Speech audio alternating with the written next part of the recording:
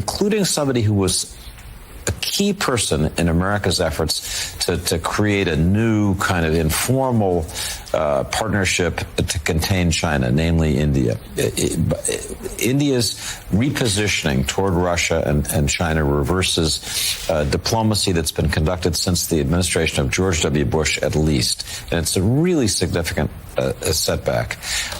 In terms of the broader outlook for Trump's foreign policy, he's now looking at failures or lack of success in each of the major diplomatic initiatives that he undertook. The Ukraine war is still far from settled, and Russia is essentially thumbing its nose at President Trump.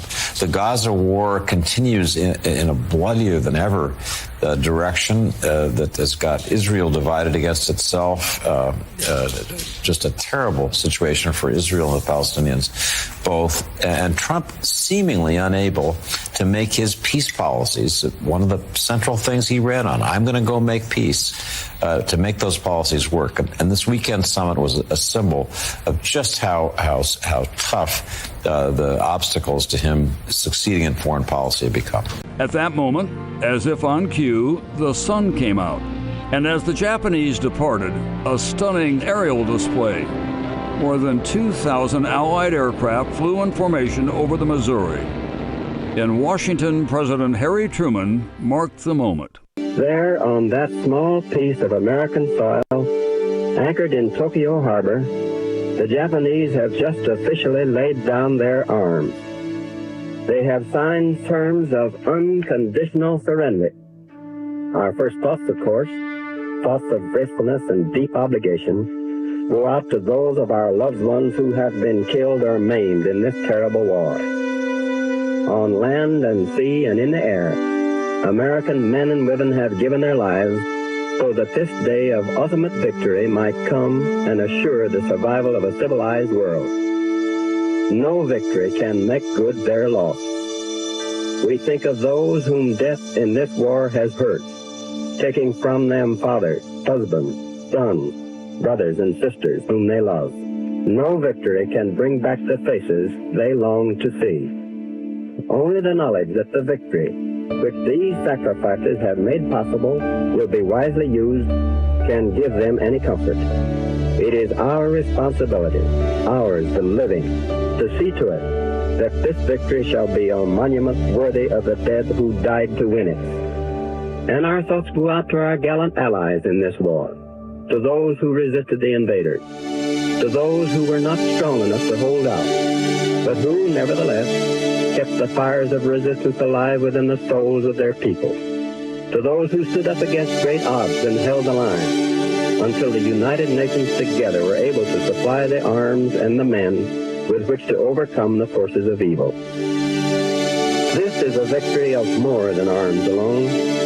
This is a victory of liberty over tyranny. It was the spirit of liberty which gave us our armed strength and which made our men invincible in battle. And so, on VJ Day, we take renewed faith and pride in our own way of life. We have had our day of rejoicing over this victory. We have had our day of prayer and devotion. Now let us set aside VJ Day as one of renewed consecration to the principles which have made us the strongest nation on earth and which, in this war, we have striven so mightily to preserve. Victory always has its burdens and its responsibilities as well as its rejoicings. But we face the future and all its dangers with great confidence and great hope. God's help has brought us to this day of victory. With His help, we will attain that peace and prosperity for ourselves and all the world in the years ahead. It is Tuesday, 2 September, in the year of our Lord 2025. It is the 80th commemoration, the 80th anniversary of the signing of the surrender document by Imperial Japan that brought the end to the bloodiest conflict in mankind's history. And symbolically, and this was done on purpose by the Chinese Communist Party and the KGB, they had a gathering in Shanghai over the last couple of days to talk about a new world order that they intend to put together and to try to thwart the United States, which has done a absolutely horrific job in keeping our own house in order. Jack Posovic's with me. We're going to spend the hour going through this, talk about all the details of this, including how it cuts back to opportunities for citizens of the United States, our budget, the ticking time bomb of the government shutdown at midnight on the 30th, plus the President of the United States now telling Big Pharma and Bobby Kennedy, let's see the data. Let's see the information on the vaccines. Jack Posobiec, you and I followed this pretty closely over the weekend of what's happening in Shanghai as Xi tries to take the mantle of the communists who really just fought the nationalists. They had very little engagement with the Japanese the entire time because all they wanted to do was control the country.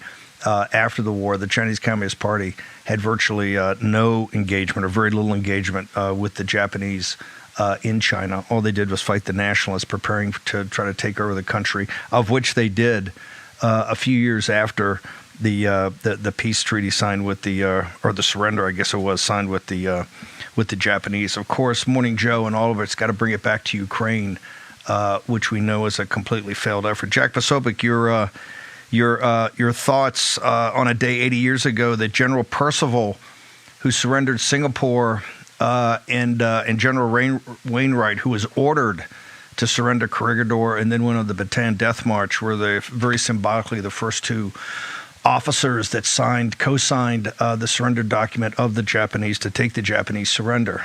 Jack Posobiec, the floor is yours, sir.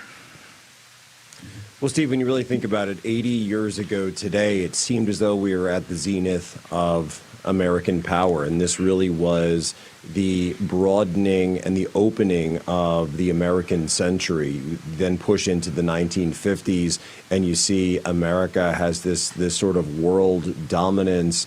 In addition to, of course, though, you see the communists coming across on the land while the U.S. is able to maintain their dominance at sea. Of course, the fact that this was signed on a Navy battleship, the USS Missouri, is no small coincidence because it represented the sea power of the United States and the ability of the United States to use that Mahanian strategy to enact the system under which we now live, which is this, they call it the global rules-based order, if you listen to Anthony Blinken. But of course, you now contrast that with what was going on the land-based order. This gets into the Mackinder World Island theory, and that's exactly what Russia, India, and China were up to this weekend at the Shanghai Cooperation Organization up there in Tianjin. Now, tonight, tomorrow, their time, Beijing time, will be this huge parade.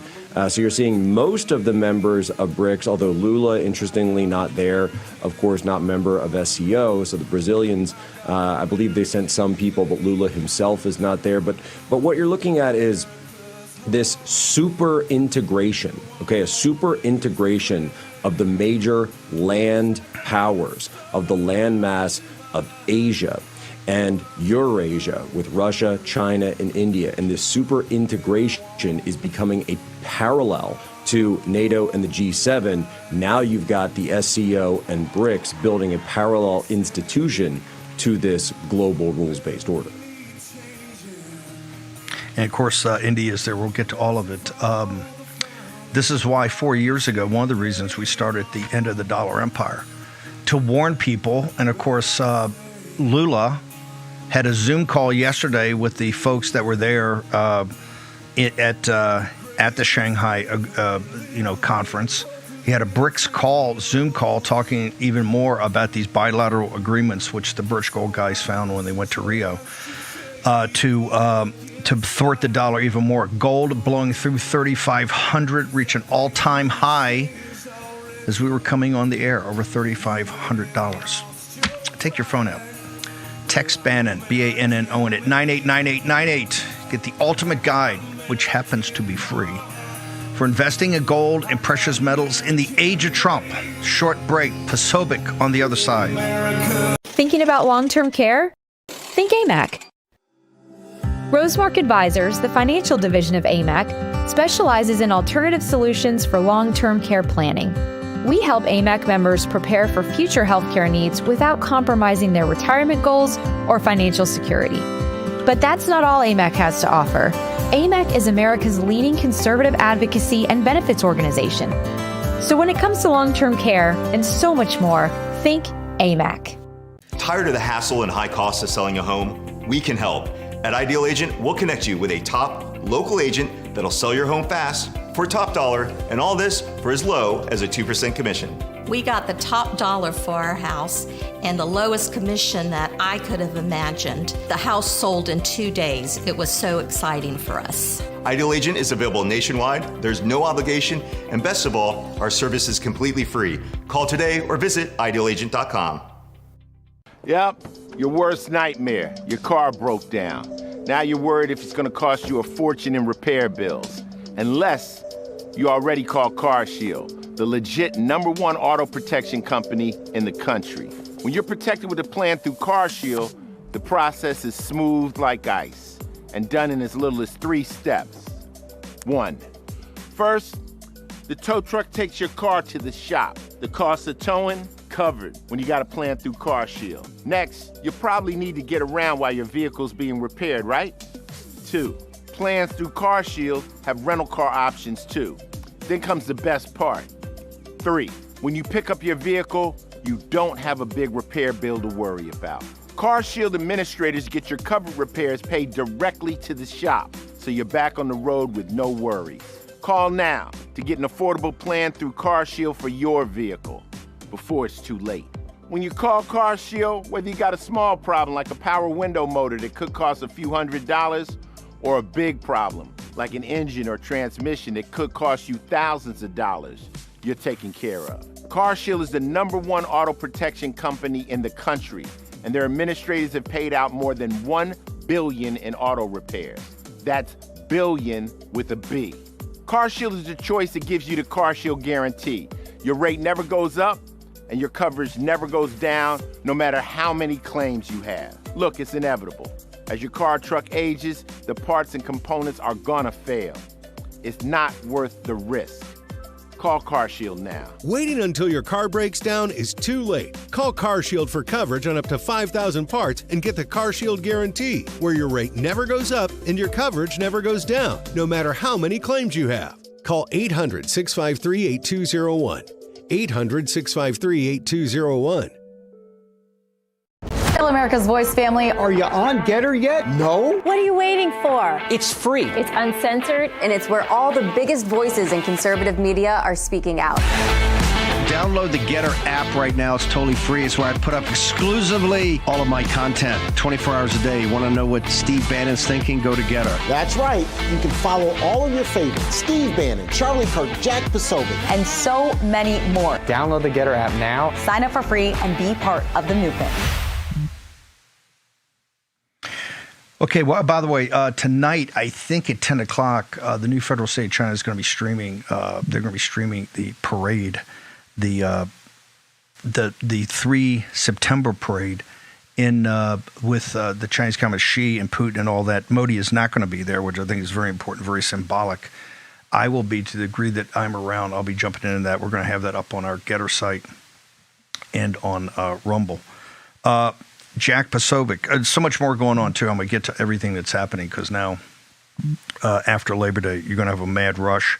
September is going to be absolutely crazy, folks. So much stuff going on. And let's make it a good crazy as we hurtle towards a government shutdown on 30 September or having to eat an NDA and a omnibus that's got, I don't know, a $2 trillion deficit in it for next fiscal year. But I think people are awakening to the fact that the big, beautiful bill either has to be sold harder or you have to have another reconciliation where maybe, wait for it, you actually tax the wealthy.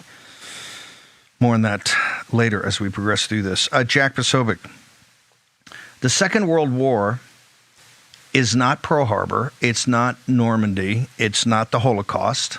It's all of that, obviously, and so much more. At the end of the day, it was a fight for the Eurasian landmass, of which, I don't know, 100 million casualties in that fight. of which the United States, with Great Britain, but particularly the Red Army, the Russian people, were actually, and the Chinese people, Lao Beijing, actually broke Imperial Japan and broke the Nazis and the fascists in Italy. Today, folks are not taught the history of the Second World War, and therefore really don't understand fully what we're commemorating today on the 80th anniversary of that. The people that fought it certainly did. You can tell about how geopolitically they went about it. I think that the leaders of our country would be quite disappointed that, given all the sacrifice, all the blood, all the agony of our getting engaged there, which we did not want to until we were forced to by being attacked, and then the Nazis 2 days after or 3 days after being attacked at Pearl Harbor declared war on us. I always want people to understand we did not declare war on Nazi Germany until after they declared war on us. That the architects of that victory and the young men who sacrificed their lives for that victory would be quite disappointed 80 years from that time that we've allowed some of the worst actors in the world to try to reconvene and to try to take not just the Eurasian landmass, but the entire world. And so an America First policy has to be to partner with the correct people. And I think the Russian people are someone that we ought to think long and hard about partnering with, not Putin and the KGB. Obviously, they're not the best actors in the world, but this feckless, NATO allies. And let me be specific. All the happy talk you saw here at the Oval Office 2 weeks ago, the big talk, they're going to do this, they're going to do that. The head of the EU, the president, was talking about over the weekend about an army they're going to put together and troops they're going to send to the line of contact in Ukraine. And yet we have this morning a crisis in England. The bond market is throwing up all over their government securities. They're facing a financial crisis. Macron and this is Politico reports this, Bloomberg reports this, Macron and his government are in a crisis this week where Le Pen's now rising in popularity as they're facing a financial crisis. As we forecast here in the War Room 2 years ago, that both of those, Germany's already in a major recession, but those two are hurtling towards it. They have a mass immigration problem. You're hurtling towards a civil war in the United Kingdom. You put up the cross of St. George, you put up a flag of England, and the police come around and trying to lock you up. So with all these problems, right, now we see the Chinese Communist Party, which is the major font of all evil in the world, plotting against us. And what they're focused on right now, folks, is to take down and destroy the U.S. dollar as the prime reserve currency. That's where their banks are buying gold in record rates because they intend, as we reported, or as the Birch Gold guys reported from Rio, it's all these bilat deals. So you have the worst actors in the world, particularly Lula. And today or tomorrow, we're going to get the verdict on Bolsonaro. And Bolsonaro is going to be found guilty, and he's going to go to prison, and they're going to try to assassinate him in prison. This is why his health is deteriorating so rapidly. Jack Posobiec, put it in perspective for where on the 80th commemoration, 80 years ago, what would the folks, the architects that won the Second World War from the United States of America, the rising superpower, what would they think? What would they think today on the 80th anniversary of it?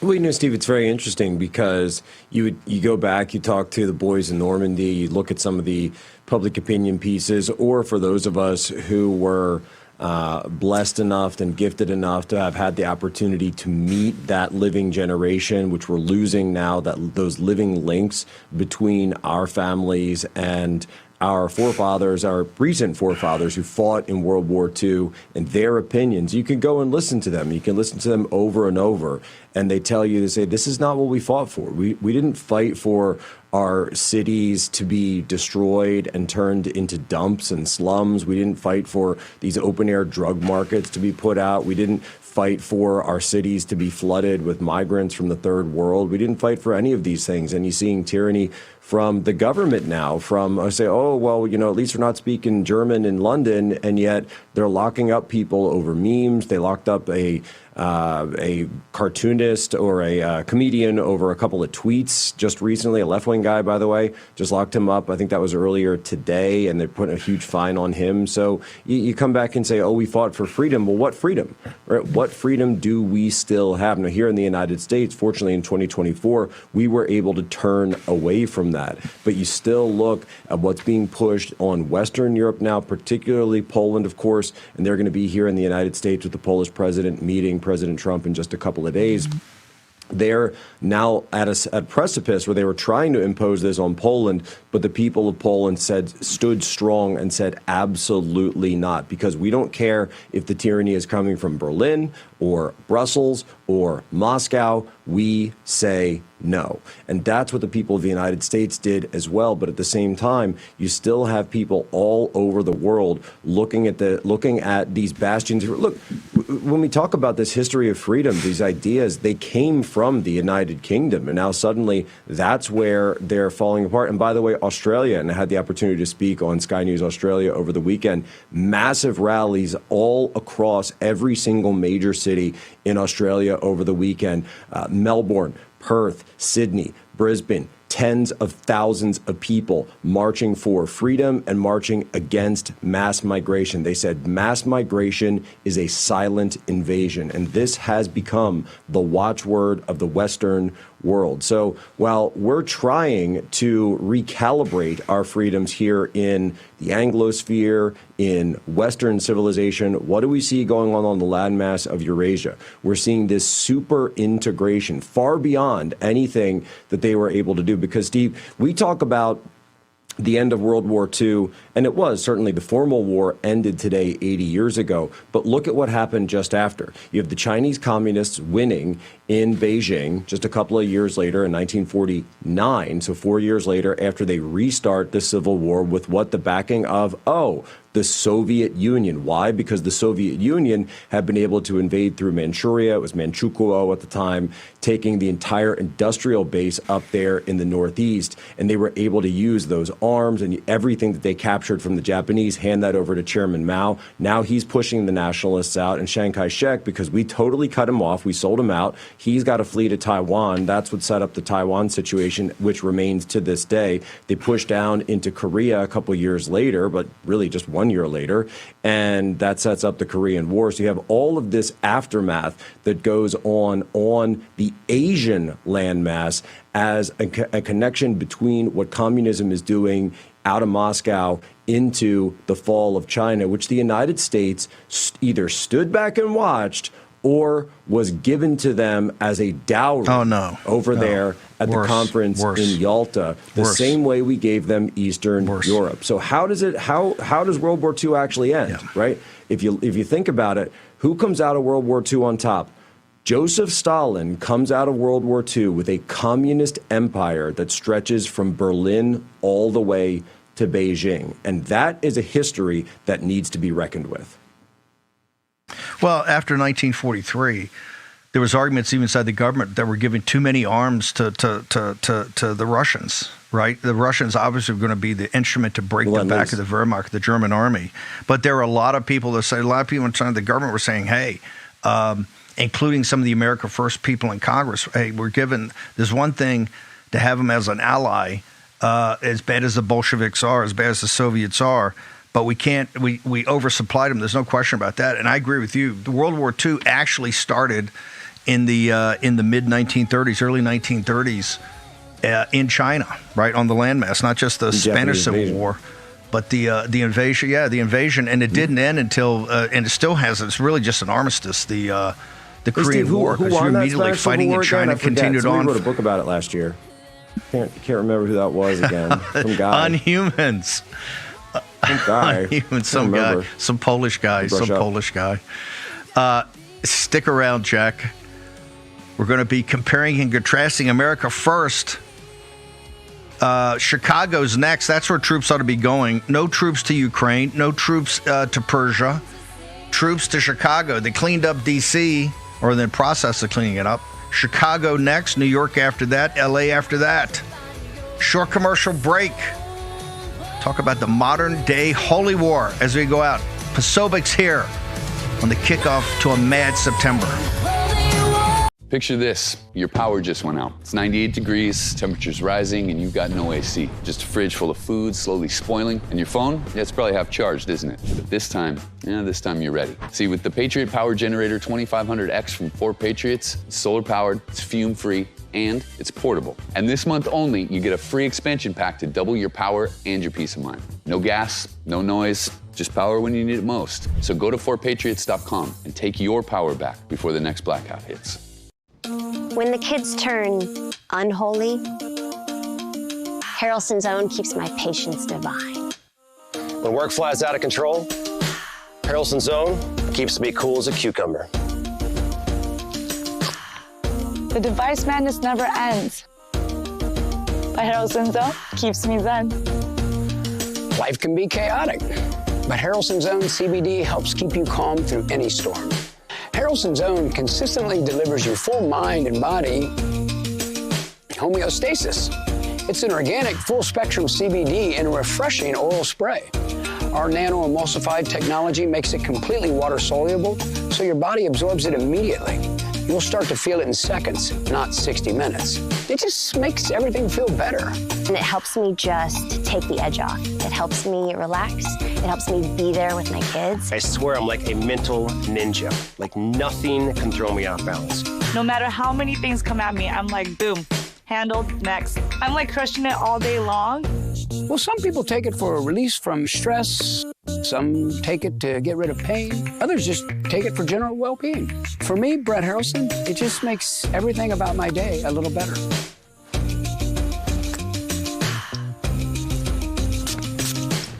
Give your life a boost. It's just the best you've ever felt in your natural state. My happiness in a bottle is the best. So to sum it all up, you're going to feel the benefits quickly, love the way it feels, and like the way it tastes. Pay a fair price, and you're going to thank us for it. We are so confident you're going to be satisfied that we back every bottle with a 60-day, 100% money-back guarantee. Give Harrelson's Own a try, from our family to yours. Go to HO.com to order Harrelson's Own now. Yep, it's that easy. Just our initials, HO.com. Kevin paid off over $12,000 in credit card debt with the help of Consolidated Credit. They cut his interest rates and lowered his payments so he could pay off his debt fast. Call 800-596-8062 for a free consultation. Did you know that thousands of authors across the country have written books and published them with Page Publishing? If you've written a book, Page Publishing can help you through the process. We cut through the confusion of the publishing world to make it easy for you. Call or scan for your free writer's guide today. Here's your host, Stephen K. Bannon.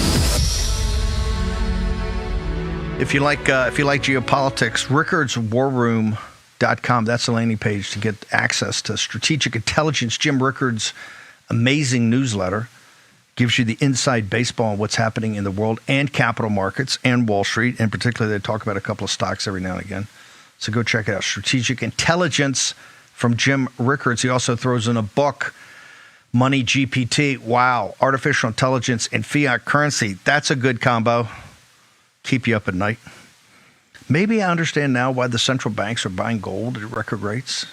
Gold, as I said today, blew through 3,500. It's also not the price of gold. I think gold's up, 30% this year or something. It's not the price of gold. It's the process, the converging forces. That's what you got to understand. It's important for you to understand that. Go to birchgold.com/Bannon. End of the dollar empire. We're going to be announcing a physical copy of the book, of all 7 free installments we've done. We're also working on the 8th and 9th, so more on that coming. You understand the logic of the BRICS. You have to understand how your enemy thinks. And right now, the BRICS are the enemy of the United States of America. No doubt about that. That's where we've got to keep India out of it. Jack Posobiec. You got to have the rapprochement with Russia and the Russian people. You got to sort out Ukraine. Let me just be blunt, because we have not been wrong on this yet. And we said it the day that the chaperones were here, taking up all that time with President Trump. They don't have the financial wherewithal, the political will, or the military capacity to add anything to Ukraine. They gave a bunch of happy talk that day, but they went back with over to the Ukrainian embassy, and there was that picture with Zelensky. He's trying to sell them, but they got nothing. Zero. It's all happy talk. The British economy is collapsing. The French economy is collapsing. The German economy is already in a recession. There's no political will of the people to do this. They don't have any arms. They have no armies. They can't defend themselves. They depended upon the underwriting of the United States of America. That's why, folks, over the next 2 weeks, they're going to have a must-pass NDAA, National Defense Authorization Act, that's basically going to lay out over $1 trillion defense budget for the good old United States of America that you are paying for and that your kids are signing up for. And that is because they want to get us into Ukraine big league. It's not going to happen. President Trump's not going to let that happen. But, Jack, right now the Russians are pounding. Zelensky says we're going to pound back. I'm sure they will. As long as they have the arms and somebody gives them money and arms, they'll continue to pound back. It's not about the courage or valor of the Ukrainian people. Hell, 1.8 million of them are either dead or wounded in this fight. And I think now it's pretty obvious that the Russians are going to focus on taking Odessa before they have any discussions about shutting this thing down. Your thoughts, sir? Well, Steve, and not only that, you talk about the political precariousness position that many of the leaders of Western Europe are facing, but Zelensky himself is in a precarious position. This is why just last week, Zelensky was able to reopen the borders. People know that, of course, military-age men in Ukraine, since the war began, were not allowed to leave the country. So when we traveled in a couple of times earlier this year, what did we see at the train station? It's women and children. The women and children are heading out of Ukraine, and they've gone into Poland in a large amount, and of course further on into Germany and other parts of Western Europe. But now, just last week, Zelensky, because of his own political position, he's allowed 18 to 20-year-old men, 18 to 22, are now allowed to leave Ukraine. You can read this all over the media. You saw videos flooding all over social media. So 18 to 22-year-olds now able to leave. This new regulation was just confirmed on August 26th. And that, of course, doesn't mean that they can't volunteer. They can't necessarily go ahead and say they want to join the military, but it does allow them to leave because the pressure has been building up so much. And this has really been the issue from the very start. There's been two inextricable factors to this entire war that you and I have talked about for 3.5 years now, Steve, and that's been energy and manpower. So we talked on the very first day of this how energy strategy and the feckless nature of Western Europe and their ridiculous energy strategy with the windmills and going green and all of this had played a huge role into setting this off. We talked about Greta. She's back in the news again with her new haircut. He-Man wants his haircut back, by the way. Fetish, hang on. The fetish of decarbonization. Yes. It's a fetish of decarbonization that destroyed Germany as a major industrial power. They're in a recession for one reason. They've tried to decarbonize this radical climate agenda, right? And at the same time being dependent upon Russian natural gas. Well, and they were getting some cheap Russian natural gas, but something happened to that pipeline that no one seems to answer what exactly happened to that thing, by the way. Not sure if we can get a straight answer on that one. The Danes haven't given us, but I think the Danish know. They just know that they're not allowed to say.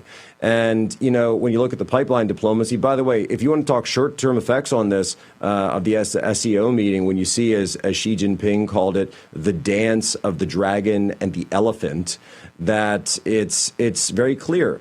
India is going to continue purchasing the cheap oil from Russia, the cheap natural gas, and China, what did they do? They just inked and locked in a pipeline, a new pipeline, Power of Siberia 2, is going to be crossing Mongolia, going from Siberia directly to where?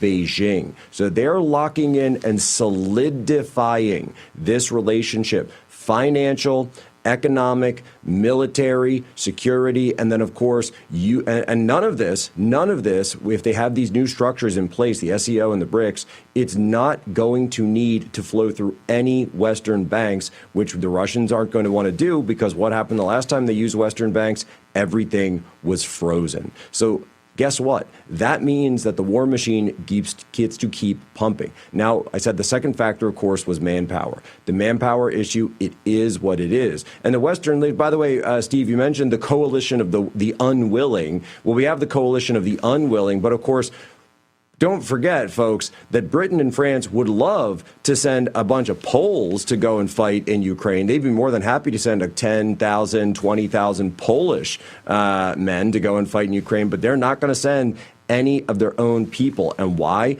Because of the political position that they're in right now. So when you hear these numbers, we're going to get 20,000 together. We're going to fit. They're talking about Polish people. They're talking about sending Polish citizens to go and fight the Russian war machine. And that's the war machine that when you look over in these Eastern Russian-speaking provinces has continued throughout all of these talks, throughout all of these meetings, they've continued to ground and pound the Ukrainian military in many of these areas, in a few places, by the way, also breaking through. This is a massive front line, 600-mile front line that they've kept open this entire time. And what are the Russians doing? Just like a chess strategy, they're holding back and they're waiting for the Ukrainian military to attempt these counteroffensives. And then when they come forward, they're using their artillery, they're using drones, they're using everything at their command. I was watching some videos last night where they showed that because the targeting has gotten so the fidelity of the targeting has gotten so good now that a number of the Ukrainian training forces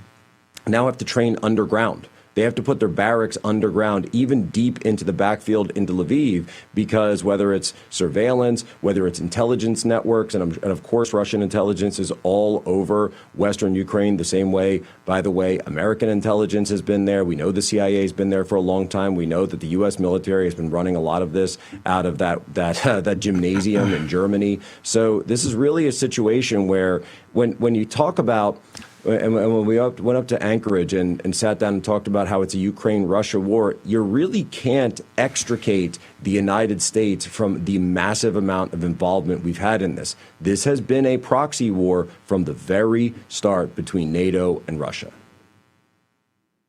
And now the game's up because and I think that was a great thing about President Trump having the chaperones come, because now they've been exposed in all their phoniness. They're barely, listen, these are governments that wanted and invited in mass migration, the mass invasion from North Africa and the Middle East. And now each one of these governments are teetering on collapse. I think Starmer's approval ratings are in the low 20s. They're talking about Sadiq Khan actually replacing him. Sadiq Khan, the Muslim Brotherhood frontman that has totally changed London. Just like Mamdani is going to change New York City when they take over, the red-green alliance of these neo-Marxists with the jihadists, you're going to see New York City become the new London, and now you got every Democrat running to endorse Zoran. So, but it's the collapse of these governments, and they can't provide any manpower. You're seeing the exact same thing in Israel Sunday, and this comes from the Jerusalem Post and the Times of Israel, I think it was a 12-hour cabinet meeting where the IDF is essentially saying, and this is the IDF commander who was pretty blunt in saying, hey, before I came in March, you had taken zero of Gaza. I've taken 70% of it since I've been the head of IDF. And he's adamantly opposed, it looks like, to the plan that Netanyahu and these guys have of going door to door in Gaza with the bad actors, but more importantly, then having an occupation. He's saying, hey, you're going to have a military, basically a military government in Gaza run by the IDF, and we can't do it. I mean, they had a brutal cabinet meeting, and part of the reason is they just don't have the manpower. Remember, have this huge political issue where they had the young men, the parents didn't want them to fight in Ukraine because they were just being led to the slaughterhouse. In Israel, you got it differently. I guess the ultra-Orthodox young men, for a host of reasons, culturally, religious, etc., won't fight or been excluded. Now a lot of the Israeli citizens are against that. They want them to serve. The IDF just has a massive manpower problem to have to go into Gaza. And Gaza is going to be like some of the tough battles in Najaf and Fallujah in Iraq, where you have to go door to door in these bloody, clearing exercises. Jack Posobiec. So the manpower issue is massive in Israel right now to finish what they started in Gaza, sir? Well, Steve, not only that, you mentioned the ultra-Orthodox. This was a key point in Bibi Netanyahu being able to secure right before the Iran campaign began a couple of months ago now at this point, between Israel and Iran. What did we see? We saw this key situation where Bibi Netanyahu's political coalition almost fell apart, but it was that ultra-Orthodox party that said, we will remain with you, but what we want is a carve-out. It was about being drafted into the reserves and being sent to fight.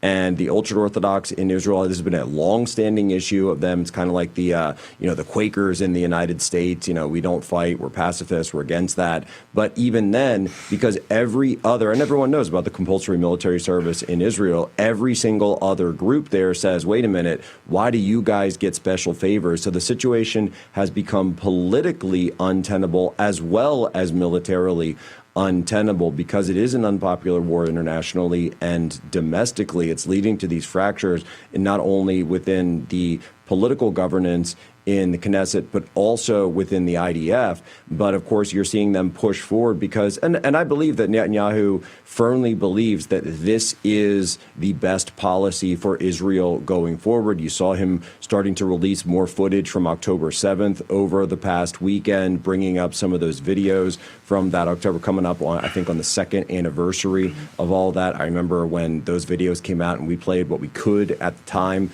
of those horrific events.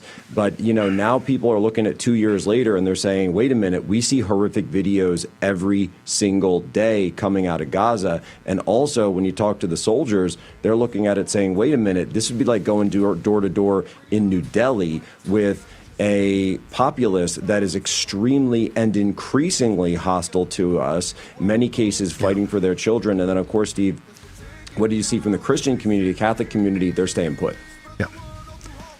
Yeah, Jack, hang on for 1 second. We're getting to all that. Short break. Jack Posobiec is with us this morning in the War Room. Thinking about Social Security? Think AMAC. The AMAC Foundation takes the confusion and stress out of understanding Social Security's thousands of rules and regulations. Our nationally accredited advisors offer a personal touch that is unmatched. But that's not all AMAC has to offer. AMAC is America's leading conservative advocacy and benefits organization, guided by the principles of faith, family, and freedom.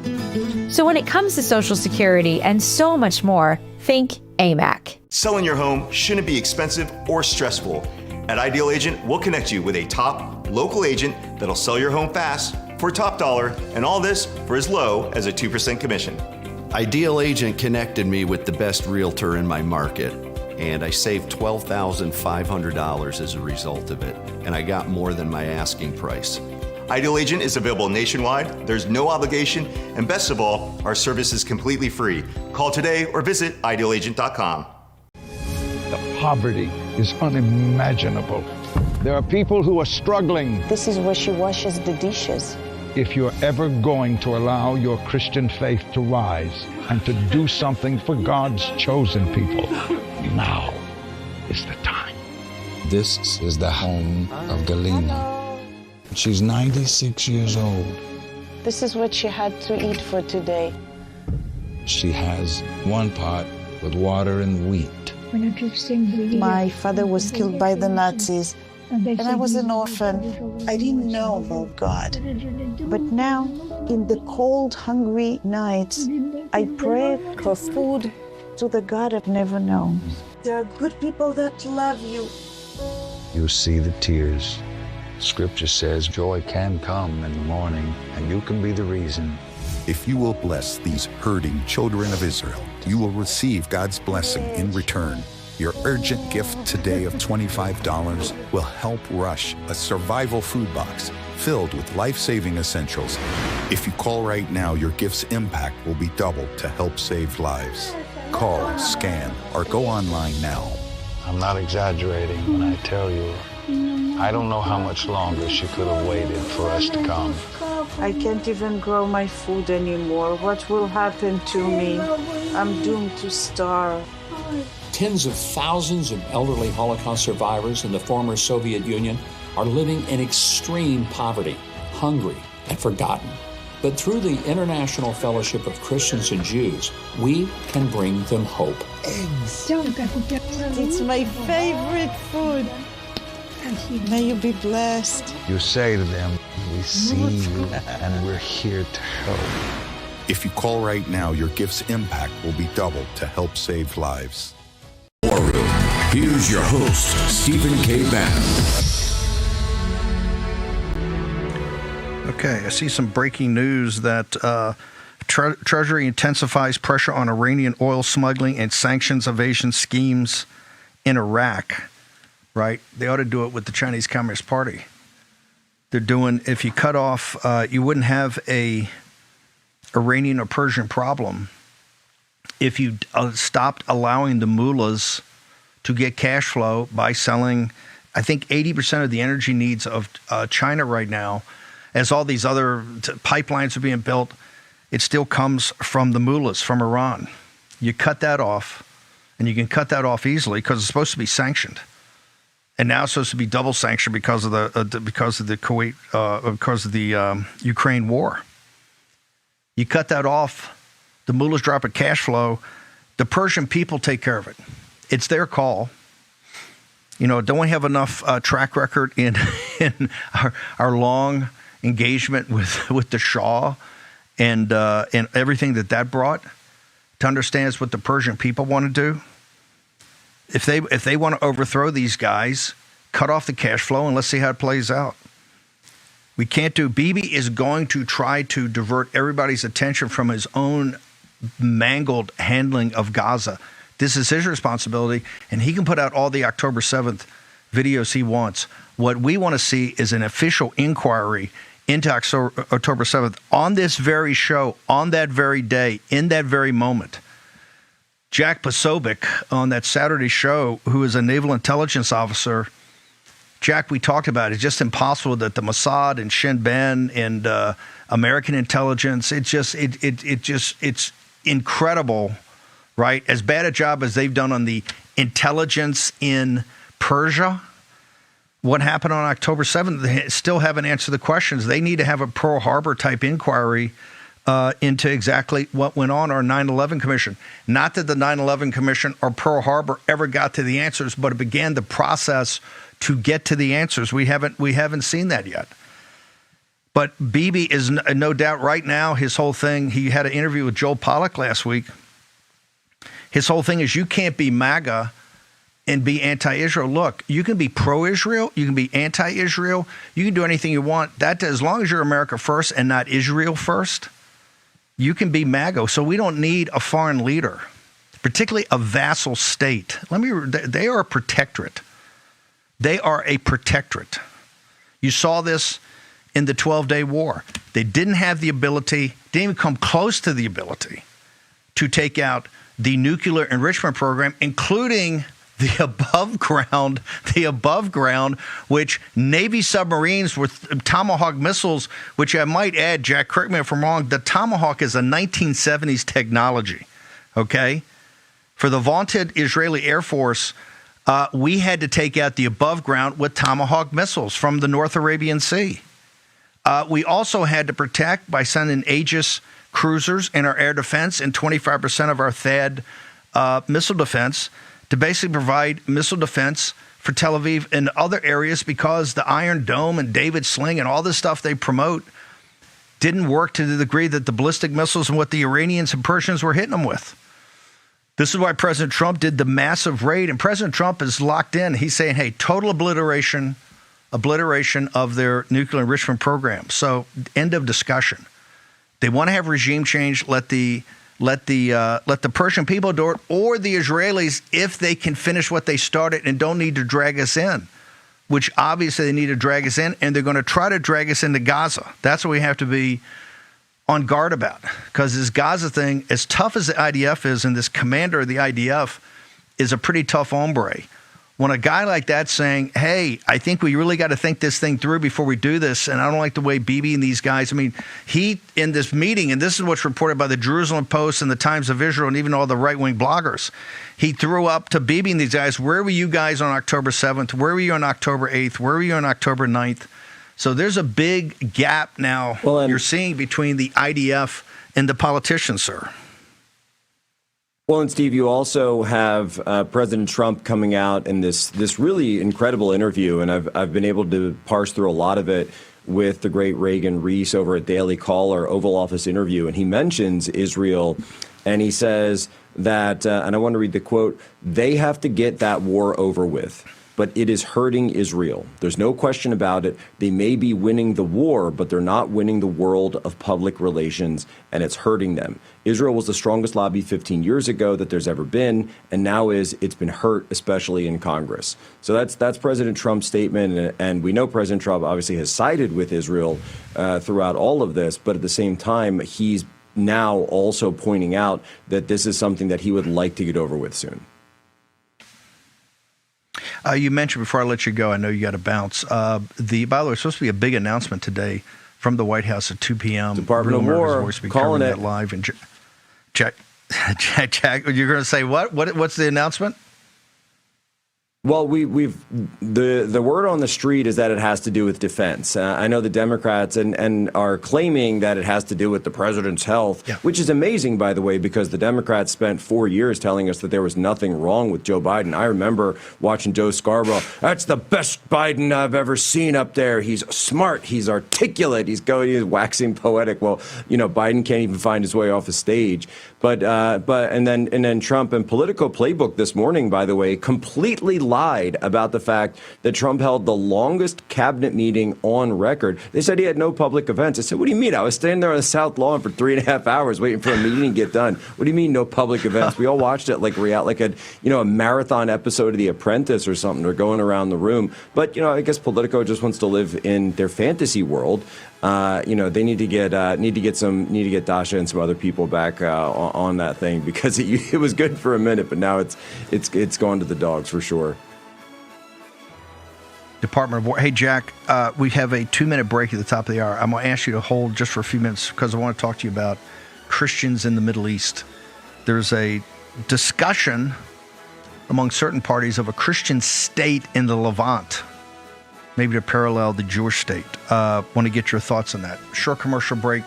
Jack Posobiec's going to be with us. Dr. Taylor Marshall is going to join us.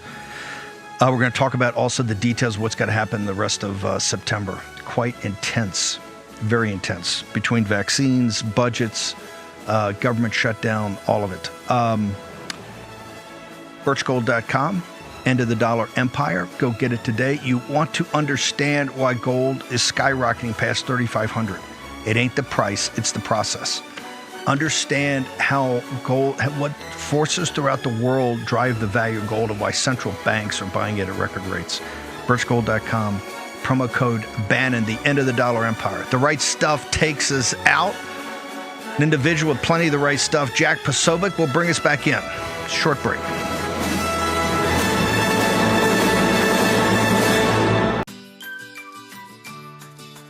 When surprise breakdowns happen, American Home Shield will be there to fix or replace parts of the systems and appliances you rely on every day.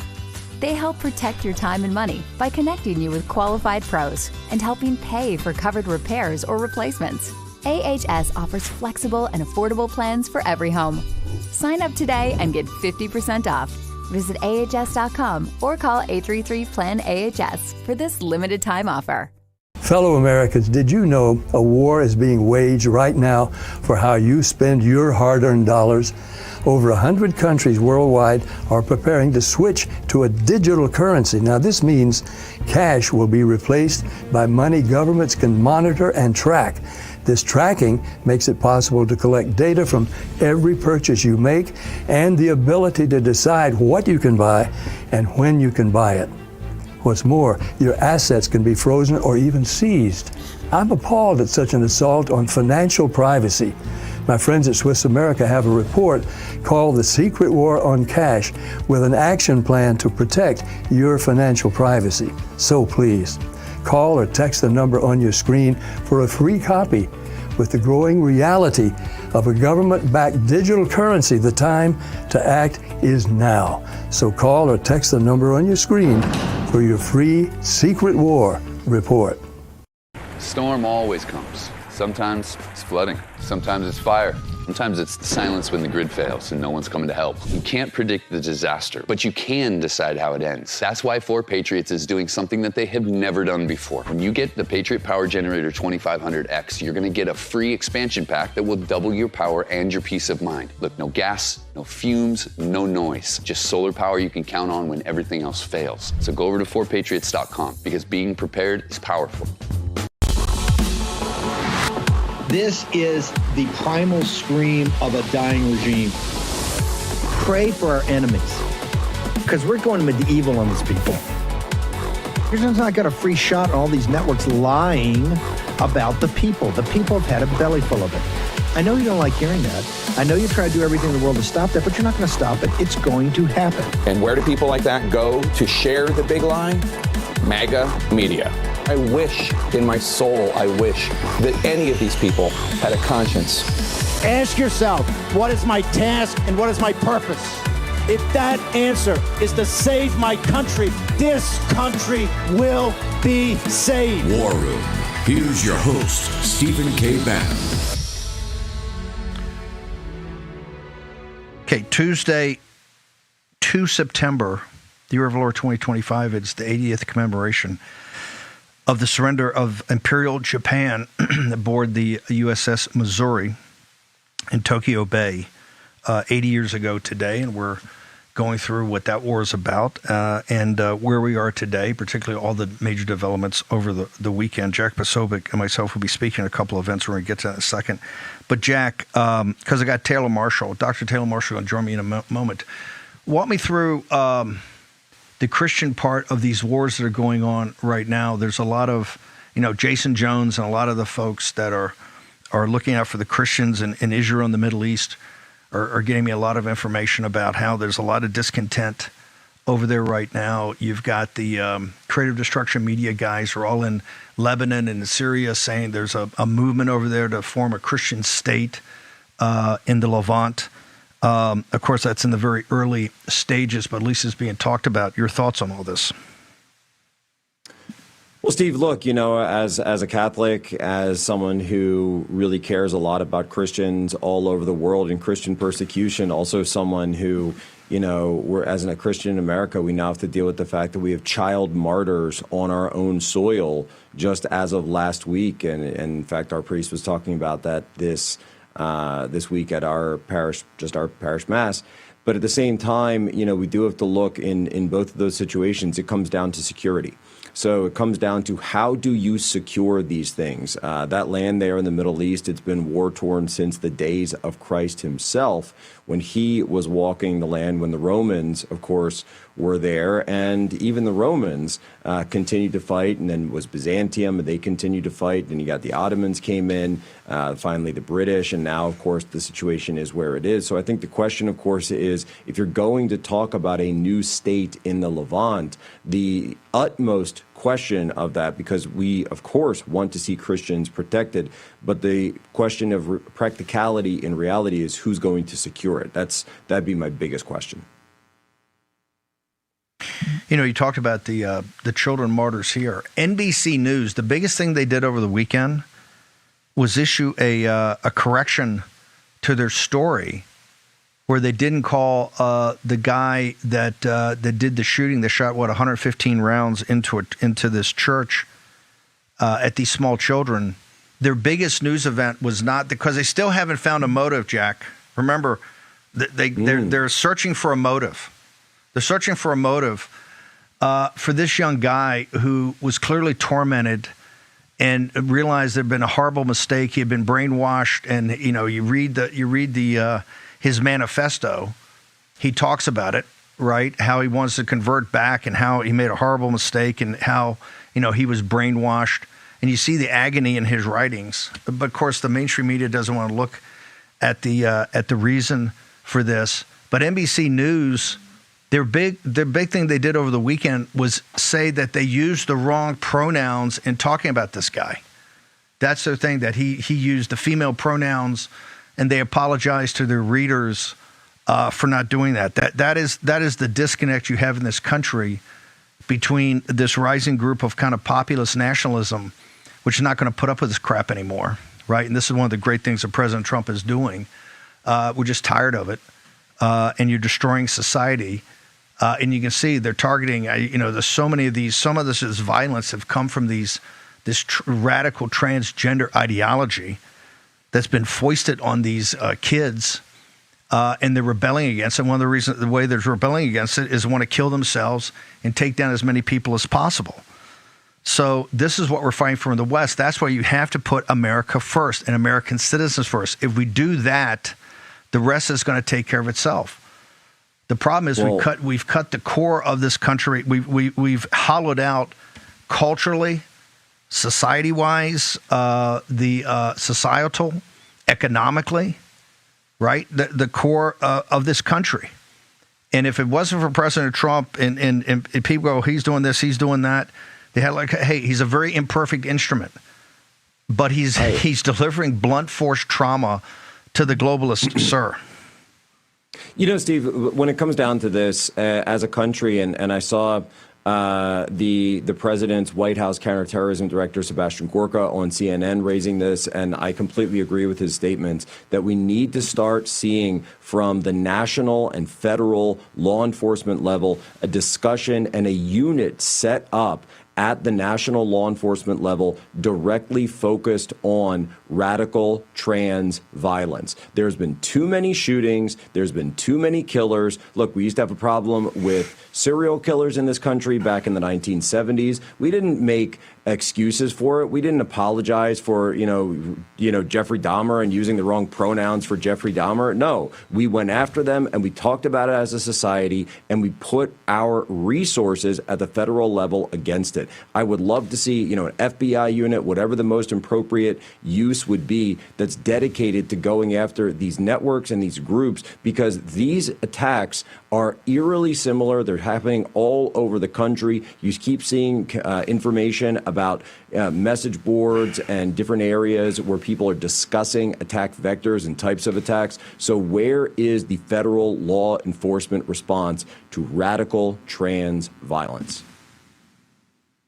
Well, the best response, I think, today for Cash and Dan Bongino and Seb, if you set up you're the head of counterterrorism, arrest the mother today. She's an accessory to murder, okay? She's an accessory to murder of what she did to this young kid, right? What she allowed to happen and kind of what she drove to happen. Because the mother left. Remember, the mother left. I got an answer. Indict her and arrest her. Indict her and arrest her, and let her defense lawyer give some answers. Let her give some answers when she's in the docket on the murder trial, right? She's an accessory to murder, flat out. Well, we need to see what's going on with stop. the mom and dad, because it looks like the mom left a couple of years ago. So we need to figure out what's going on. Yeah, but if you look at all the different postings and things like that, she was deep part of this. Anyway, I'm open to have a counter argument, but I think they ought to move to arrest her. She's an accessory. You got to get the psychiatrists, you got to get the school counselors, you get everybody that nudges this along, right? NBC News with your right pronouns. Anybody that pushes this along, this radical transgender ideology that we've been on with Brandon Showalter and these guys at the Christian Post and Dr. Miriam Grossman and others for years and years and years. Now you're absolutely correct. They're coming to kill. They want to take out as many, and they particularly focused on small children. The mother yet? I have no idea. They ought to interview her and then arrest her. I'd love to hear about this. The world works in the FBI works in mysterious ways. Jack, you're giving 2 talks tomorrow at this Polish conference and then at the National Conservative Conference. I think you're at 9:00 on Thursday. I'll be at both of these, though at different times than Jack. Talk to me about the Polish conference, your ideas, and then the National Conservative Conference. It starts today. We were going to live stream, but it turns out they're not live streaming. So I kind of told people, I think I put it up actually on Getter, we're going to live stream, but they're recording it but not live streaming it. And about tonight at 7 o'clock or 7:30, we're going to begin the parade. We'll have some guys there. We'll have guys there, so we might be able to provide assets. Okay, perfect. And I'll talk to Rav too. Also, 7:30 tonight, we're going to do the parade in Beijing with the new federal state. We'll be putting that up on Getter and Rumble. Jack, so what time do you speak tomorrow? So tomorrow it'll be, I think, 11:30 Eastern, and we're going to be talking all about the role, and I would even say the example that Poland shows us of a country in the West that has protected and defended its culture and its heritage against all threats, foreign and domestic, and they've shown us how real freedom operates for a group of people who have only really had their own country back in control of themselves for the last 30 years. And then, yes, Thursday morning I'll be delivering a speech on a similar topic at the National Conservatism Conference, but there I'm going to talk about how we in America can remember what it means to be an American and how we should be thinking about that question from a public policy perspective. Jack, it's very interesting that the Polish president did not want to come over with the chaperones 2 weeks ago, but he's coming over now. And Poland doesn't have a migrant. They don't have a migrant. They have a migrant invasion. They don't have a migrant crisis. They don't have a financial crisis. They are really the most level-headed when it comes to thinking about the Ukraine. They've taken more. They've taken more refugees from Ukraine than anybody. I think that's getting to be a problem now. Why is it so important that he wasn't with the chaperones, but he's coming today and speaking from a position of strength, not weakness like they were? Look, he's coming from a perspective of, I'm not with them. I'm not part of their coalition. Whatever that's the globalists. Those are the people who want to push this war, who want to pursue this thing. Whereas what has President Nawrocki talked about? He's talked about, and by the way, no fan of Russia, right? No fan of Moscow. But he's come in and he said, well, wait a minute, I'm Poland first. That is my through line on all of this. And if these refugees are becoming a burden in terms of what we've done for them over the years, if they are becoming, if they're not holding up their weight because we can't, doesn't sound a blank check forever, then we're going to have to deal with that. And no, he campaigned on the idea that no Polish citizen will be pushed or forced or sent, deployed into Ukraine. That is their war. And in fact, he's talking about World War II. He said, there's a couple of questions that we Poles still have left unanswered about the massacres of Polish villages, women, children, and babies at the hands of people like Stepan Bandera and these ultra-nationalists that are paraded and celebrated by the Zelensky government, by the Maidan government. We got a couple of questions that kind of are unresolved that need to be fixed before we move forward in this relationship. John Solomon has breaking news, Jack. I'd like to get your take on it. He's reporting that President Trump intends to move Space Command from Colorado to Alabama. I think that'll be part of the 2 o'clock announcement. Your thoughts, sir? What are they going to call it? The Von Braun Center over there at Redstone Arsenal? That's where we had the original, right? That's back to the original. They used to say, Steve, that the reason that Space Command was in Colorado was that, of course, it was closer to space. So that was the initial read there. But no, moving it to Alabama, I love that. Get it to a red. Why should President Trump reward blue states? Why should President Trump reward states that have not been helpful with ICE, that have not been helpful with the federal government, that don't do anything about crime? Why should they reward them? And when you look at Redstone Arsenal, when you look at Von Braun and Operation Paperclip and everything that they did with the Apollo program and the V2 system down there, there is a rich, absolutely rich history of space and America's mission into space. This is and should be the preeminent mission. And when you look at this, by the way, going back to what we said at the very beginning here, where is an area that the U.S. and Russia can work together? Obviously, it has and always been pushing further into space. By the way, Colorado also, Jack, as you know, one of the most radical states about the transgender ideology. Jack, where do people get all your content, the 2 o'clock show, your speeches, your social media, your books, all of it, sir? We'll be up Human Events Daily. If President Trump's Department of War announcement preempts us, then, of course, make sure you lock in on the podcast side on Human Events Daily, Apple, Spotify, wherever you get your podcast. Rumble will be up there no matter what. Department of War, when we used to win these things. Unconditional surrender 80 years ago against a pretty tough. Hey, Steve, how many flag officers did we have back then, by the way? How many flags was it? About a tenth of what we got today. About a tenth. Yeah, 07 and above. Jack yeah. Sobick, Here's thank your you, papers. Sir. Thank you, sir. Short commercial break. The 80th anniversary of the surrender of Imperial Japan in the war room. No matter what you drive, there's only one guarantee. It's gonna break down. I had a sensor light up on my dashboard. There was a popping noise. The last thing I remember is just the engine cut out. Your next breakdown could be anytime, anywhere, whether you've got the money to fix it or not. It was a thermostat, $2,600. Seat sensor, $1,400. But if you've got endurance, you could never pay out of pocket for a car repair again, no matter how much it cost them to cover it. In my first year with Endurance, they covered a $14,000 engine replacement. For Endurance to pay over $7,000 to have my vehicle repaired is phenomenal. It was like almost a $6,000 job. If I didn't have Endurance, I would have had to pay for that or just trash the whole car and start again. If your car's out of warranty, a transmission can easily cost you $4,000. And an engine? Over $7,000, if you're lucky. With Endurance, those parts are covered, plus hundreds more. The bad camera unit, $800 to repair a bad wheel bearing, over $1,000. A new steering rack, close to $3,000. Endurance covered it fully. From engines to water pumps, electronics to key fobs, Endurance has you covered. Plus, you pick the mechanic you trust to do the work. It's a totally seamless process going to any certified mechanic. They submit the claim directly to Endurance. They get paid, and I'm out the door. You trust us to do the work, and we trust Endurance to pay us direct. And the best part, your rate stays locked in no matter how many claims you file. After I made my first claim to Endurance, I expected my rate to change, and it never did. Like, I have no complaints. Endurance has been trusted by millions of Americans for nearly 2 decades. I've had 2 claims for over $4,600. Less than 1 year after signing up, Endurance saved me over $7,000.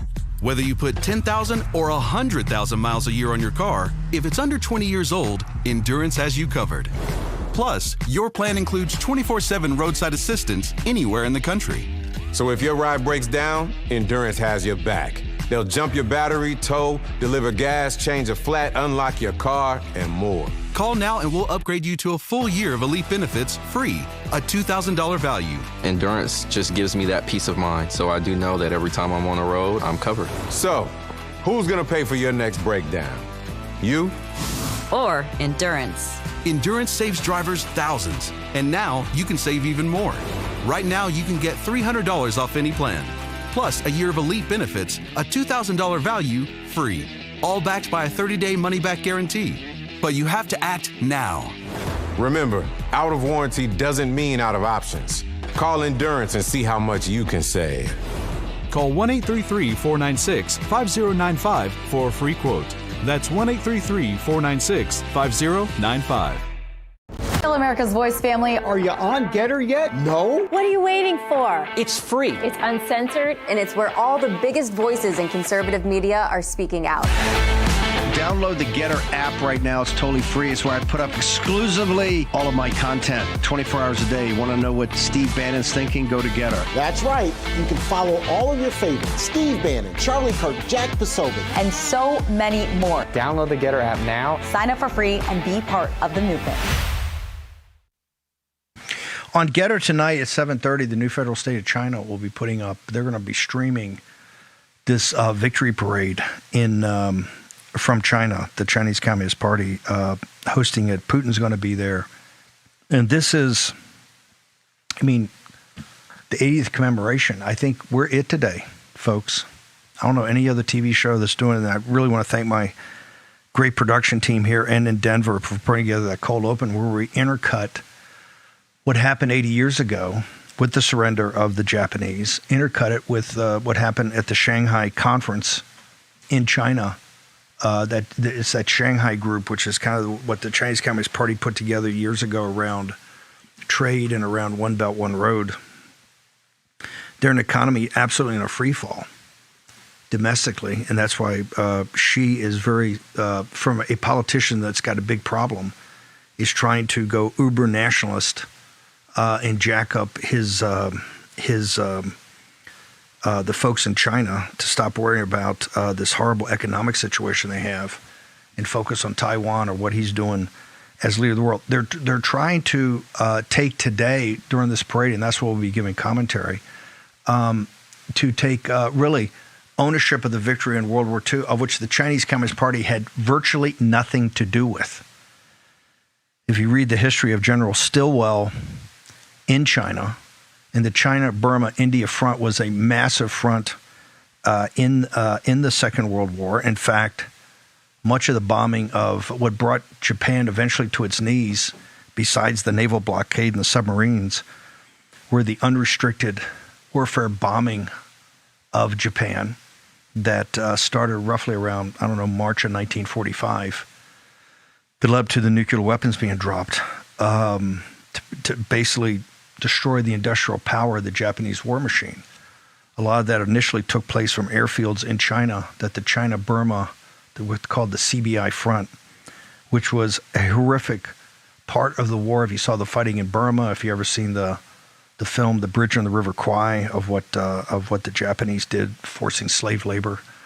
This is what General Percival and General Wainwright. General Percival surrendered Singapore, and then he was put in one of these camps as his troops, with many others built of Allied forces, were forced to build the railroad to basically take the Japanese to India to try to take the jewel of the crown of the British Empire, which they failed to do, but not after killing hundreds of thousands of people.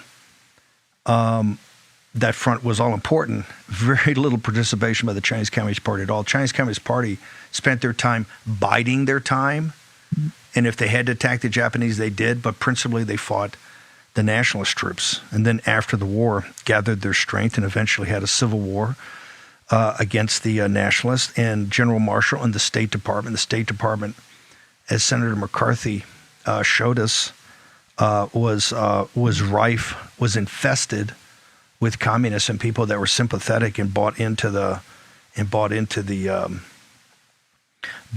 pitch of the communists, that they were just agrarian reformers and nothing was going to happen. And you see what happened, the murderous dictatorship they set up, just like the Ayatollah. Remember the State Department backing the Shah of Iran, completely misread the situation, completely misread the Islamic revolt and how bad the mullahs are. And, I've been an anti-mullah guy from day one, but that has to come from the Persian people.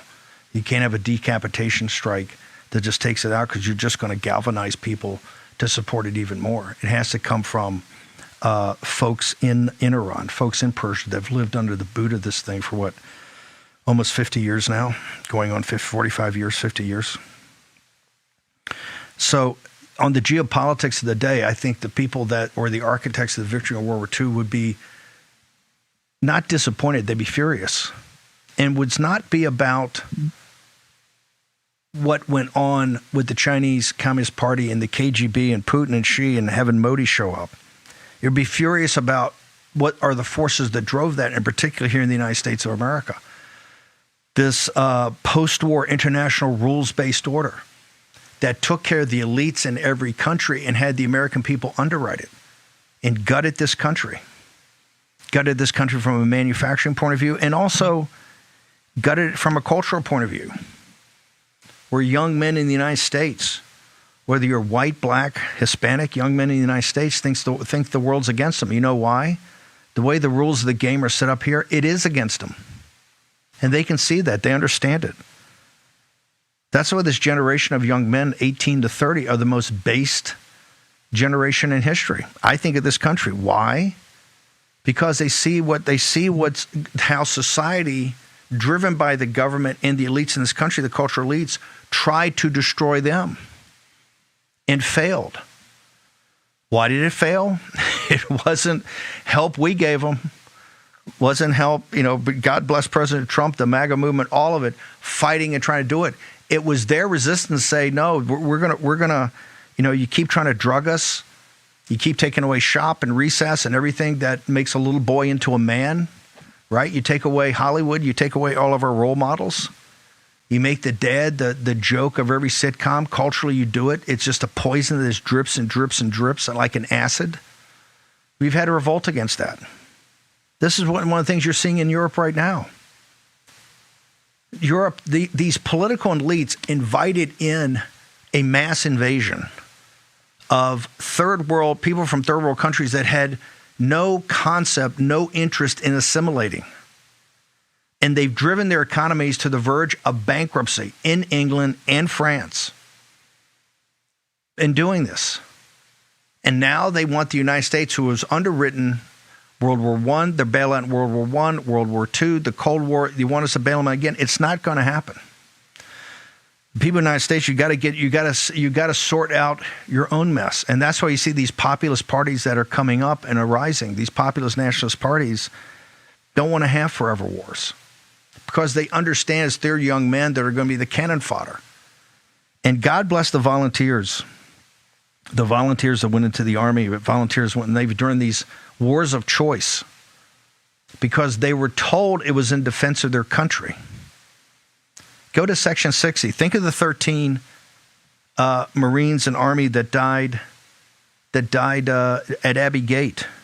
Think of the dedication they had to the country in Afghanistan, and look what the political leaders did, the hash they made of that, the hash they made of Iraq, the lies and misrepresentations. Don't take it from me. The Afghanistan papers, the Washington Post, shows you all the lies of Afghanistan. I had time to have that put in my grill, my time in the White House. When we tried to get out of Afghanistan in the first year of President Trump's administration, just bald-faced lies. The same thing in Iraq. You got the Bush, and you got all the Bush, the Boltons of the world, all these people that lied about Iraq and getting us into Iraq. The lies and misrepresentations, the same types of lies you see now trying to get us into a land war in Iran, which we're not going to do. We're not going to do. And Bibi Netanyahu and these guys can throw the toys out of the pram, and they can say everything they want. Mark Levin, Tel Aviv Levin, can put up everything he wants. It's not going to happen. President Trump said it yesterday in this amazing interview with the Daily Caller. The Israel lobby used to be all-powerful. It ain't all-powerful anymore because they're a protectorate, and a protectorate does not get the right. You don't call the shots. We call the shots. The American people call the shots. And we're going to do what's in the best interest of the United States of America and the Judeo-Christian West. And part of that is not this expansionist program, and particularly when you have the situation in Gaza, which was brought about, we still don't know. We still don't have any understanding of how October 7th happened and caught everybody by surprise. I'm not buying that. And particularly the excuse that's given, oh, well, the Mossad, they're so focused on Iran that they didn't even think about the Muslim Brotherhood and Hamas. That's a lie. That's a bald-faced lie. You can sell that to Fox News. You ain't going to sell it here, okay? And I don't care what you call us. I don't care what we refer to. We're winning on this one. And President Trump gets it. That's why he had the massive strike to take out the uranium enrichment program that was so urgent, so urgent. They were so close to a bomb, and so close to a bomb, they were going to deliver into San Francisco or New York City. So close, that close, which is also a lie. But President Trump took it out with a massive expeditionary force.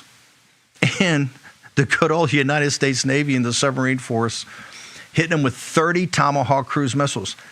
Everything about the lie about this is in those Tomahawk missiles. Those were above-ground facilities. Why were they not taken out a long time before we got called in? Bottom line, finish what you started. Finish what you started. And don't look to bring us in. The guys in Europe, you started this war in Ukraine. You drove into Ukraine with the EU and NATO, right? You started it. Hey, Putin and these guys are bad hombres. Nobody's defending them. But you brought it, and now you see exactly what's happened.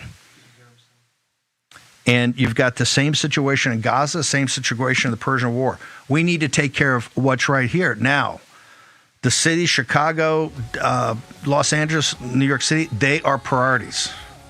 Also, the cartels. Now, somebody's taking an expanded view of the cartels because right now we have an amphibious readiness group with 4,000 sailors, the Iwo Jima Amphibious Readiness Group is off the coast of Venezuela with 4,000 soldiers and Marines and a Marine Expeditionary Force. I'm going to discuss what's going on. Dr. Taylor Marshall is going to be here with a concept that the mainstream media hates, and that is Christian nationalism. He's got a new book out called Christian Patriot. Dr. Taylor Marshall next in the War Room.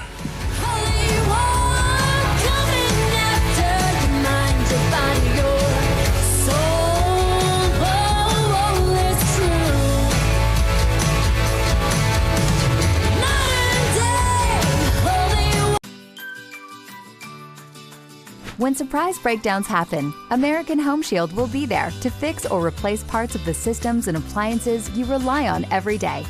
They help protect your time and money by connecting you with qualified pros and helping pay for covered repairs or replacements. AHS offers flexible and affordable plans for every home. Sign up today and get 50% off. Visit ahs.com or call 833-PLAN-AHS for this limited time offer. Tired of the hassle and high costs of selling a home? We can help. At Ideal Agent, we'll connect you with a top local agent that'll sell your home fast for top dollar, and all this for as low as a 2% commission. We got the top dollar for our house and the lowest commission that I could have imagined. The house sold in 2 days. It was so exciting for us. Ideal Agent is available nationwide. There's no obligation, and best of all, our service is completely free. Call today or visit idealagent.com. What's up, America? The folks sitting with me here today are real-life mechanics. We're here to get to the bottom of why car repairs are so expensive and why CarShield is America's most trusted auto protection company. Let's get to it. How long you been a mechanic? I've been doing this for about 30 years. Every day's a different experience. Every day's a different adventure. I like to make sure everybody's happy, the customer's happy, the car's done right. So why are vehicles out of warranty more likely to break down? The manufacturers are very smart. They designed these cars with an end of life. It will fail as the warranty expires. Say over 60,000 miles, it'll start breaking down. They're going to break down, definitely. Just a matter of when. When somebody has CarShield, what's the experience when they come to you? You drop off your car, we verify your concern, we notify CarShield, usually get an instant approval, put you in a rental car, and get you back on the road as quick as possible. I show them what it would cost if they didn't have CarShield versus if they did, and they can't believe how many thousands of dollars they're saving on this repair and how easy it went through, and the deductible is pretty much all they have to worry about. How has being a mechanic changed since you guys started? Most challenging parts about being a mechanic is keeping up with technology these days. That's the hardest part. As these new cars come out, it's new software, new tooling, is a constant evolution. Technology has totally changed from just the basic, everybody could fix a car 30 years ago, to today. You need so much education, background, computer knowledge. And there you have it. No other company protects drivers like CarShield. The bottom line is, if you're driving an out-of-warranty car, you could be putting yourself at risk of paying thousands for car repairs. Call CarShield before a breakdown happens. Get covered repairs paid. Call CarShield now for your free quote and to lock in your rate with their price lock guarantee. Call now. Call 800-202-9188. 800-202-9188. 800-202-9188. Hey, Rav family and War Room Posse, mark your calendar. September 12th and 13th, the Rebels, Rogues, and Outlaws Tour is coming to the America First Warehouse. I have never seen anything like this. 2 unforgettable days filled with patriots, barbecue, and live shows straight from the most amazing place, the America First Warehouse. Get ready for a special guest to be announced, plus a 3-hour live episode of Studio 6B. And we're just going to go do it. On the 12th, Steve Bannon will host War Room Live at 5 p.m. And Steve will be back again on the 13th. Woo! Followed by 1 hour with Peter Navarro. I went to prison so you won't have to. The Rebels, Rogues, and Outlaws Tour, September 12th and 13th at the America First Warehouse. Tickets go on sale Wednesday at midnight, and if you come, you'll get a special gift. See you there.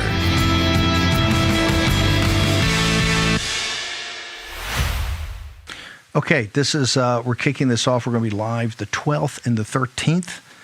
Up in the New York City area, out on Long Island. Looking forward to everybody going to be there. On Saturday, Peter Navarro is going to join us for a special. We're going to do the show live 10 to noon. We're going to do a show live on Friday evening, and then we're going to do the show live on Saturday morning, our Saturday show, and then Peter Navarro is going to join us for doing it for a live talk about his book and other things, the administration, what's going on, as he's the number one guy helping President Trump on his tariffs.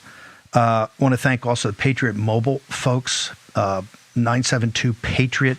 Go make the switch today. Stop giving your money to people that hate you.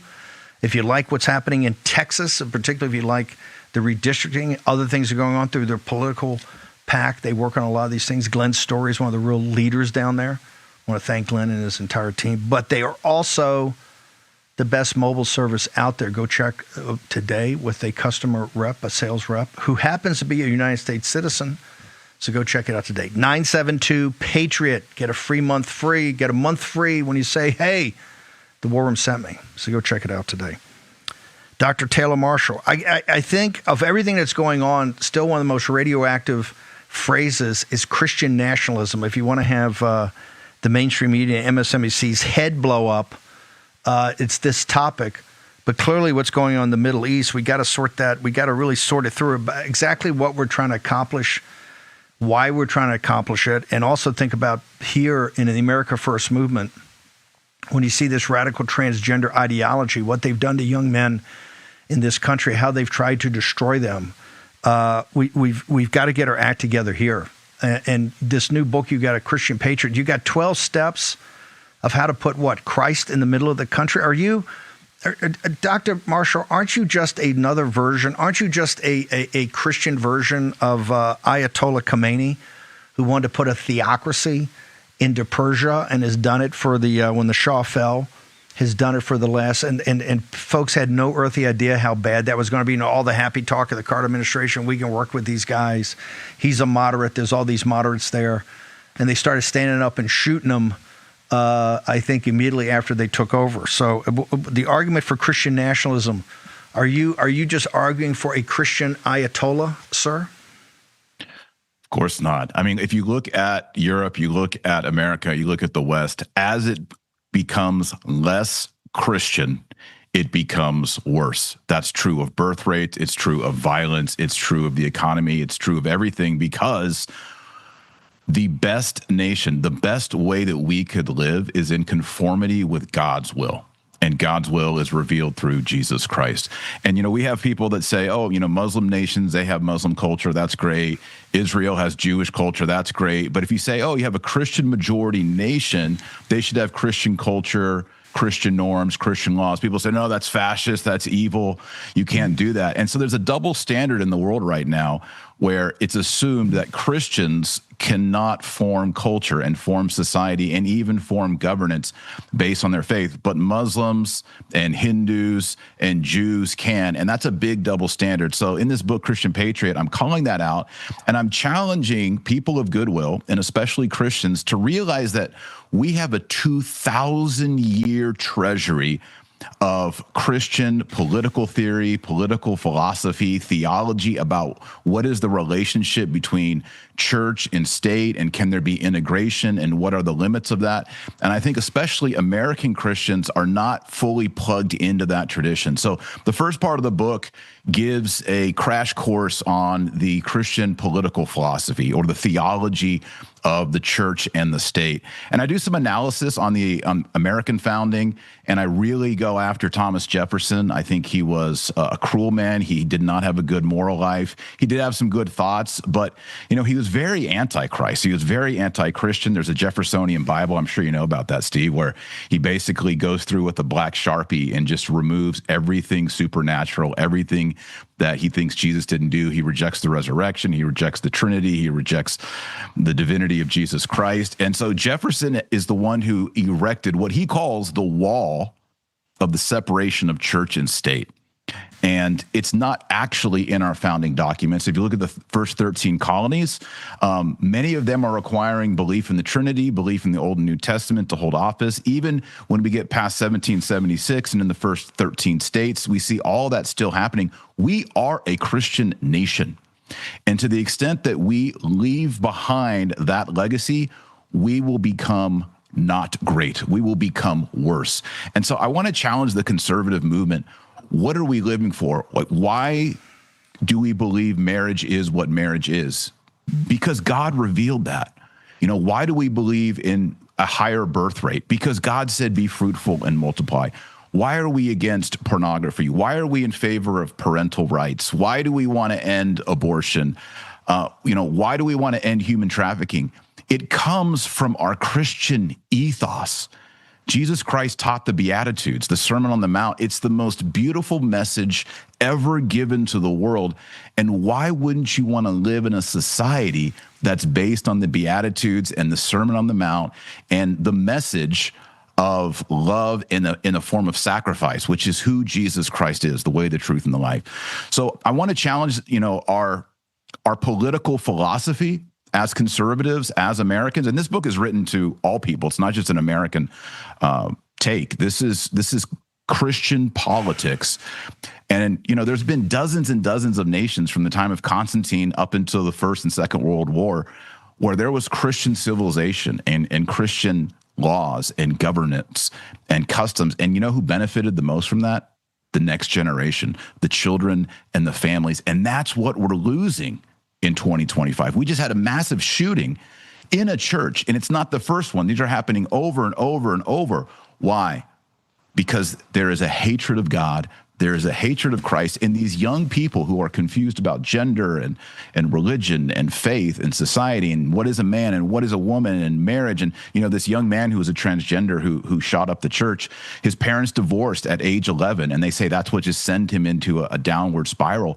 We have to talk about, what is matrimony? Is it just a good idea? Is it a sacrament? Is it for life? Is it a man and a woman? So all of this goes back to our Christian roots, our Christian basis. It goes back to Christendom. And America is great because we come from that Christendom tradition. Our understanding about human rights and our understanding about flourishing as a civilization and leaving something better to our children and our grandchildren, that is rooted in the pages of sacred scripture. Yes, natural law is important, but what really makes us great is Christianity. And I think, moving into 4 years from now and 8 years now in the political cycle, you're starting to see young people, in particular young men, and you talk a lot about it, Steve. You see young men who are completely disillusioned, about marriage, about home ownership, about the economy, about war. Where are we going? We have abandoned our Christian legacy, our patrimony. And this is the generation that's waking up and saying, there's nothing left in the bank account. We're coming to the end. And what we need to do is we need to revivify our nation and go back to what makes us great. And that is Christianity. That's what we need. We need Christ. And so the name of the book is Christian Patriot. I didn't name it Christian Nationalism. It's kind of a controversial term, Christian Nationalism. And the reason I chose Christian Patriot is St. Thomas Aquinas says that patriotism, he uses that term, patriotism, in the 13th century, is a sub-virtue under justice. And patriotism is loving your patria. Patria is a Latin word meaning fatherland, based on the word pater, like patriarch. And so when you think about what does it mean to be a citizen, or what does it mean to be American, loving your fatherland. Nation is natus, what you're born into. Patria is the legacy you receive from your father, and ultimately that's rooted up in God the Father. So there's this Trinitarian element to patriotism and honoring your father and honoring your mother. And so if we can get back to thinking about being a citizen in terms of patriotism, loving the patria, loving the fatherland, that begins to speak to every single issue that we face as conservatives everywhere in the West, America, Europe, Canada, everywhere.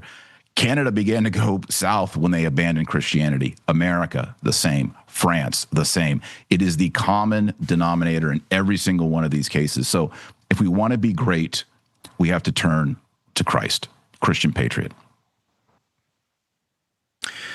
Let's go back to Jefferson for a second, because Jefferson's a child of the Enlightenment, and many of the founders were, correct? And our founding documents are imbued with certain enlightenment.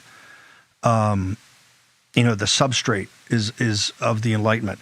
When Jefferson made his Bible, correct me if I'm wrong, he just took a Bible and he cut out everything that was transcendent. He actually kept, I think, the Beatitudes. He took everything of Jesus as a social justice warrior.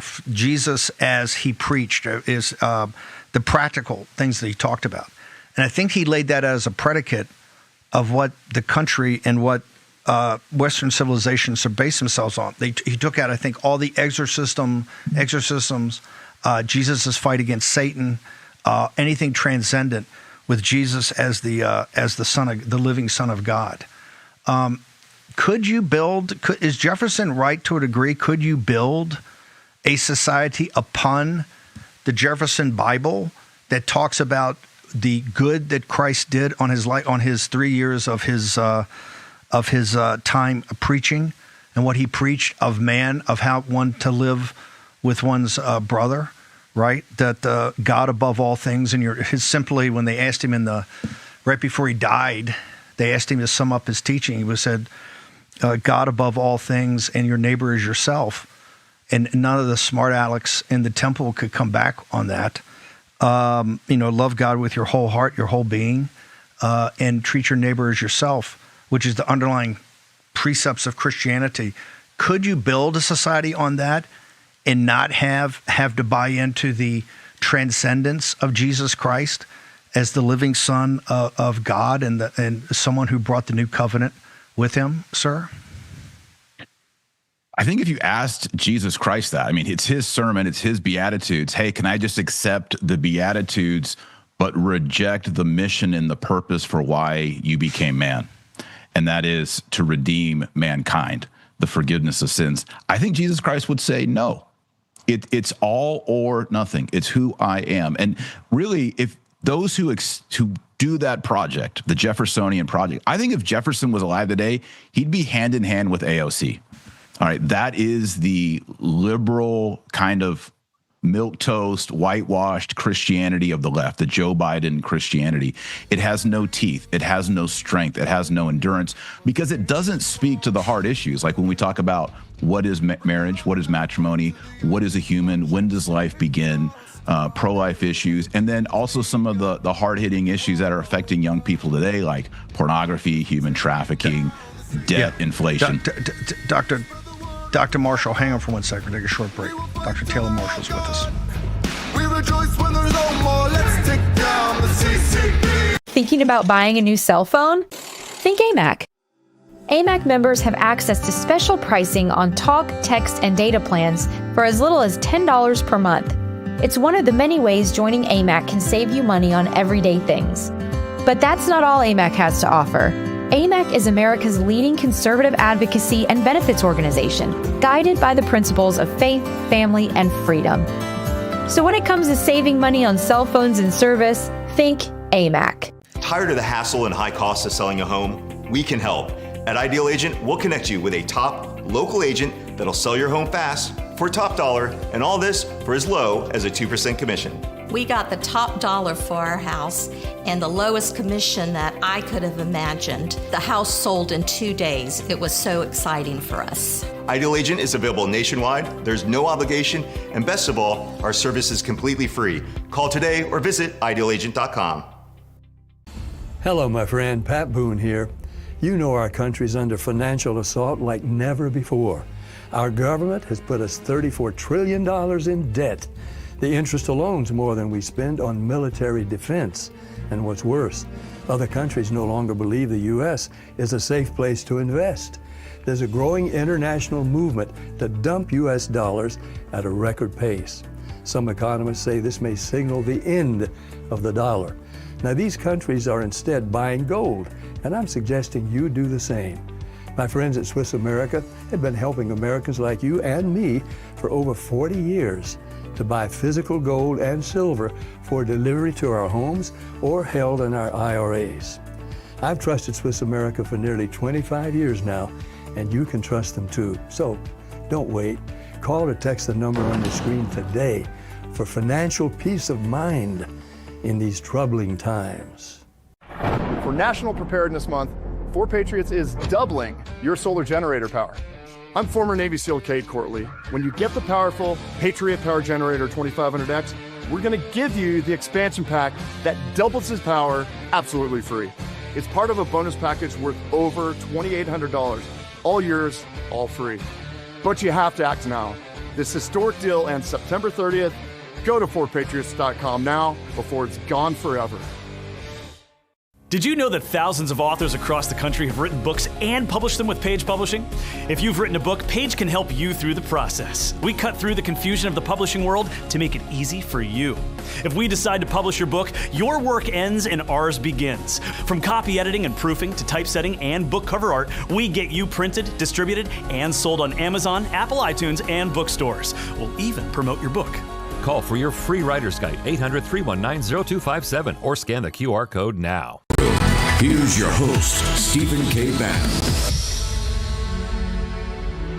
Okay, welcome back. Home title lock. Every dream you have is in your home. Make sure it does not turn into a nightmare by having somebody getting access to your title. I think people now are awakened to the fact of how dangerous it is with AI, cyber, rogue accountants, rogue lawyers, and just general bad guys. 90% or 80% of your net worth is tied up in it. That's going to be just not your retirement, but what you pass on to future generations. Make sure no one's stealing it from you. HomeTitleLock.com, promo code Steve. Go check it out today. I guess Steve60. Steve60. You get 60 days free now with Home Title Lock. So go check it out. Talk to Natalie Dominguez and the team. Steve60. HomeTitleLock.com, Steve60. Dave Bratt is going to join me. So, Dr. Marshall, we're going to work to get you back on tomorrow morning with Dave Bratt and myself. Dave Bratt has been watching the show this morning. Is absolutely mesmerized by the discussion we've had. So I want to have you back on tomorrow to talk about this controversial topic of Christian nationalism. Where do people go to get your book? It's just, I think it's out starting today. Where do they go get all you're putting up content all the time. I think it's on YouTube and Rumble. Where do people go for your content? Where do they go to get this great book? Yeah, you can follow me on X at my name or on Dr. Taylor Marshall at YouTube. And you can buy it at Amazon or Barnes & Noble. But we also are doing a special discount over at ChristianPatriotBook.com if you want the signed copy. Harrison Butker, Kansas City Chiefs Super Bowl champion, has written the foreword. You can get limited signed editions signed by me and by Harrison. And we have a 20% off, Bannon 20, at ChristianPatriotBook.com, ChristianPatriotBook.com. You can get those. Yeah, today's opening day. And yeah, it's exciting. We've hit a number one on Amazon, and it's going great. I think this is a message that's resonating with people, and especially Christians are thinking, yeah, we want to live in a Christian society. And I think this gives you 12 easy steps for everyone in their own personal lives and socially to implement to bring about a Christian civilization, which is really what we want for ourselves, our children, and our grandchildren. You can get it all at ChristianPatriotBook.com. We have to have it. Look at that. Look at that. Look at Minneapolis. I know. Look at the way it was presented. Look at day after day. You know, we're still looking for a motive. Can't find a motive. Can't find a motive. Yeah, he wrote the motive on his gun. It's on the gun. You can read the motive everywhere. Yeah. And he shot up a church. That's a motive as well. Like, he's obviously against God. And we have to start highlighting this once again if we're going to live in a peaceful and prosperous society. And little kids at Mass. He knew exactly what he was doing. He knew exactly what he was doing. Dr. Marshall, thank you so much. Look forward to having you tomorrow. Dave Bratt's going to join us. Important conversation need to have here in the War Room.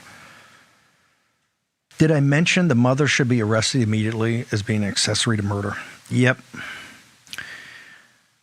That's what I believe, and I'm sticking to it, okay? And NBC News, you're a disgrace to come back after a couple of days. Everything's gone on, and how you've misrepresented what really happened and what happened to this young man and how much he hated it and how much he was disgusted with himself and the propaganda he believed. And your big reveal is that you come back and apologize, make a correction for you had his pronouns wrong.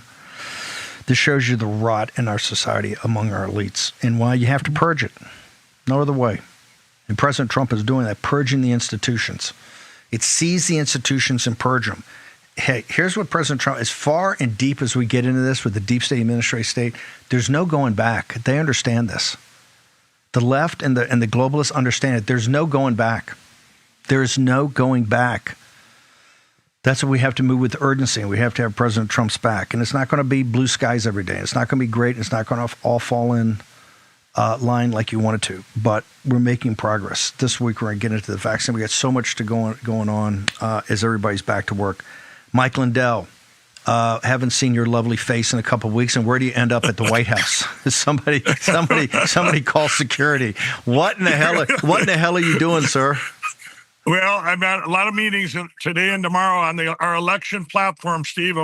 As everybody knows, we want to get them secure before these midterms, before the primaries. So I'm working on that, and I have a couple other meetings here that we surprised the war room maybe later in the week. And I'm here with Lindell TV. That's why I'm out here today. And I want to say this. I just talked to the mayor, Mayor Rudy Giuliani. As you know, he all got in that car accident. He's going to be doing his show tonight, everybody. So if you tune in Lindell TV, he will be on live. And isn't it great, Steve, that the president's given the Presidential Medal of Freedom Award? And we're just so blessed to have him as part of our network. And very excited. Rudy got a little banged up, but I talked to Andrew, Dr. Ryan, everybody. He's doing much better. He's not going to miss a beat on Lindell TV. You are doing a show tonight. Right. And the great news that the president is awarding Rudy Giuliani the highest civilian award you can give, the Presidential Medal of Freedom. And that's one of the things that people around Rudy have pushed for a long time. So it's fantastic. And we'll cover all the absolutely walk up to that, the run up to that. Just amazing. Right on. And as long as I'm on, Steve, I want to tell everybody, I know I've been busy the last week or so here, but you guys were closing out our My Pillow bed sheets, the King and Queens. They're normally $110, $29.88, the biggest closeout we've ever had, because we're going to be using that to get in our flannel sheets and put all our buys in for later this fall. So you guys, let's get these any size, any color. When they're gone, they're gone. War Room, use that promo code War Room. And remember, you guys, you can go to mypillow.com/War Room now. And there it is. You guys are the only ones that get that free shipping on your entire order, the only ones in the country with that promo code War Room. There's the closeout sale. We're still running the employee pricing sale. All our employees making the great My Pillows for everybody, and the bath sheets and mats. Once they're gone, they're gone. We're running low on those, you guys. So get there right now. Use that promo code War Room, and remember to call 800-873-1062. Those moms and dads, they missed you guys the last week or so here. So call them up and tell them you want part of that closeout sale. And 800-873-1062. Promo code War Room, the most powerful promo code this country's ever seen, Steve. We thank the War Room posse. Mike Lindell, we'll see you this afternoon. Mike Lindell at the White House, Lindell TV. Rudy Giuliani's going to do a show tonight. Rudy got banged up over the weekend doing what? Defending somebody on a domestic violence, as only the mayor at 81 years old would do. What a great, great, great man. Charlie Kirk follows us. 2 hours of populist nationalism. Posos after that. I think the president's going to announce the shift of Space Command from Colorado to Alabama, the great state of Alabama. Also, I want to be very precise. Home Title Lock, the 60-day trial costs $1. It's not free. HomeTitleLock.com. Steve60. Get 60 days for $1 to check it out. We'll be back at 5 p.m. Eastern Daylight Time when you will be back in the War Room.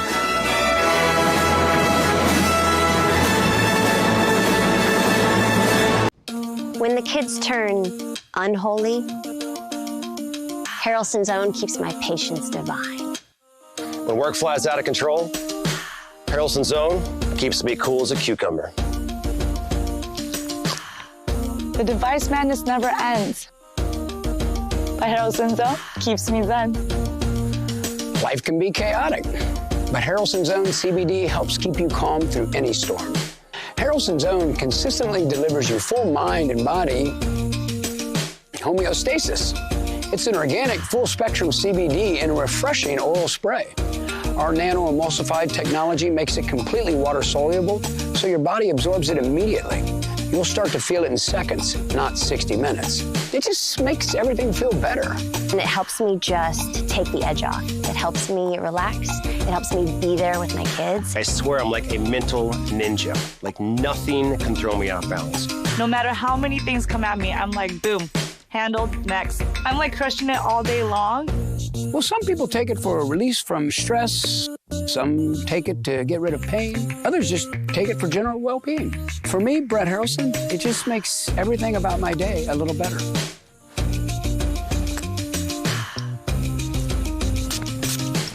Give your life a boost. It's just the best you've ever felt in your natural state. My happiness in a bottle is the best. So to sum it all up, you're going to feel the benefits quickly, love the way it feels, and like the way it tastes. Pay a fair price, and you're going to thank us for it. We are so confident you're going to be satisfied that we back every bottle with a 60-day, 100% money-back guarantee. Give Harrelson's Own a try, from our family to yours. Go to HO.com to order Harrelson's Own now. Yep, it's that easy. Just our initials. HO.com.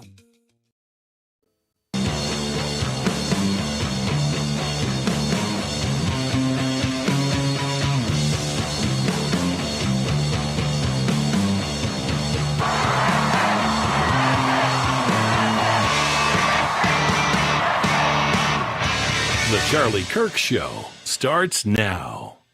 They say more than 1,300 arrests made so far. That includes a dozen known gang members, one part of Tren de Aragua, who's the subject of a murder-for-hire probe. Another's a minor taken into custody for intent to deal fentanyl. Plus, 5 missing children rescued, all that since August 7th. 52 people, I should say, were shot in Chicago, 30 different shootings over the holiday weekend, 7 people killed. Aren't numbers like that still a problem that your city needs to address? What more can be done to address that? Trump is a dictator. I think we got to be very clear. He's trying to normalize violence. He's trying to normalize military deployment in American cities. What we have not seen is really a systemic investment that will actually address the core issues. I had shootings in my ward. One of them was a tragic shooting of an unhoused neighbor. So the Trump administration is saying that they're going to address the issue of unhoused residents by putting them in jails, in concentration camps. Are they going to address the issue of violence by withholding $800 million that have gone to the cities like Chicago for violence prevention program? Crime. Here's why Democrat cities are plagued by violence should consider getting on board. If you look here at Washington, D.C. at a 2-week period this year compared to last year, property crime is down 20%. But the biggest thing are all of the violent crimes, often including robbery, which is down 60%. Homicides are down 71% from last year over this exact same period of time. Assaults with a dangerous weapon, down 10%. Yet, if you listen to Democrats, they don't care about those statistics. It is time to call for Article 25 of the Constitution of the United States of America to determine his unfitness, to determine that something's wrong with this president. And I would suggest that we move very aggressively to talk about the danger to this country and to our democracy. I mean, presidents have been impeached for much less. This is true. The Trump administration is planning to conduct a major immigration enforcement operation right here in Chicago. Sources confirmed to CBS News that could include armored trucks, federal troops, and ICE agents flooding the city. This is a part of his plan to do something really nefarious, which is to interfere with elections in 2026. He wants to have troops on the ground to stop people from voting, to intimidate people from going to the voting booth. So take note. That is what this is all about. What we won't do, however, is engage in what is a federal effort. That is to say, they have their job, immigration.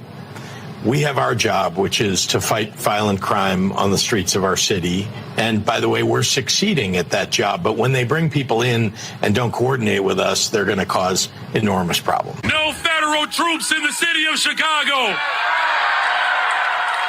No militarized force in the city of Chicago. We're going to defend our democracy in the city of Chicago. We're going to protect the humanity of every single person in the city of Chicago. Free buses has been proven to work in many parts of the country. Where? I'll get you a list of cities, but the bottom line is it is something that allows people to, one, reduce their costs, which people are overwhelmed by, two, get into mass transit more. It works because we know that if people are given a quality alternative they can afford, they'll use it. Free buses. And who runs that? The city of New York runs it just like we run so many other services. And the bottom line here is think about the free buses again. Free buses has been proven to work in many parts of the country. Where? I'll get you a list of cities, but the bottom line is it is something that allows people to, one, reduce their costs, which people are overwhelmed by, to get into mass transit more. It works because we know that if people are given a quality alternative they can afford, they'll use it. That seems to be the intention, which is to damage individuals. You can damage them reputationally, you can damage them financially, professionally, and so on. And so by putting out these investigations or making these referrals or whatever, it does a lot of damage already, even if it never goes to trial or doesn't go to a conviction or whatever. The Charlie Kirk Show.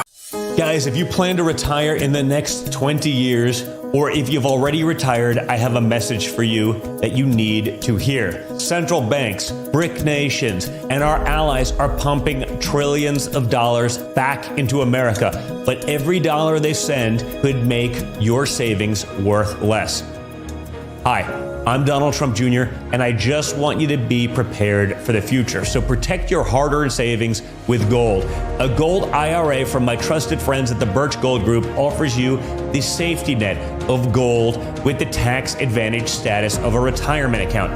To see how it's done, click the link below to get a free info kit on gold IRAs. This kit reveals why gold IRAs are exploding in popularity, so do it now. What do you have to lose? It's free and there's no obligation. Click the link below to get your free info kit from the Birch Gold Group. How does the world's most trusted dog expert keep his own dog so healthy? Hi, I am Cesar Milan. In my 20 years rehabilitating dogs, I've seen too many struggle with health problems that no amount of training could fix. Then I discovered it wasn't the dog, it was their food. Fortunately, I found veterinarian Dr. Marty's anti-kibble breakthrough. Nature's Blend is packed with whole foods that are freeze-dried, locking in nutrients. I saw remarkable improvements in my dogs within weeks. Try Dr. Marty risk-free for 90 days. Plus, get a free gift when you call or visit drmartypets.com/Caesar. Every day, there's a battle for your mind raging. Information coming from every angle with the will to deceive. Fear not. You found the place for truth. The voice of a generation that still has the will to believe in the greatest country in the history of the world. This is the Charlie Kirk Show. Buckle up. Here we go. Okay, everybody, happy Tuesday. Honored to be with you, as always, here in the Bitcoin.com studio. That is the Bitcoin.com studio. Much to cover this weekend. I hope you guys had a wonderful Labor Day weekend. You can email us, as always, freedom@charliekirk.com, and subscribe to our podcast. You know, I'm sure you were all enjoying college football, relaxing, maybe getting one last grilling session in with hopefully goodranchers.com, promo code Kirk, with your family. But, you know, Chicago, they celebrate Labor Day differently. I grew up in the suburbs of Chicago, and the way that the teenagers and the youths, they celebrate Labor Day a little bit differently. You see, in Chicago, unlike in most pockets of America where it's all just about family and tradition, you see, in downtown Chicago, they want to break records. Now, they didn't quite break a record, but they got close. Prepare cut 288. This last weekend, 52 people were shot in the city of Chicago. 7 of them killed. Now, based on the shot to death ratio, I can tell you there's not a bunch of white supremacists doing this. Play cut 288. 52 people, I should say, were shot in Chicago, 30 different shootings over the holiday weekend, 7 people killed.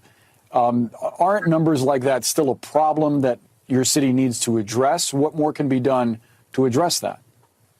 Trump is a dictator. I think we got to be very clear. He's trying to normalize violence. He's trying to normalize military deployment in American cities. What we have not seen is really a systemic investment that will actually address the core issues. I had shootings in my ward. One of them was a tragic shooting of an unhoused neighbor. So the Trump administration is saying that they're going to address the issue of unhoused residents by putting them in jails, in concentration camps. Are they going to address the issue of violence by withholding $800 million that have gone to the cities like Chicago for violence prevention programs? Okay, so his first little statement was, hey, isn't violence a problem in Chicago? He can't even acknowledge that it is. He says, well, Trump is a dictator. He wants to normalize violence. No, you have been normalizing violence in Chicago. We have been putting up with violence in America's greatest cities, our once great cities, our biggest cities, in Chicago, in New York, in San Francisco, in Los Angeles. And President Donald Trump, he is now willing to bring in federal troops, to bring in the National Guard, the FBI, and put the D.C. model into Chicago. And to see how hard the Chicago political class is fighting a decrease in crime, this is a eye-opening experience, I hope, for a lot of Americans right now. The Democrat Party is the party of crime. Write that down. If you have a Democrat in your life, what is the argument that they're giving you against bringing in federal troops? You know what? The Democrats have normalized the idea that our cities are dangerous dumps and nothing can be done about it. Democrats, they like criminals because they feel sorry for them. You see, their entire worldview, their entire philosophical view is one that you are nothing more than a product of your environment. It's a very Marxist, materialistic, secular humanist way of thinking. It's that you do not have agency, you don't have the ability to rise above your circumstances. But you see, the guy that's shooting, he's putting his gun sideways and he's shooting up a bunch of youths at 2 a.m., he's really a victim. He's a victim of white supremacy, of capitalism. He's a victim of the patriarchy. He's a victim of all the different structures around him, and we should feel sorry for the criminal. Of course, the left has no such empathy for victims, no such empathy for civilization, because at its core, the left is a decivilizational movement. And no better way to decivilize the United States of America than have widespread crime. Widespread crime is the easiest way to turn a first world nation into a third world nation. The entire Democrat Party project is how quickly can we turn America into a third world hellhole. They try to do it by keeping our entire border open of 10,000 people a day when Joe Biden was president. They've tried to do it with the crime in our streets. And you see this on full display. And this is why my advice to the president, both privately and publicly, my advice to the White House, both privately and publicly, as I'm talking to them, go all in on Chicago. This is a perfect step 2. And to their credit, they proved it in step 1. Here are the numbers. This is cut 281. I can't wait till I get back on campus because they're going to be so mad about this. Oh, really? In D.C., robberies are down 71%. 71%. Play cut 281. Here's why Democrat cities are plagued by violence should consider getting on board. If you look here at Washington, D.C., at a 2-week period this year compared to last year, property crime is down 20%. But the biggest thing are all of the violent crimes, often including robbery, which is down 60%. Homicides are down 71% from last year over this exact same period of time. Assaults with a dangerous weapon down 10%. Yet if you listen to Democrats, they don't care about those statistics. No. It's my great friend Charlie Hurt, who I was able to host Fox and Friends Weekend over the summer with him, and I'm going to do it again this fall. The only thing I would add, Charlie Hurt, is no, they do care. They're actually pro-criminal. It's a much different thing. The idea of law abiding bothers them because the law itself bothers them. The Democrat Party thinks the law are extensions of a white supremacist construct. They think they're extensions of a failed Western civilizational ambition. They look at this through the lens of decivilization. Law is a threat to their philosophical core. And that is why this is such a good topic. This is such a good fight for President Trump. You prove it in D.C., and then you go one city at a time and prove that urban crime is a choice. If you live in a major city and you worry about crime, it's because your leaders want there to be crime. Period. End of story. That's it. Crime is not some sort of intractable problem. Crime is not some sort of riddle. Crime is not the human genome. Crime is not us trying to figure out to break through the fourth law of physics or try to come up with something new. No, crime is actually super simple. Lock people up for a long period of time and have a lot of police and don't tolerate it. Lock people up for the small crimes and they won't do the big crimes. It is working in D.C. Play cut 286. They say more than 1,300 arrests made so far. That includes a dozen known gang members, one part of Tren de Aragua, who's the subject of a murder-for-hire probe. Another's a minor taken into custody for intent to deal fentanyl. Plus, 5 missing children rescued, all that since August 7th. And murders are down significantly. You see, the Democrat Party, this is why this issue, my advice to President Trump is go all in on this for the rest of your presidency. Because this issue exposes the unpatriotic, decivilizational, lawless core of what the Democrat Party is. It exposes the Democrat Party being a anti-Western American parasitic contagion.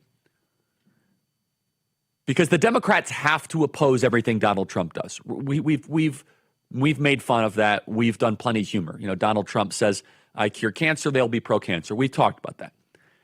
So Donald Trump says, I'm now bringing down crime, and they have to find some sort of way to verbally contort, to do some sort of strange rhetorical calisthenics to try to convince you that this is bad.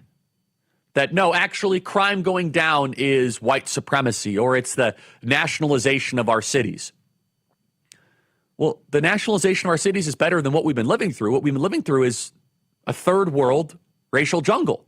And we don't want to live through that, where it's unrecognizable and it is, quite honestly, lawless. And Rudy Giuliani proved this in New York City. But how easily we forget. Rudy was injured in a car accident this last weekend. He stopped to help a woman who was apparently a victim of domestic violence. As he was pulling back out, he got hit at high speed from behind, broken vertebrae and everything. Now Trump says he's receiving the Presidential Medal of Freedom. These cities have become unlivable. Everybody knows it. You're afraid to say it. And the response by the Democrat elite is so telling because they don't actually care about their constituents. They pander to a small subset of gangbangers, teenagers, youths, and for them, they would much rather have a dangerous, crime-infested city where they are, quote-unquote, elected and in charge than President Trump being able to bring in additional resources and bring down crime. Done with debt.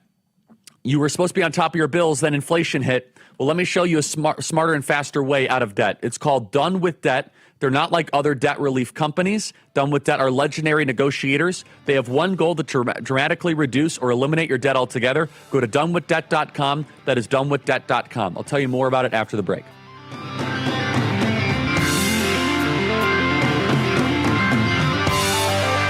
Selling your home shouldn't be expensive or stressful. At Ideal Agent, we'll connect you with a top local agent that'll sell your home fast for top dollar, and all this for as low as a 2% commission. Ideal Agent connected me with the best realtor in my market, and I saved $12,500 as a result of it, and I got more than my asking price. Ideal Agent is available nationwide, there's no obligation, and best of all, our service is completely free. Call today or visit idealagent.com. Yep, your worst nightmare. Your car broke down. Now you're worried if it's going to cost you a fortune in repair bills. Unless you already called CarShield, the legit #1 auto protection company in the country. When you're protected with a plan through CarShield, the process is smooth like ice and done in as little as 3 steps. 1. First, the tow truck takes your car to the shop. The cost of towing covered when you got a plan through CarShield. Next, you probably need to get around while your vehicle's being repaired, right? 2. Plans through CarShield have rental car options too. Then comes the best part. 3. When you pick up your vehicle, you don't have a big repair bill to worry about. CarShield administrators get your covered repairs paid directly to the shop, so you're back on the road with no worries. Call now to get an affordable plan through CarShield for your vehicle before it's too late. When you call CarShield, whether you got a small problem like a power window motor that could cost a few $100s, or a big problem like an engine or transmission that could cost you thousands of dollars, you're taken care of. CarShield is the #1 auto protection company in the country, and their administrators have paid out more than $1 billion in auto repairs. That's billion with a B. CarShield is the choice that gives you the CarShield guarantee. Your rate never goes up, and your coverage never goes down, no matter how many claims you have. Look, it's inevitable. As your car or truck ages, the parts and components are gonna fail. It's not worth the risk.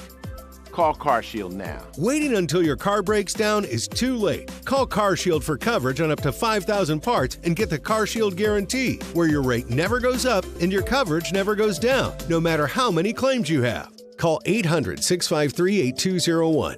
800-653-8201.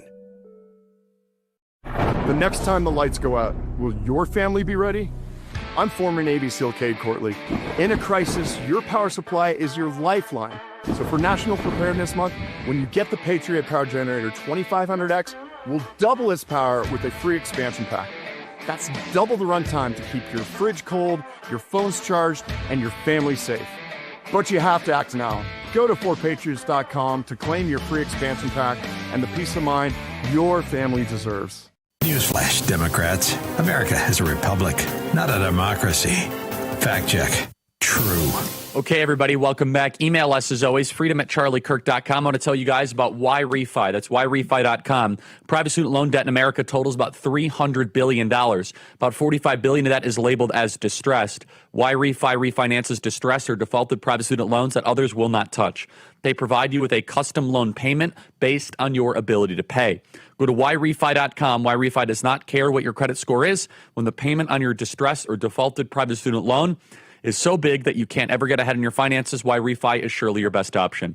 Go to whyrefi.com. You can even skip a payment every 6 months up to 12 times without penalty. Go to whyrefi.com. That is YREFY.com. I guarantee you, somebody in this audience has private student loan debt issues.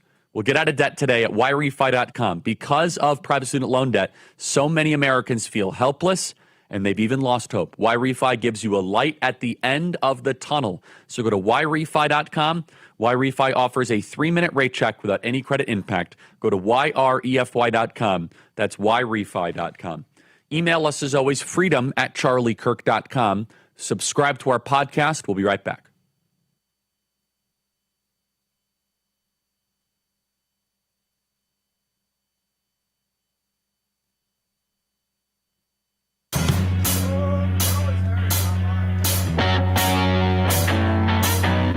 Okay, everybody, welcome back. Email us, as always, freedom@charliekirk.com, and subscribe to our podcast. Brandon Johnson might be the most unimpressive mayor in America. He's doing a terrible job. He is not well liked by the people of Chicago. He's not smart. He's not bright. He shouldn't be the mayor of Chicago. Chicago deserves so much better than Brandon Johnson. His approval rating is below 20%. He's a Marxist.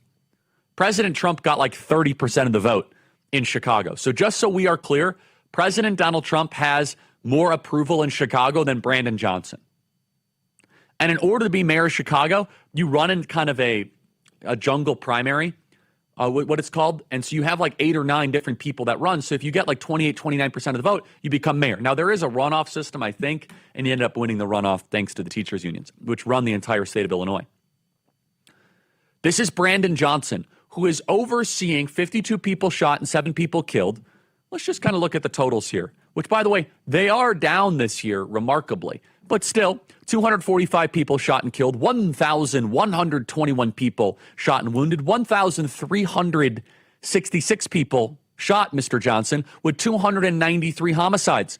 In just the month of August, 39 people were shot and killed, 208 people were shot and wounded, 247 people were total shot with 43 homicides. The vast majority of this were black people shooting black people, just so we are clear. It's not white people that are shooting black people. The predominant driver of urban crime is black on black crime or just black crime in general, especially in the city of Chicago. But no one is able to say that because Brandon Johnson wants to try to make it that, I'm fighting white supremacy, even though he will not address black crime in his own city.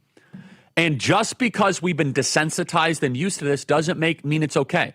Just because I grew up my entire life getting used to, 300 to 500 people getting shot a summer in Chicago does not make it okay. This is Brandon Johnson, play cut 307. Are you prepared to defend this land that was built by slaves, a land that was built by indigenous people, a land that is built by workers? Are you prepared to defend this land? The people united will always prevail. I need you all to stand firm, to stand strong. If this president decides to continue to break this Constitution. Okay, let's go through a couple things. First of all, are you encouraging people to fight federal troops, Mr. Mayor? Is that what you're saying? Sounds like an insurrection language. If a Republican governor were to say something like that, under Joe Biden. Also, how is that any different than how the left got really mad and angry at Mr. Wallace, George Wallace? Remember, I'm going to fight federal troops against segregation. Well, you're going to fight federal. See, the Democrats, they have some parallels throughout their history. In fact, I think Wallace was a Democrat, if I'm not mistaken. If we go a level deeper here, though, which I think is very important, just a side note before I go a level deeper, Native Americans did not build Chicago. Okay, the Potawatomi Indians did not build Chicago. The Illinois tribes did not build Chicago. They occupied Chicago. They didn't build anything, okay? Very sweet, nice people. They didn't build anything. Chicago really started as a military base in 1803, Fort Dearborn. It was built largely, by the way, by the Irish and the Poles and the Czechs and the Bohemians and the Italians. And it was not built by slaves. I mean, there was a big influx of black migration that came to Chicago. And actually, before we decided to addict a bunch of our populations on government benefits, those parts of Chicago were flourishing, were safer. Chicago was largely built up after the Civil War, Mr. Mayor, but he just has to say it because it's kind of part of the modern incantation of the Democrat Party. I think President Trump should call his bluff. I think we should flood the zone. It's already working in Washington, D.C. Chicago is a next perfect test case. As I said in D.C., and people laughed at me, you bring in the tanks, you fly the drones, you send in the Marines. It worked in D.C., it will work in Chicago. People were laughing, oh my goodness, why are there tanks in D.C.? Well, it worked because the show of force is all that these good-for-nothing lowlifes, these lowlifes that are shooting people at 1 or 2 a.m., that's all they understand. These good-for-nothing lowlifes that are spraying and praying, and sometimes a 6-year-old girl gets struck on her way to school, that right there is completely unacceptable. We're not going to put up with that. In the United States of America, we're not going to put up with urban crime anymore. We're going to go city by city, block by block. And the Democrats really don't like it. The left, they don't know how to answer it because, oh, our cities are so safe, so stay away so we can keep them unsafe. Really? You guys have been complaining about how dangerous these cities are for a while. Give us more money because our cities are so unsafe. It's time for a federal takeover of Chicago. We've been calling for this for quite some time. I think we're getting closer. I think you're going to see the president pull the trigger sometime soon. What is Mayor Johnson going to do? Resist? We'll talk more after the break.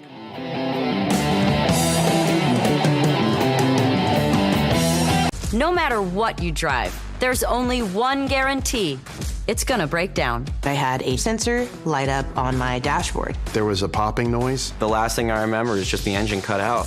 Your next breakdown could be anytime, anywhere, whether you've got the money to fix it or not. It was a thermostat, $2,600. Seat sensor, $1,400.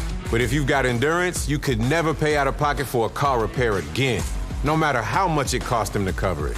In my first year with Endurance, they covered a $14,000 engine replacement. For Endurance to pay over $7,000 to have my vehicle repaired is phenomenal. It was like almost a $6,000 job. If I didn't have Endurance, I would have had to pay for that or just trash the whole car and start again. If your car's out of warranty, a transmission can easily cost you $4,000. And an engine? Over $7,000, if you're lucky. With Endurance, those parts are covered, plus hundreds more. The bad camera unit, $800 to repair. A bad wheel bearing, over $1,000. A new steering rack, close to $3,000. Endurance covered it fully. From engines to water pumps, electronics to key fobs, Endurance has you covered. Plus, you pick the mechanic you trust to do the work. It's a totally seamless process going to any certified mechanic. They submit the claim directly to Endurance. They get paid, and I'm out the door. You trust us to do the work, and we trust Endurance to pay us direct. And the best part, your rate stays locked in no matter how many claims you file. After I made my first claim to Endurance, I expected my rate to change, and it never did. I have no complaints. Endurance has been trusted by millions of Americans for nearly 2 decades. I've had 2 claims for over $4,600. Less than 1 year after signing up, Endurance saved me over $7,000. Whether you put 10,000 or 100,000 miles a year on your car, if it's under 20 years old, Endurance has you covered. Plus, your plan includes 24/7 roadside assistance anywhere in the country. So if your ride breaks down, Endurance has your back. They'll jump your battery, tow, deliver gas, change a flat, unlock your car, and more. Call now and we'll upgrade you to a full year of elite benefits free, a $2,000 value. Endurance just gives me that peace of mind, so I do know that every time I'm on the road, I'm covered. So, who's gonna pay for your next breakdown? You? Or Endurance. Endurance saves drivers thousands, and now you can save even more. Right now, you can get $300 off any plan. Plus a year of elite benefits, a $2,000 value, free. All backed by a 30-day money-back guarantee. But you have to act now. Remember, out of warranty doesn't mean out of options. Call Endurance and see how much you can save. Call 1-833-496-5095 for a free quote. That's 1-833-496-5095.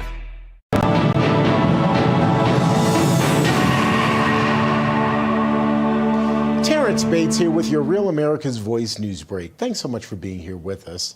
A 1960-style face-off between the federal government and the city of Chicago could be brewing. At issue is President Trump's threat to deploy National Guard troops in the Windy City in order to help get the city's crime problem under control. Thousands of protesters took to the streets in Chirac, as it's known, to push back against the idea, and the city's mayor was leading the charge. No federal troops in the city of Chicago. No militarized force in the city of Chicago. We're going to defend our democracy in the city of Chicago. We're going to protect the humanity of every single person. Meantime, taking to Truth Social, the president encouraging the mayor of Chicago to work with him to bring crime down. Quote, "It can happen and it can happen fast. Work with us." The commander-in-chief points to his success in Washington, D.C. and also points out, quote, "Crime is totally out of control in Chicago. 6 dead, 24 badly wounded last week alone, and we're now learning those numbers have increased." The death toll from Sunday's deadly earthquake in Afghanistan is expected to increase as rescue and recovery operations continue. At last check, more than 1,400 people were confirmed dead and at least 3,000 injured. The massive quake is affecting remote areas and mountainous terrain, which is making operations that much more difficult. The Taliban-run country is calling for international aid to help deal with the devastation from the magnitude 6 quake. Sunday's tremor marks Afghanistan's 3rd deadly quake since the Taliban retook control of the country in 2021. As of late Sunday, Afghanistan's foreign ministry claimed no foreign governments had reached out to provide support for rescue or relief work. The U.S. State Department is out with an ex-post, however, offering condolences for the loss of life as a result of the earthquake. Well, that's going to do it for your headlines. As always, we appreciate having you along for the ride. I'm Terrence Bates. We'll have more headlines at the top of the hour. In the meantime, let's get you back to the Charlie Kirk Show.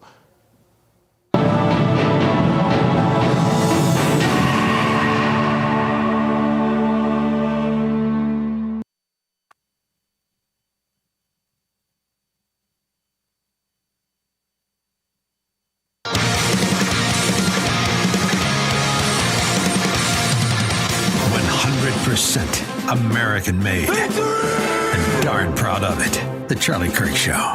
Okay, everybody, welcome back. Email us, as always, freedom@charliekirk.com, and subscribe to our podcast. I want to tell you guys about the TikTok, economicimpact.com. TikTok has helped U.S. businesses contribute over $24 billion for the U.S. economy, and that's real money flowing into small businesses. Like Arizona Taco King, who went viral on TikTok and hit $1.3 million in sales in their first year, they're now hiring more staff to scale up. I want to play some of our viral clips right here on TikTok.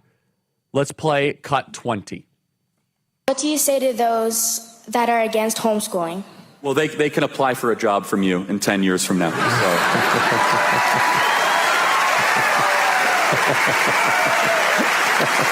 That's awesome. You're going to be more polite, smarter, wiser, happier, more direction, more purpose, less corrupted, more understanding, more battle ready, better prepared, less confused, more biblical, more grounded, more Christ-like. If you are homeschool your kids if you can, homeschool your kids.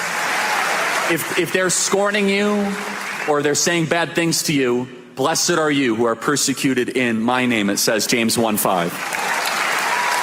So I'm a big fan of homeschooling. By the way, it used to be, the homeschool kids were quote unquote weird. No. The homeschool kids are wise. The homeschool kids, they're going to be the ones that are going to be running society. My money's on the homeschool kids more so than anybody else. God bless you. Stay strong. Thank you. It's TikTok, economicimpact.com. TikTok is helping small businesses thrive. We have received billions and billions of views on TikTok, more than $24 billion flowing into the U.S. economy. Learn more about TikTok's contribution to the U.S. economy at TikTokEconomicImpact.com. That's TikTokEconomicImpact.com. Portions of our program are brought to you in part by TikTokEconomicImpact.com. Okay, let's play another piece of tape here. This is from this last weekend. Play cut 302. No federal troops in the city of Chicago. No militarized force in the city of Chicago. We're going to defend our democracy in the city of Chicago. We're going to protect the humanity of every single person in the city of Chicago. Says the guy that is literally less popular than Donald Trump in Chicago. Now, look, we have to not keep our eye off D.C. We have to keep on making sure that crime is going down and down and down in D.C. This is J.B. Pritzker right here, cut 298. J.B. Pritzker is saying President Trump is planning to do immigration raid in Chicago to keep illegals from voting in the 2026 election. Wait, let me repeat that. J.B. Pritzker is worried that illegals being deported might impact their chances in the 2026 election. Play cut 298.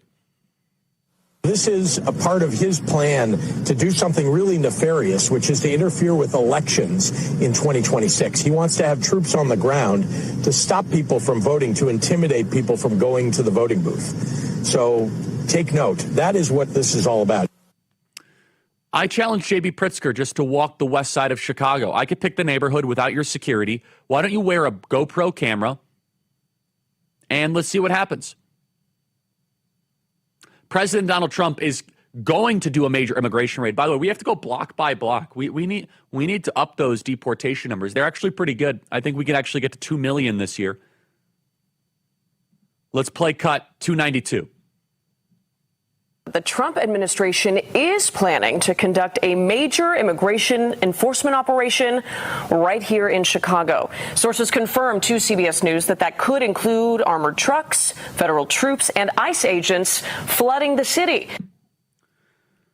What is so amazing is how we have been desensitized to grotesque aspects of the lower bowels of humanity, these lowlifes. If you visit other countries around the world, you realize you don't have to live like this. You don't have to have 300 murders a summer. You don't. And Democrats have been so propagandized by their leaders, and that's why this is so good. If people can feel a material increase and a material improvement in the quality of life, that shifts the Overton window in a dramatic way. You see, the Democrats, some of this is rooted in progressive idealism. Democrats often operate with assumptions that human beings are fundamentally good. This is a very important thing. The teaching from the scriptures that man is originally flawed and that we have original sin is one of the reasons why we believe that you need laws and you need restraints. But Democrats, liberals, they have a Rousseauian view. That's Jean-Jacques Rousseau, a Rousseauian view of human nature. They think human beings are naturally good and that it's all of the environment that contaminates us. I encourage you to apply this methodology to any liberal that you talk to in your life. They generally think that human beings are born naturally good. The Rousseauian view, they will privilege the infant over the adult. They think the infant is actually a better person because you are born good and you grow to be bad because of what is around you. The Rousseauian will value, this is important, the primitive over the civilized. Why do you think that Brandon Johnson needs to mention the indigenous people? Because they value the primitive over the civilized. To them, civilization is a toxin. We look at civilization as a blessing. The Rousseauian view of human nature is that a human being, as they grow, will be influenced by the structures around them to such a great degree that there's no such hardwiring of nature. Now, we as natural law believers, and of course as Christians, we don't even have to be a Christian to believe this. You just have to believe in the natural law. The natural law explains all of this. We, as those who understand that normativity is woven into nature, we say, wait a second. At the very least, you might have a Lockean view of human nature, that there's a blank slate, but I have a much more of a biblical Hobbesian view of nature, that God created us good, but there was a fall, and that sin is inherent in our nature, and that we need redemption. If human beings are naturally good, why do you have to teach kids manners? I find that most people who think human beings are naturally good have not spent a lot of time as parents. They really haven't. Civilization is order, but the left looks at civilization as an authoritarian takeover project. They complain that America itself is authoritarian. So why wouldn't they also think that President Trump's takeover of Chicago is authoritarian? But you have to know what you are aiming at. This is why classical philosophy is so important in all this. What are we aiming towards? The left, what is their end? You see, you can find the essence of a thing if you know the end of the thing. What is their goal? What is their accomplishment? For the left, part of it is progressive idealism, but honestly, and this is where you guys should get the quote from The Dark Knight, they just want to rule over the ashes. It's that simple. They will dress themselves in the progressive idealism, but Brandon Johnson to formerly Lori Lightfoot to J.B. Pritzker, they just want to be in charge because they have deeply disturbed personal lives. They've never been able to create any value in the marketplace. Do you notice the vast majority of these people have never actually created any value in their life? They've only consumed value, as you can see exhibited right there. And the fact that they've actually never had to create any value to take risks in the marketplace, that they fill this void with power. They have an existential spiritual problem. And that is why you find the churchless, the people without spirituality, the people without children or close connections to children, they're predominantly on the left because they fill that God-sized hole in their heart with politics. And that is a bad counterfeit replacement. And so what President Donald Trump is doing with this National Guard is he's exposing the wretched, dark philosophy that has infected not just the Democrat Party, but our elementary schools, because they look at the criminals that are gangbanging and they say, oh, they were born good, but they were really harmed by white supremacy.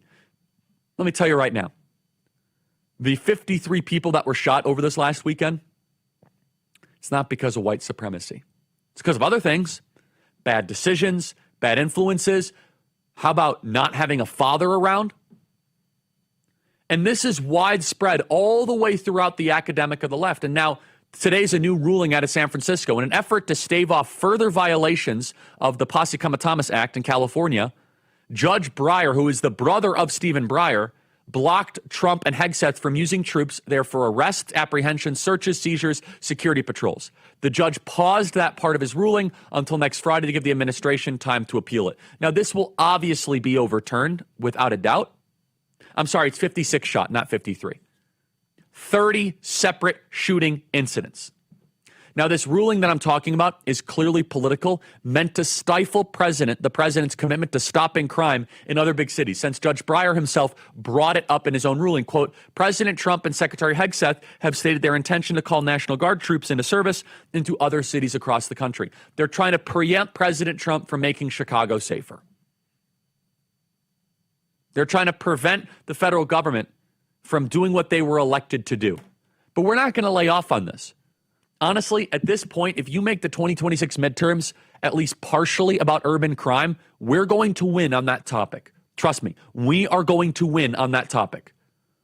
Exhibit A, play cut 325. Sure, they can complain about it. They can point out the weaknesses in it and the dangers of it.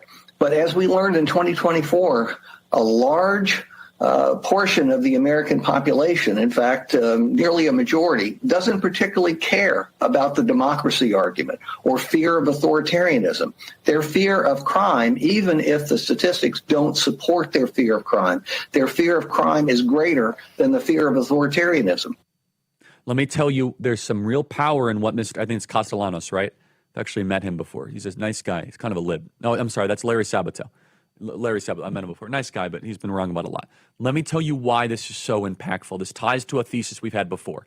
What does authoritarianism, democracy, and dictator all have in common? These are abstractions. You're kind of appealing towards an academic, esoteric, erudite phrase. Instead, we're trying to improve the lived quality of life and experiences of real Chicagoans. I guarantee you right now, if Chicagoans can roll down their window at cross streets they otherwise couldn't, they'll say, I don't care about authoritarianism. My life is better. I'm going to explain this more, which is that the left is so college educated. They are so insulated amongst academic debates. They don't realize most of the country deals in quality of life issues. Am I able to stop at a stoplight and put down my window and enjoy it or not? Can I walk to the Sox game or not? Right now, you should not walk to the Sox game. Do not do that. Do not walk to Comiskey Park. Do not do that. You might die. Patriot Mobile. You have a lot of choices for cell phone service with new ones popping up all the time. But here's the truth. There's only one that boldly stands in the gap for every American that believes that freedom is worth fighting for. Go to patriotmobile.com/Charlie. That is patriotmobile.com/Charlie. Call 972-PATRIOT. Use promo code Charlie to get a free month of service. That is patriotmobile.com/Charlie. patriotmobile.com/Charlie. We must be clear about our ends. Here is the dream I have for Chicago. You can walk from the University of Illinois Chicago to Comiskey Park at 2 a.m. without armed security, and you could do it happily. Let's make it happen. We'll be right back.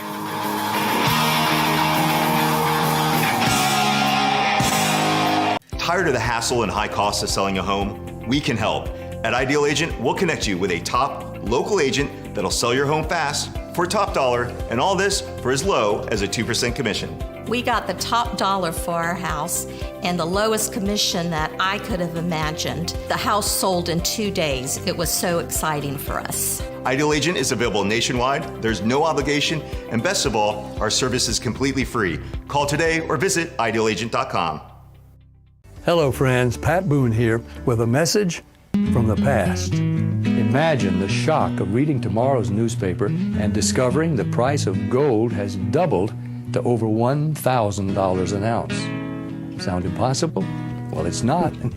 That's right. Back in 2006, my friends at Swiss America forecast gold prices would top $1,000 an ounce, and they were right. Today, several financial firms are forecasting $3,000 gold.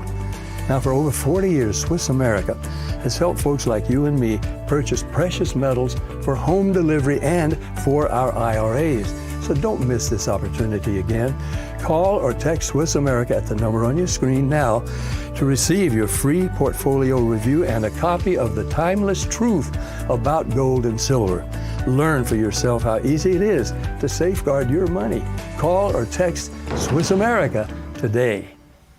Do you suffer in pain? Are you stiff, tense, or less active? Introducing the EasyWell Remedy Massage System, a triple fusion of therapeutic experiences. Full body vibrational therapy increases blood circulation and reduces inflammation. Infrared heat penetrates deep to reduce pain, soothe, and relax. The Ultra Shiatsu pillow with 6 heated nodes mimics a professional massage. Plus, it's detachable for deep relief anywhere you need it. Experience the true remedy for your pain and stiffness. Call now. You're listening to the future of America, and the future is bright. Here is Charlie Kirk. Okay, everybody, welcome back. We're about to be back on campus next week. Utah Valley State University. Are you in Salt Lake City or in Utah? Bring your family, bring your friends, bring your loved one, bring your libs. Especially, you got to bring the libs. Bring the commies, bring the Marxists, bring the anarchists. Bring them all. Utah Valley State University. Play cut 53. You guys know how it works. Open mic. We're going to be here for a couple hours, so get comfortable. So you would get rid of all borders. Yes. What species is the baby in the womb? It's a human. But therefore, they should have human rights. No. He's a liar. You're a typical leftist because you only care about yourself, not about the other people. It's very clear by how you're acting. What can I do to save the country? You answer that question every single day. You are doing something that is bigger than you. A lot of people. How are we doing? I'm on the move like a runaway. No turning back, I pick up the pace. I do not care what the others say. Listen, I told you that I did not come to play. We about to take it to higher heights. History's waiting when I arrive. Today is the dawn of a new, and I'm about to shovel. Now they cannot hold me down. When you win, then you learn from your losses. We came from the bottom and now we the bosses. The future is yours, so what will you choose? If you think that you're all, you got nothing to lose.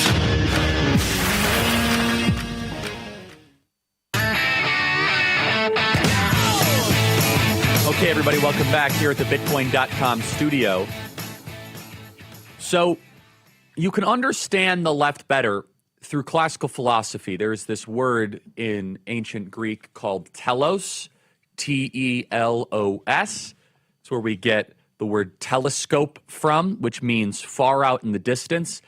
There's the teleological argument for the existence of God, but essentially telos is aims, end, the destination, purpose, ultimate goal. So what is the ultimate goal of the American right? Honestly, I just told you, we want, when it comes to Chicago, we want the old Chicago back. We want the good Chicago, the one where you could walk from Wrigley Field down to the Mag Mile, the one where you could walk from Comiskey Park to UIC, where you don't have to worry and look over your shoulder. We want Chicago to be as safe as Tokyo. Now, why do we want that? It's because that is embedded in the good life. We want the American good life for all people. We want the American way of life to come back to every square inch, to every zip code. We want the American way of life to come back to every neighborhood, to every home. That is the mandate that we were elected on, we ran on, and that we're going to fulfill in our lifetime. We want that American way of life back, that you don't have to look over your shoulder, whether you're in Memphis, New York City, San Francisco, Los Angeles. It is part of an American renaissance. But what is the telos of a Democrat, T-E-L-O-S, which is the end point, which is the purpose or the ultimate goal? But since liberals and Democrats believe man is basically good, but corrupted by unjust systems, the purpose of politics is to dismantle those systems. Most importantly, this, and write this down and remember it: capitalism, patriarchy, tradition, and religious morality. They look at the state as a savior. They look at the state, this is where you get Mr. Hegel and the phenomenology of spirit. They look at the state as being the salvific figure. And they want to decolonize and decivilize because they think all the evil that's happening in America is not because that people naturally are fallen, but they believe it's because the system itself must be torn down.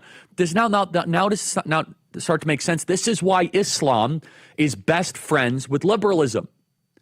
for different reasons. You see, the end of Islam is different than the end of liberalism, but they have an intermediary endpoint goal. The end of Islam is the institution of the Ummah, the Sharia.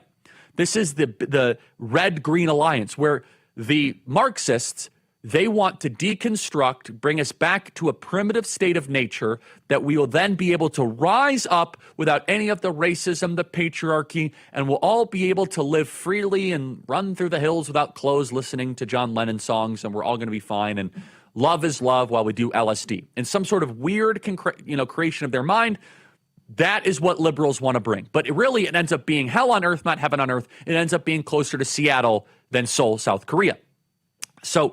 But secondly, this is where the Islamists work in perfect harmony with the liberals, because they have an intermediary telos, not an ultimate destination, but they have an intermediary endpoint. The intermediary endpoint for the Islamists is, well, we have to unwind this entire Western project. We have to decouple all of this.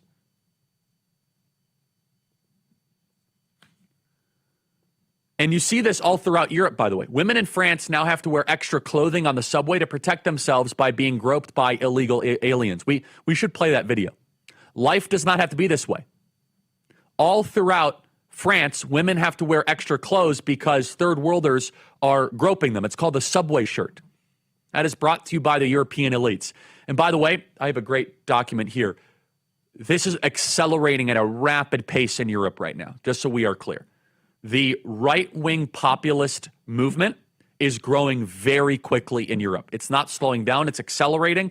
There is this agreement amongst those in the European leadership elite, like, yeah, this immigration thing was way too much. We did way, way too much. And it's true. It's only older European boomers who prop up old liberalism in Europe. And basically they're like, hey, keep it going until I die. Keep the checks going. That's European boomers. Muslim-aged school children in European capitals is up 43% in Amsterdam, 52% in Brussels, 41% in Vienna, 37% in London. But why do this? Well, liberals imported a bunch of Muslims for a lot of different reasons, but the obvious one is that they hated Europe. Get rid of Europe. The idea of a European identity is something that they fundamentally can't stand, and they held white guilt without the Christian practices to be able to deal with guilt. Here is a combination. You should write this down and remember it. Guilt without Christianity equals really, really bad liberal ideas, because you have to assuage your guilt over a period of time by doing something. We stand for civilization, and they are a decivilizational movement. Second hour coming up.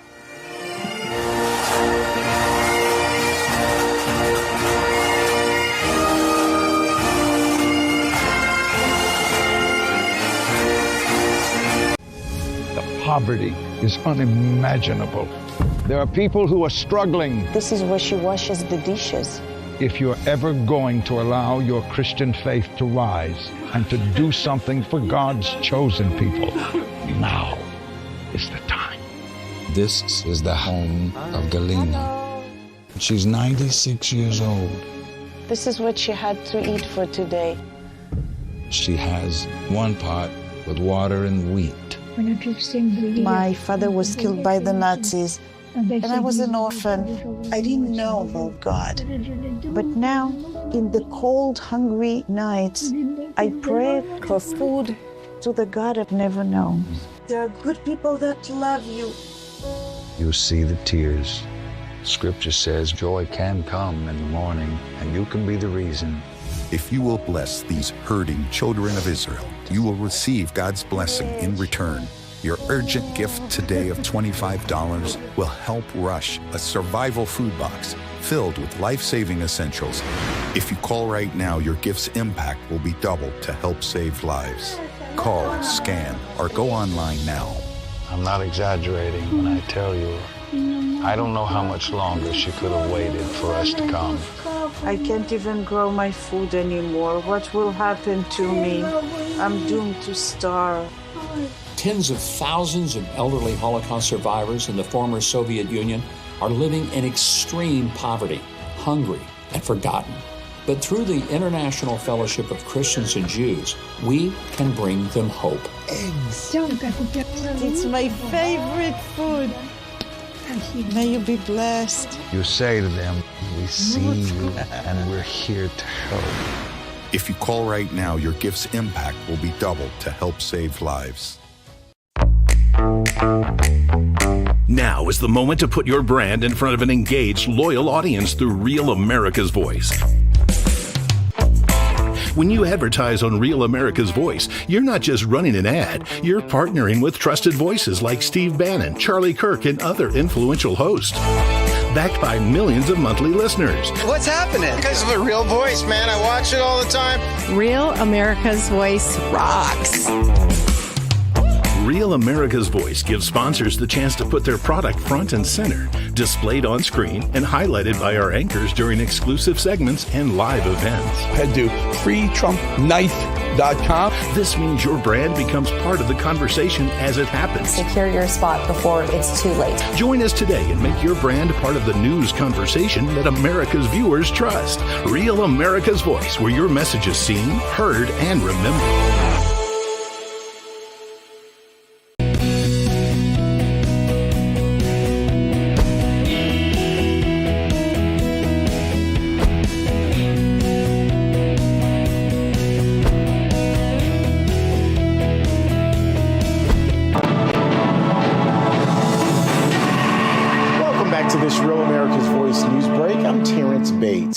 As you age, you may begin to lose strength, flexibility, energy, sex drive, your waistline. John Jubilee of Energized Health says it's never too late to make a comeback. You can reclaim what you've lost. All you have to do is put a little work in. In fact, he's got a lot of people who are witnesses. When I started the 555, I weighed 280 pounds. I didn't think I was heavy. I didn't think I was fat. Today, I weigh 235. I've lost 45 pounds in a little over 60 days. I had breast cancer in 2004 and lost all my hair on my entire body. And my all-skill victory is my hair's coming back. A lot of energy. The program's amazing. I can't believe how well it works, and it's not hard. It's not hard at all. John Jubilee joining me now to explain. John, there are some people who are going to hear that and say, yeah, come on, that can't be 45 days. But you say, no, it's real. John, well, it is real. It is real, Terrence. For 28 years, tens of thousands of people did something, Terrence, that was the last program they ever did. Because look, how many of us out there, we already tried the diet. We already tried the exercise. You know, we tried the low carb, the no carb, the keto. We tried all that stuff, but none of that stuff is sustainable, Terrence. But what we share is so simple. It's such amazing science that it is sustainable and it transforms lives. And guys, everyone can do it. Terrence, I got a couple in their 90s. They were 92 years old. When they signed up for the protocol, they gained muscle, they gained hydration, they lost their fat, got back their mojo and their energy at 92 years old. Wow, that's awesome. You see there on the screen, energizedhealth.com. And John, folks can log on to energizedhealth.com right now to kind of get a handle on the masterclass. There's a masterclass that's accessible.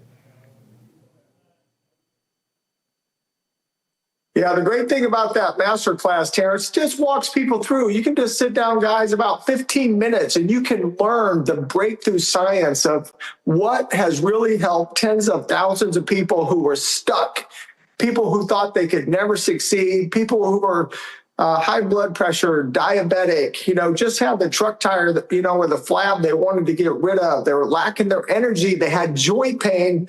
But they reversed, and Terrence, they got back their life. And I'm talking, again, people in their 90s, 80s, 70s, 60s, wherever you're at, never too late to take the first step of being the best you, having your best health for the rest of your life.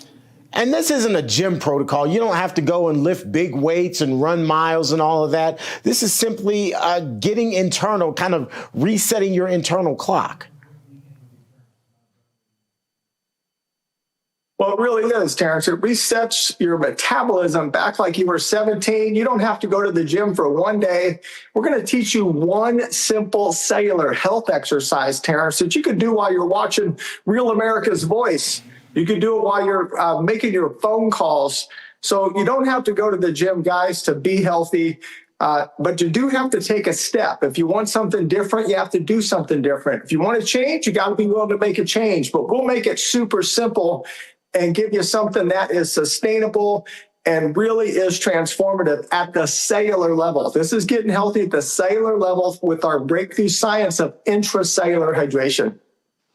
And it's science-backed. I think that should ease people's minds a little bit. Yes, Terrence, the fact that this is science-backed and it is fully medically approved. So this is a protocol that can be sold in a doctor's office.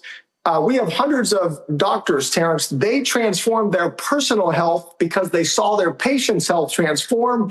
Fully medically backed science. All right, John Jubilee, always good to see you. EnergizedHealth.com. Log on, go check out that masterclass, and you should be able to have a great rest of your life as you kind of push forward and try to change things. As John said, you got to do something different if you want to get different results, and this might be something different for you. Well, that's going to do it for us here on Real America's Voice. We appreciate you being here with us. Now, let's get you back to your regularly scheduled programming.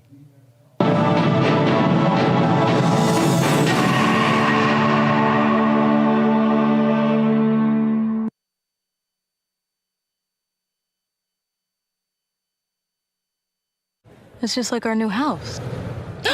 I hope you have an American Home Shield warranty. Leaky toilet? Fixed. Oven beyond repair? If AHS can't fix your covered item, then replace it, no matter its age. Sign up today at ahs.com. Selling your home shouldn't be expensive or stressful. At Ideal Agent, we'll connect you with a top local agent that'll sell your home fast for top dollar, and all this for as low as a 2% commission.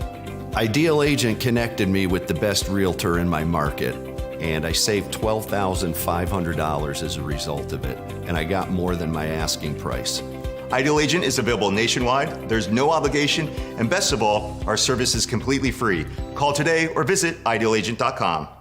Picture this, your power just went out. It's 98 degrees, temperature's rising, and you've got no AC. Just a fridge full of food slowly spoiling. And your phone, yeah, it's probably half charged, isn't it? But this time you're ready. See, with the Patriot Power Generator 2500X from 4 Patriots, it's solar powered, it's fume free, and it's portable. And this month only, you get a free expansion pack to double your power and your peace of mind. No gas, no noise, just power when you need it most. So go to 4patriots.com and take your power back before the next blackout hits. Did you know that thousands of authors across the country have written books and published them with Page Publishing? If you've written a book, Page Publishing can help you through the process. We cut through the confusion of the publishing world to make it easy for you. Call or scan for your free writer's guide today.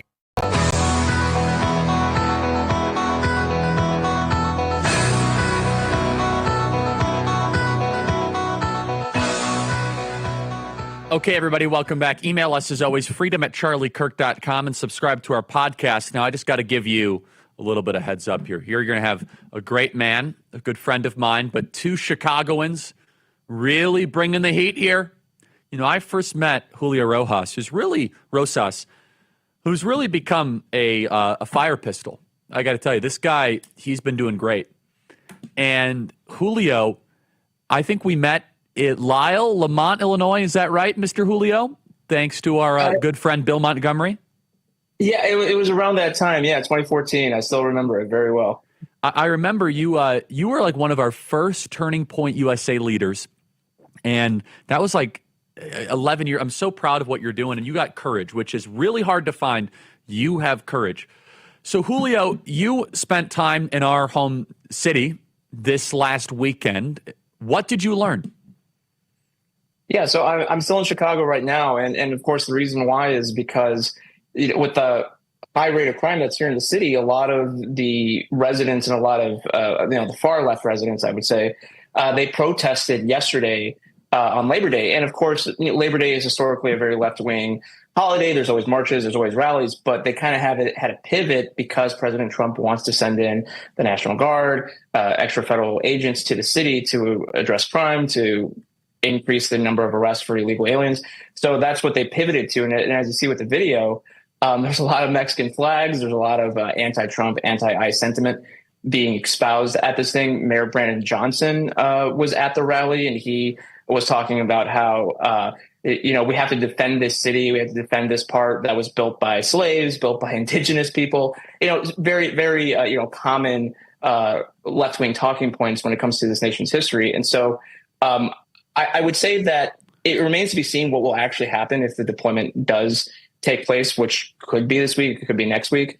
But all this was happening when there was multiple mass shootings over this holiday weekend. One of them took place right down the street from Chicago Police Headquarters. So this weekend, if they wanted to prove that they didn't need any help from the federal government with Chicago, that didn't happen because we had over 50 people shot just within the span of about 3 days. Yeah, and so, but help the non-Chicagoans in this audience understand, when we grew up in Chicago, we grew so desensitized to the violence, we didn't even think about it. And what President Trump is doing is he's short-circuiting that desensitization and saying, you don't have to live this way. You don't have to live with 300 murders so far in Chicago, 293. And so, Julio, walk our audience through how normalized this level of carnage and blood and suffering has become in Chicago. Well, you're absolutely right. Just growing up watching the news, the shootings was always usually the first thing that the local stations would lead in with. And what we've seen in D.C., right, with Trump having the surge there, there's only been one murder so far in that takeover. And so that's pretty great. Chicago's a little bit different, but of course, every city has a bad area. So here in Chicago, it's like the West Side, the South Side. And the common thinking is that, well, if you stay in the Loop, you stay on the North Side, you should be fine. You're not going to really see any of that. But the problem is, in the years since the BLM movement, in the years since the Defund the Police movement, and with increasingly more incompetent mayors, with Brandon Johnson being the most recent one, we've seen that crime that would be centralized in kind of those two locations, it would be spread out. So we'd see murders in the Loop. We'd see murders and carjackings in neighborhoods that would be considered the nice parts of town. And that's what's been kind of shocking to see for some of the residents. But the problem is because the solution to this is to actually crack down on criminals and crack down on repeat offenders. The progressive sensibilities and the progressive beliefs won't allow them to agree with President Trump to say, okay, fine, yes, let's send in extra people so that we can kind of clamp down on the element, right? Because obviously it's not every single person in Chicago. It is concentrated in certain areas, but since they know that they can get away with so much because Chicago police are handcuffed, the judiciary system is pro-criminal, they know they can get away with a lot of stuff. And that's a story similar in other parts of the country. And Chicago is just the latest example of that. So it is very much, a problem. Why is it, though, again, Mayor Johnson has just signed an executive order that Chicago Police Department will not cooperate with federal authorities. How do you explain that, Julio Rosas? I really wish I knew. Of course, we can just say, well, that's what he believes, and I think he does. I think he really believes what he espouses. But it's because it's just. I know it's cliche to say, but it is a little bit of Trump derangement syndrome, right? You would think that anybody, any leader that does have a high rate of crime, would want to have any help that they can get, like actual help. But instead, all he's asking for is, well, if you want to help us, President Trump, just send us money. And as you and I both know, if you send money to Chicago in large sums, it can get into other places that it shouldn't be, or you spend in ways that it shouldn't be. So that's why, again, President Trump is saying, no, we're not going to just give you money just to throw money at and waste at it. We're going to actually put people on the streets. We're going to put in the National Guard. We're going to put in federal agents to help. So I don't know what goes into the thinking to say, no, we're not going to do that. It shows that all this is by choice, right? Same thing in DC. Right. The crime is going to happen, right? But you can take steps. You can take concrete steps to mitigate that and not let repeat offenders back onto the streets. But in the wake of 2020 and all that craziness, it is just blatantly pro-criminal. It is anti, victims of crime, with not just letting criminals run free, but letting them off the hook on certain very egregious crimes. So I don't know why, outside of just they have really bought into the propaganda that they have been espousing about how racist and horrible this country is. Let's play cut 327. There are also other solutions where the city mayor, the governor of Illinois, the president could work together, like on universal background checks, and also making sure that they continue to fund intervention programs for young people to dissuade them from engaging in crime. And there's been absolutely no discussion about any sort of bipartisan collaboration. Yeah, that's what we need, bipartisan collaboration. Well, how about this? Let's put dads back in the home, and let's put cops back on the streets. Julio, your reaction? Right, and look, it doesn't. There can be other solutions to this, right? I mean, it is multifaceted, right?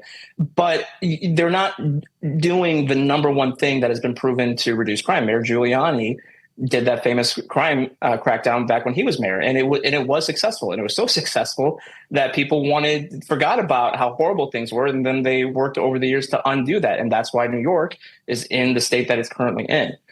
So that's kind of the problem. People develop this kind of amnesia because things are so good that they then try to look for problems that aren't necessarily there.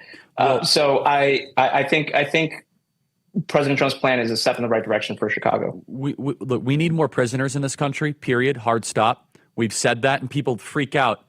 But let me prove it to you. Do you know that there were 59 people shot, 9 homicides, 3 mass shootings, and then only 2 suspects detained? Julio, talk about this. 1 minute remaining. The clearance rate in Chicago, they say, is 50%. I think that's total BS. I think it's probably closer to 15 to 20%, which means that 80% of criminals just walk free. Let me say this again. We do not have enough people in jail based just on the statistics that we know of. Julio, 40 seconds, please. Yeah, absolutely. I mean, again, if you look at the crime rate and the recidivism, if you actually lock up half the criminal element that is habitually being arrested, and in almost any city, this is like not just with Chicago, the crime rate falls dramatically, right? Because they're the ones that are constantly doing it and being enabled to go back out because either the cops have to let them go. I mean, Illinois has some pretty bad bail laws now regarding that. It's been in place for about a year or two, or it's the judiciary. So I mean, this is going to be a long-standing problem. And that's while that I think that President Trump's plan is good, there's other problems that he can't necessarily just snap his fingers and solve. So kind of like with immigration, right? And the immigration problem, he's making great strides in addressing fixing the border crisis. But there are other things that are hamstringed. He's being hamstringed along the way, and when it comes to public safety, it's the same thing. I would say right there. You have a lot of choices for cell phone service, but new ones popping up all the time. But here's the truth. There's only one that boldly stands in the gap. Go to patriotmobile.com/Charlie. Worried about coverage? Don't be. Patriot Mobile uses all 3 major U.S. networks. Stuck in a contract or owe money on your phones? Don't worry. Patriot Mobile has a contract buyout program. Go to patriotmobile.com/Charlie or call 972-PATRIOT. Use promo code CHARLIE. That is patriotmobile.com/Charlie for a free month of service. patriotmobile.com/Charlie. That is patriotmobile.com/Charlie. Julio Rosas continues after the break. Email us, freedom@charliekirk.com. We'll be right back.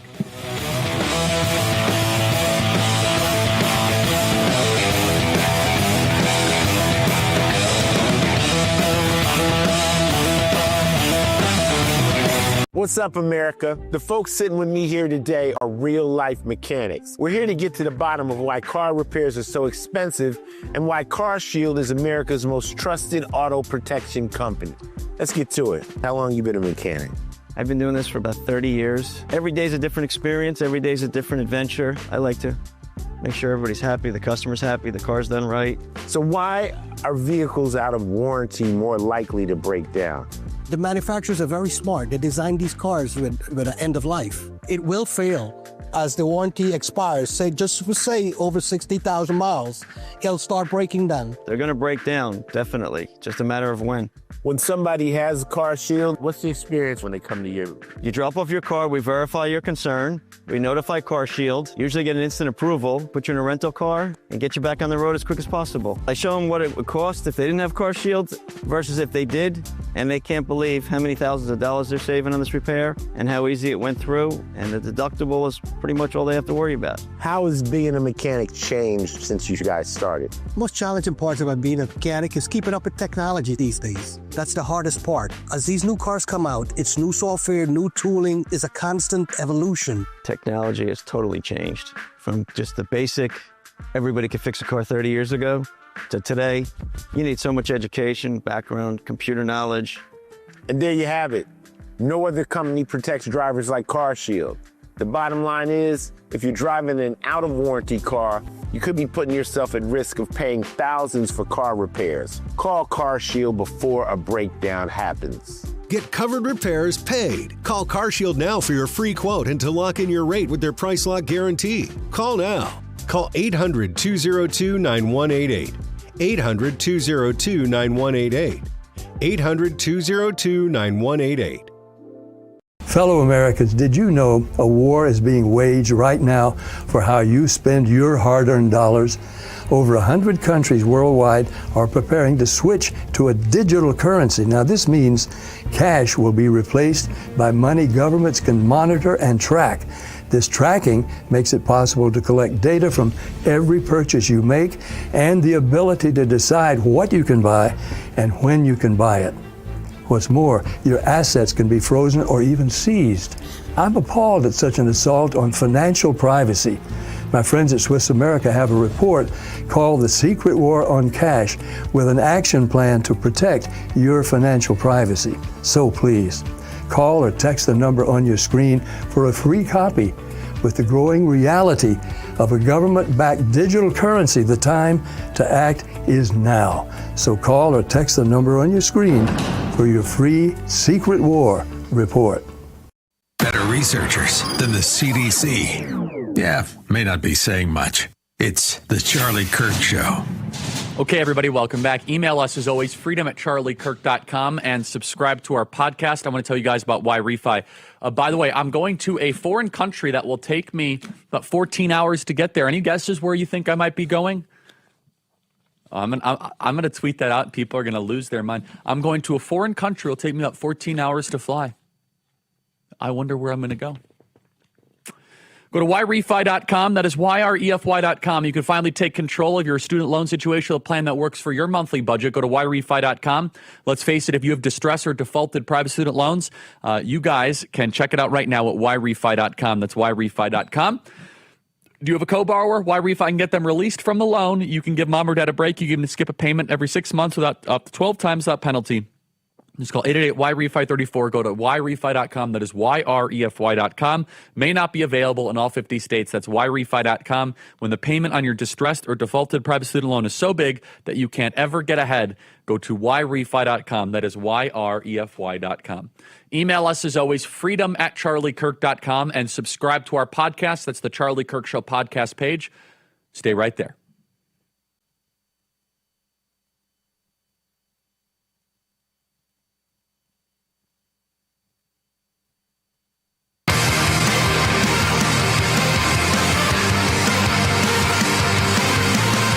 Welcome back, everybody. Email us, as always, freedom@charliekirk.com, and subscribe to our podcast here at the Bitcoin.com studio. Julio, tell people where they can find your work and how they can follow your important coverage here. So they can find most of my stuff at Blaze Media, at theblaze.com. For social, at Julio Rosas, Julio_Rosas 11 on X. And there's also my Substack, mostly peaceful.media. What other stories are you focused on or covering currently, Julio? Well, I got to say, it's just been the far left insurrection that's been happening across the country, namely dealing with immigration and the immigration crackdown. I would say that I also covered the surge of National Guardsmen into D.C., and I lived in that area for some time. And I can tell you that, especially after 2020, like a lot of other places, D.C. was going downhill. And again, a lot of it was purposeful, by design, by policy. And it was noticeably safer. It was noticeably better after that surge. So that's why with Chicago right now, I think President Trump can replicate some of that success here. The problems that we are facing in America are easily solved with political will. Immigration, crime, drug trafficking. But we have an anti-civilizational, I don't even think it's a third, I think it's probably a fourth of the country that simply refuse to do the obvious because their foundational ideology is that our civilization is inherently bad.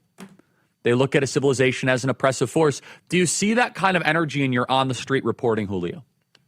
Oh, absolutely. I mean, that again, that's the whole reason why they believe that their tactics are necessary to make this change in their eyes, to remake the United States as it is right now, because it's so evil in its current form that we can't vote our way out of it. We can't do the normal political changes with laws and stuff. We have to take more radical steps just because we have this quote unquote history of just pure evil. And of course that's not true at all, but you have to buy into that in order to justify some of these more radical things. And then of course, unfortunately, like with the trans shooter in Minneapolis just recently, that they view that in terms of preventing men and women's sports, preventing men and women's bathrooms. They view that as a genocide. So that's why we've seen, unfortunately, these attacks on the most vulnerable in our society, because we just need to do that so that they finally listen and cave to our demands.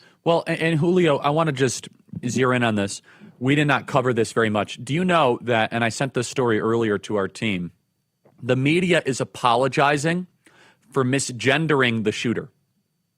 NBC issues a correction for misgendering the Minnesota trans Catholic school shooter.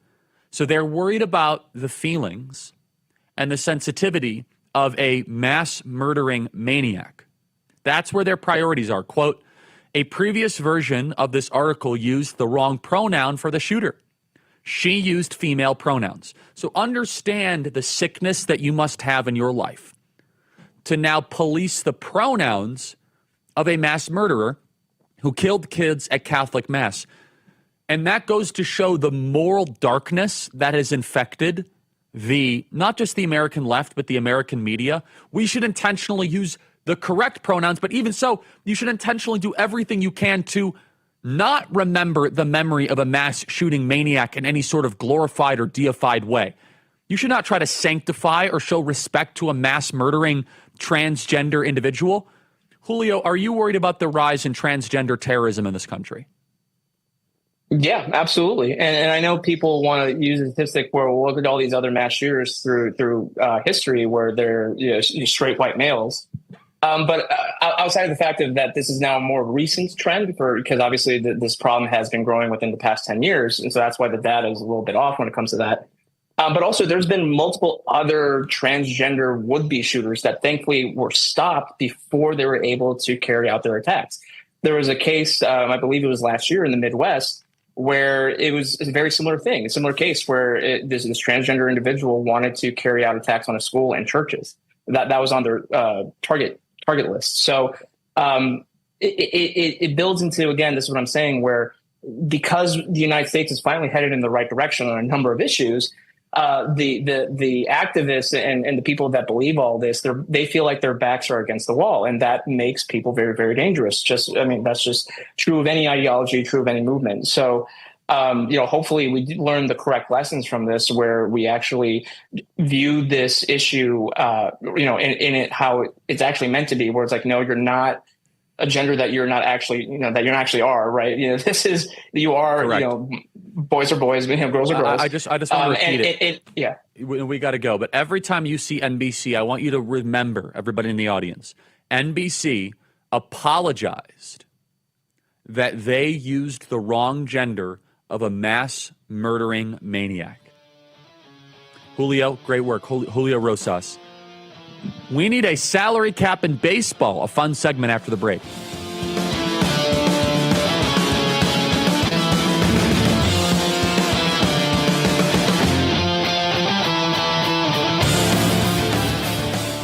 Thinking about travel? Think AMAC. AMAC members have access to special money-saving discounts on hotels, car rentals, cruises, and more, so you can save money on every adventure. But that's not all AMAC has to offer. AMAC is America's leading conservative advocacy and benefits organization, guided by the principles of faith, family, and freedom. So when it comes to saving money on travel and so much more, think AMAC. Tired of the hassle and high costs of selling a home? We can help.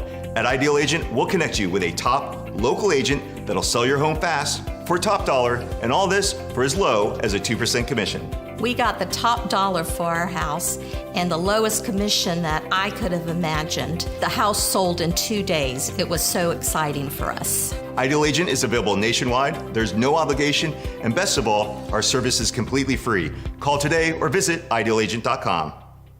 The poverty is unimaginable. There are people who are struggling. This is where she washes the dishes.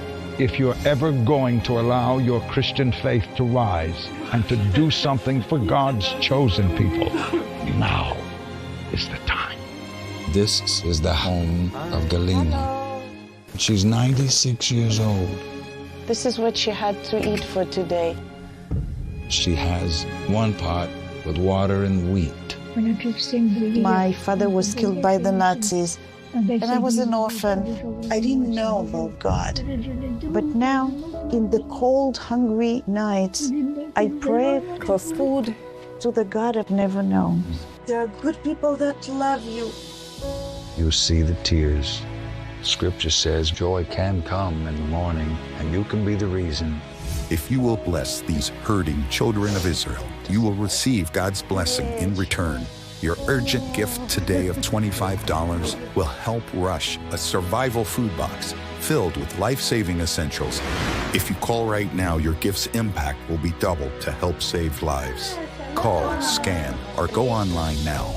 I'm not exaggerating when I tell you, I don't know how much longer she could have waited for us to come. I can't even grow my food anymore. What will happen to me? I'm doomed to starve. Tens of thousands of elderly Holocaust survivors in the former Soviet Union are living in extreme poverty, hungry, and forgotten. But through the International Fellowship of Christians and Jews, we can bring them hope. Eggs. It's my favorite food. May you be blessed. You say to them, we see you and we're here to help. If you call right now, your gift's impact will be doubled to help save lives. Welcome back to this Real America's Voice news break. I'm Terrence Bates. We're keeping an eye on the White House as President Trump is expected to make a major announcement here in the next 30 minutes or so. Today's announcement comes on the heels of the president promising an executive order aimed at securing the nation's elections. Taking to Truth Social over the weekend, 47 promising an EO that would require voter identification in every single election, quote, no exceptions. He's also reiterating his previous push to end mail-in voting except in limited circumstances. Plus, the president is pushing for the use of paper ballots only. The president's executive order is expected to happen before next year's midterm elections. However, it's not clear whether the order can be constitutionally enacted since elections are typically administered and regulated at the state level. Summer is unofficially over now that we've celebrated Labor Day. And while outdoor pools across the country are either closed or closing, many Americans will still take advantage of the beach as long as the weather allows. Well, you may want to beware if you're headed to the beach, because environmentalists with the group Environment America claim that well over half, 61% of coastal and Great Lakes beaches tested positive for fecal contamination that exceeded safety standards. That's hundreds of beaches, literally from coast to coast. Waste, either animal waste or human waste, contains pathogens, parasites, viruses of various kinds that can make us sick. We're talking about nausea, diarrhea, vomiting, skin rashes, ear infections, and the like. Hardly anybody's idea of how to. Many beachgoers report little concern about poopy beaches and the potential impact on their health and safety. Well, that's a quick check of your headlines. As always, we appreciate having you along for the ride. I'm Terrence Bates. Now, let's get you back to the Charlie Kirk Show.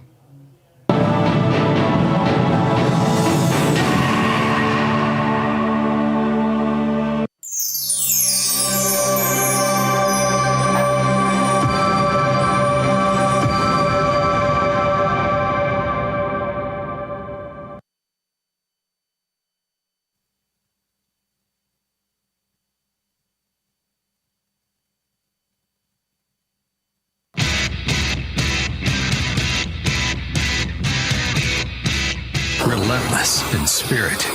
You're listening to The Charlie Kirk Show. Okay, everybody, I want to tell you about America's greatest college. I was taking one of their courses over this weekend, and it will enrich your life. It's Hillsdale College, charlieforhillsdale.com. History, economics, the great works of literature. Did you study these things in school? Probably not. Even if you did, maybe it's time for an enjoyable refresher. Hillsdale College is offering more than 40 free online courses, including their newest course on totalitarian novels. You guys could take their Declaration of Independence course, their Constitution course. Go to charlieforhillsdale.com. That's CHARLIE for Hillsdale.com. There's no cost, and it's easy to get started. Go to charlieforhillsdale.com to register. More importantly, they show us that faith, family, and friends are worth fighting for. Their American history course, their Constitution 101 course, they're all life-changing. So I think you'll really enjoy it. Go to charlieforhillsdale.com. That's CHARLIE for Hillsdale.com. Again, they are America's greatest college. I think the world of Dr. Larry Arnn. He was a phenomenal guest last week on our program. So check it out right now, charlieforhillsdale.com. Okay, everybody. Yesterday, the Chicago Cubs walked off against the Atlanta Braves in extra innings. By the way, I don't like these new extra inning rules. I'm sorry. I don't like this whole you get a runner on second base. The whole thing feels just like, I don't. We can debate that another time. Not a fan. Anyway, we're not here to discuss that. We're here to discuss hopefully the push for a salary cap and a floor. And joining us now is Paul Zeiss. I think I pronounced that correctly. Apologies if I didn't. Paul, sports columnist for the Pittsburgh Post-Gazette. Paul, great to see you. Paul, you had a really impactful piece here about how Tony Clark and the MLBPA are steering their members down the wrong path. I think it's time for a salary cap in baseball. What do you say, sir? Welcome to the program. Well, thank you for having me, number one. Number two, I think that what's going to happen is guys like you and I are going to continue to wishfully think there's going to be a salary cap in baseball. But as long as the super agents run the league, which they do, and I mean, I don't care what anybody says, the super agents, the Scott Borases of the world, they run the league and they run the Major League Players Association. And so therefore, it's going to be really, really difficult for anybody to actually make any progress on a salary cap. And we can get into a lot of other reasons why, including the fact that the owners really don't want it for different reasons.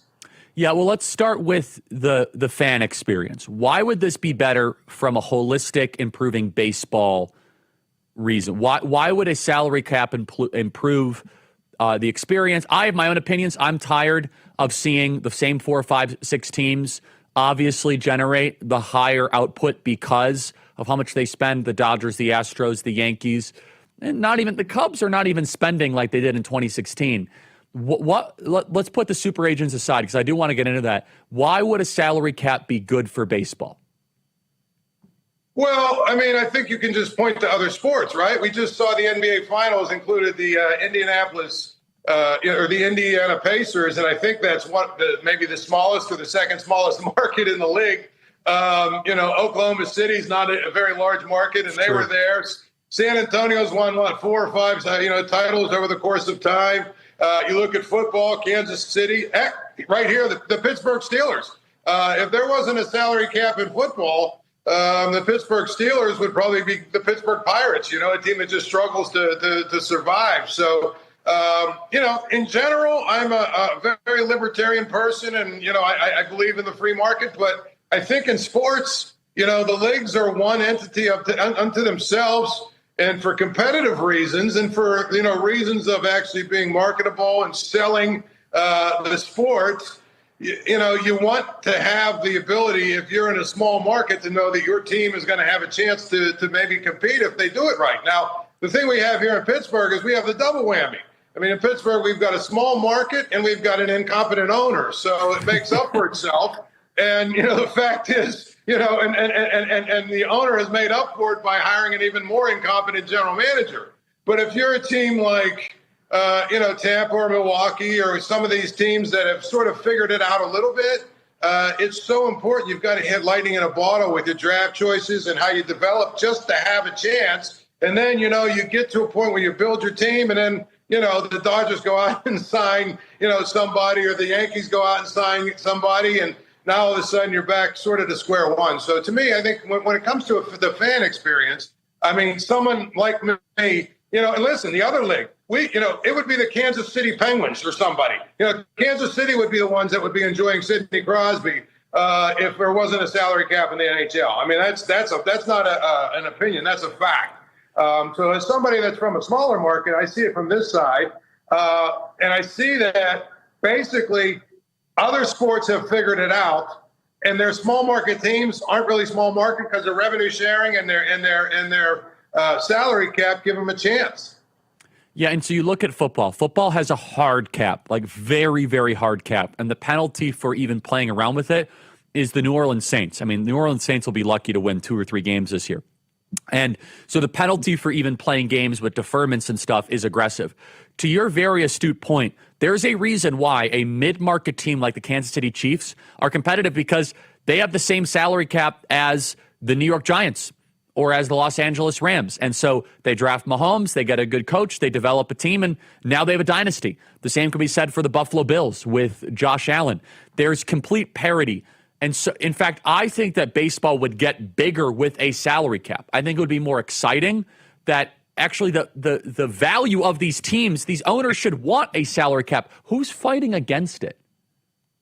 Well, again, there's a couple of groups that are fighting against it. One is obviously the super agents. Obviously, they don't want it because they want to be able to get, Ohtani a $700 million deal, or Juan Soto, what did he get? Another 650 or 700 or whatever he got. They want, obviously, to get those big deals for the superstars. But here's the other thing, okay? The small market teams don't want it because then they would be forced to spend more money because there would be a salary floor. But the other part of it is one of the trade-offs that would happen for a salary cap, I guarantee, is that, the Major League Baseball Players Association, assuming they're competent, which that's probably a big assumption, but they would fight for, okay, well, listen, we'll give you a salary cap, but all of that cheap labor you get for 4 or 5, 6 years at the beginning of these guys' careers, we're not doing that anymore. So a guy like Paul Skeens, who, is probably the best pitcher in baseball, probably if he wasn't on the worst team or one of the worst teams would win the Cy Young. He might win it anyway, but he's pitching for $850,000 this year. And that's a part of the problem when it comes to the front end of it. And it's a negotiating piece. But the small market owners, here in Pittsburgh, boy, they love the pre-arbitration and arbitration. So they're willing to sit back and say, well, we don't have to spend any amount of money really because there's no salary floor. The large market teams obviously don't want a salary cap because they want to be able to spend whatever they want to spend, because their argument is, hey, this is a star-driven town here and this is a star-driven team. We have to have stars. So it's kind of one of those things where there's 3 sides that all claim they would like to make a salary cap work, but really deep down, they don't. They don't want it to work. And I think it's very short-sighted for a lot of the reasons we talked about. And Charlie, let me just say this. I went through it. The highest paid players in sports are not baseball players. That's right. And the other part of it is, that's per year, and it's even total contracts. The way the NBA does their salary cap is you have an exception. You can go above the salary cap for your own free agents. And also there's some veteran exceptions. The bottom line is veteran guys don't get the host job. The mid-level veteran guys are the ones in baseball who, if you notice, Charlie, every year, like at the end of March, there's about 20 or 30 of these guys that are still out there. And you're like, Why hasn't anyone signed them? Well, because they know, you know what, we're going to wait till they're desperate for a job and we'll give them, we'll give them a contract they have to take. So first of all, it's a phenomenal analysis. I agree with all of it. And what we have right now is a spending spree. Of course, the same 5 or 6 teams, whether it be the Yankees or the Mets, and you have these super agents, Scott Boras being one of them, who is able to represent some of these big players and obviously is heavily incentivized with the current model. And some people say, well, it's the only sport with a true market where talent can be valued without outside restrictions. But again, to your point, the NFL is able to make this work. But let's also add, why does a floor also matter as much as a cap? Well, I think, a couple of things. Number one, because, you won't have teams like, the Pirates the last few years with a $40 or $50 million payroll. That would actually help the MLBA Players Association mid-level veterans if teams like the Pirates actually had to spend, say, $100 million. Then all of a sudden, those mid-level veterans would be able to get paid and get a little bit of money. And I think the other part of it is it ensures that teams are trying to be competitive. I mean, that doesn't mean in the NFL or, in the NBA, you don't have teams that are really bad, but a lot of times it's cyclical, or it's just a matter of, incompetent ownership, like the Jets or, one of these teams that always seems to lose. It's not because they can't compete. I don't even think it's because they're not trying to compete. I just think they have no idea what they're doing. And I think that when you look at a salary floor, now everybody has at least everybody's sort of in the same ball game. I mean, it's insane to me that in baseball, what is it? I think it's the Mets maybe this year might even have the highest payroll. Or the Dodgers, one of them's got like a $300 million payroll, and you got teams with $30 or $40 million payrolls. You're not even playing in the same sport at that point. It's such a good point. It's just silly. Okay, so then what would the path forward need to be? I mean, to get something like this done? I mean, getting Congress involved is next to nothing, but what would a path forward potentially be to get a salary cap into place? Well, I mean, Charlie, you understand unions are, theoretically run by players. And what it would take is it would take basically all of those mid-level veterans and even a lot of the pre-arbitration and arbitration players in the next collective bargaining agreement to say, listen, this is what we want. You need to help us out. You're not helping us. You're only helping, the Juan Sotos of the world. And here's the other thing, Charlie, the idea that, with no salary cap, there's a free market. There really isn't, because there's only about 5 or 6 teams that can actually afford to sign these guys, and they can't sign them all. So the bottom line is there's a lot of guys that are probably going to have to take lesser than market because, there's not that many teams that can shell out $500 or $600 million.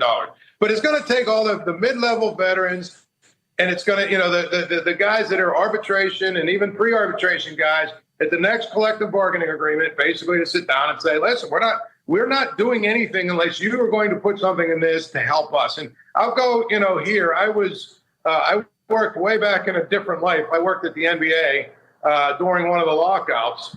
It took all these guys basically settle with this because they wanted to pay. Paul, stay right there. 10 seconds. Let's go to the break so we can say goodbye properly. Stay right there.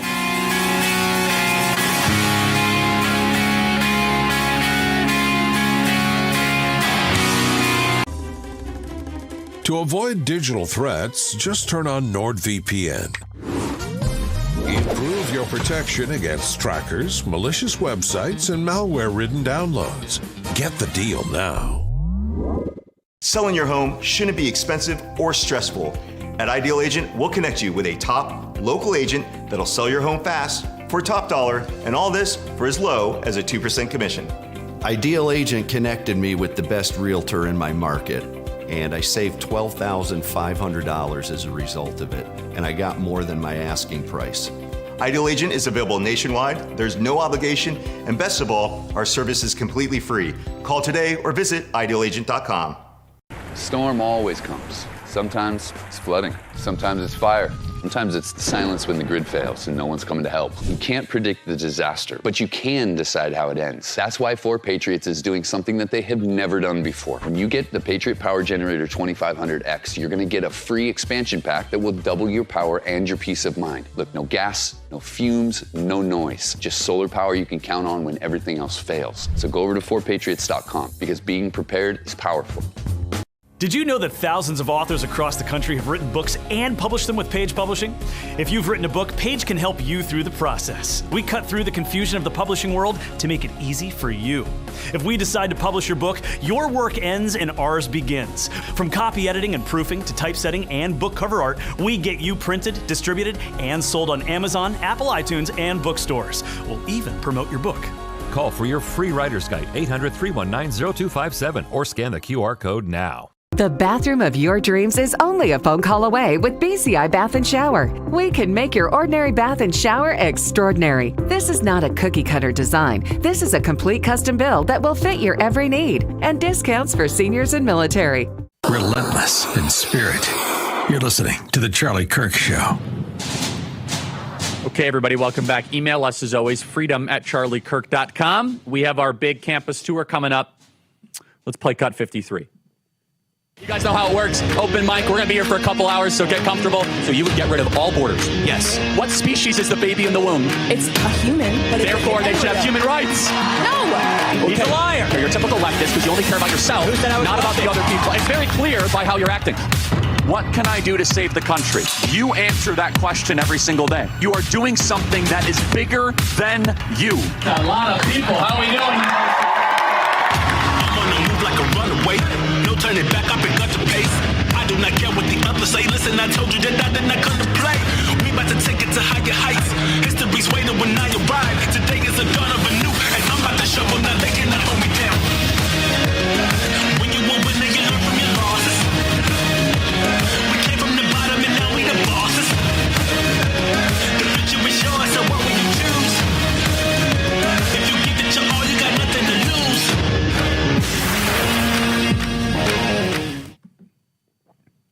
That is AmericanComebackTour.com, AmericanComebackTour.com. You guys could check it out, and I'll tell you, I'm going to get the exact dates here. The schedule is as follows. Next week, we are doing Utah Valley State University in Orem, Utah. So for all my Utah friends, that is next week.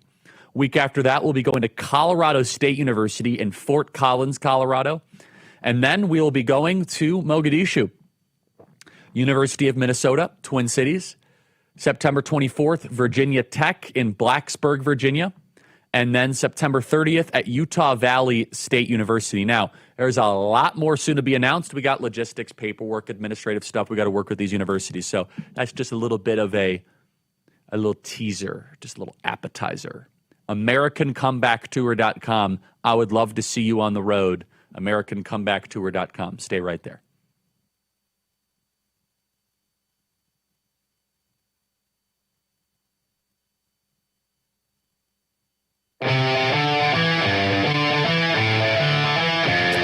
Okay, everybody, welcome back. Email us as always, freedom@charliekirk.com.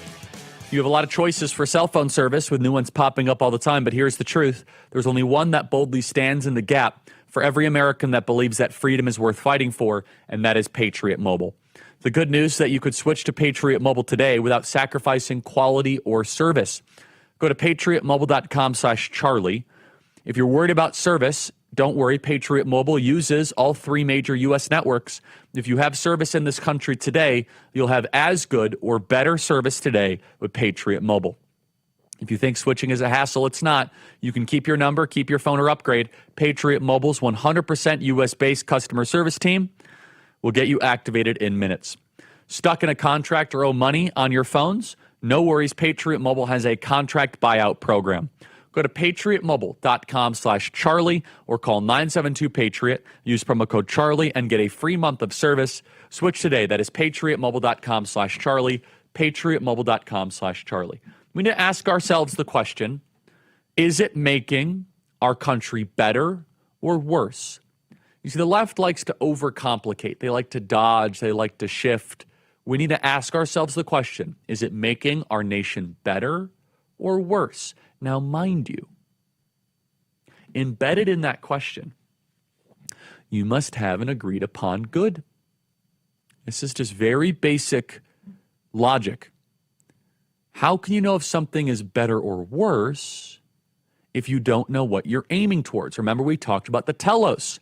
If you don't know what you're aiming towards or you're pointing towards, how can something be better or good? Because definitionally, those things are markers upon a spectrum. You see, the left, they look at this and they say this is good. We look at this and say this is bad because we have different markers and different aims, and that is the kicker. What divides the left and the right is not simply values and morals. We want different things. We have different goals. We have different endpoints. Nearly 90% of women in France who use public transportation claim to have been harassed by migrants brought into France by people like Macron. Play cut 330. Les transports en commun, près de 90% des femmes affirment avoir déjà été victimes de harcèlement. Alors pour tenter d'échapper à ces regards ou gestes déplacés, une technique est mise en avant sur les réseaux sociaux. Don't forget your subway shirt. Le subway shirt, en français, chemise de métro. Le principe, porter des vêtements amples pour cacher une tenue estivale. Je fais comme ça, hop. Dans le métro. Dans le métro, on se rhabille. Des fois, je prends même le pantalon et le sweat que je mets par-dessus ma robe. Une défense adoptée par de nombreuses Parisiennes, victimes de mauvaises expériences. Okay, well, 5 people understood that. So let me tell you what that was. The essence of this is they said, hey, 90% of women on public transport claim to have been harassed, so you have to wear your subway shirt when you go on the subway because your summer outfit is too alluring to a third world migrant population, and they so badly want to grope you, and they have no impulse control. The third world has low impulse control, and they see a French woman in the summer, and they have to grope you, and they have to grab you. Is that making France better or worse? Well, the left, they'll say it's better. It's closer towards their aim because, remember, allowing people to do whatever they want to do whenever they want to do it is a left-wing goal. It is an aim. You're free of your inhibitions. Be able to grope the woman, urinate on the bus. You should be able to walk around naked. Seattle is a little bit of a precursor to this. No clothes, no rules, drugs on the side of the streets, total sexual anarchy, total depraved anarchy.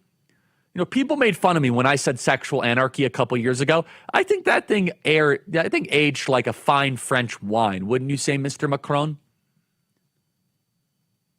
What do you want? And then from there, you could judge whether things make better or worse. And right now, you look at Europe, the Islamist invasion brought to you by the secular humanist European technocratic elites is making Europe worse. It's making Europe dirtier. It's making Europe less safe. It has no cultural identity. It's decaying and collapsing as a nation. There's no European identity left whatsoever. And the worst part of it is that it's invited. Islamism has a tendency to take over and metastasize like a cancer. Immigration without assimilation is invasion, and Islam does not assimilate. Islam conquers. Islam takes over. Islam devours. Islam is an imperialistic, parasitic ideology. Islam views itself as a conquering faith. You have to pray 5 times a day, pointing towards a separate nation, pledging fealty to another nation. Islam's own self-story is that we will take you over. It's totalitarianism, masked as a religion. God bless you guys. See you tomorrow.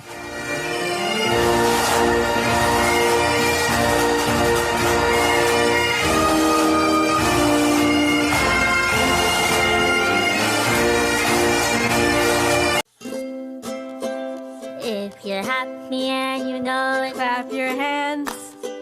If you're happy and you know it, ride your bike. If you're happy and you know it, then your face will surely show it. If you're happy and you know it, smile big and bright. Don't Thousands of kids just like me are happy every day.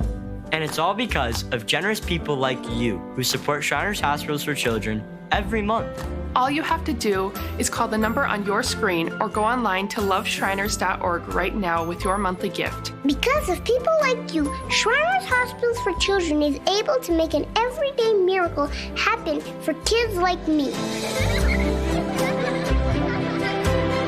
If you're happy and you know it, dance around. If you're happy and you know it, play a song. If you're happy and you know it, and your face will surely show it. If you're happy and you know it, take a shot. And when you call or go online right now to donate $19 a month or more, we'll send you this adorable Love to the Rescue blanket as a thank you and a reminder of all the smiles you're bringing to kids' faces every day. Will today be the day you send your love to the rescue? When you call the number on your screen right now and give as little as $19 a month, just 63 cents a day, you'll be making a life-changing difference for a child, just like Sarah. Your monthly gift today could change your life forever. Because of you. We are happy and we know it. Thank you. Thank you. Thank you. Thank you. Please call or go online right now to give. If operators are busy, please wait patiently or go to loveshriners.org right away.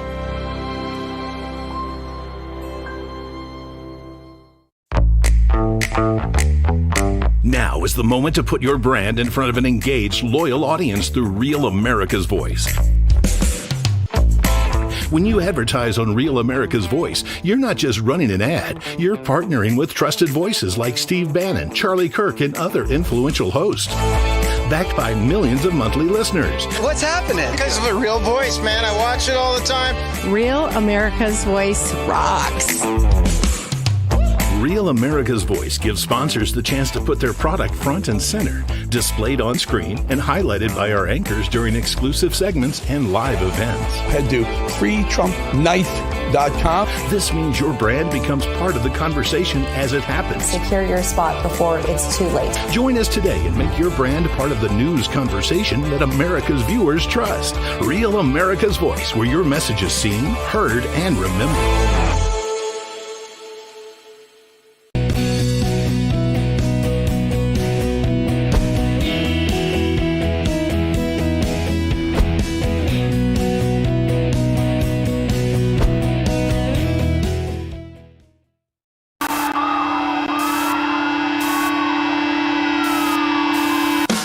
Happens when the fourth turning meets fifth generation warfare.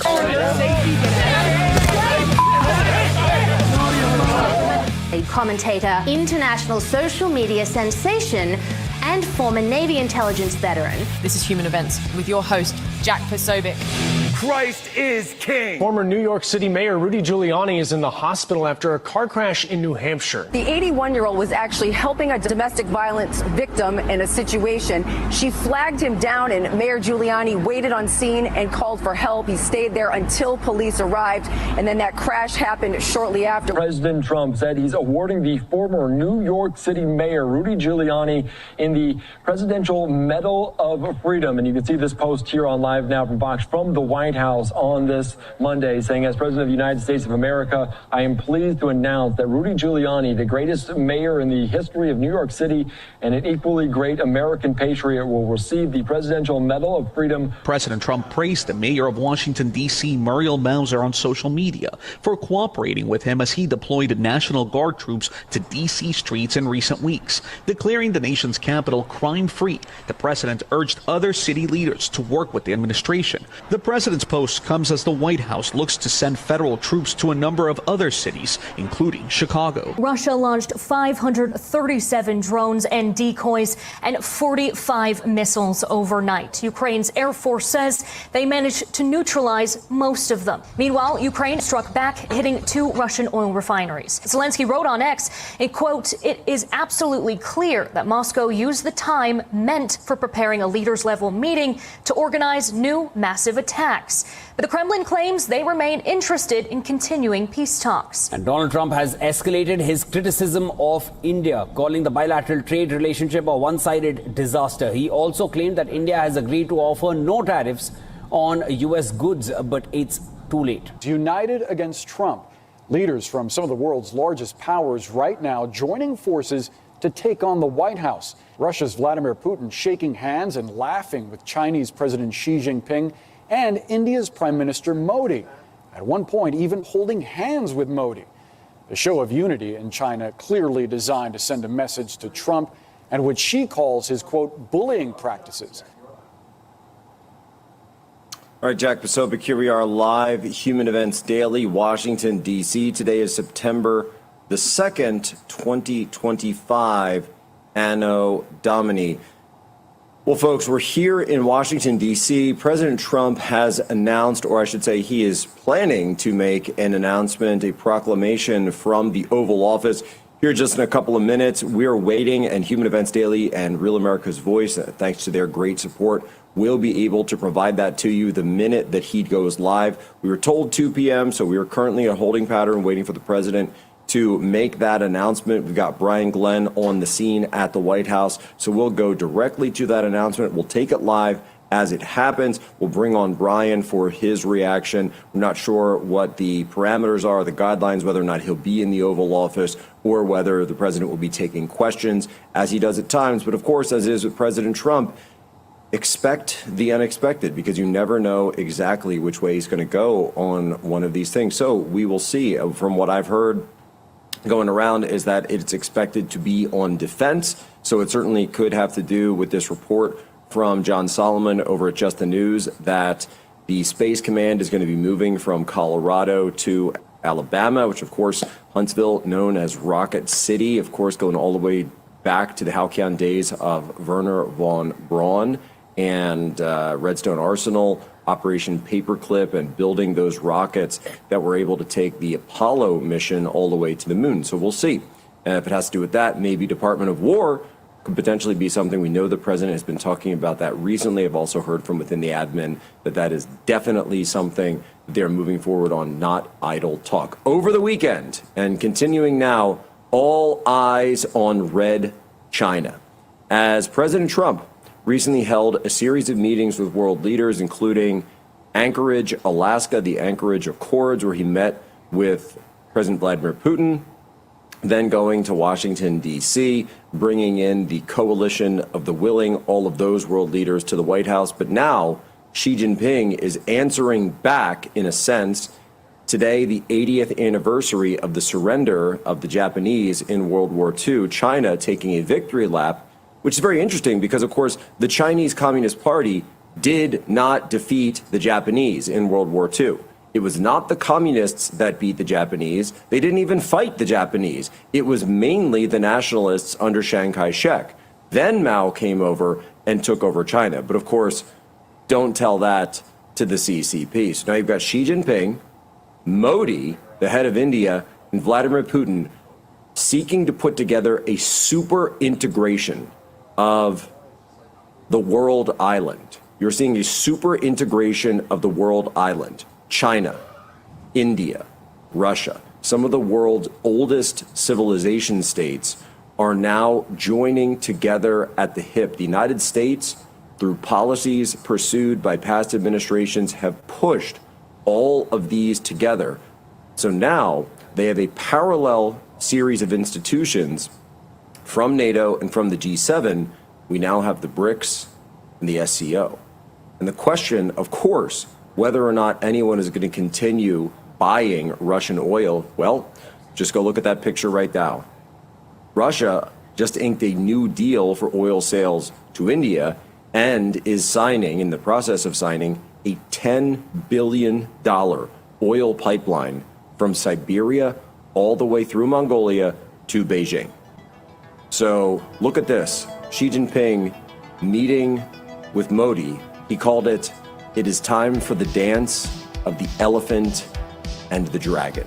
Well, here at Human Events Daily, we're going to walk you through all the steps of that dance and perhaps, just perhaps, see if there's a way for the United States of America to cut in. Right back here on Real America's Voice.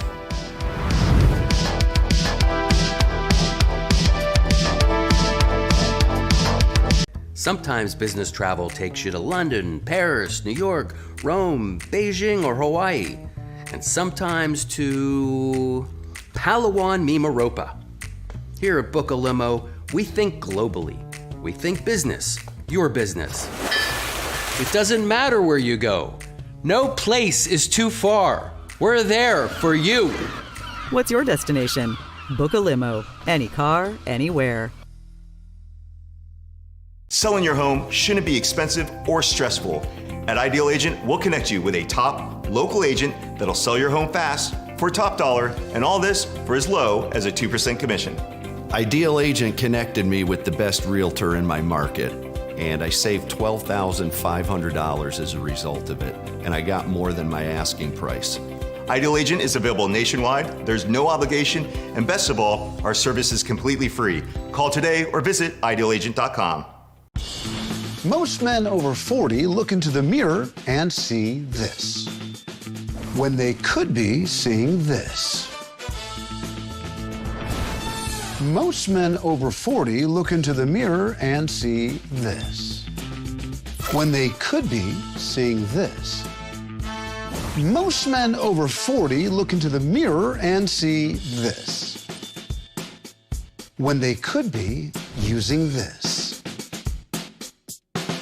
Particle 6-in-1 Face Cream for Men, the first of its kind anti-aging cream designed specifically for men.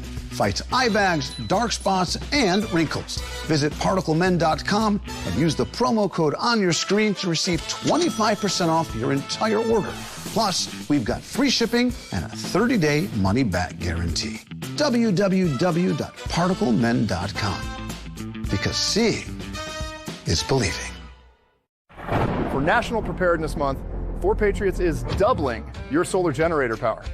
I'm former Navy SEAL Cade Courtley. When you get the powerful Patriot Power Generator 2500X, we're going to give you the expansion pack that doubles its power absolutely free. It's part of a bonus package worth over $2,800. All yours, all free. But you have to act now. This historic deal ends September 30th. Go to 4patriots.com now before it's gone forever.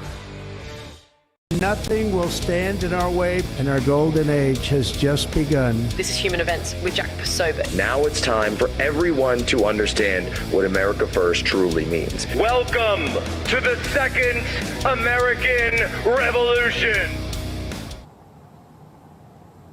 All right, Jack Posobiec, here we are back live, Human Events Daily, Washington, D.C. Of course, we're keeping an eye on the White House. We know President Trump's announcement may be imminent, and so we're going to cut in with that as soon as it comes out. We also saw there was that video going around of objects being thrown from the top windows, the top floor of the White House, and I'm not sure exactly what that was. Probably just some routine maintenance, or who knows. Perhaps all I can say is we warned you what happens to black pillars. Folks, did you know that in the last 6 weeks, 86 million AT&T users had their name, address, and social security numbers leaked? Or that the CCP is harvesting massive volumes of Americans' personal data to train DeepSeek and other AI programs? When you're online doing the work like I am, you need digital camouflage. And that's why I've partnered with our newest show sponsor, Patriot Protect. Patriot Protect removes your personal data from the internet. Whether it's Google, Amazon, or Apple, your personal data will be wiped so that the scammers and cyber criminals and swatters, like the ones who tried to come after the Poso family, will not and cannot find your data, and you can take back your security and privacy. Once Patriot Protect scans and scrubs your personal information, they'll continuously monitor your info to make sure every new instance of a possible data breach is eliminated immediately. I'm talking 24/7 protection for the cost of keeping the porch lights on.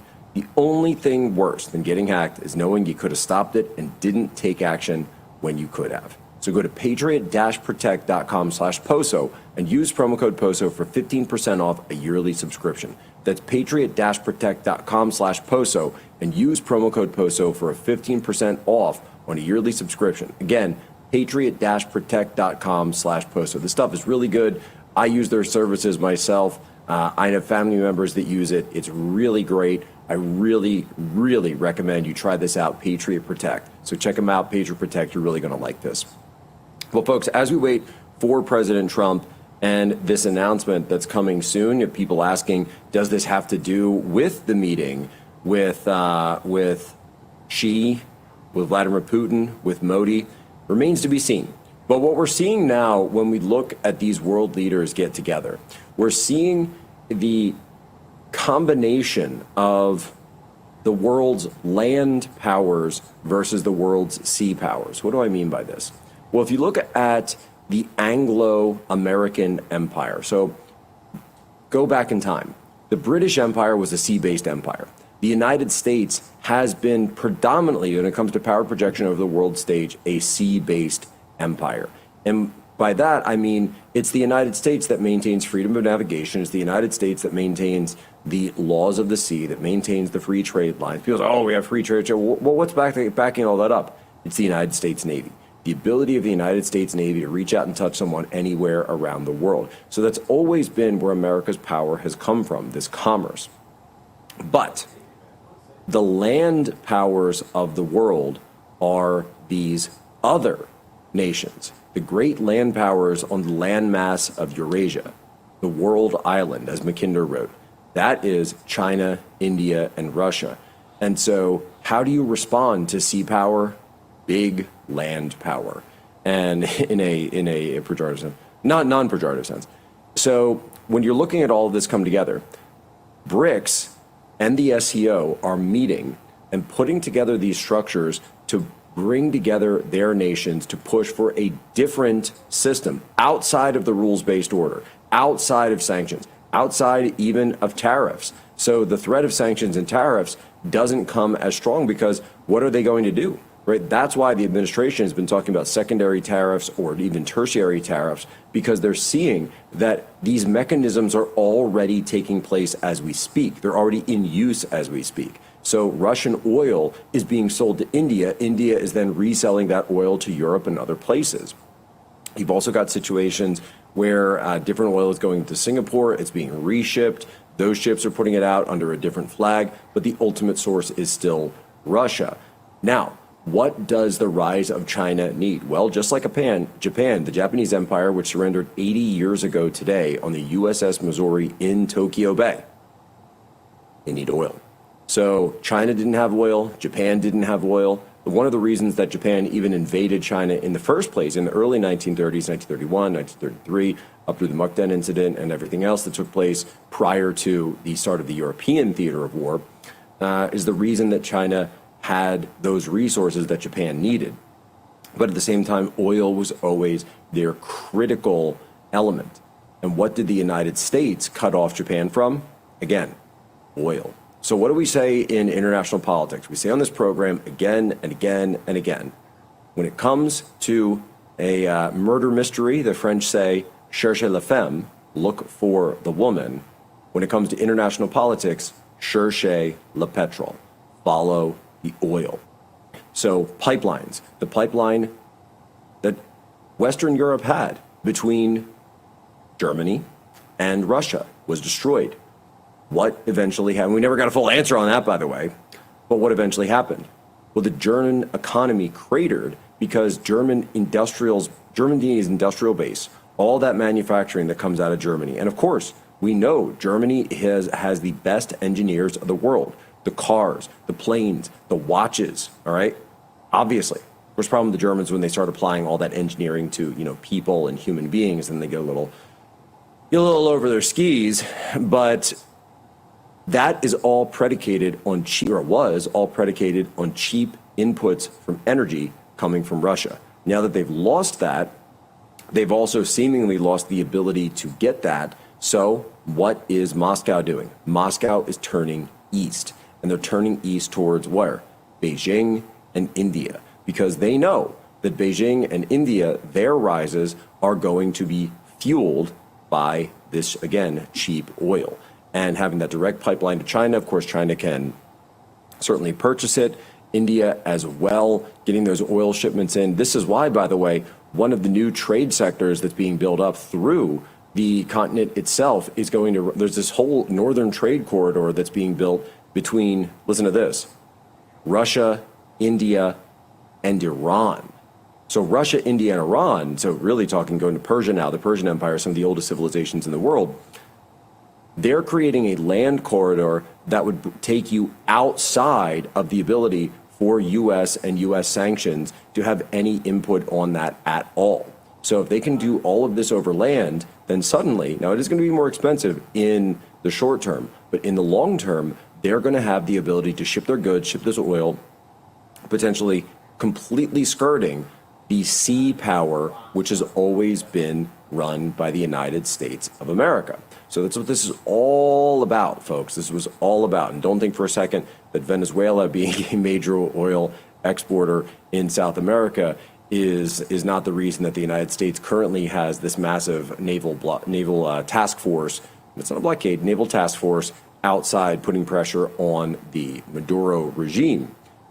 So when we're talking about all this, we're talking about all the countries that were there. Now, Lula, interestingly, Brazil did not attend the conference, though he did participate in a Zoom call. That was something that was found over the weekend. So Lula himself didn't come from Brazil up to the SCO. And tonight, the big night, which is going to be morning Beijing time, that's when this quote-unquote victory parade is going to be taking place in Beijing. And it's going to be attended by Putin. It's going to be visited by Modi, although Modi is not going to be sitting in the dais there. And of course, Xi Jinping. I'm also told, I've just seen the footage, a train has just pulled into Beijing all the way across from Pyongyang. So who's going to join the party? Kim Jong-un has just arrived. Famously does not fly, just like his father, but Kim Jong-un has just come up from Pyongyang to Beijing himself. He will be there in attendance at that meeting. So you're really going to have the heavy hitters of Asia, the world island, all sitting there together and conducting a super integration of the new bloc. And it's very interesting to see that we may be in a situation, we may already be in a situation where a new Cold War has begun between the United States and many of the nations that we were in a Cold War with in the first place, be that Putin, be that Xi Jinping. All of this begs the question, what's going to happen on the ground in Ukraine? Because as we're prosecuting this war, and make no mistake, the United States is currently engaged in a proxy war through NATO in Ukraine against Russia. This has been something that the war establishment has wanted for a long time. This has been something that certain generations, older generations, have wanted for a long time. Take the fight to the Russians, this war that with the Soviet Union that they never got, even though the Soviet Union fell in 1991. And unfortunately, you're in a situation where the Ukrainian people have been caught in the middle. Now, bilateral meeting, President Trump says that's out. So this meeting that was talked about at one point between Zelensky and Putin, that's out. The trilateral meeting, now the Russians are even starting to put cold water on that because Peskov, the spokesman for the Kremlin, has come out and said, wait a minute, we never agreed to anything. We came to an understanding that perhaps we'd like to have a meeting between President Trump, President Zelensky, and Putin, but we never agreed to any meeting. So they're throwing cold water on that as well. And it remains to be seen. Can the United States rebalance this, or is the bear already out of the barn and you can't get him back in there? I guess the bear gets out of a cave. Let's go with the bear goes out of the cave. The bear's already out of the cave, and he's headed directly towards dancing with the dragon and the elephant. And of course, we saw President Trump over the weekend putting pressure on India. And I think there's a lot more pressure we can put on India. Call that tariff the remote workers, tariff the call centers. I'm sick of the spam calls on my phone, folks. I want them stopped, and we can do so with that beautiful word, tariffs. Right back, Jack Posobiec, Human Events Daily.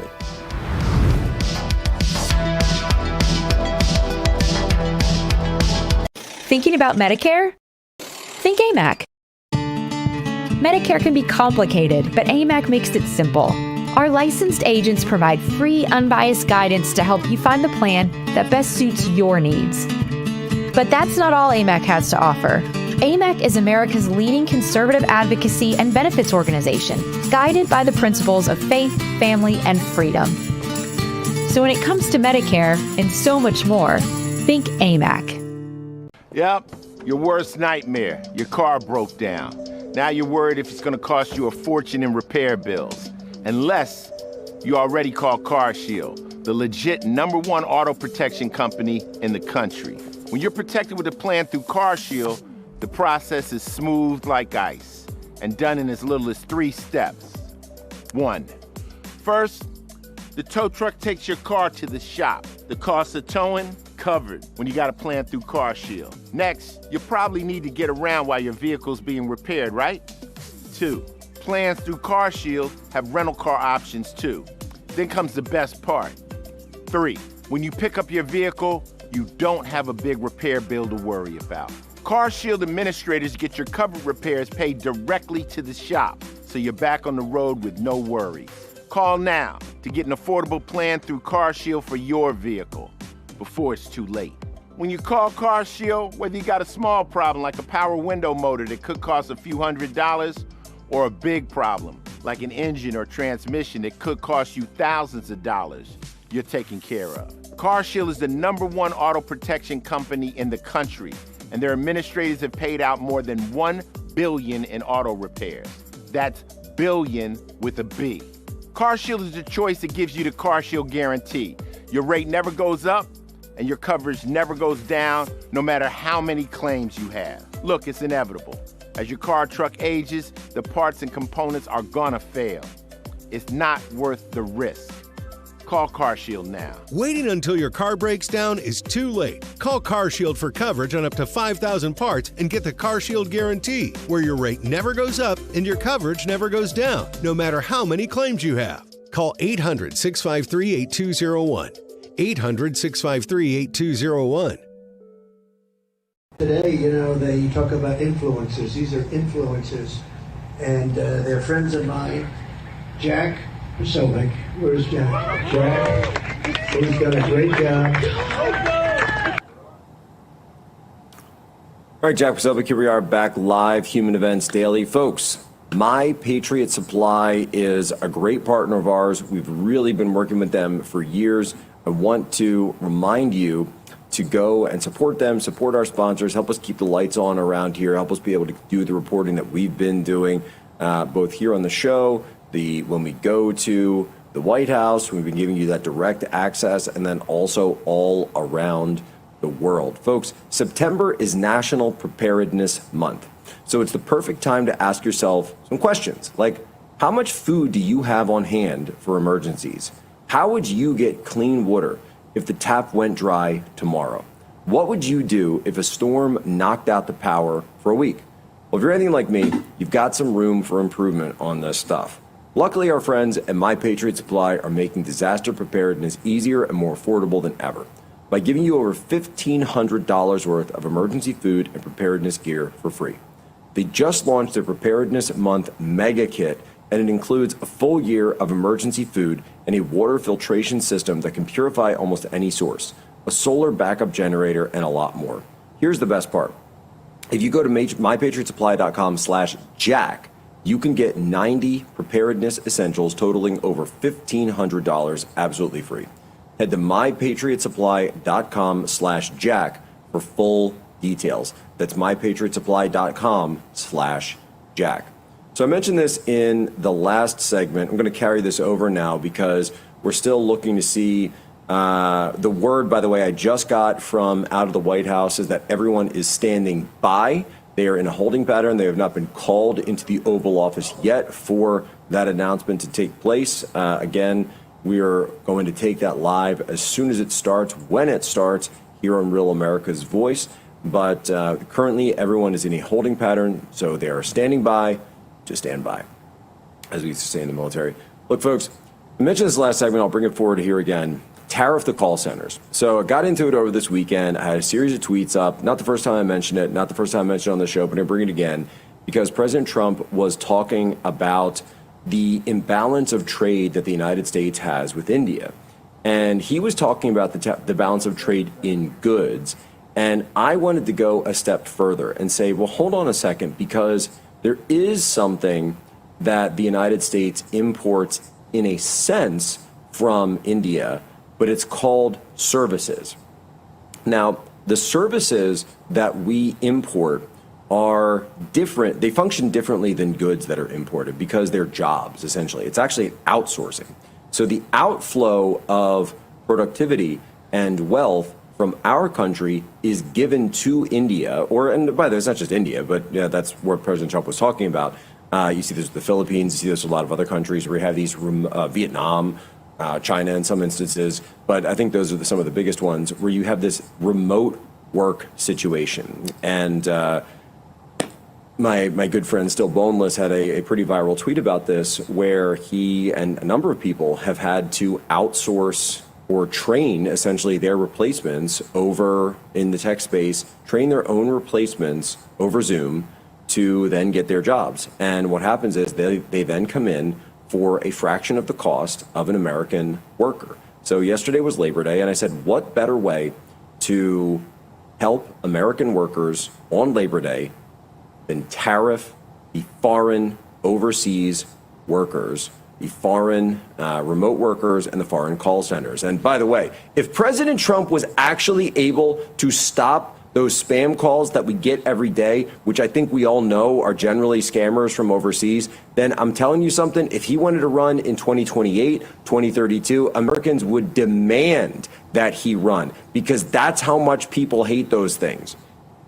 This is something where, it goes beyond economics, where people are just sick of calling into a call center, and the person that you're not speaking to is an American. We have so many people that are either they're full-time parents, or they're work from home, or they have the ability to stay home. We have so many people that are underemployed. It's so easy for them to work. I know someone who used to do this, to be able to work one of those jobs. So you can just talk to somebody who has a little bit of empathy for an American and actually understand what they're going through. And I know what it's like when you're on the phone dealing with customer service, when you actually connect with someone that you know is an American, and you don't have to ask them like, hey, what's the weather like over there in Bangalore or something, that they know exactly what you're dealing with and they know exactly what you're going through. It just makes everything go so much easier. It makes everything go so much easier. So this has been an issue, though, in the tech space and many other spaces for a long time. And certainly when tariffs first came up, this was not something technologically that was possible. But at the same time, I got a lot of pushback, and people were saying, oh, you can't do that. You can't tariff the call centers. Well, first of all, Jack, a tariff is on a good. These aren't goods, they're services. I'm like, guys, the Constitution says very clearly that the government has the ability to regulate foreign commerce. It doesn't say just goods. It says all foreign commerce and levies, duties, imports. The problem is you have these people who are word thinkers, and they can't think beyond just that specific word. Okay, call it whatever you want. I don't care what you call it. The point is there's going to be a levy on this. The point is that you can't screw the American worker anymore by having people like my friend and others to go and train people who are going to be their own replacements that aren't even on this continent. I'm sorry, it's a loophole and it's a backdoor, and the American workers have been getting screwed for a long, long time through this. It's done. So throw a tax on that, whatever you want to call it, and we're done with it. We're sick of these companies being able to go in and use this foreign labor to force them to compete with Americans. We're done. And got to say, the great Dr. Peter Navarro retweeted what I was saying about this tariff the call center. So we'll see, folks. We'll see whether or not this idea gets some traction. I think it's something that would absolutely help the American worker. It's absolutely something that's going to, and remember, this keeps the money. It keeps revenues in this country. And by the way, people say, but Jack, what about the remittances? Oh, absolutely. Tax all the remittances. Why do we even allow remittances in the first place, I ask you? This is the America First policy. You keep the money home, you keep the money spent here in our country, and you prevent it from going overseas, making those countries rich while we continue to provide for the wealth the financial well-being of our people and our communities. That's why we're getting hollowed out. It's because all of our money going into pockets like those of the Chinese Communist Party. Right back, Jack Posobiec, Real America's Voice.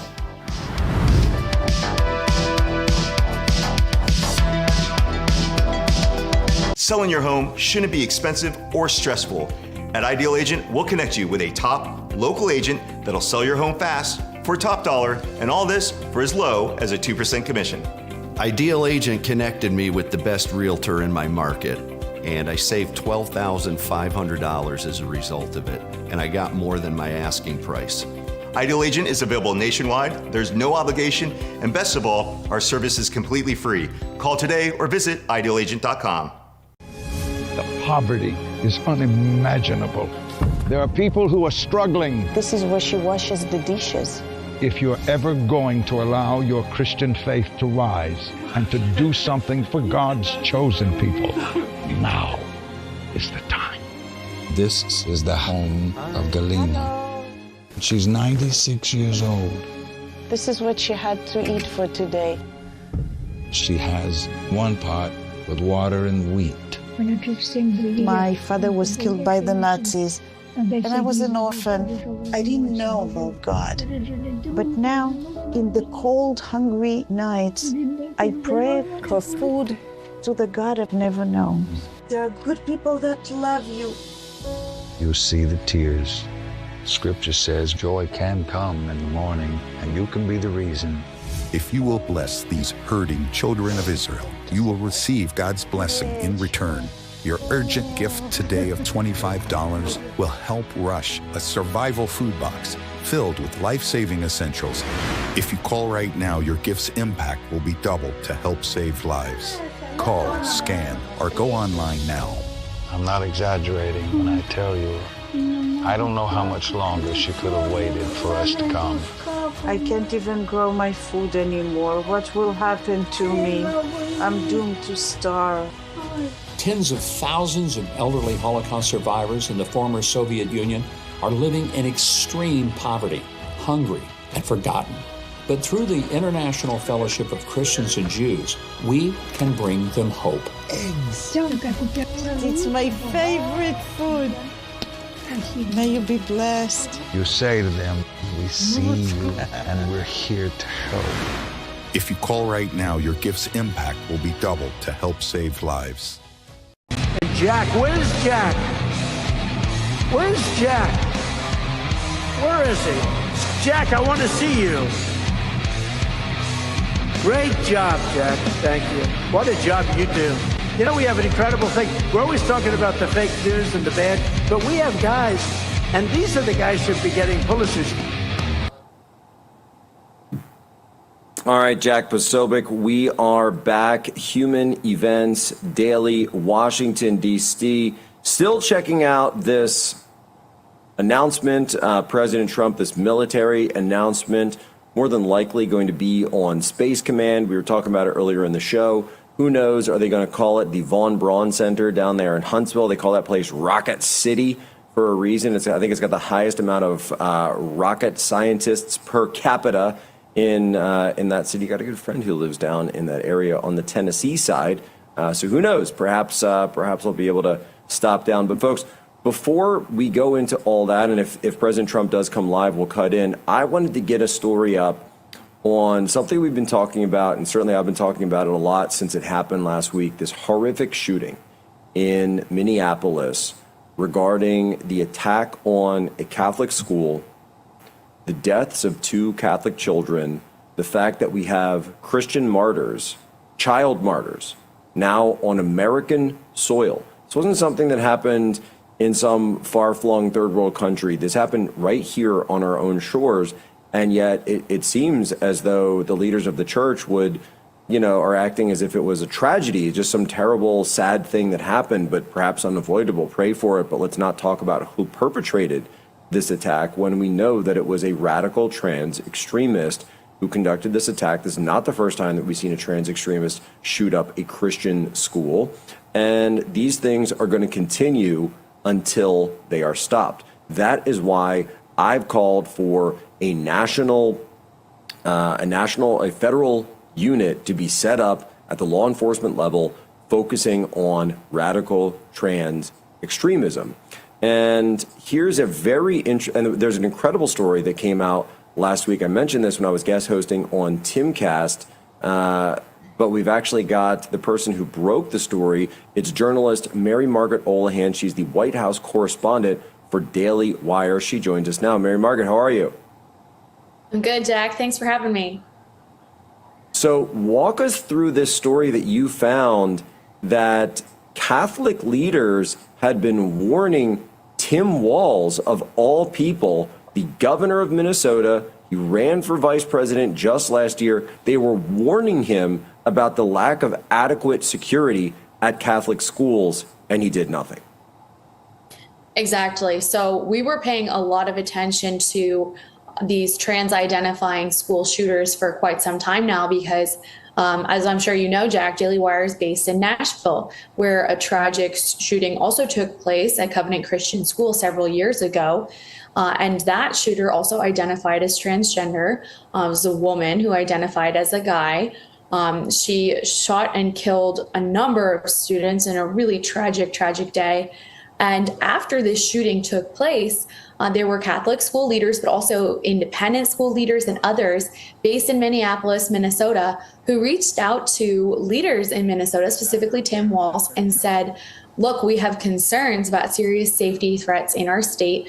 We're seeing a lot of threats to Christian or Jewish or Muslim schools, and we're not covered by the state funding that would go into an initiative that Walz was proposing and lawmakers were proposing to protect schools. So they specifically said, please help us. Even though we're not public schools, we still need to protect the kids. We need these safety measures.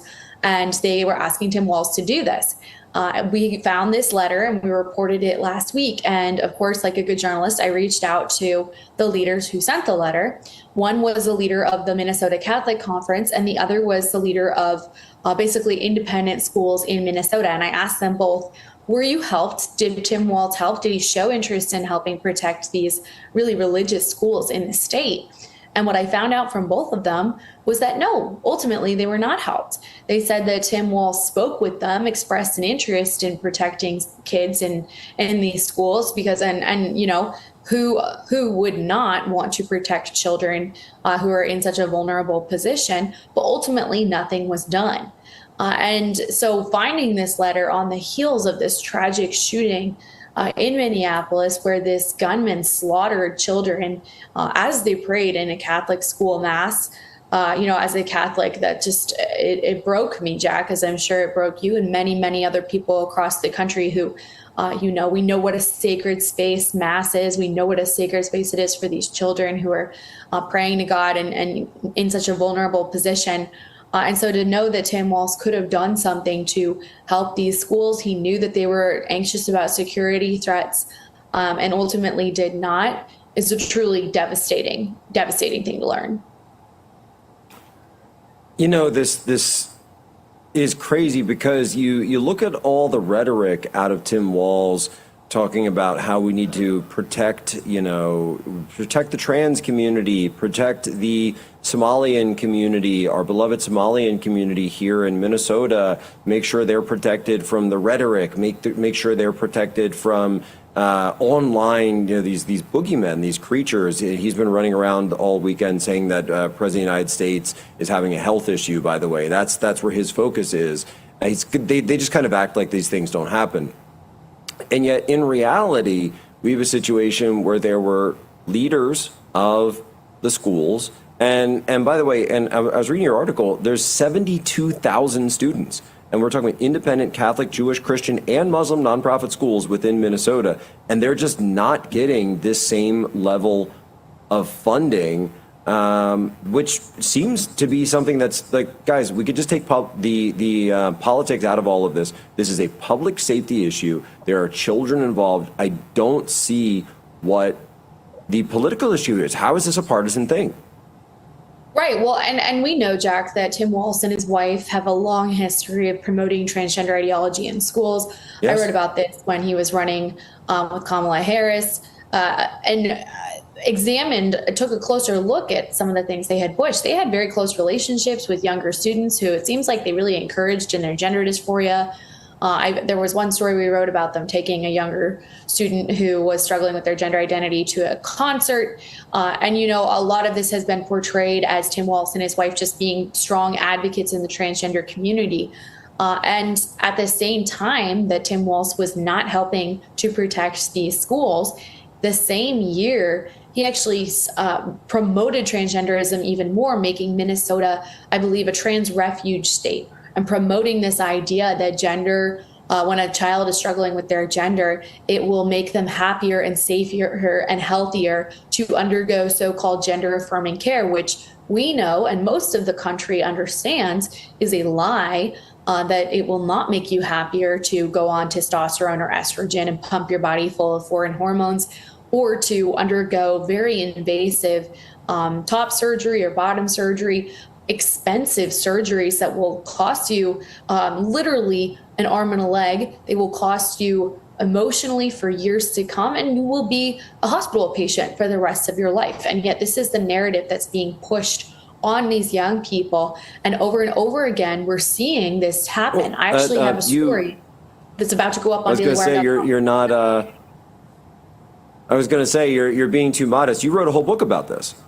I did write a whole book about this. It's very nice of you to bring it up. It's called Detrans: True Stories of Escaping the Gender Ideology Cult. And I literally talked to people about why they went down this path. What were the factors in their background that caused them to be interested in pursuing this very morbid and depressing and scary path. Because to someone like you or I, just looking at what we're talking about here, it is morbid and scary, and in some aspects it's disgusting.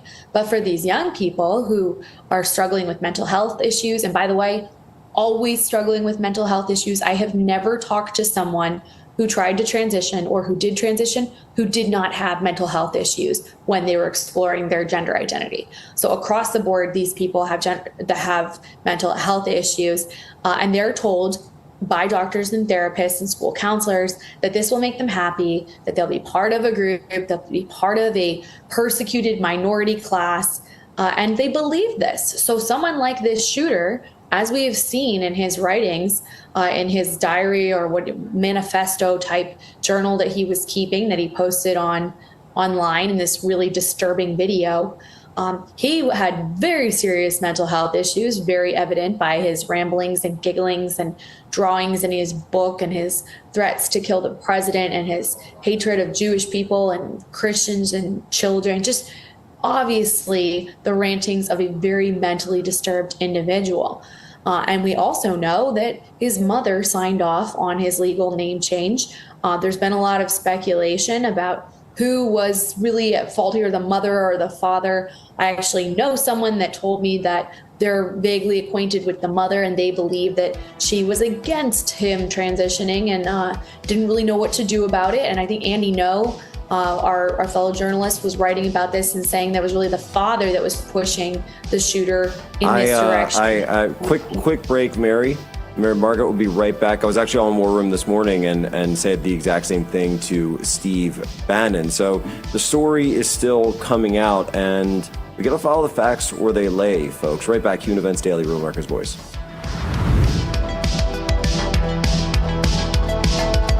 Hi, I'm Caleb, and this is my story. I was born with osteogenesis imperfecta, or brittle bone disease. I have broken my bones almost 200 times, and I have had 11 surgeries.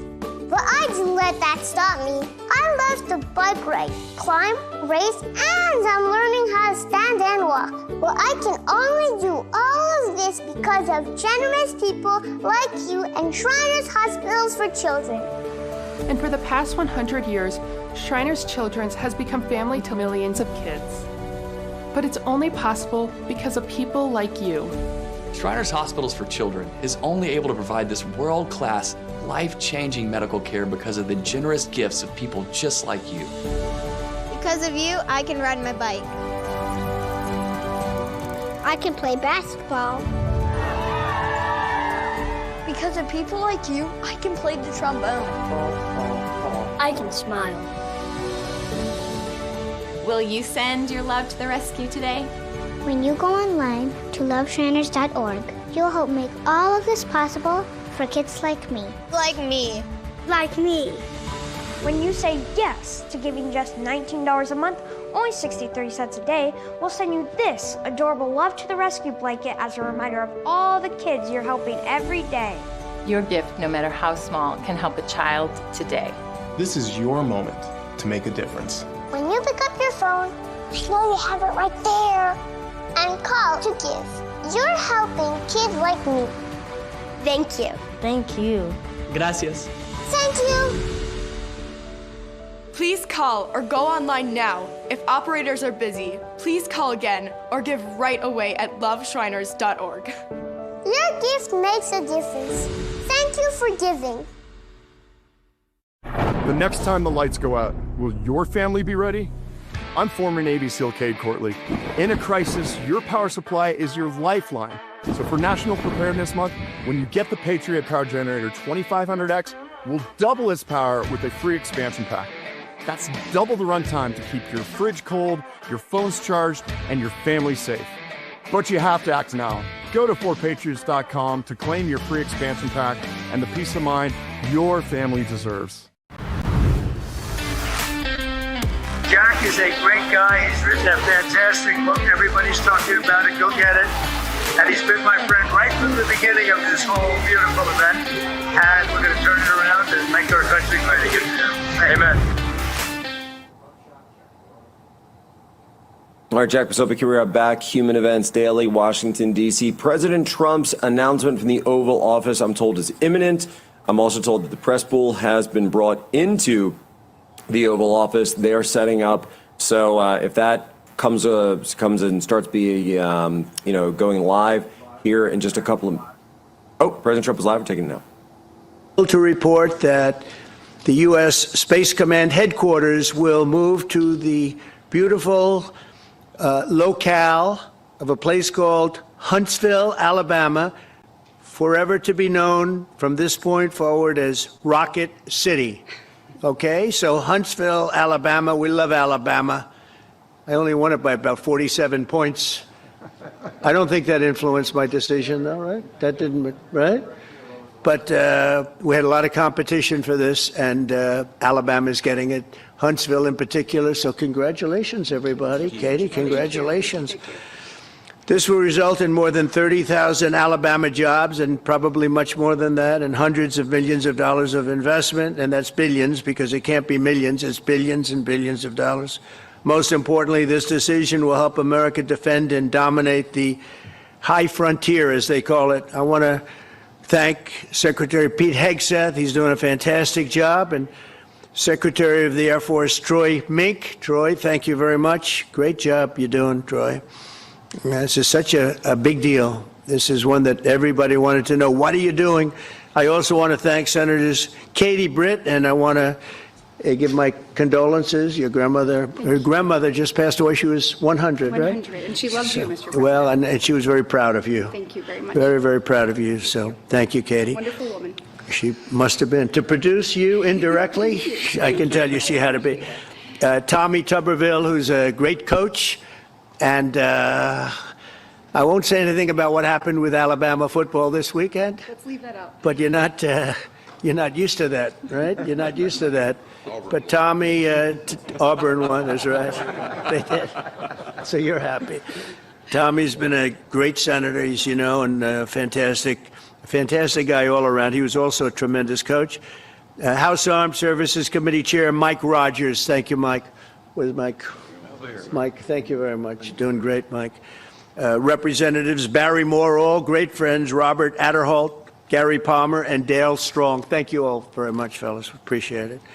In my first term, I created a thing called Space Force, so important. You know, we were losing the race in space very badly to China and to Russia, and now we're far and away #1 in space, and reestablished Space Com with a mission to protect American space assets and detect any threat to our homeland. We initially selected Huntsville for the Space Com headquarters, yet those plans were wrongfully obstructed by the Biden administration. And as you know, they moved them to a different locale. And today we're moving forward with what we want to do and the place that we want to have this. And this will be there for hopefully hundreds of years. That's where it's going to be. I will say I want to thank Colorado. The problem I have with Colorado, one of the big problems, they do mail-in voting. They went to all mail-in voting. So they have automatically crooked elections. And we can't have that. When a state is for mail-in voting, that means they want dishonest elections, because that's what that means. So that played a big factor also. In Huntsville, SpaceCom will play a key role in building the Golden Dome, as you know. That's going to be a big thing. Everybody wants to be a participant in it. Missile Defense Shield, we're going to be having a Golden Dome that the likes of which nobody's ever seen before. The finest, the best. And by the way, Canada called. They want to be a part of it, and that'll be great. But Canada wants very much to be included in that, and then we're going to work something out with them, I hope. It will also ensure that our technological capabilities, of which we're way ahead of anybody else, there's nobody close, remain unmatched long into the future. So I'd like to ask Secretary Hegseth to say a few words. He was very much a part of it. And really, everybody behind me was. Every one of these people would call me and lobby me. I said, Katie, I don't want to talk to you anymore. I know what you want. She said, that's right, sir. That's what I want. And they got their way. So I just want to congratulate. These are really special people. They're politicians in many ways, but they're great patriots, I think even more so than politicians. So they fought very hard to get it, and it's an honor to give it to Huntsville. Pete, say a few words, please. Thank you, Mr. President. As usual, right place, right time, for the right reason. In your first administration, you established the Space Force at a time when we knew we had to be looking to that domain of space. You also reestablished SpaceCom to ensure that priority was put in place, and you, through the Air Force, independently identified that Huntsville, Alabama was the right place to put it. For other reasons, in the next administration under Biden, they decided to move it somewhere else. Well, during that time, the DoD Inspector General, the Government Affairs Office, they did their own assessments, and where did they say SpaceCom should go? Huntsville, Alabama. So what you're doing today, Mr. President, is restoring it to precisely where it should be based on what the Space Force, the Air Force, your leadership believes will give us strategic advantage in the future. That is Huntsville, Alabama. We are way ahead in space, but this will ensure we stay leaps and bounds ahead, because that's the most important domain. Whoever controls the skies will control the future of warfare. And Mr. President, today you're ensuring that happens. Thank you. Thank you very much. Katie, would you like to say something? Mr. President, we are grateful for your leadership on this and restoring Space Command to its rightful home in Huntsville, Alabama. This delegation has worked together, both chambers, both parties, to make sure that Huntsville was the place that Space Command called home. As was mentioned, obviously the Biden administration chose to make this political. What we want to do is put the safety and security of Americans first. We want to make sure that our warfighter is put first, and we want to make sure that America continues to lead. And today, Mr. President, you've allowed that to happen. Thank you. Thank you very much. Tommy, please. Yeah, thank you. Thank you, Mr. President. This is a great day for our country, not just for our state of Alabama. We need help in our military. We need to catch up. And as Secretary Hegseth said, we're not behind in space, but we know where we're at, and we need to expound on that. Now, this move will save the taxpayers $480 million. It's not going to cost more. It's going to cut $480 million. We have the plans intact. It'll be behind a secure wall in Huntsville, Alabama, at Redstone Arsenal. We have 40,000 people there. We have the FBI there. We have missile defense there. We have NASA, Blue Origin, and SpaceX. It is the perfect place for Space Command. I would tell you today, and I've spoke with the President for the last 3 or 4 years about this, if I thought it needed to go somewhere else because I understand the security of our country, I'd be for that. But the best place for Space Command is Huntsville, Alabama, because what we have and what it means to this country is going to be so important. So thank you, Mr. President, for this, and we look forward to building a huge Space Command and having the Donald J. Trump Space Command Center in Huntsville, Alabama.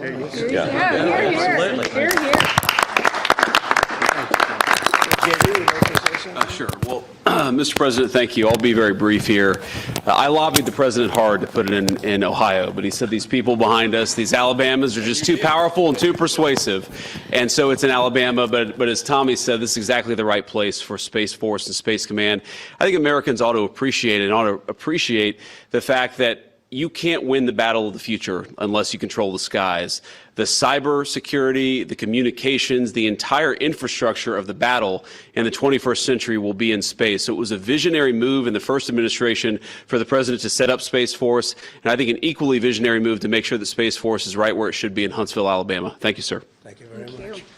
Gentlemen, anybody want to say anything? Would you like to say? Mr. President, another promise made, another promise kept. You think about it, Redstone Arsenal is critical to national security. The president said when you were the 45th president, let's do what's right for national security. And today, that's exactly what we're doing. It's not because of this or that. It's because it's right for national security. You think of the 21 categories that were evaluated to determine what was best for national security. All indicators pointed back to Huntsville, Alabama, and Redstone Arsenal. We have the right people at the right place at the right time. Mr. President, on behalf of the people of the 5th Congressional District and all of Alabama, thank you for keeping your word. Thank you. Absolutely. Thank you very much. Anybody? Let me just say, Mr. President, I want to say thank you. And thank you for doing this because it was the right thing to do.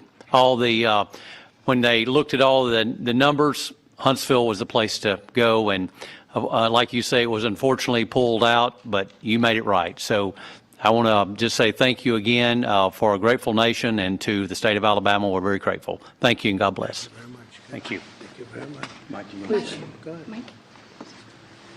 Thank you, Mr. President. Throughout history, militaries has always understood that whoever could hold the high ground held the advantage. Space is the ultimate high ground. And what we're doing with moving the Space Command to Huntsville is absolutely critical to our maintaining dominance in that sphere. And it goes hand in hand with what we're trying to do with the Golden Dome and missile defense to defend against anyone else who tries to enter that sphere. So thank you, Mr. President. Thank you very much. Please, go ahead. Thank you, Mr. President. And obviously, national defense is a huge issue. And when you look at the scores, Alabama was #1. And for political reasons, it was moved out of our state. But Mr. President, thank you for making priorities the defense and the warfighter and the safety of this nation. And in the big, beautiful bill, that Golden Dome will be built in Huntsville, Alabama, and we're grateful for that. Thank you. Listen, as chairman of the Armed Services Committee, I care very much about what's most important for our national security. And the president held a nationwide competition to determine where we should have this command. If y'all remember, at the end of that competition, where Alabama came in first, there was a lot of complaints from the other states who did not place well. He said, we'll do it over with new criteria to accommodate your concerns. Alabama came in first in that second competition. His Secretary of the Air Force, the results said it was fair, and the president named Huntsville. It was the Biden administration that decided to make it political, even though his own Secretary of the Air Force said it was a fair competition and it should be in Huntsville. So I want you to know I appreciate this president standing up and being strong and saying he's going to make this right and put it where it rightfully belongs, and that's Huntsville, Alabama. Thank you very much. Good job. Appreciate it. So thank you all very much. You are going to leave me alone now? You're not going to call me anymore and talk about this subject, right? You promise? They'll start something else. But I just want to congratulate you. It's a very big deal. When you come out and when you leave the room, you'll see that we just, over the last few minutes, literally shot out a boat, a drug-carrying boat, a lot of drugs in that boat. And you'll be seeing that and you'll be reading about that. It just happened moments ago. And our great general, head of the Joint Chiefs of Staff, who's been so incredible, including what took place in Iran, knocking out potential nuclear power for a long time to come. I think within a month they would have had it if we didn't do what we did. But he gave us a little bit of a briefing, and you'll see. And there's more where that came from. We have a lot of drugs pouring into our country, coming in for a long time. And we just, these came out of Venezuela. and coming out very heavily from Venezuela. A lot of things are coming out of Venezuela. So we took it out, and you'll get to see that after this meeting is over. Do you have any questions, please? Yeah, please. Thank you, Mr. President. Senator Cumberville talked about the cost savings Yeah. associated with this announcement. Can you talk about the strategic benefits by having Space Force Command headquartered in Huntsville? Well, it just works because we have so much else there. And having a central, you could call it a central command, but it really is a command station. Also, even locationally, where it is, and when you think about flying distances, if you can save a half an hour as fast as some of these planes go and things go, and even the rockets go, if you can save by having the best location. So we went out, as you know, to experts, and we had 4 different groups of experts. They all said this was the best location. I also loved it from the standpoint, I know the people of Alabama, they are great people, work hard, and there's no games, and they're very proud of it.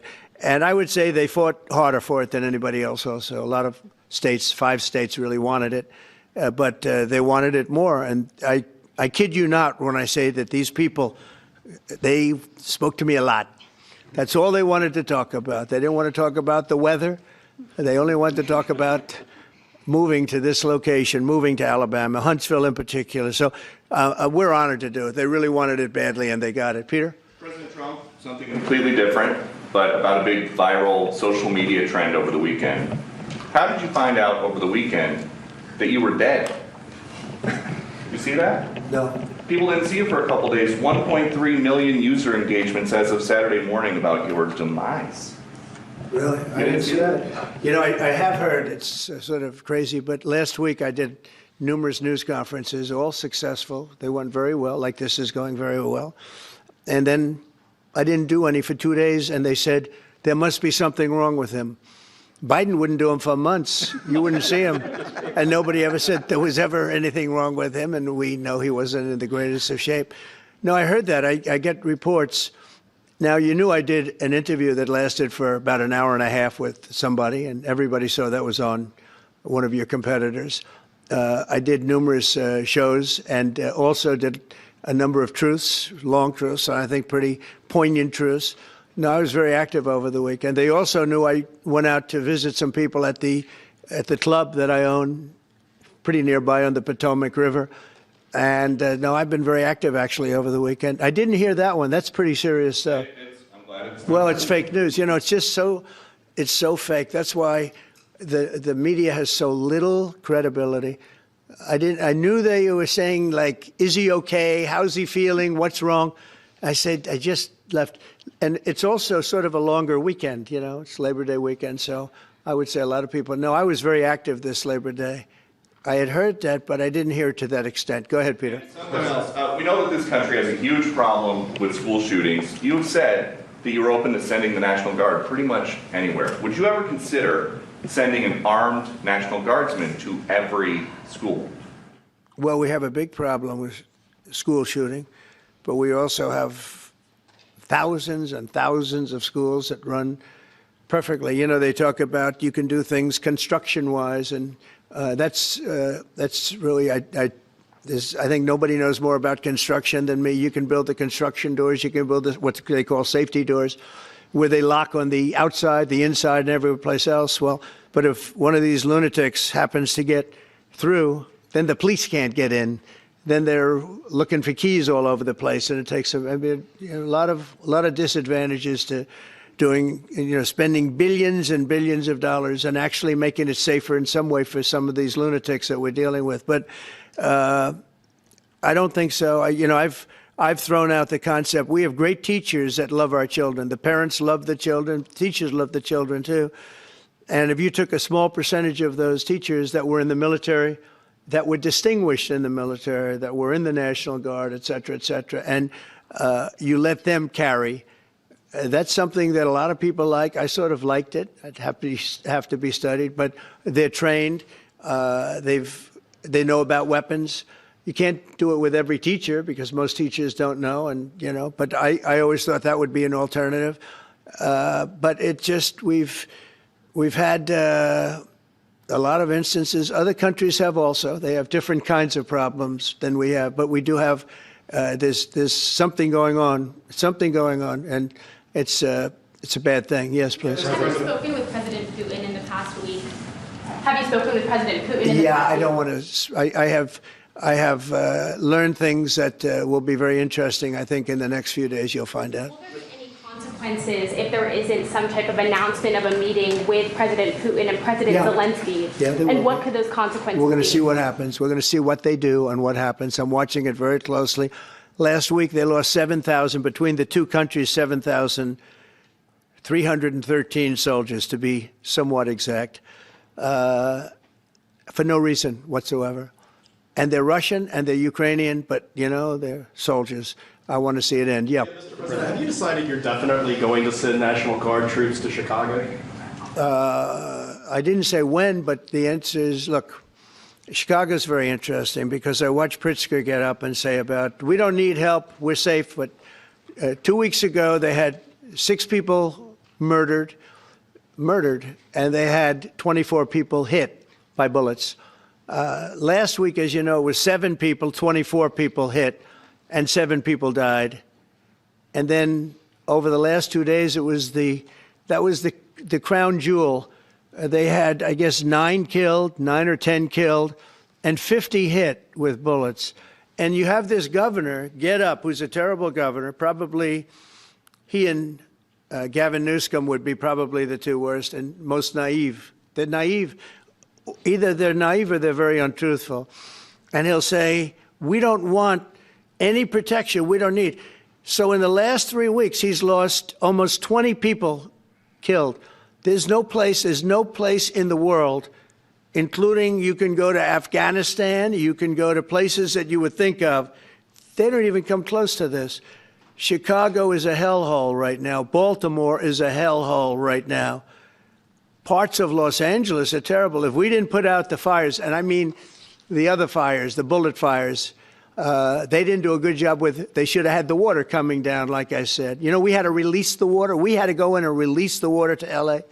It's so badly run. But if I didn't send the National Guard into Los Angeles, I would be making an announcement today. I'd be talking about Huntsville, and I'd simultaneously be saying, by the way, the Olympics is not coming to Los Angeles. If we didn't do that, and even the sheriff, the top law enforcement person in Los Angeles said, we could not have handled it without them. So that's what he said. Make your mind up on Chicago, though? Well, we're going in. I didn't say when. We're going in. When you lose, look, I have an obligation. This isn't a political thing. I have an obligation. When we lose, when 20 people are killed over the last 2.5 weeks, and 75 are shot with bullets. So let me tell you a little story about a place called D.C., District of Columbia, right here where we are. It's now a safe zone. We have no crime. It's in such great shape. You can go and actually walk with your children, your wife, your husband. You can walk right down the middle of the street. You're not going to be shot, Peter. You're safe. Everyone likes you anyway. They probably wouldn't do it. But it's so dangerous. And there are people in this audience you've suffered greatly. There are people in this audience that have been mugged and hurt badly, and they don't want to talk about it. Maybe you were very brave in talking about it. You made quite an impression on a lot of people. I appreciate it. But there were other people in this room that have been hurt very badly just walking down the street in D.C.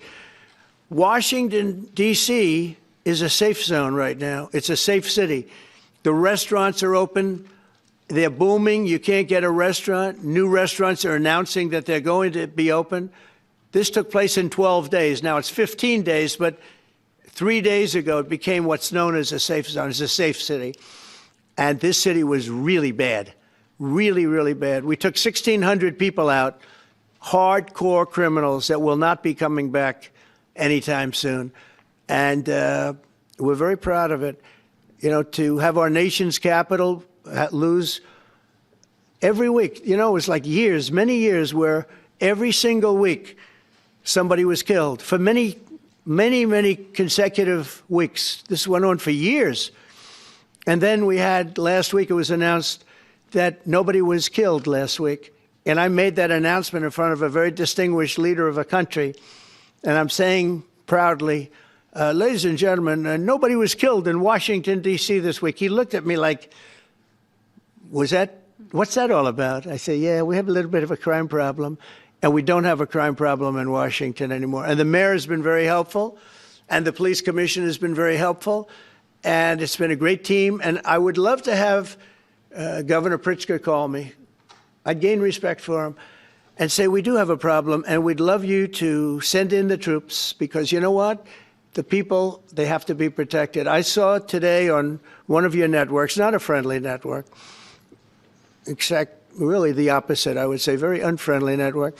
And they interviewed about 12 people on this morning. Most of them were African American, they were black. And they were saying, please, please, please let the president send in. These were people from Chicago. Please, we need help. We need help. We can't walk outside. We're petrified. If the governor of Illinois would call me up, I would love to do it. Now, we're going to do it anyway. We have the right to do it because I have an obligation to protect this country. And that includes Baltimore. I saw where Governor Moore was asking me to take a walk down the street of Baltimore. Well, Baltimore is a very unsafe place. It's rated number 4 in the city, one of the most unsafe places anywhere in the world.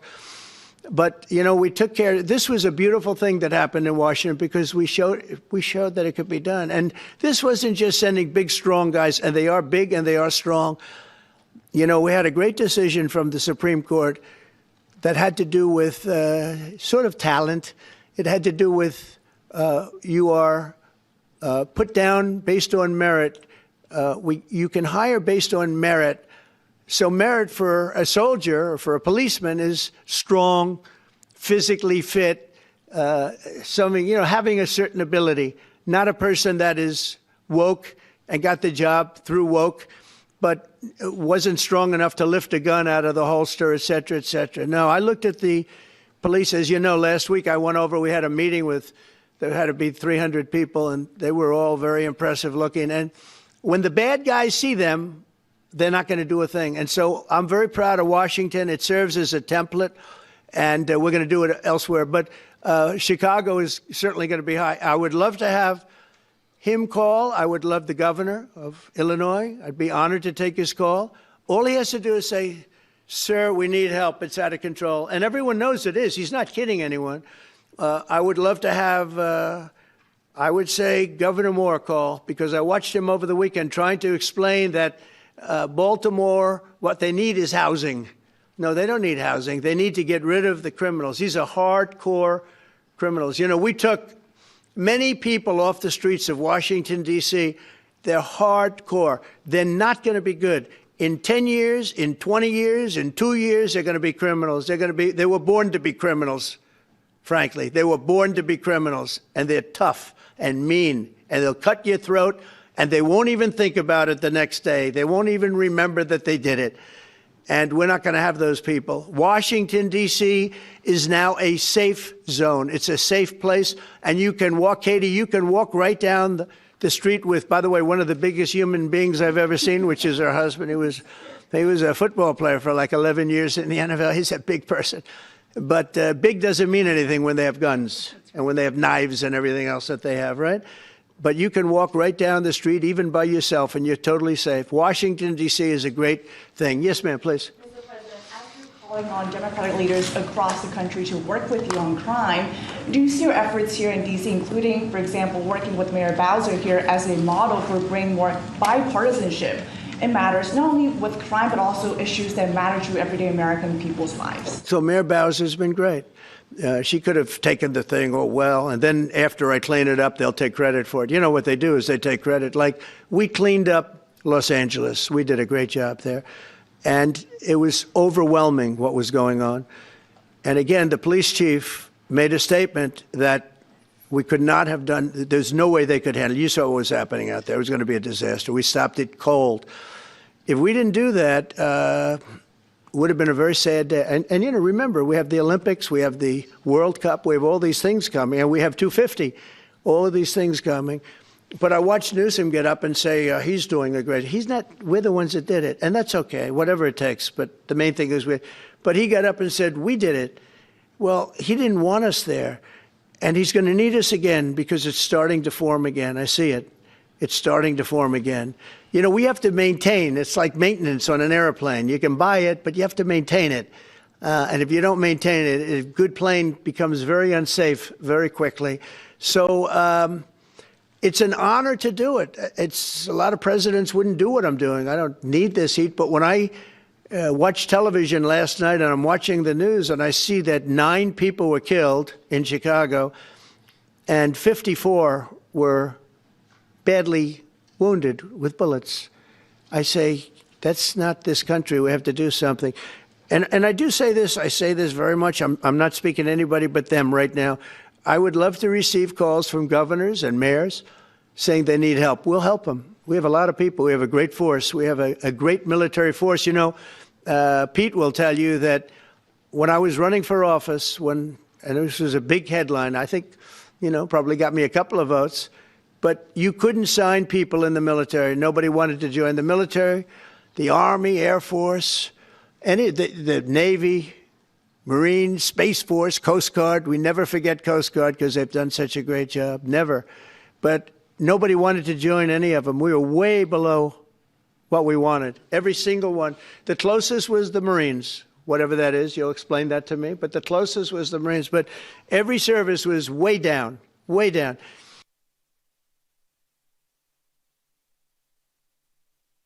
And then I got elected, and our country is the hottest country anywhere in the world right now. Everybody's talking about the USA. They're talking about the job that we're doing. Everybody. We're the best economy.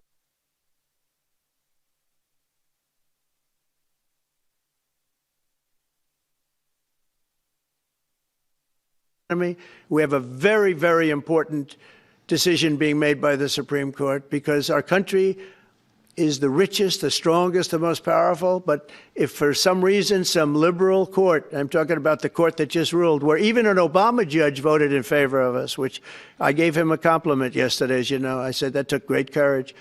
But it's a liberal court, and it's going up to the Supreme Court, who I think have been incredible people. I think they've made very wise decisions. But the tariff question, because without the tariffs, this country is in serious, serious trouble. We've taken in almost $17 trillion of investment is coming in. Most of it is coming because of tariffs. And if for some reason somebody wanted to be politically correct, I actually think it's unpolitically correct. I think politically correct is to approve it because there's nothing so popular as what's happened to our country. Our country is doing so well. But we had a liberal court gave us a very shocking ruling, and that ruling is basically saying that the trillions of dollars that are pouring into our country, putting us in a position like no country is anywhere in the world, that they'd like to see us that taken away. By the way, a lot of the people behind that lawsuit, that particular, are from foreign countries. I might add. There's a video that is circulating online now of the White House where a window is open to the residents upstairs and somebody is throwing a big bag out the window. Have you seen this? No, that's probably AI generated. So actually, you can't open the windows. You know why? They're all heavily armored and bulletproof. So that's a fake video? Well, it's got to be because I know every window up there. The last place I'd be doing it is that because there's cameras all over the place, right? Including yours. No, but every window, I've never seen a window that's, in fact, my wife was complaining about it the other day. She said, love to have a little fresh air come in, but you can't. They're bulletproof. And number one, they're sealed. And number two, each window weighs about 600 pounds. You have to be pretty strong to open them up. No, that has to be, where was the window? Let me see.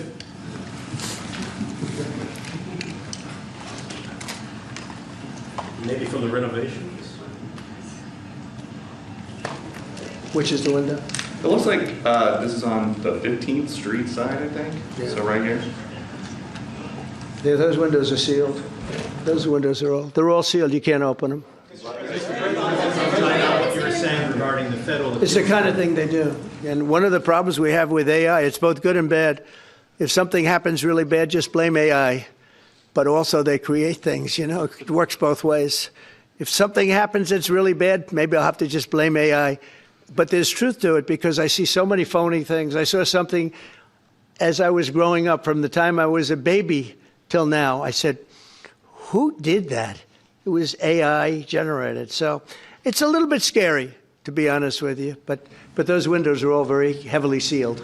Thank you, Mr. President. I want to follow up with what you were saying regarding that federal appellate court that ruled against you and your administration as it relates to your ability. Well, they ruled against our country, the court, and they ruled against us before. It's a very liberal court. You called it highly partisan in your Well, it social certainly media is. It certainly and is. in fact, it was along ideological lines, 7-4. Well, except that we actually got one of the Obama judges that was appointed by President Obama voted in favor of the tariffs because he felt it was imperative for our country to thrive and survive even. And I gave him credit. I said, you know what? That took a lot of courage for him to do it because you don't see that often. So my question is, I suspect you're going to appeal that all the way to the Supreme Court. Well, we already have, yeah. In fact, we're doing something else. We're going to be going to the Supreme Court, we think, tomorrow because we need an early decision. I mean, look, the financial fabric of our country, we're a rich, incredible country right now. And we're able to, other countries use tariffs on us for years, and we never did. I did a lot during my first term, but then we had COVID and we had to focus on other things. You couldn't be tariffing Italy, Spain, France, as they were dying by the thousands and millions. But we did with China, and China paid us billions and billions of dollars. And I started the process, but then I had to end it a little bit because of COVID. We focused on that. But no, it's a very important decision. And frankly, if they make the wrong decision, it would be a devastation for our country. We've taken in trillions of dollars. And by the way, all these countries signed agreements, as an example. They're all happy. Everybody's happy. But some whack job put in a lawsuit. It went before a very liberal court. And the liberal court ruled, it was 11, they ruled 7-4. With one of the most liberal of them all voting in our favor because they're patriots. I think I give tremendous credit to that judge. And now it's going to the Supreme Court. Now we're going to be asking for early admittance. We're going tomorrow, and we're going to ask for an expedited ruling because, when you look at the stock market's down today, the stock market's down because of that. Because the stock market needs the tariffs. They want the tariffs. If you look at AI, all of those, all of that money that's going to be invested, trillions and trillions of dollars, the biggest thing, bigger than the internet, I suspect. It's the internet plus 3 or 4 other things combined. We are leading very substantially with AI. We're leading because of tariffs. We're leading because of talent, and this is where they'd like to be. But without the tariffs, we wouldn't have a chance because we wouldn't be able to protect those investments of the companies coming in. So if you took away tariffs, we could end up being a third world country. That's how big the ruling. So we're asking for an expedited ruling. As a backstop to that, President, you have a Republican-controlled Congress. You control the House. You control the Senate. Yeah, but we don't have 60 votes. We don't have 60 votes. I'd love to do that. Oh, if we had 60 senators, if we got the 60 votes, we would get them. But we need 60 votes, and we need, a certain number in the House. I think we'd get, I don't know, we have about 5 of them here. Would everybody agree with me on tariffs? Without tariffs, we're a different country. We have taken in so much money. And here's the thing. We signed a deal with Japan. They're paying us hundreds of billions of dollars. We signed a deal with South Korea. We signed a deal with the European Union. We signed a deal with Europe. And those countries are paying us $950 billion. And they're happy about it. They're okay. As one of them said, it's amazing that we got away with it so long. One of my friends, a leader of one of the countries, and they're fine with it. They all signed. If that ruling ever went against us, I guess we'd have to give back hundreds of billions. We would have to give trillions and trillions of dollars back to countries that have been ripping us off for the last 35 years. And I can't imagine it happening. On a legal basis, they have no legal basis whatsoever. But on a common sense basis, it would destroy America. Okay. You talked about controlling the sky. On Sunday, the satellite signal of Ursula von der Leyen's plane was alleged. With Ursula? Well, she had an interesting event. She's a tremendous woman. And so what are you asking me about her? NATO is concerned about it, too, about this. Sure, NATO is concerned about it. Well, nobody knows where it came from, but they did take away her ability to use a phone. You know? Sometimes that's a good thing. Sometimes that could happen to me. I'd be very happy. Mr. President, reducing the tariffs on India from 50%. What does that mean? Are you considering taking away some of the tariffs that you've imposed on India? You had posted. No, we get along with India very well, but India has, you have to understand, for many years it was a one-sided relationship. Only now, since I came along, and because of the power that we have with tariffs, India was charging us tremendous tariffs, about the highest in the world. They were about the highest in the world, number one. And we, therefore, weren't doing much business with India, but they were doing business with us because we weren't charging them. Foolishly, we weren't charging them. So they would send in massive, everything they made, they'd send it in, pour it into our country. Therefore, it wouldn't be made here, which is a negative. But we would not send in anything because they were charging us 100% tariffs. And, I'll give you an example. Harley-Davidson. Harley-Davidson couldn't sell into India. There was a 200% tariff on a motorcycle. So what happens? Harley-Davidson went to India and built a motorcycle plant. And now they don't have to pay tariffs. Same thing as us. So what we're doing is literally thousands of companies are coming into the U.S., car companies, AI, but, more traditionally, car companies. We have so many car company factories under construction or being designed right now. And they're coming from China, they're coming from Mexico, I must tell you, and they're coming from Canada, a lot of them coming from Canada. But they're coming into our country because they want to build here. And they want to build here for two reasons. Number one, they'd like to be here. And number two, the tariffs are protecting them. And number three, they want to avoid paying tariffs. When they build their cars here, they don't have any tariffs to pay. When you build here, you don't have any tariffs. Mr. President, Go ahead, in light of the Minnesota shooting last week, the Department of Homeland Security is now awarding more than $100 million to hundreds of faith organizations across the country to help them ramp up security. What's your vision for further protecting religious liberty across the country amid incidents of threats and violence? Religious liberty is so important, and we're talking about every religion now, and we're doing things on that nobody else has ever done, and we're going to be having a big announcement in about 2 weeks on that question. Yeah, please. On Space Command, sir, are you concerned that people may not be willing to relocate from Colorado to Alabama? No, I'm not worried. It will get somebody else. The problem with Colorado is they have a very corrupt voting system. Look, I have so many friends in Colorado. Anytime you have mail-in voting, you have corrupt elections. Very simple. It's very simple. Even Jimmy Carter said it with his commission. They set up a commission with him and Scoop Jackson and some people, highly regarded people. And they said the finding was, if you have mail-in voting, you will have corrupt elections. Well, your radical left governor decided that he was going to have all mail-in voting in Colorado.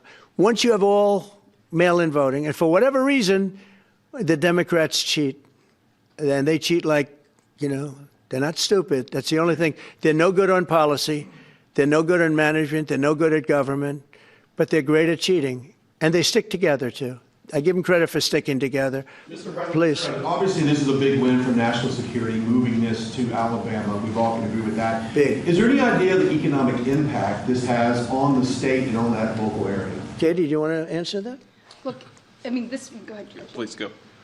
This is going to be tremendous. The state of Alabama, what we've seen through this process is the worst of Washington. We've seen politics get in the way of what is best for the warfighter, what's best for national security. And the state of Alabama is about to show the country the best among us. So we know the economic impact is going to be tremendous. There at Redstone Arsenal, we're proud to house everything from FBI to headquarters there for material command to a number of things. We obviously have NASA with Marshall Space Flight Center, and so this naturally fits within. When you look at the decision matrix that they placed in front of us, that's why we ranked so high, is because we have the resources necessary and the ability to build out quickly to meet the needs in front of us. As far as economic impact, it would be tremendous. Does anybody have an exact number? 1,600 jobs. 3,000 spin off. With 3,000 spin-off. Look at this. This is teamwork right here. So we are really proud, and the people of Alabama are ready to get to work. And I've got a housing question, if you could, just for a second, Mr. Yeah, President. please. Owning a home and going about the American dream seems like it's out of touch for a lot of Americans. Just recently, you pushed out a statement about addressing an emergency housing situation. That's right. We're thinking about doing that. Yeah, can you just... Well, we need a little help from the Fed. We have a man named Jerome Too Late Powell. You probably heard of him. He's too late. He's way too late. And the economy is so strong that it's pushing through that. Normally, it would have been much tougher, but we're doing so well that we're pushing through it. But it makes it very hard for people to get mortgages because too late is too late. Very simple. He's too late. And probably political, whatever. He wasn't too late before the election. Before the election, he was cutting rates, right? Because he was hoping that, I guess, Biden would get in or that Kamala would. He was a big Biden guy. Explain that one. And then he was a Kamala person. But he was hoping, I guess, she'd win, I guess. I don't know. It didn't work out too well. But, yeah, we need a very serious cut. You know, I think that if you look back many decades ago, the United States was always the lowest, even if they were doing badly. The United States was, because without the United States, everything in the world would die. It's true. It's so powerful. It's so big. And I made it really big in the first 4 years.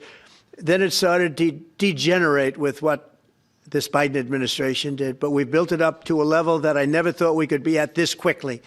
We're the hottest, we're the best financially. The money coming in is so big because of tariffs and other things, but because of tariffs. Tariff gets us even those other things. Plus, it gets us great negotiators. I settled 7 wars, and numerous of those wars were because of trade. And numerous of the trade deals that I made were because of tariffs. It gives you a great negotiating ability. If that ability were taken away from us by a liberal court acting on essentially foreign nations, asking to get help from the United States government, when they've been doing this to us for 40 years. That's why we have $38 trillion in debt. We won't have it for long if they let us, if they allow us to do what everybody knows we should be able to do.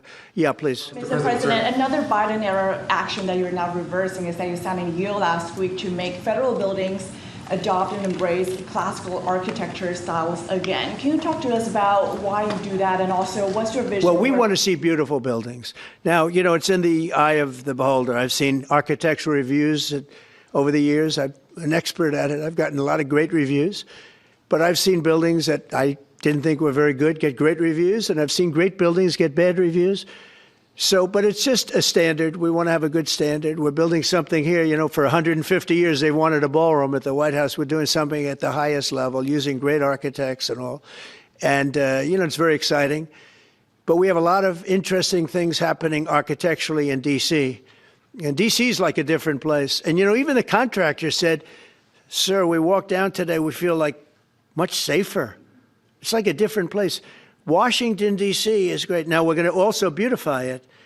We're going to put a topping on the roads. We're not going to rip them apart and take 4 years to build a road that was exactly the same by the time you build it.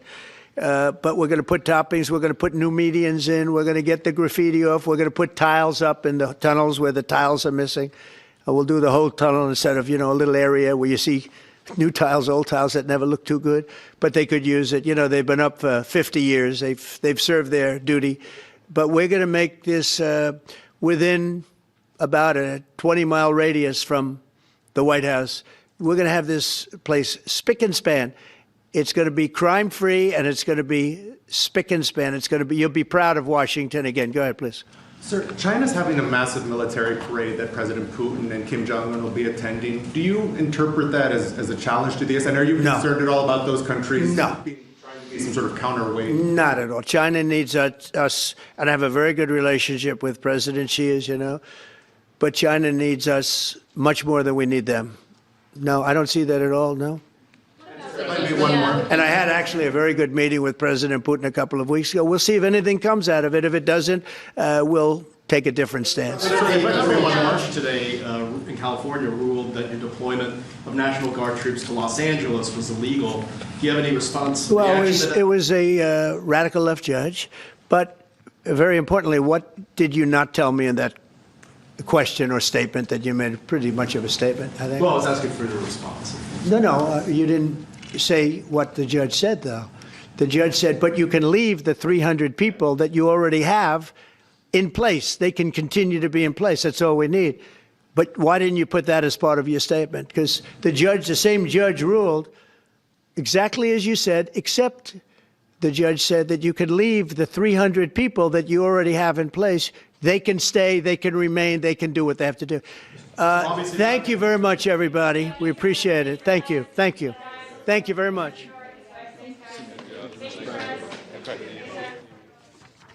And there you have it, President Trump wrapping up in the Oval Office with a big announcement today that he is moving Space Command to Huntsville, Alabama from Colorado. He was clear that that's something that he wanted to do during his first administration, changed by the Biden administration.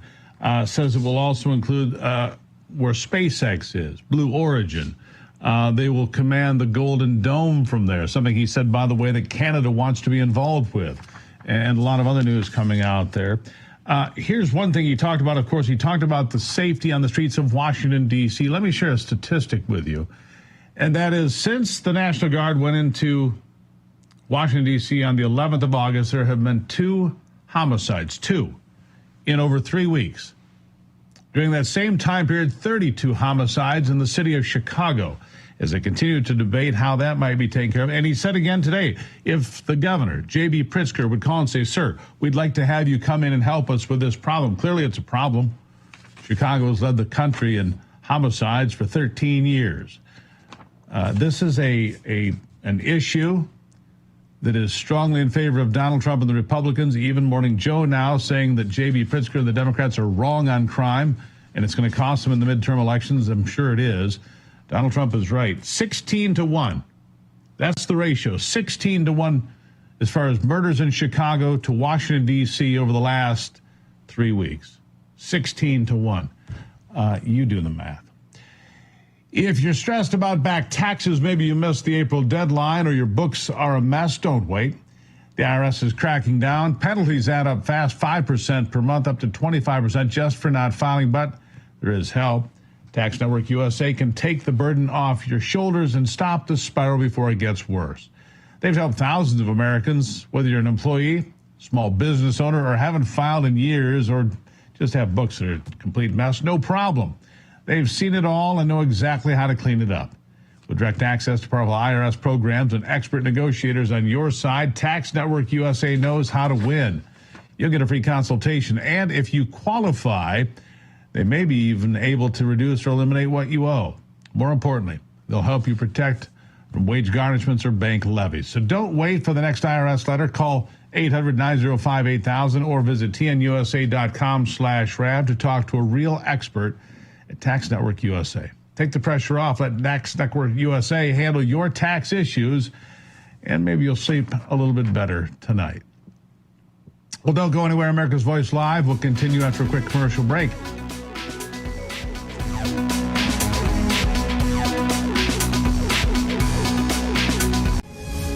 Poverty is unimaginable. There are people who are struggling. This is where she washes the dishes. If you're ever going to allow your Christian faith to rise and to do something for God's chosen people, now is the time. This is the home of Galina. She's 96 years old. This is what she had to eat for today. She has one pot with water and wheat. My father was killed by the Nazis, and I was an orphan. I didn't know about God. But now, in the cold, hungry nights, I pray for food to the God I've never known. There are good people that love you. You see the tears. Scripture says joy can come in the morning, and you can be the reason If you will bless these hurting children of Israel, you will receive God's blessing in return. Your urgent gift today of $25 will help rush a survival food box filled with life-saving essentials. If you call right now, your gift's impact will be doubled to help save lives. Call, scan, or go online now. I'm not exaggerating when I tell you, I don't know how much longer she could have waited for us to come. I can't even grow my food anymore. What will happen to me? I'm doomed to starve. Tens of thousands of elderly Holocaust survivors in the former Soviet Union are living in extreme poverty, hungry, and forgotten. But through the International Fellowship of Christians and Jews, we can bring them hope. Eggs. It's my favorite food. May you be blessed. You say to them, we see you and we're here to help. If you call right now, your gift's impact will be doubled to help save lives. Do you suffer in pain? Are you stiff, tense, or less active? Introducing the Easy Well Remedy Massage System, a triple fusion of therapeutic experiences. Full body vibrational therapy increases blood circulation and reduces inflammation. Infrared heat penetrates deep to reduce pain, soothe, and relax. The Ultra Shiatsu pillow with 6 heated nodes mimics a professional massage. Plus, it's detachable for deep relief anywhere you need it. Experience the true remedy for your pain and stiffness. Call now. Well, as you know, over the last few weeks, we've heard Donald Trump ratcheting up the potential, I guess we'll call it a blockade of Venezuela. The deployment of U.S. warships in the water off the coast of that nation, which many analysts saw as a surveillance move by the Trump administration to crack down on cartel operations moving toward the U.S. should they occur. Now, we just heard the president make a comment during his time in the Oval Office to reporters that a drug ship was just sunk, I believe, is what he said. We're trying to get details on that for you, and I will here in a moment. That they took out a drug-running ship coming out of Venezuela. We also know that Iran and Venezuela had a blossoming relationship, which sees Iran willing to arm Venezuela with ballistic missiles, even drones. The question now is whether or not Venezuela uses these ties to bolster themselves amidst the looming U.S. presence. Joining me to discuss is former Special Assistant to President Trump, retired Colonel Derek Harvey. Colonel, nice to see you today. This is important, a couple of things. First of all, Marco Rubio, I just got this now. Marco Rubio confirms that the United States military conducted a lethal strike against a drug vessel from Venezuela. This is just the latest coming to us from that active. It's an active zone now. I wouldn't call it a war zone, but it's a hot zone at this point if we're going to be stopping drug-running vessels. That's important. The Secretary of State confirming that. Here's the thing that concerns me, Colonel. There are reports out there, unconfirmed to me so far, that Iran has been sending ballistic missiles to Venezuela, ballistic missiles that could potentially reach the United States. I'm going to say that is an act of war. Your assessment, sir? Well, clearly Venezuela and President Maduro have been a thorn in the side, not just of the United States, but the region and their neighbors. They're deeply tied in with cartels and the drug trade, other illicit activities, working with Hezbollah and cooperating with Iran.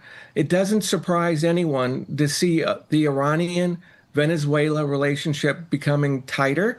And the movement of long-range missiles is something that Maduro undoubtedly wishes to have happen because it would provide him, I think, what he believes would be a sense of deterrence.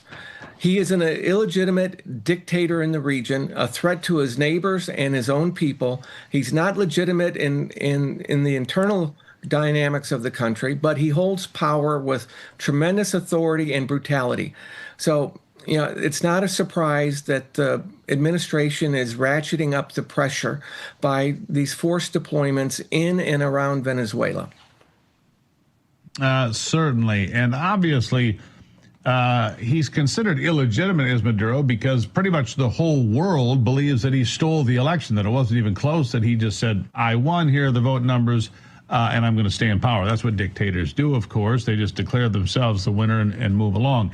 Obviously, drugs are a big part of the effort here to stop what's coming out of Venezuela, but it's also, you've got a couple of things going on here. We've talked about them both now. You've got drug running, And we just heard that the ship was taken out, shot out, is the way it was put by Marco Rubio. And so you've got drugs being brought to the United States by way of Venezuela.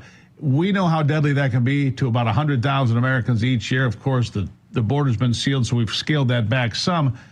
But the president's very serious about this, about stopping the drugs coming out of Venezuela. But then, of course, you couple that with Iran's military equipment. It's a two-tiered threat. I don't know how far this president's willing to be pushed by a communist dictator from South America. What do you think?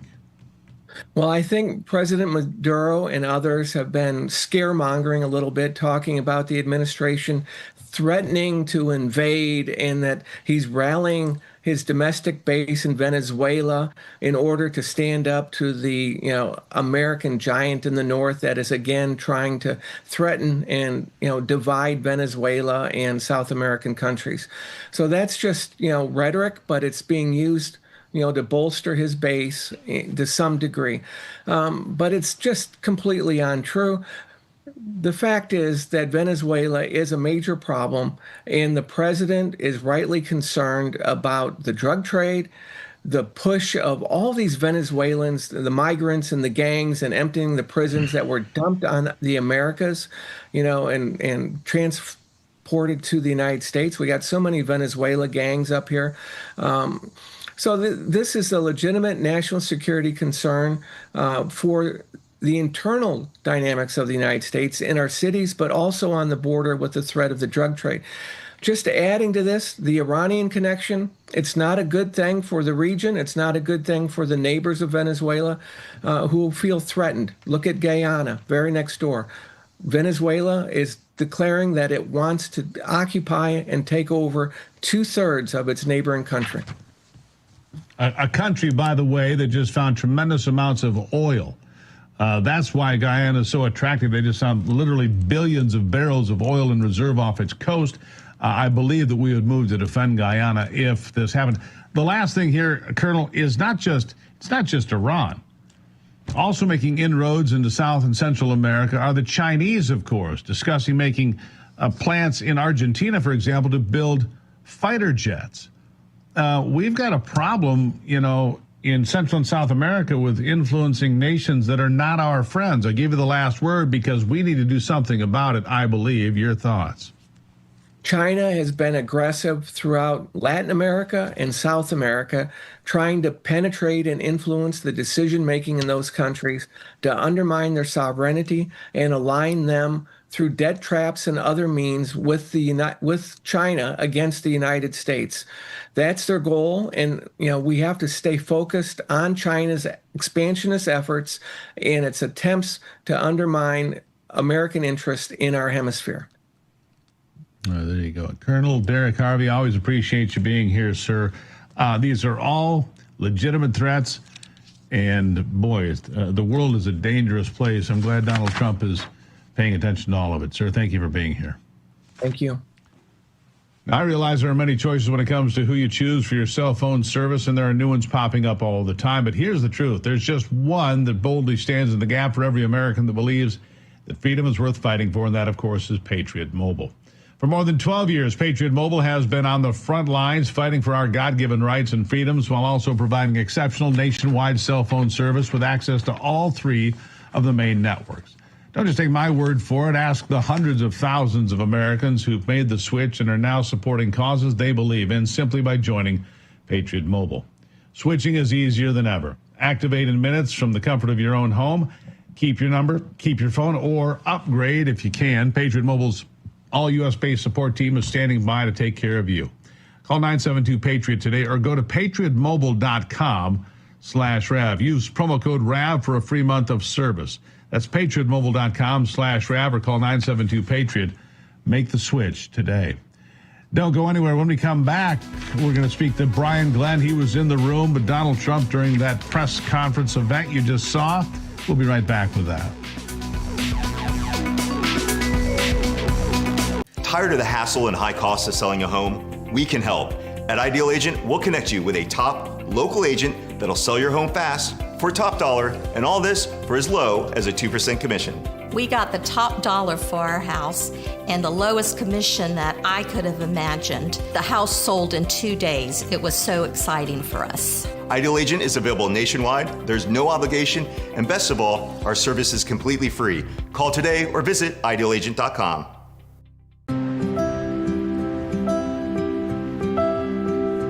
Hey there. Hey.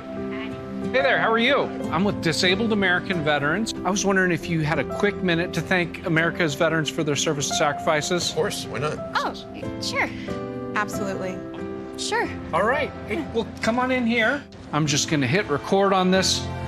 I would like to thank you from the bottom of my heart. I can't even think of the words to say of how grateful I am. I just want to tell you guys how much you appreciate it. But most importantly, I want to thank you for your courage and bravery. Wow. Just thank you. Someone here who'd like to say something to you. Oh my God, you guys are awesome. Someone has something they want to say to you. Goodness, how's it going? So I just want to let you know how much you appreciate it. How much you appreciate it. I just feel honored for everything you've done. Thank you for myself. Thank you for everybody. I get to live every day, in peace because of you. A lot of people thank us, but we want to take the time to thank you, honestly, for giving back. And when you give to DAV, you are supporting veterans like Dave, myself. So thank you so much for your. Thank you. You guys are amazing. Thank you. Thank you. You can say thank you to our nation's heroes by calling the number on your screen right now and giving your monthly support of only $19. Say thank you by going to helpdav.org right now and give just $19 a month. When you do, we'll send you this DAV t-shirt as a thank you and a reminder that you support those who serve.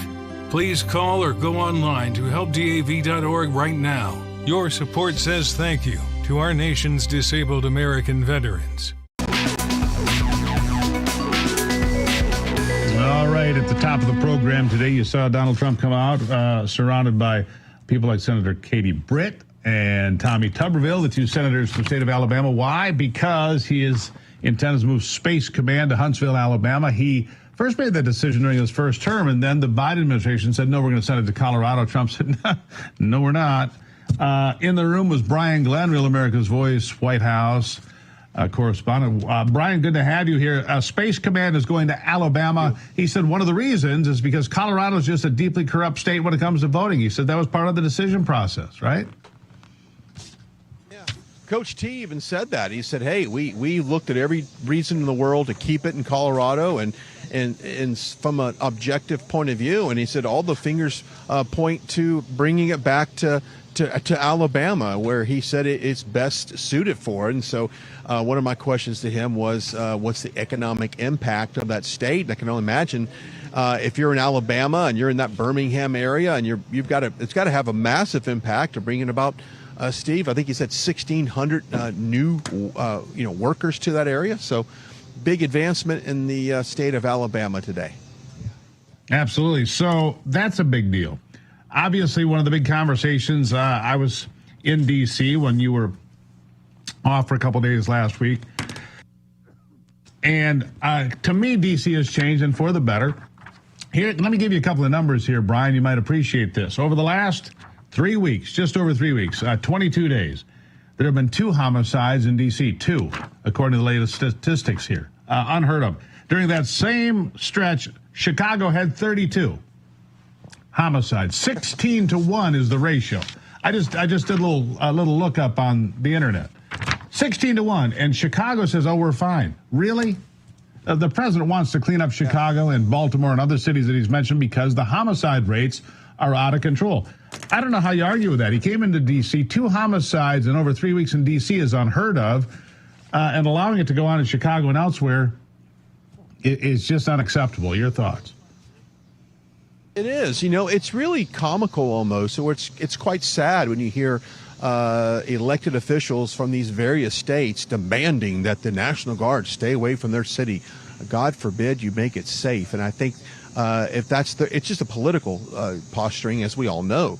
But when you talk to people in D.C., and Steve, I'm sure you went to restaurants, you were in this area. People are I would say, excited that the National Guard is here. I had a driver yesterday tell me that he was out for a walk over the weekend, and he heard a couple that said they have lived here for more than 30 years, and they were very appreciative that the National Guard was in D.C. So I would imagine people in Illinois, people in Chicago particularly, have got to be somewhat excited and optimistic that crime at least will be tackled by this Trump administration, because obviously their local and state officials aren't doing it.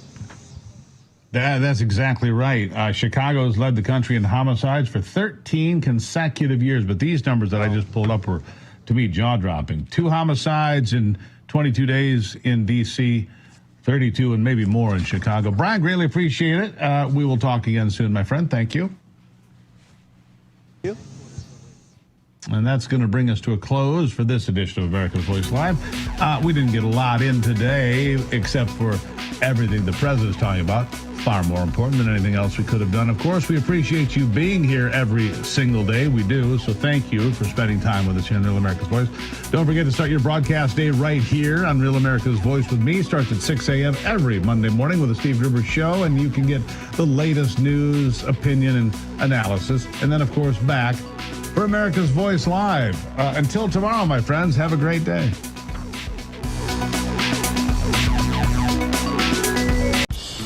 Most men over 40 look into the mirror and see this, when they could be seeing this. Most men over 40 look into the mirror and see this, when they could be seeing this. Most men over 40 look into the mirror and see this, when they could be using this.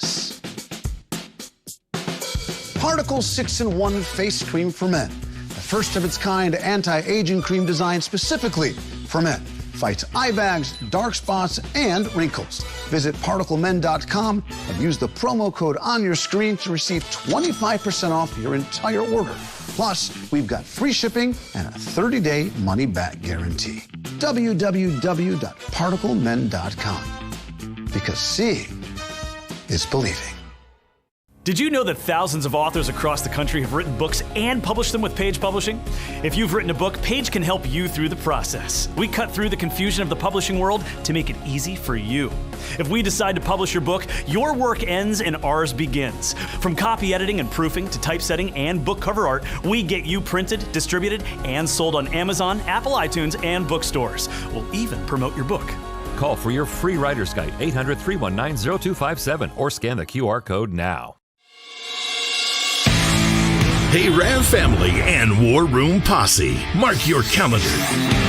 September 12th and 13th, the Rebels, Rogues, and Outlaws Tour is coming to the America First Warehouse. I have never seen anything like this. 2 unforgettable days filled with patriots, barbecue, and live shows straight from the most amazing place, the America First Warehouse. Get ready for a special guest to be announced, plus a 3-hour live episode of Studio 6B. And we're just going to go do it. On the 12th, Steve Bannon will host War Room Live at 5 p.m. And Steve will be back again on the 13th. Woo! Followed by 1 hour with Peter Navarro. I went to prison so you won't have to. The Rebels, Rogues, and Outlaws Tour. September 12th and 13th at the America First Warehouse. Tickets go on sale Wednesday at midnight. And if you come, you'll get a special gift. See you there.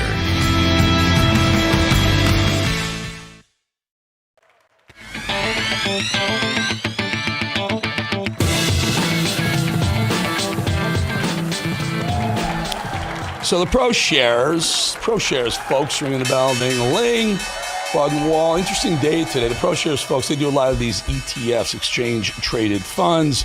They aggregate different types of vehicles, investment vehicles, kind of high-level finance, so to speak. Dow down about 250. That's a big improvement. It was almost 600 lower earlier in the day.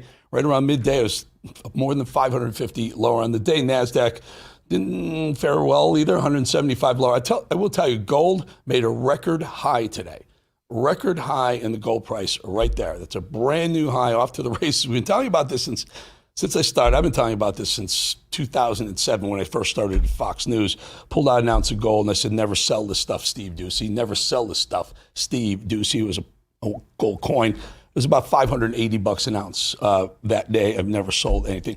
Oil up $1.62. Bad news for us. That really stinks. I don't know why oil would be going up with a stock market that's weakening. It's counterintuitive. Let's jump over to the crypto market. A little bit better news for crypto today. Some of them. Bitcoin bounced back. 110,700. Almost. It was 111,500 at one point today. So Bitcoin rebounding a little bit. Ethereum holding its own. Don't freak out, control room. It's okay. Ethereum, these numbers are good. XRP, all of them. Crypto had a very solid influx of money going into crypto today.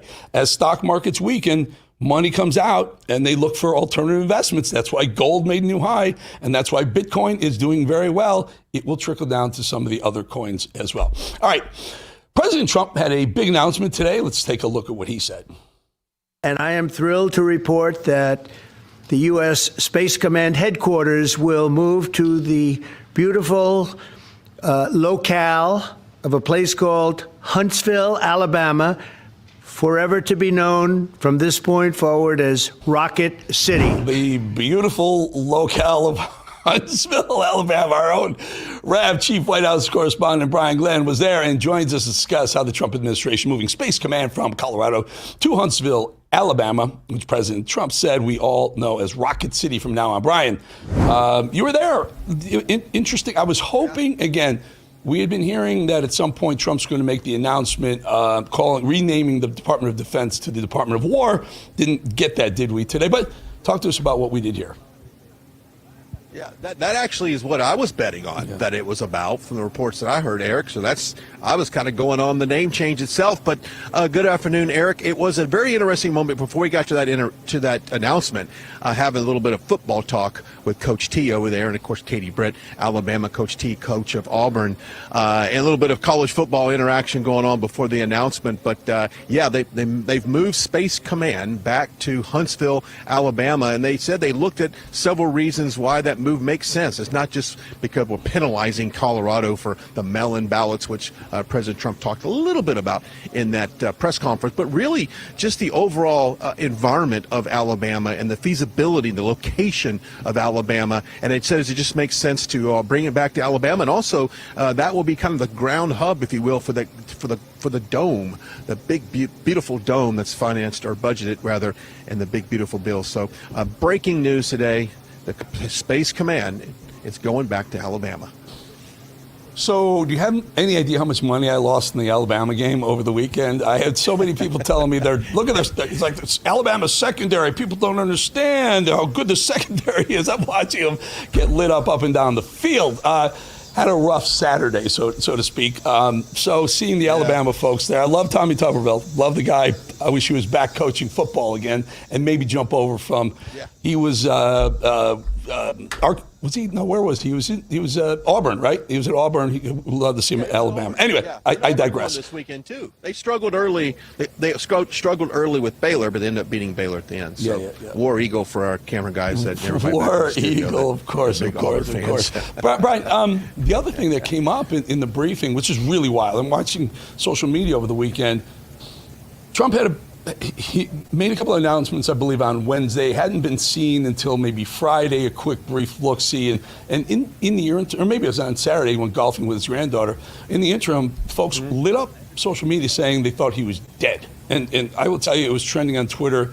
J.D. Vance was trending on Twitter. Trump's dead trending on Twitter. Things like, ridiculous things like please be true was trending on Twitter. So Peter Doocy asked him, he seemed like he didn't think he had heard that, but then he kind of addressed having heard it. So tell us where we are on that. Yeah, it was an interesting question, and I think it was something that we all noticed over the weekend, how absurd that question was, that it was even trending. Now, they had pictures, maybe a double box of his up-close facial features on him. They said, well, it doesn't really look that good. Well, look, I think what it is, Eric, is the media is so used to a President Trump that addresses them almost every day. So if he goes 2-3 days without being in front of a camera, people automatically assume, well, what's wrong with him? So Peter Doocy asking that question question. President Trump, obviously you're not dead. I think that question maybe took him by surprise, but I did, however, think that he knew about people asking why he hasn't made any media appearances in 2 to 3 days. So maybe he didn't know to the extent that they were saying that he was, quote, dead. But we're all very fortunate that President Trump is not dead. But Eric, the other question that he asked, well, I think was probably one of the best questions of the day, to be honest with you, outside of the political news of Space Command going back to Alabama, was, is that image, is that video that we've seen online, is it real of someone throwing something out of the residence side of the White House? And I don't know if you're familiar with that video, but it obviously shows a person throwing a couple objects out the window, and Trump was quickly to dismiss that as being AI, not real, fake video. It's something that we've learned to, come across on the internet. But Eric, it was kind of an interesting moment because he actually requested, let me see that video. And so Ducey went up there with his phone. They shared a moment looking at the video on his phone. But we can confirm that per President Trump, he is alive. And that video of someone throwing something out the window, that is fake. Yeah, it's fake. And it was interesting because Trump had said he had heard something about, but then he's like, all the windows on the upstairs at the White House, they're locked down. You can't open those windows. And he made a very good point. He said AI is going to be so important, and we're spending literally hundreds of billions of dollars as a government, not only individually as in our corporate world, but as a government, hundreds of billions of dollars making sure we're the leader in AI. But it has such a downside right now where you don't know for sure. You're seeing things that you think look real, and they're just not. You put a couple of those rooms. Very quickly though, we all have seen the black and blue marks on his hands, and sometimes his ankles get swollen. This is I had an old father, I had an old mother. This is very common to people in their 80s. And the bruising tends to be blood thinners that you take as you get older. Make sure your heart isn't overtaxed, and sometimes that also causes circulation problems. So you've seen it though. You don't see any loss of step, so to speak, have you? Not at all. And you and I both have been with this gentleman for quite some time. He is happy. He is healthy. He looks good. His skin looks good. His eyes look good. He's sharp. He's articulate. He's witty. He even challenged one of the reporters on his question and made him go back and say, "Now, what part of that question did you not ask me?" Like, he's very sharp. So as far as health-wise, if we continue to hear stories out of the left talking about him having health issues, dismiss all that. President Trump has got an A+ right now in the health department. Yeah, I'm laughing because you were talking about how Trump dismissed this video as fake, and Drudge still has it on their upper left of Drudge. And Drudge, if you don't know Drudge used to be very, very conservative, like hard right conservative, MAGA, pro-MAGA, pro-Tea Party, then pro-MAGA. Yeah. And somehow, some way, they've gone from that to a Trump derangement website, which is really odd to me. It's worse than a leftist website giving him the business when someone like Drudge does as well. Matt Drudge, still part of that, I do believe. Yeah, absolutely. I think that, but that's one of the scary things about AI. And by the way, AI takes up about 4% of our energy usage right now. So any of these states that are getting big power plants for AI or big AI facilities, they're going to drain a lot of power, and they take a lot of water. So that's another resource question for another day, Eric. But I'm glad he asked that question because it was trending. But I'm glad to report from the White House that window, as far as we know. I just remember something he said, and no one really has. I haven't seen anyone pick this. He said, and I'm going to try and quote this exactly. I think I wrote it down. We're going in regarding Chicago. We haven't said when, but we're going in. And there was a lot of speculation. Is this just, a threat? He made no bones about it. He's very clear. Feds are going into Chicago. Yeah, no, they're going into Chicago. And just like a typical Trump, he's not going to tell you when he's going to do it. It could be tomorrow. It could be next week. But he's going into Chicago, and he even cited getting several people, and he's got reports of African-American people that live in the inner city are saying, please come to Chicago. I mean, look, you just rattled off some of the deaths that's happened, the shootings, the homicides. It's a horrible city when it comes to crime, and Trump knows this, and he wants to clean it up. I've been walking around D.C. ever since the National Guard was here. I feel a sense of safety now. I really do. You don't see some of the people just wandering around aimlessly, kind of mental health issues. You don't see that here, and you certainly don't see the crime happening down in the Navy Yard, happening in Georgetown. You just don't see it like it was. So if you live in Chicago, guess what? Help is on the way. We just don't know when, but it's coming. Yeah, they need it. I'm born and raised in Chicago. We call it Chirac now because it's devolved into a literal war zone. 58 people shot.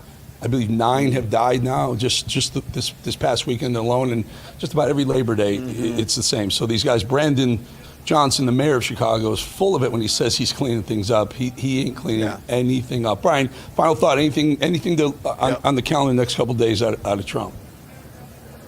Yeah, we've actually got tomorrow. Well, 2 things real quickly. Across town on the steps of Capitol Hill, you have Thomas Massie, Ro Khanna will do kind of a press conference, if you will, to get the 218 signatures to do a discharge on the Epstein files from the Trump administration, trying to push for that. That happens tomorrow at 10:30. We'll have coverage from that. And then also here, right behind me, President of Poland arrives, and there'll be a bilateral meeting just after the 11 o'clock hour. We'll have that for you as well, Eric. Great. Brian Glenn, everyone. Doing a great job. Appreciate your time. Eric, thank you. Appreciate it. All right, folks. A new administration in Washington, D.C., well, they brought a lot of positive changes when it comes to fixing the broken healthcare system. The reality is, however, that there's only so much any government can do, and that if we really want to make America healthy again, that starts at home with each and every one of us, and that's where the Wellness Company comes in. You see and hear from the Wellness Company doctors all the time on this network, and you know that their products are the gold standard for keeping you and your family safe and healthy. The Wellness Company gives you the opportunity to make sure you're prepared for whatever happens with their series of prescription medical kits that contain an assortment of life-saving medications and guidebooks to assist in the proper use of these medications. Additionally, the Wellness Company offers a variety of products, from parasite cleanses to methylene blue to weight loss and so much more, that can help you stay healthy and live a longer and more satisfying life. Make America Healthy Again starts right here at home. Do your part and protect the health of you and your family. Go to www.twc.health/voice today and order. That's twc.health/voice. Use the promo code VOICE and save 10%. All right. You've seen the fire. You've seen what the Edge looks like. We saw the first sparks of the Edge, so to speak, with these trailers I keep putting out. Here's today's one last look at this trailer. We have a new one coming up tomorrow, but take a look.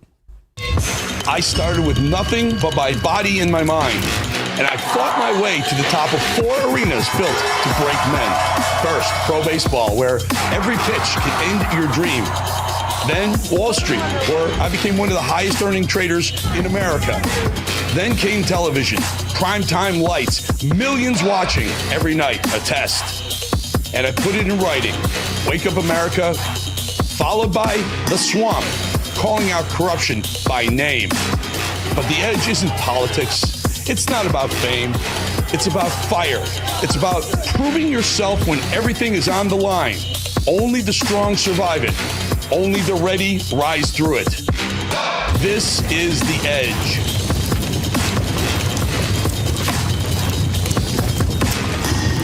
September, The Edge is coming. Yep, your worst nightmare. Your car broke down. Now you're worried if it's going to cost you a fortune in repair bills. Unless you already called CarShield, the legit #1 auto protection company in the country. When you're protected with a plan through CarShield, the process is smooth like ice and done in as little as 3 steps. 1. First, the tow truck takes your car to the shop. The cost of towing, covered when you got a plan through CarShield. Next, you probably need to get around while your vehicle's being repaired, right? 2. Plans through CarShield have rental car options too. Then comes the best part. 3. When you pick up your vehicle, you don't have a big repair bill to worry about. CarShield administrators get your covered repairs paid directly to the shop, so you're back on the road with no worries. Call now to get an affordable plan through CarShield for your vehicle before it's too late. When you call CarShield, whether you got a small problem like a power window motor that could cost a few $100s, or a big problem, like an engine or transmission that could cost you thousands of dollars, you're taken care of. CarShield is the #1 auto protection company in the country, and their administrators have paid out more than $1 billion in auto repairs. That's billion with a B. CarShield is the choice that gives you the CarShield guarantee. Your rate never goes up, and your coverage never goes down, no matter how many claims you have. Look, it's inevitable. As your car or truck ages, the parts and components are gonna fail. It's not worth the risk.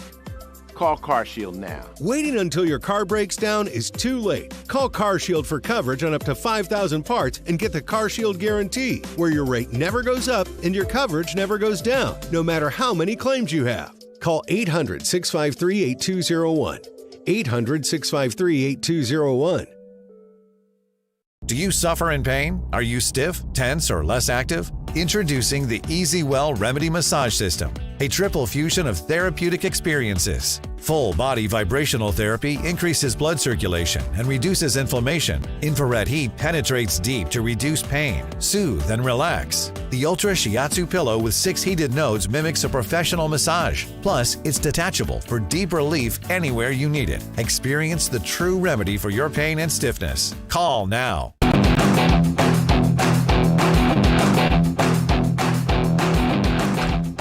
My next guest is Chief of Disaster and Emergency Medicine for the Wellness Company, who joins me to discuss the Minneapolis school transgender shooter. Happy to have Dr. Kelly Victory join us. Dr. Victory, you were on last week when this thing happened, and we wanted to talk a little bit more in depth. Again, this is just, we're talking about what's going on here. And I made a comment in a monologue saying that I believe when these younger people, their brains are still developing and they're shooting themselves up with these gender reassignment drugs and whatnot, something gets miswired. The brain doesn't handle it that well. We are seeing a proliferation of murder, mass shootings, school shootings from people who identify as trans. Do you think there's any correlation? Oh, there's no question. We have to really address the elephant in the room, which is that the relationship between transgenderism and autism spectrum disorder. Everybody knows that we're having this tsunami of autism, but the reality is autistic people are overrepresented in the transgender community. It depends on which study you look at. So these are kids who have neuropsychiatric disorder already. They not only have gender confusion, they have neuropsychiatric mental disease. And the idea that we would approach somebody with a mental health issue with a surgical response or to give them hormones to change their hormonal balance is insanity. We wouldn't do that with any other mental health disorder. If you take, for example, an anorexic girl who has body dysmorphia, even though she's rail thin or near starvation, feels that she is fat, can you imagine me saying, well, if that's how you feel, let's get you on Ozempic and get you scheduled for, stomach surgery, for gastric bypass? That would be insanity. And it's no different to take these people who have gender dysmorphia, who many of them, in some studies, upwards of 50% suffering from autism, and to say, let's sign you up for surgery and hormone replacement therapy. I'm writing it down because I think you said something that I'd like to switch. Instead of calling these people transgender, there's no such thing as a transgender. There's two genders, correct. Male and female. Gender dysmorphia, that nails it. Right. Yeah, it's gender dysphoria or gender dysmorphia. They feel a way, but just because you feel a certain way doesn't mean that we all of a sudden buy into that. When I was a little girl, I told my mother, I was a mermaid, and my mother said, well, that's darling, now get out of the bathtub. You don't indulge that and say that, okay, just because. And furthermore, we can talk about, at what age the brain is fully developed. These are kids. This recent shooter made his transition, quote unquote, to be identified as a female in his early teens. This in his own manifesto suggested that people should wait until they are, quote, at least 17. I might have career dysmorphia because I keep thinking I'm David Muir, but I'm not. But I digress. Look at what Mike Pence, brilliant guy. This is how he puts these things. Do you roll the soundbite, guys? The Denver shooter was trans, the Aberdeen shooter was trans, the Nashville shooter was trans, the Georgia shooter was trans, the Philadelphia shooter was trans, the Uvalde shooter was trans, the Colorado shooter was trans, and now the Minnesota shooter was trans. I think one of the things that you see being pointed out by the Walsh types is that even if there is no clear ideology, there is something in the water with the untouchable nature of the trans identity until just the past really year that you could even talk about it, frankly, and what appears to be a kind of underlying mental instability that tends to disproportionately give rise to these school shootings. So it's partly medical and partly social that we weren't allowed to talk about these things until, I don't even know if we still are or not, but we're certainly getting a little bit more with the increased incidence of trans shooters. It's becoming a little, we have to talk about it at some point, right? Absolutely. This is a group of people, Eric, who by their very nature are disenfranchised. They're isolated. They're socially awkward, uncomfortable in their own bodies, unhappy with where they are in their lives. So start with that as a premise. Then you add in the fact that many of them are relatively young, regardless of what school of psychology you subscribe to, whether it's Freud, Jung, Piaget, Erikson, Skinner, I don't care. They all agree with one thing, which is that the human brain is not fully matured for males until at least age 26. Some people say 28, and same thing for females around the age of 25, 26. So the idea that we are really messing with these people's hormonal levels already is problematic. Adolescents. Doc, I don't have time. I just want to ask you one question, and this is going to be controversial. If you have a medical marijuana license in a state like Florida, you can't go and get a carry license. They don't do it because one may affect the other. Okay, fine. If you're a trans, should we have something if you're a transgender dysmorphia victim? Should we hold back your ability to get a firearm? Well, it is controversial. I think it begs the bigger question, though, is to whom are we granting the ability to buy a firearm? I happen to be very pro Second Amendment, but I do believe that we need to assure that the people who are buying these are not suffering from severe depression, substance abuse, or some other psychiatric illness which could cause them to be unstable. And that's what has happened here. Right. So I wouldn't simply carve out people with gender dysmorphia. I would say that, or people who are on hormone replacement. I think it's looking at people who have identifiable mental health issues that should preclude their ability to have a firearm. We have seen it happen over and over again, and it is not coincidence. And until we start addressing this issue and saying, look, many of these transgender individuals actually have autism or autism spectrum disorder, that needs to be addressed first before they're ever allowed to go down this road. All right, Doc, I got to go. I appreciate your time, Dr. Kelly Victory. Always good having you on. Thanks for having me. All right, thanks, Doc. All right, folks, take a look at this. When I started the 555, I weighed 280 pounds. I didn't think I was heavy. I didn't think I was fat. Today, I weighed 235. I've lost 45 pounds in a little over 60 days. I had breast cancer in 2004 and lost all my hair on my entire body. And my off-skill victory is my hair's coming back. A lot of energy. The program's amazing. I can't believe how well it works, and it's not hard. It's not hard at all. Get yourself registered. We cannot wait to see you there. That was a look at Happy Energized Health clients. As you age, you may begin to lose strength, flexibility, energy, sex drive, and your waistline. John Jubilee, founder of Energized Health, says it's never too late to make a comeback. Welcome back, John. Plus, poor health, things like fatigue, inflammation, and weight gain quietly steal things like confidence, joy, connection over time. What role does intercellular hydration play in this comeback journey? Well, Eric, I like to keep things simple for people. And guys, I'd ask you a simple question. What's the difference between a raisin and a grape? You know, you look at a lot of elderly people, they kind of look like the walking raisins, right? They're shriveled up. They used to be the healthy grape in their 20s, their 30s, their 40s even, but, you know, they start shriveling up, they get smaller, you know, they even shrink in size. And all of that is cellular dehydration. So guys, I got great news for you. You know, we can rehydrate at the cellular level. Even muscle itself is 75% water. So when you get your healthy hydration back in there, guess what? Just like your plant, have you ever had a plant that was dying in your house and you did one simple thing to bring that thing back to life? You watered it, and all of a sudden it revitalized. That is possible for us to do at any age.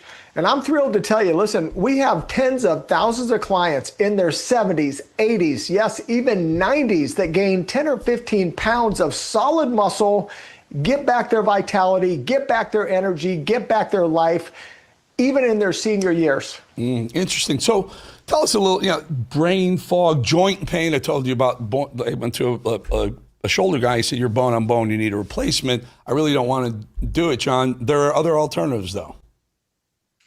Well, there really are. Look, I was bone on bone in both my knees, and I have had hundreds of clients. We actually have MRIs of people that were told you've got to have a shoulder replaced, a hip replaced, and you can see their healthy new cartilage that just through this patent pending science of intracellular hydration, people regrew their cartilage. So when they tell us, you know, look, this is impossible, this is irreversible, it is just not true. I mean, there are tens of thousands of people that take that route, and that is a big money machine. It really is. All these joint replacements, all that crazy stuff going on, you don't have to do it. You really can get back your full health, your full strength, your full vitality. And look, I'm thrilled to tell you guys, you know what? I got a birthday coming up next week, 65 years old, full-blown, senior citizen, haven't had a medical doctor visit for almost 30 years. I'm at full strength. I'm at full power. Just set, world record recently on chest press as a senior citizen. So it really is possible for you to have your best health, you to have healthy joints, you to be pain-free, and get back that lean, healthy muscle. And look, a quick side scientific note. They have proved scientifically one thing determines how long and how strong we live, and it is our strength. So we've got to have muscle to have strength. We have to have hydration in our cells to have muscle. That's going to the root cause. There you go. John Jubilee. There you go, my friend. Good talking to you as always. Happy birthday. Happy birthday, John. Thank you. All right, guys. We'll be back. 2.5 minutes.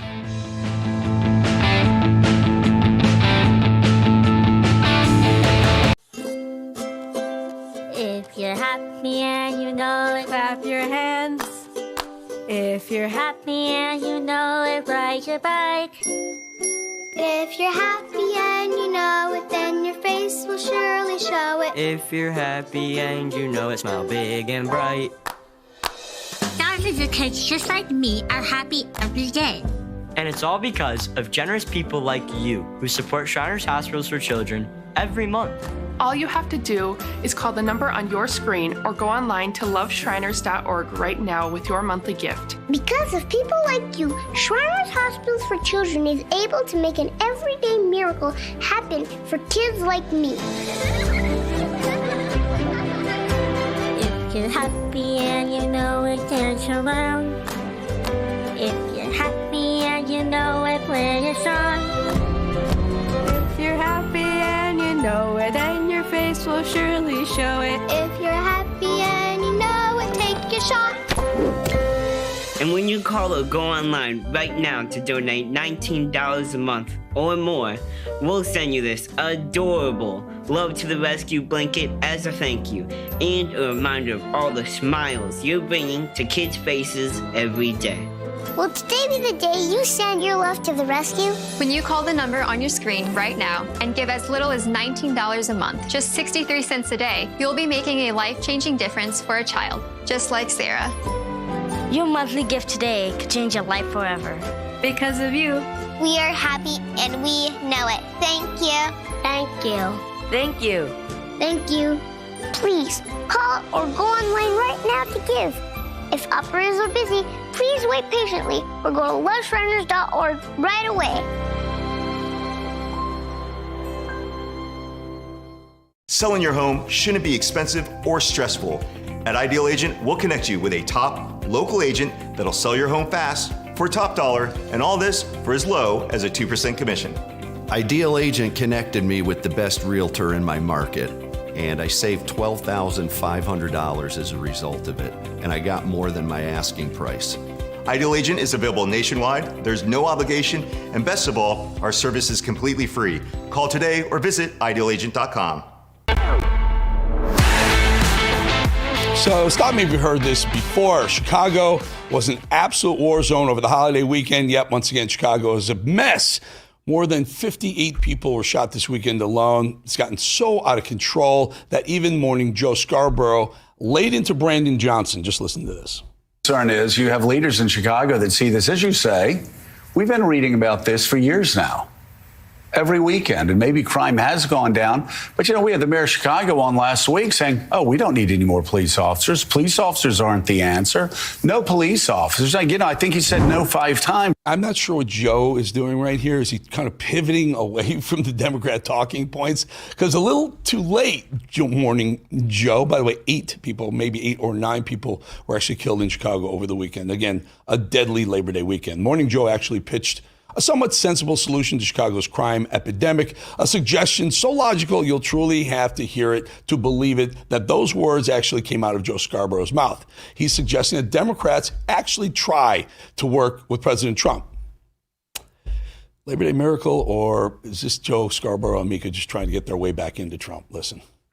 I actually think that J.B. Pritzker should do something radical. I think he should pick up the phone, call the president, and say, and I know, you don't have the constitutional authority to deploy the National Guard here and to police my. You can do that in D.C., you can't do that in Chicago. But let's partner up. These are the most dangerous parts of my state. We would love to figure out how to have a partnership that's constitutional, that respects the sort of balance of federalism between the federal government and the state government. And let's work together. So this goes on. This goes on for another 30 seconds or so. And I pulled this out of because I'm literally realizing what was going on right now. It's Morning Joe realizing his ratings have absolutely tanked, down by almost 50% since Trump won, because they were all over MSNBC saying Kamala Harris is going to win. Joe Biden's perfect. Oh, no, he's not so much. Kamala Harris is going to win. I'm telling you, this is how legacy media, they change. When they're getting smoked, they have to change it. They can't say I changed my mind because they look like clowns. He's going to slowly try and move the ship back up towards pro-Trump. This clown, this absolute clown. I know you, Scarborough. You're full of crap. You and Mika, full of crap. Seems like Morning Joe might have an epiphany. No, he's making it up. But the same cannot be said for the rest of the Democrats. Chicago aldermen are like local senators of a city, kind of, so to speak, went on CNN, and instead of calling for change, he offered a much more familiar response. Listen.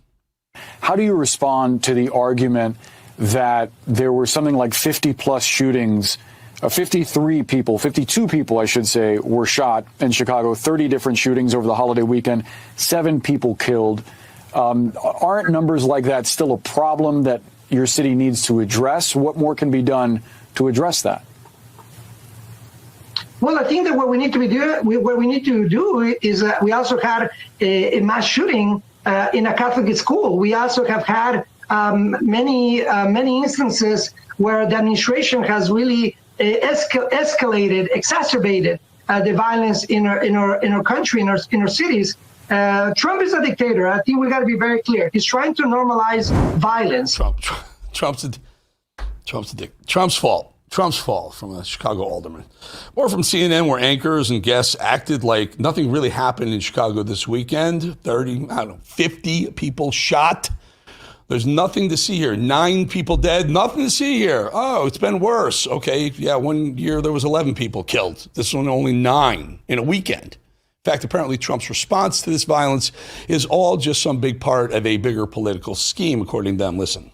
You were right to say in your intro that he's focusing on democratic states and democratic cities, and you heard the secretary mention LA as well. They're using the language of hyperbole, they're using the language of fear to get an aim that they want, and that is to have a foothold in these democratic cities. That's a reporter Mason from Reuters right there. Hyperbole, no.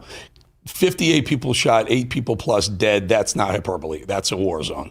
In other news, Don Lemon is doing anything to stay busy these days. He tried to bait people into trashing Trump during a Man on the Street segment, but unfortunately for Donnie Lemon, he ran into someone with a pulse and a brain and a very educated opinion about our president and different voter demographics. In other words, Don Lemon was left speechless again and certainly didn't get the answer he was so desperately hoping for. Watch.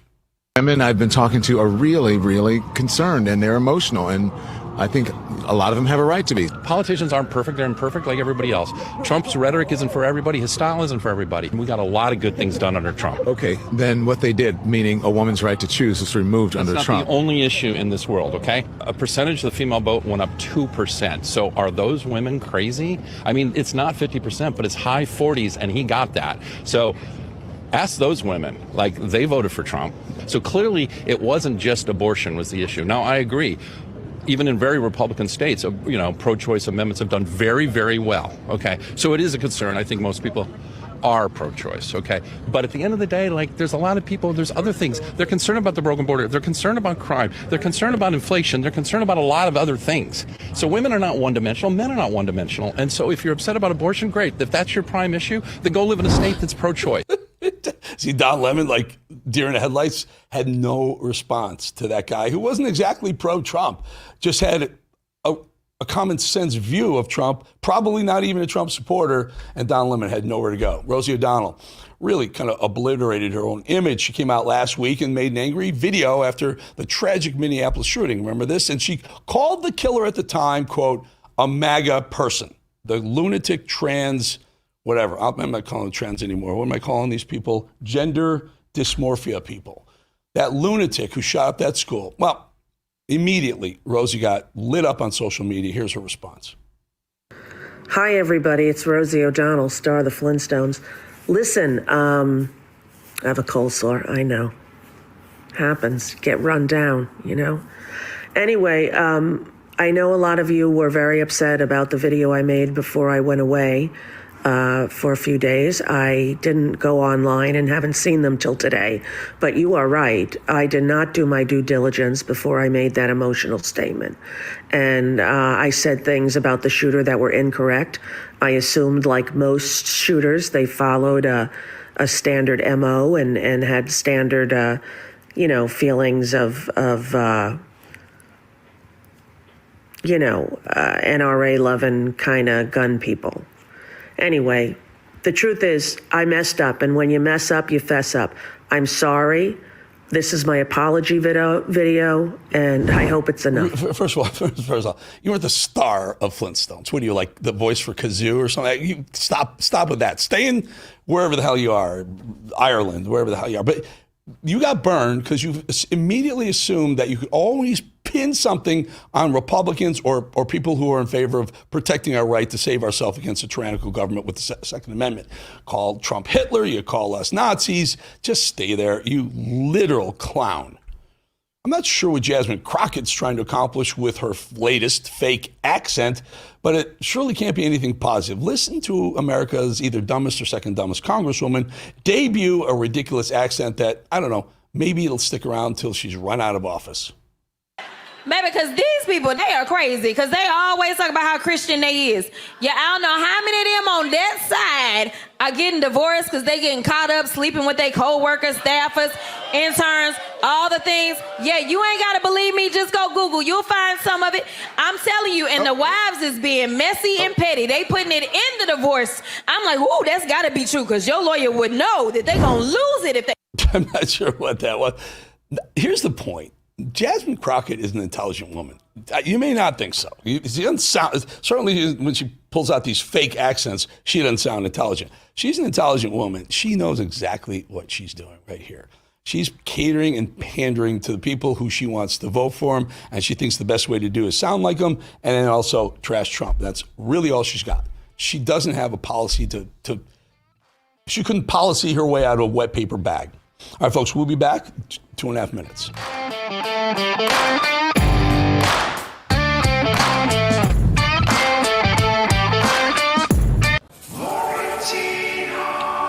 Yikes. Leaky refrigerator coil card. Oh no. But your future is bright with an American Home Shield warranty to protect your covered home system. Don't worry, be warranty.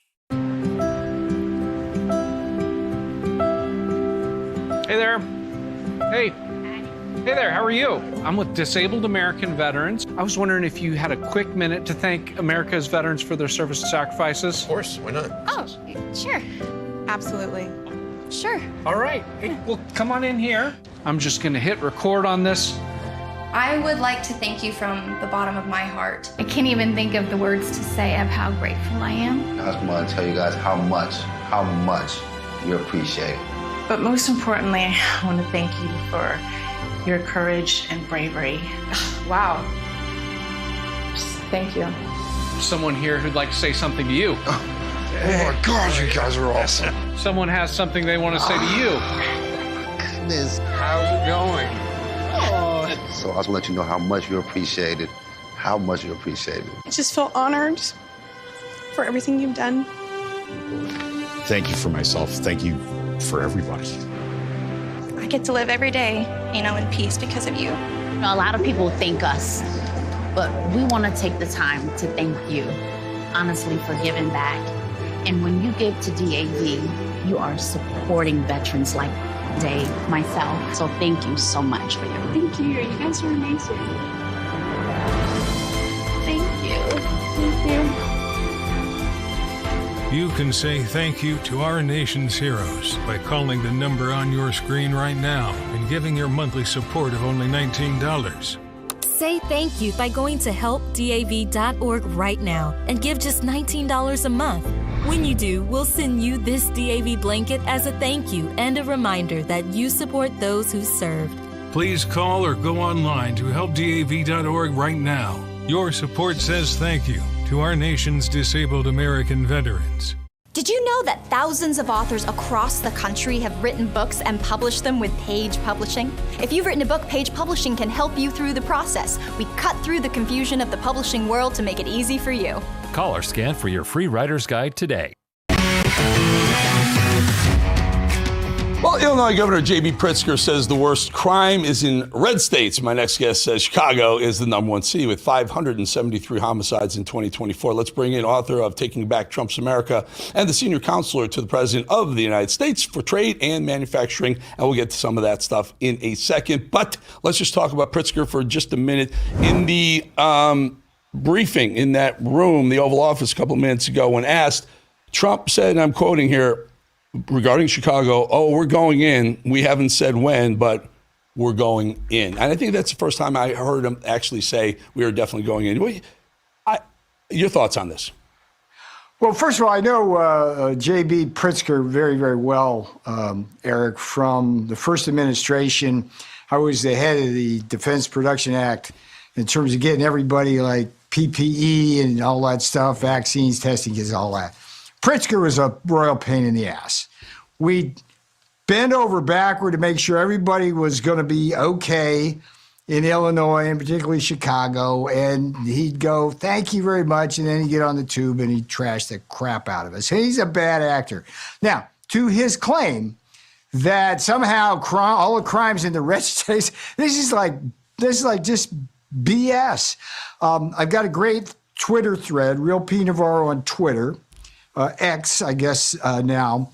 And what it does is it looks at, first of all, the overall, how many homicides in the top 15 cities around the country, and then adjusting that for population, how many homicides adjusted for population. So when you do it the first time, 14 out of the 15 mayors are not Republican. They're not red by any stretch of the imagination. Most of them are Democrats. Some of them are no party, which is typical for mayor's races.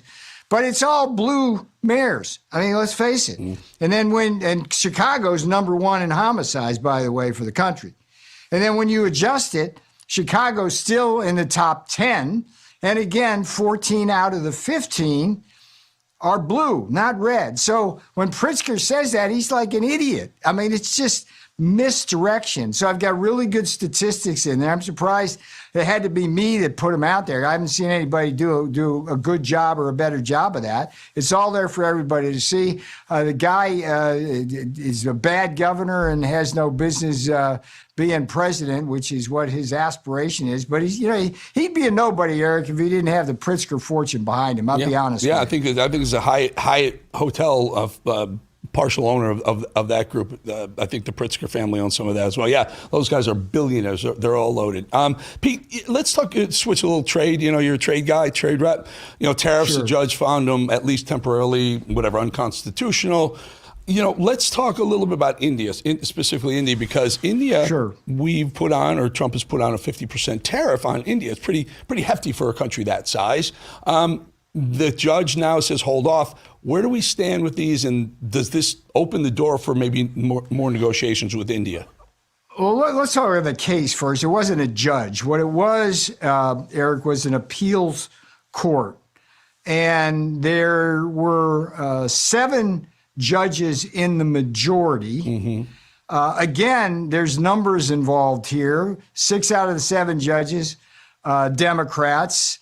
The 12 states that intervened against the Trump tariffs were all blue states with blue state governors. And then the 5 importers, mostly a Chinese crap, if you trace the money, at least some of their money appears to come from the Koch brothers, the Koch network.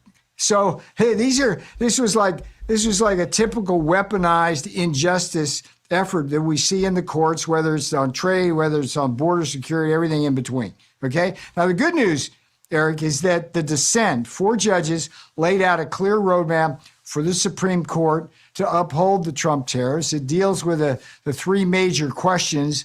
We don't need to go over them now unless you want to. I can get into the weeds with you. No weeds. But that's no that. weeds. I'm optimistic. Yeah. The tariffs are still in place. But does it open the door? Here's my concern. Over the weekend, we saw Modi from India and Xi from China and Putin getting a little lovey-dovey going on there, and it concerns people like me, especially. Yes, security, our national security, yes, but also in markets as well, because Russia has the oil, China needs the oil, India needs it as well. It's a group that I don't like to see get too close to each other. All right, let me lay that one out for you. I had a piece in the Financial Times on this. India doesn't need the oil, full stop, Eric. They didn't buy they bought virtually no Russian oil before February of 2022, when Russia invaded Ukraine. They bought virtually no Russian oil. After that, Russian refiners came into India, got in bed with the big oil refiners in India. Putin says, we'll give you this crude at a discount because he needed to sell the stuff. They refine it. Then they make a bundle selling it to Africa, Asia, and Europe. And then what happens? Well, Putin gets the money from India. Putin uses the money for weapons, bombs, drones, kills Ukrainians. The Ukrainians come to us and Europe and say, give us more taxpayer money that India paid for, and India got the money because they exported a bunch of stuff to us. That's insane, Eric. It's insane. So the idea that India needs the oil or somehow we shouldn't put tariffs on to stop them from doing it, it's insane. And the reason why we have 50% tariffs on India, 25% is because they're the Maharaja tariffs. They got the highest tariffs in the world for any big country. That's got to stop. They wouldn't come to the bargaining table. They're bad actors.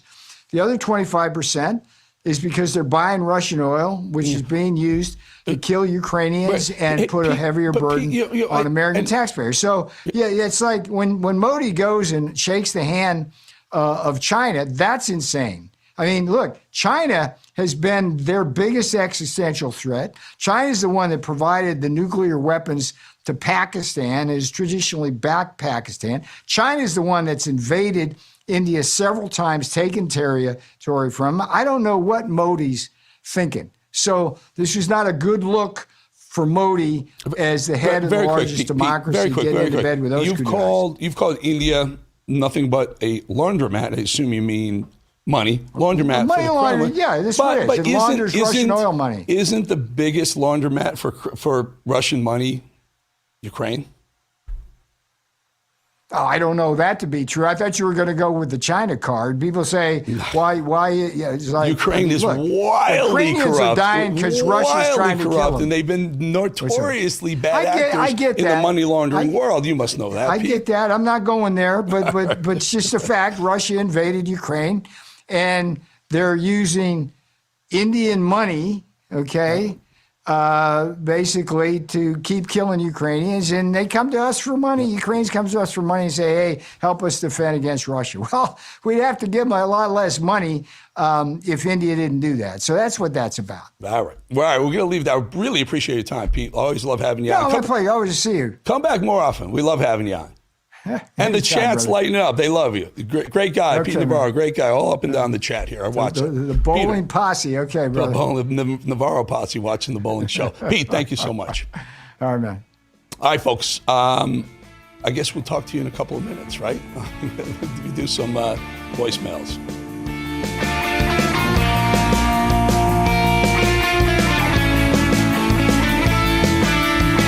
Selling your home shouldn't be expensive or stressful. At Ideal Agent, we'll connect you with a top local agent that'll sell your home fast for top dollar, and all this for as low as a 2% commission. Ideal Agent connected me with the best realtor in my market, and I saved $12,500 as a result of it, and I got more than my asking price. Ideal Agent is available nationwide, there's no obligation, and best of all, our service is completely free. Call today or visit idealagent.com. What's up, America? The folks sitting with me here today are real-life mechanics. We're here to get to the bottom of why car repairs are so expensive and why CarShield is America's most trusted auto protection company. Let's get to it. How long you been a mechanic? I've been doing this for about 30 years. Every day's a different experience. Every day's a different adventure. I like to make sure everybody's happy, the customer's happy, the car's done right. So why are vehicles out of warranty more likely to break down? The manufacturers are very smart. They designed these cars with an end of life. It will fail as the warranty expires. Say over 60,000 miles, it'll start breaking down. They're going to break down, definitely. Just a matter of when. When somebody has CarShield, what's the experience when they come to you? You drop off your car, we verify your concern, we notify CarShield, usually get an instant approval, put you in a rental car, and get you back on the road as quick as possible. I show them what it would cost if they didn't have CarShield versus if they did, and they can't believe how many thousands of dollars they're saving on this repair and how easy it went through, and the deductible is pretty much all they have to worry about. How has being a mechanic changed since you guys started? Most challenging parts about being a mechanic is keeping up with technology these days. That's the hardest part. As these new cars come out, it's new software, new tooling, is a constant evolution. Technology has totally changed from just the basic, everybody could fix a car 30 years ago, to today. You need so much education, background, computer knowledge. And there you have it. No other company protects drivers like CarShield. The bottom line is, if you're driving an out-of-warranty car, you could be putting yourself at risk of paying thousands for car repairs. Call CarShield before a breakdown happens. Get covered repairs paid. Call CarShield now for your free quote and to lock in your rate with their price lock guarantee. Call now. Call 800-202-9188. 800-202-9188. 800-202-9188. I started with nothing but my body and my mind, and I fought my way to the top of 4 arenas built to break men. First, pro baseball, where every pitch can end your dream. Then Wall Street, where I became one of the highest earning traders in America. Then came television, primetime lights, millions watching every night, a test. And I put it in writing. Wake Up America, followed by The Swamp, calling out corruption by name. But the edge isn't politics. It's not about fame. It's about fire. It's about proving yourself when everything is on the line. Only the strong survive it. Only the ready rise through it. This is The Edge.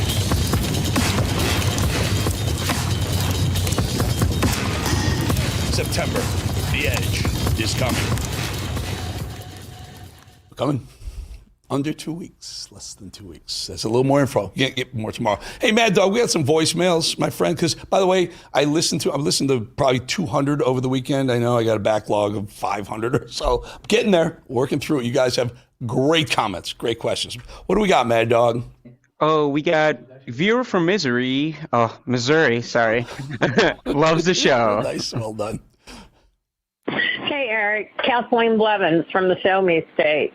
I love your show. I love Real America's Voice. It's the only place we can get true, up-to-date, and current information on what Donald Trump is doing in our country. The transparency is mind-blowing. We appreciate you, we love you, and we pray for you, Eric. Continue the good work. Thanks. Have a great evening. Thank you. Thank you for that. And as always, if Trump comes to any Republic, we take it. At RAV, they do a great job with that. Mad Dog, another one. This next viewer has some comments about Jazzy Jasmine Crockett. Got it. Eric, on today's show, you struck oil. That part where you said, Jasmine, I know you're smart. Knock it off. Therein lies the problem. She knows what she is doing. She's selling out she's selling out African Americans for the money. That's where the demonic part comes into this whole thing. Not her. It's not just her. Cory Booker's doing it. Fang Fang guy is doing it. Gorgeous boy Gavin is doing it. That is what's going on. That is where the devil comes in. So that was the most important thing I got out of today's show, and it was a great show. Thank you, sir. Keep going. Thank you. A couple of things very quickly. Gorgeous boy Gavin. I'm not sure I agree with that. Okay, but also. Fang Fang boy, that's Eric Swalwell because he was sleeping with Fang Fang, the Chinese spy, both married. Here's the thing. Jazzy Jasmine Crockett does know what she's doing. She knows exactly what she's doing. And did you see Ilhan Omar? Her net worth just jumped to $30 million. You know, the lunatic in Minnesota. Ilhan Omar is now worth over $30 million because her husband sold 2 companies, which weren't doing anything before she became a congresswoman. Do you know how they made $30 million? He became a consultant in Washington, D.C., sold the companies, 30 large. You want to talk about corruption? Those SOBs are corrupt. Mad Dog. This next viewers has perspective of the protesting topic. Eric, I love your show. I love the idea we can call and tell you what's on our mind. This is Labor Day. I just am watching, and I saw that character on there that does protest. I have zero use for anybody like him. He proved exactly with his mouth why I do not approve of protest. He hires people to protest. That means they're not protesting what they want. They're protesting what they are being paid to do. I think it is horrible to have that man make money by hiring people to protest. Thank you. Don't ever have him on your program again unless you're exposing him. Thank you. Goodbye. Okay, I take it under advisement. I just like to bring up interesting topics. Yeah, you're right. I'm not sure the First Amendment was designed completely to protect all forms of protest. Like you can't yell fire in a crowded movie theater. That's a expression you can't say because people could get hurt. I'm not sure. We have the right. We've carved out the right to protest in this country. No problem with that. First Amendment Constitution, peaceful protest. But to take money from someone and then hire other people, it just loses the, organic nature of protests for me. I agree with you. I'm not sure it's illegal, ma'am, so I don't know if I'll go as far as you, but I probably won't have them on again. I'll let you know that. All right, folks, great talking to you. Tomorrow, I'm not sure there's anything big on the docket for anyone, but War Room is up next. Have a great night. See you tomorrow. I am thrilled to report that the U.S. Space Command headquarters will move to the beautiful locale of a place called Huntsville, Alabama, forever to be known from this point forward as Rocket City. Okay, so Huntsville, Alabama, we love Alabama. I only won it by about 47 points. I don't think that influenced my decision, though, right? That didn't, right? When you come out and when you leave the room, you'll see that we just, over the last few minutes, literally shot out a boat, a drug-carrying boat, a lot of drugs in that boat. And you'll be seeing that and you'll be reading about that. It just happened moments ago. And our great general, head of the Joint Chiefs of Staff, who's been so incredible, including what took place in Iran, knocking out potential nuclear power for a long time to come. I think within a month they would have had it if we didn't do what we did. But he gave us a little bit of a briefing, and you'll see. And there's more where that came from. We have a lot of drugs pouring into our country, coming in for a long time. And we just, these came out of Venezuela and coming out very heavily from Venezuela. A lot of things are coming out of Venezuela. So we took it out, and you'll get to see that after this meeting is over. And I know people don't like us, even a year in, as a government, saying, this is what we inherited. This is what we inherited, right? There was a widespread use of asylum hotels by the Conservatives that increased enormously at enormous cost to the taxpayer. You keep going back to the Conservatives. I wanted to ask you... Yes, but it won't be a quick fix. We will sort it. Your lawyers, under your guidance, have said in terms that the rights of asylum seekers are more important than the rights of local people in Epping Forest. Would you at least acknowledge that that is what they will hear? And it's up to you. Ministers can say, we agree with that, or we don't agree with it. You can't simply say, let's balance things. Do you agree with what your lawyers said, or don't you? Yes, of course we do. This is the primal scream of a dying regime. Pray for our enemies, because we're going medieval on these people. You're not got a free shot on all these networks lying about the people. The people have had a belly full of it. I know you don't like hearing that. I know you try to do everything in the world to stop that, but you're not going to stop it. It's going to happen. And where do people like that go to share the big lie? MAGA media. I wish, in my soul, I wish that any of these people had a conscience. Ask yourself, what is my task and what is my purpose? If that answer is to save my country, this country will be saved. War Room. Here's your host, Stephen K. Bannon.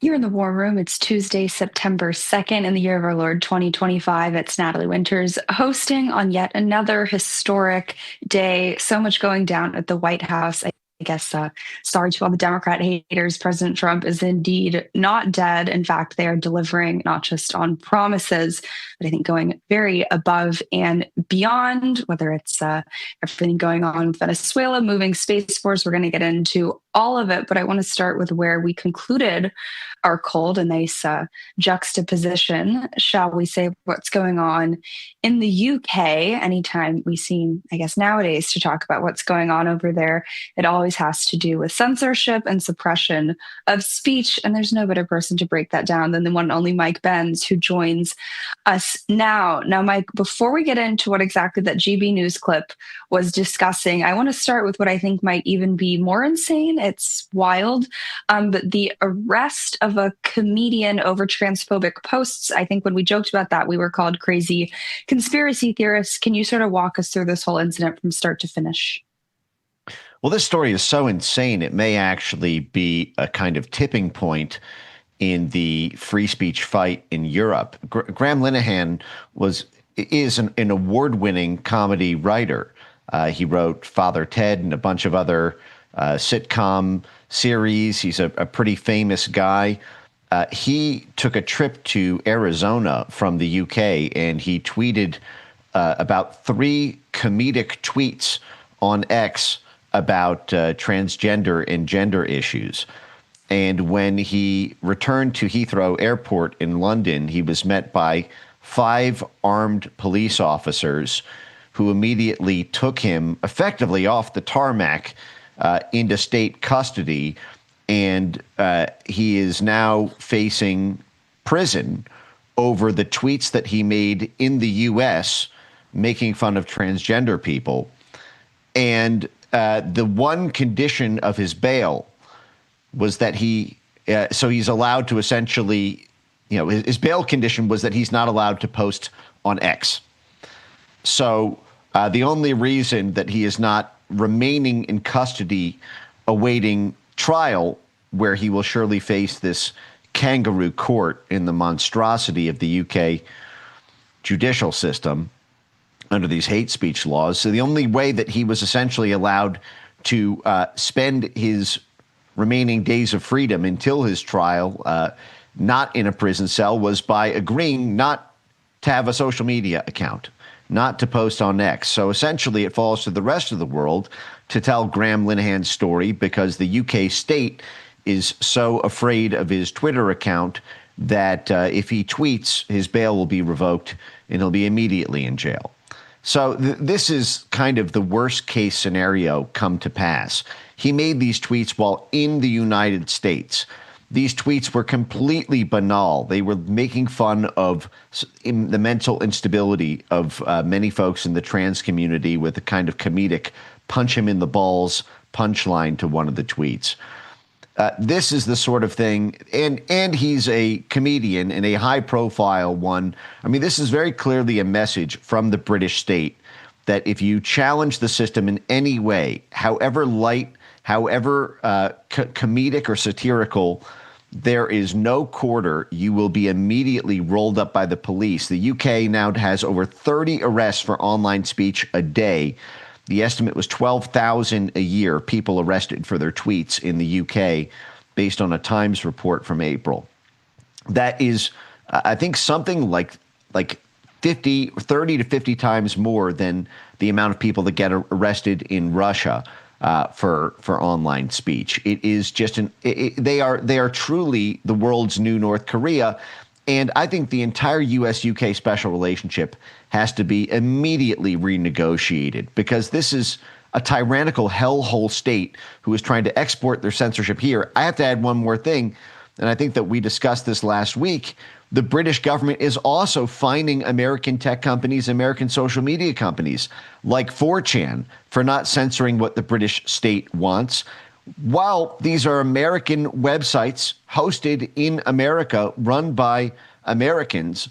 So this is like no taxation without representation all over again. They're trying to tax us from abroad. They're trying to arrest people who visit the United States and make speech in the United States the moment they return back to the UK. I think all negotiations have to be ground to an immediate halt until we can figure out what the hell is going on in the UK. Now, if I'm not mistaken, I feel like I've had you on a lot of times these past few months to talk about what seemed to be the progress that the Trump administration, particularly Vice President Vance, was making when it came to negotiating with the UK over a lot of this censorship stuff, not just against their own people, but like you said, more concerningly, Americans, or at least speech that's done on American soil. So where do we stand with all of that? Was a lot of that just performative, or what are the forces that are sort of, dragging from the pits of censorship hell the UK back into what they were doing before? Well, there was some initial success with getting a delayed enforcement of their online censorship act. It's called the Online Harms Act, but it's the Digital Censorship Act. Its implementation was delayed because of tariff threats by the Trump administration, but it ultimately ended up going through and is being enforced now. Really, we're kind of in month 2 of its very serious enforcement. And right now, to me, this gets back to the question of the U.S.-UK special relationship and what needs to be done in order to actually grind this to a halt. The fact is the British use the Americans for their war in Ukraine, for their wars in Afghanistan, for their wars in Africa. There are British mining interests, British banking interests that are completely dependent on U.S. manpower, U.S. muscle. NATO itself is best conceptualized as a British operation. I mean, this was famously Lord Ismay, the first head of NATO, famously quipped, NATO's purpose is to keep the Americans in, the Russians out, and the Germans down. That presupposes it's a British operation to use American muscle and American money to accomplish British aims. Enough of this. I think that it is a mistake, frankly, for President Trump to campaign on getting all these countries to give more and more money to NATO when we're effectively giving it to British military operations. I understand that there are political constraints and he needs to keep a big tent. So obviously the president will do what the president does, but I can't help but point out that every dollar you're giving to NATO is going to help a British banker. That's going to mean more Christopher Steeles running operations here in the U.S. They're host to all of our censors in exile, the Nina Jankovic types. So they've all fled to these UK NGOs and are working with the UK government. We saw the Biden administration working directly with the UK Foreign Office and the UK Digital Ministry in order to do joint US-UK censorship work. This is getting we're way past way too far already. And there has been this protected bind, this kind of cocoon of warmth between the U.S. and UK since effectively World War I, World War II, and there's been an entangling of our intelligence networks, famously NSA and GCHQ, CIA and MI6. All these networks are hopelessly intertwined, and there needs to begin to be this unentanglement, this disentanglement, because the message has to be sent.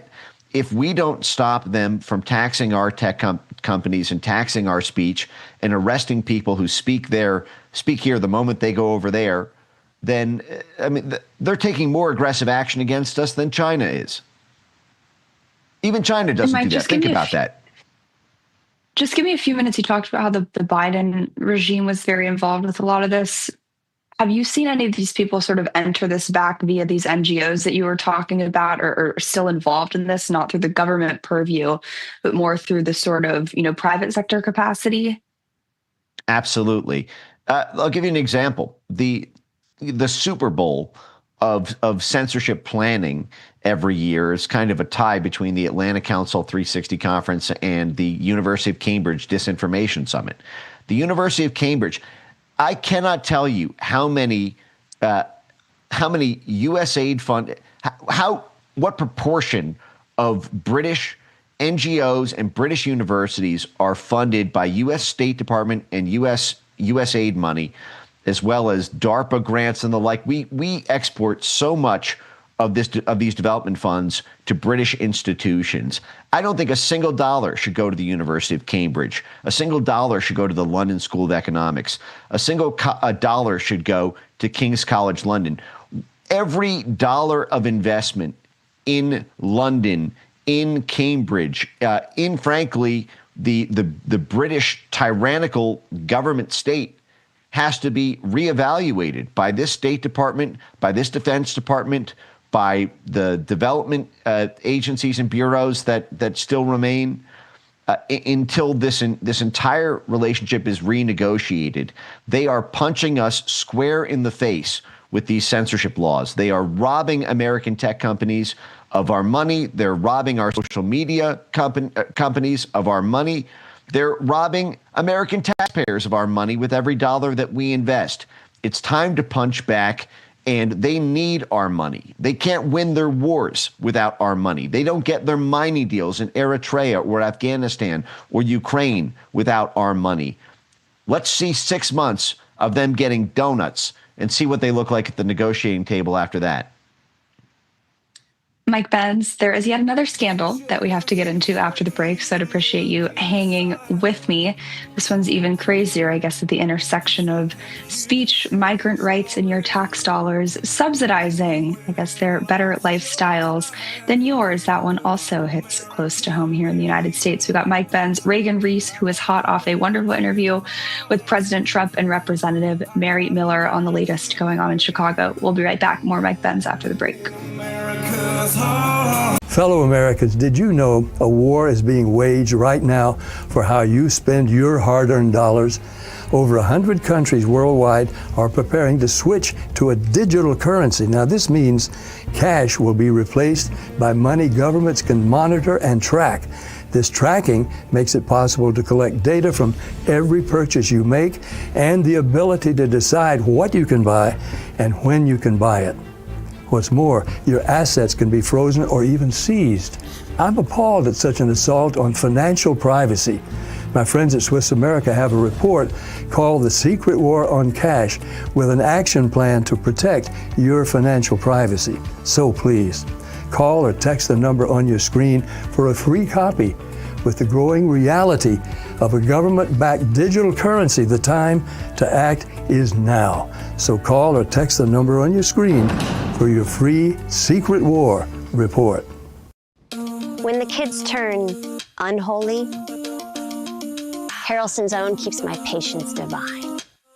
When work flies out of control, Harrelson's Own keeps me cool as a cucumber. The device madness never ends, but Harrelson's Own keeps me zen. Life can be chaotic, but Harrelson's Own CBD helps keep you calm through any storm. Harrelson's Own consistently delivers you full mind and body homeostasis. It's an organic, full-spectrum CBD in a refreshing oral spray. Our nano-emulsified technology makes it completely water-soluble, so your body absorbs it immediately. You'll start to feel it in seconds, not 60 minutes. It just makes everything feel better. And it helps me just take the edge off. It helps me relax. It helps me be there with my kids. I swear I'm like a mental ninja. Like nothing can throw me off balance. No matter how many things come at me, I'm like, boom, handled, next. I'm like crushing it all day long. Well, some people take it for a release from stress. Some take it to get rid of pain. Others just take it for general well-being. For me, Brett Harrelson, it just makes everything about my day a little better.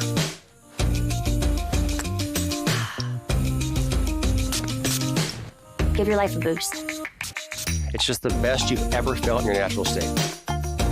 My happiness in a bottle is the best. So to sum it all up, you're going to feel the benefits quickly, love the way it feels, and like the way it tastes. Pay a fair price, and you're going to thank us for it. We are so confident you're going to be satisfied that we back every bottle with a 60-day, 100% money-back guarantee. Give Harrelson's Own a try, from our family to yours.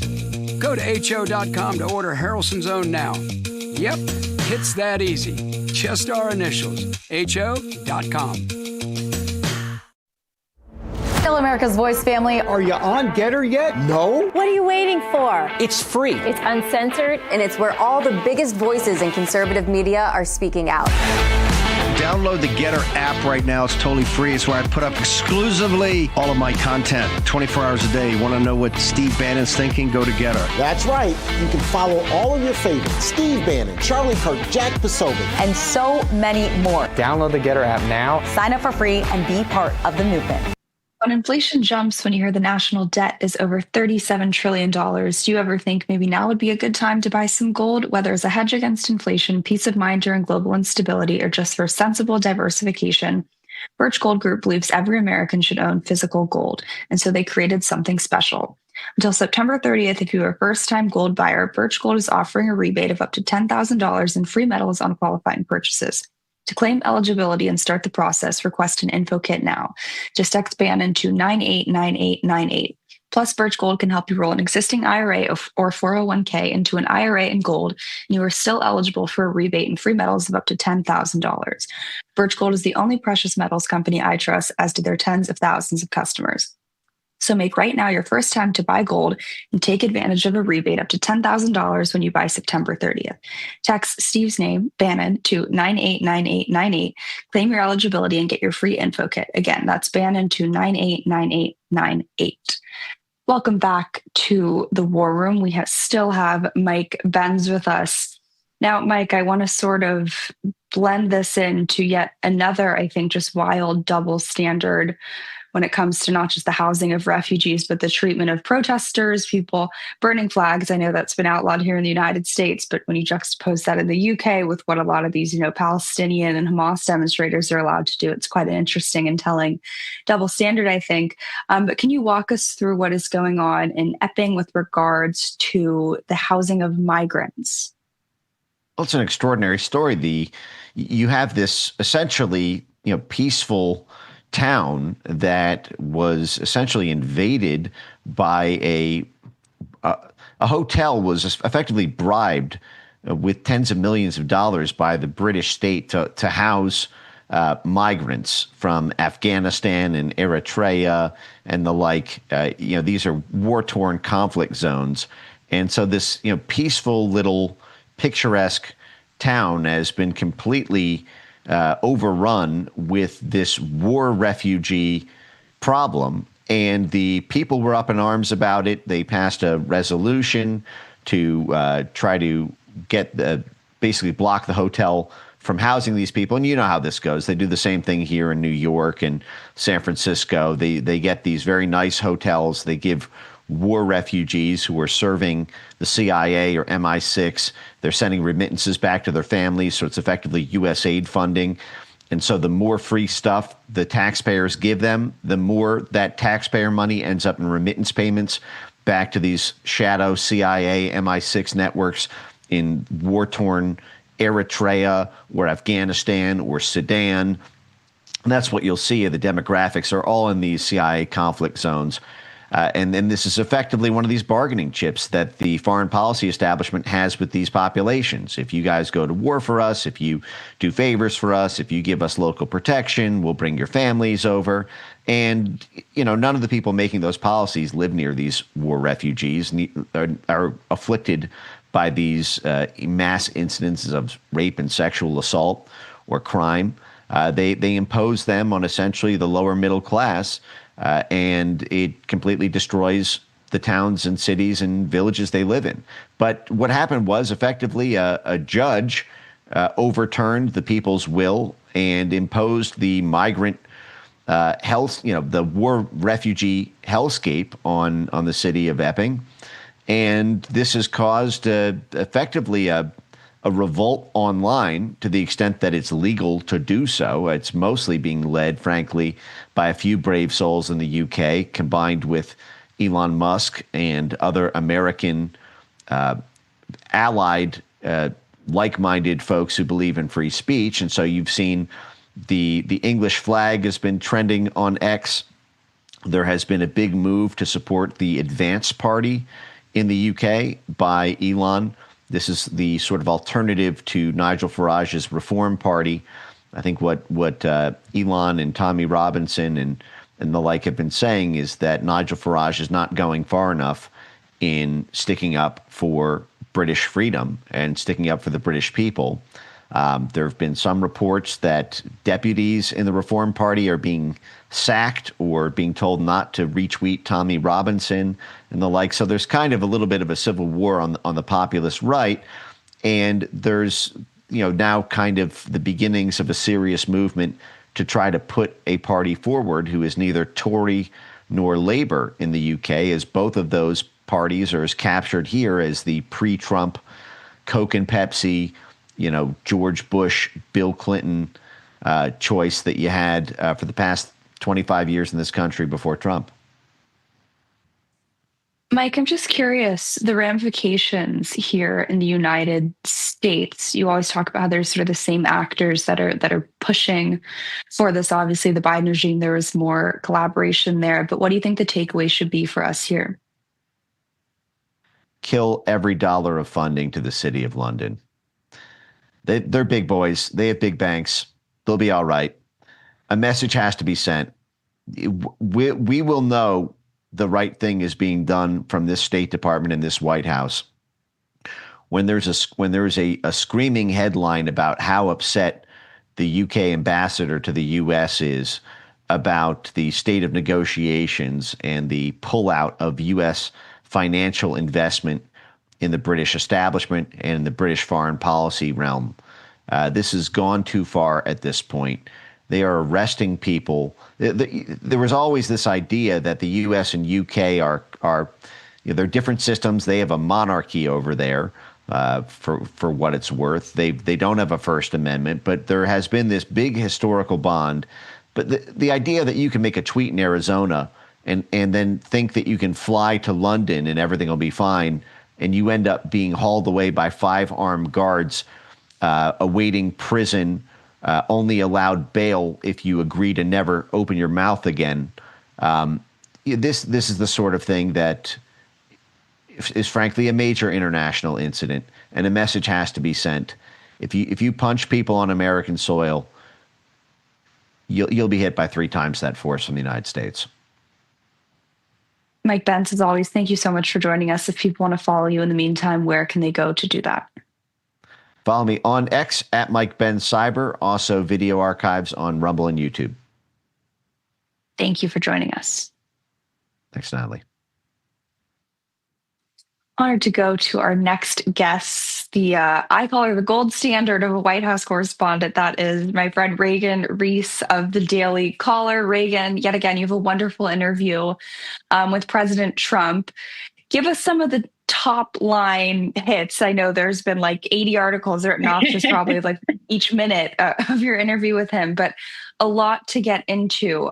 Walk us through some of the heaviest hitters. Well, first, Natalie, let me say I spent an hour with the president in the Oval Office on Friday, and I woke up Saturday morning to liberals thinking that President Trump is dead. And so I didn't think it was going to fall on me to prove that the president is very much alive. And he totally was. When I walked in the Oval Office, he was more energetic than I've ever seen anyone in my life, alive, ready to chat, was ready for me. And we had a really productive conversation. He told me that he's open to reopening insane asylums to clean up the streets of DC. He explained to me the thought process behind allowing 600,000 Chinese students over 2 years in the United States, which I think is a big policy that matters to the MAGA base. Wondering why he did that and why he doesn't want universities to fail. He also said that he believes Israel has lost its influence on U.S. Congress over the last 15 years and that it's not what it used to be. He added that he would not be bothered at all to see John Brennan and James Comey arrested on live television. He talked about the Russia and Ukraine war. He also explained to me that why he is considering using U.S. forces in the air to end the war in security guarantees. And then, of course, the president took me out to the Rose Garden to show me where he is going to hang all of the presidential portraits. He's going to call it the Presidential Wall of Fame. And I asked him, Mr. President, are you going to hang Joe Biden's portrait? And he said to me, all right, let's show you. I want to hang a photo of the auto pen. And he asked me for my advice on whether I think he should do it or not. And I said, Mr. President, I think it's very Trump. I think you have to do it. So you can expect a photo of the auto pen to be hanging in Joe Biden's place on the Presidential Wall of Fame in about 2 weeks in the Rose Garden. And did you get to see it, or what did the gallery look like?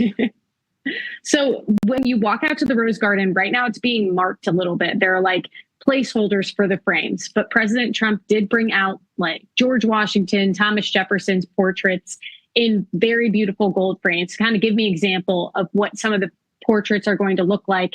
And he had a huge stack of papers printed on his desk, I'm sure, to show me different articles and things that he's reading. And right on the top was that photo of the Biden auto pen. And I believe he's actually truthed it out before. It's circulating right now on Twitter. And so that's what you can expect. I think it's a little pen that says auto pen. It's going to go right where Joe Biden should be, in between 2 pictures of Trump.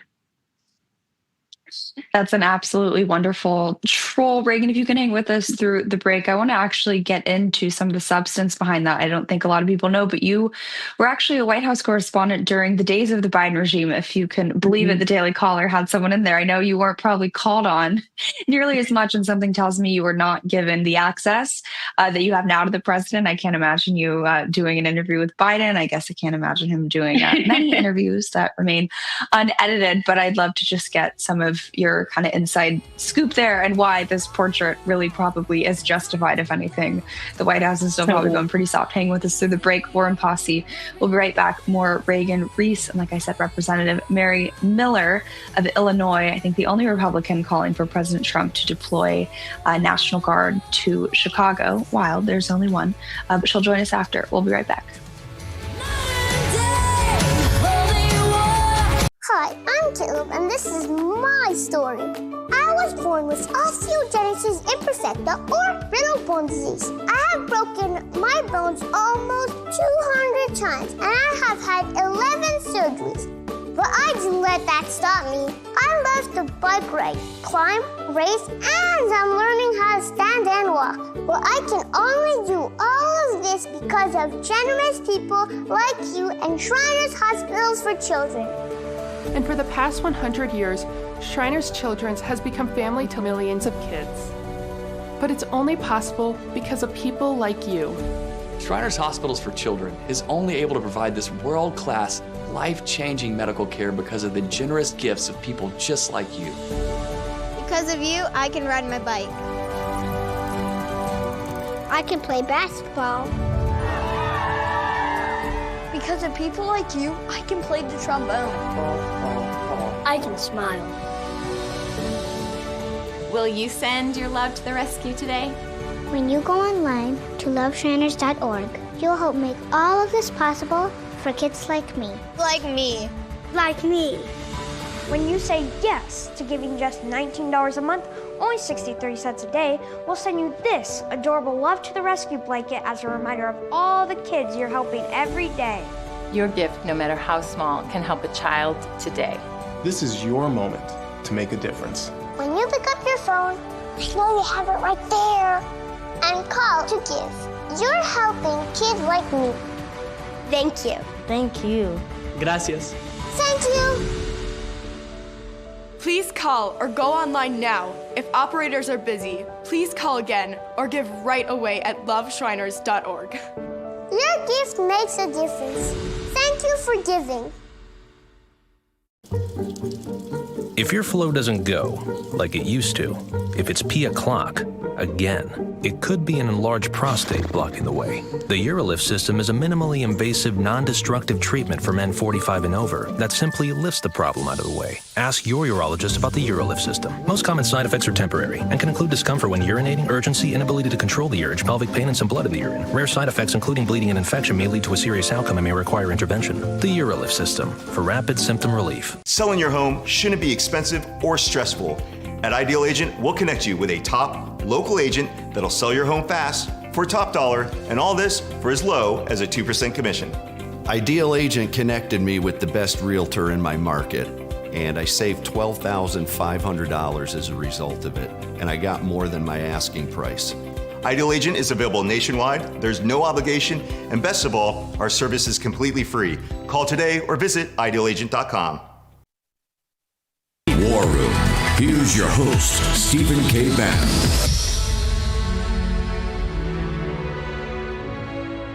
If you're a homeowner, you need to listen to this. In today's AI and cyber world, scammers are stealing home titles with more ease than ever, and your equity is the target. Here's how it works. Criminals forge your signature on one document, use a fake notary stamp, pay a small fee with your county, and boom, your home title has been transferred out of your name. Then they take out loans using your equity or even sell your property. You won't even know it's happened until you get a collection or foreclosure notice. So let me ask you, when was the last time you checked your home title?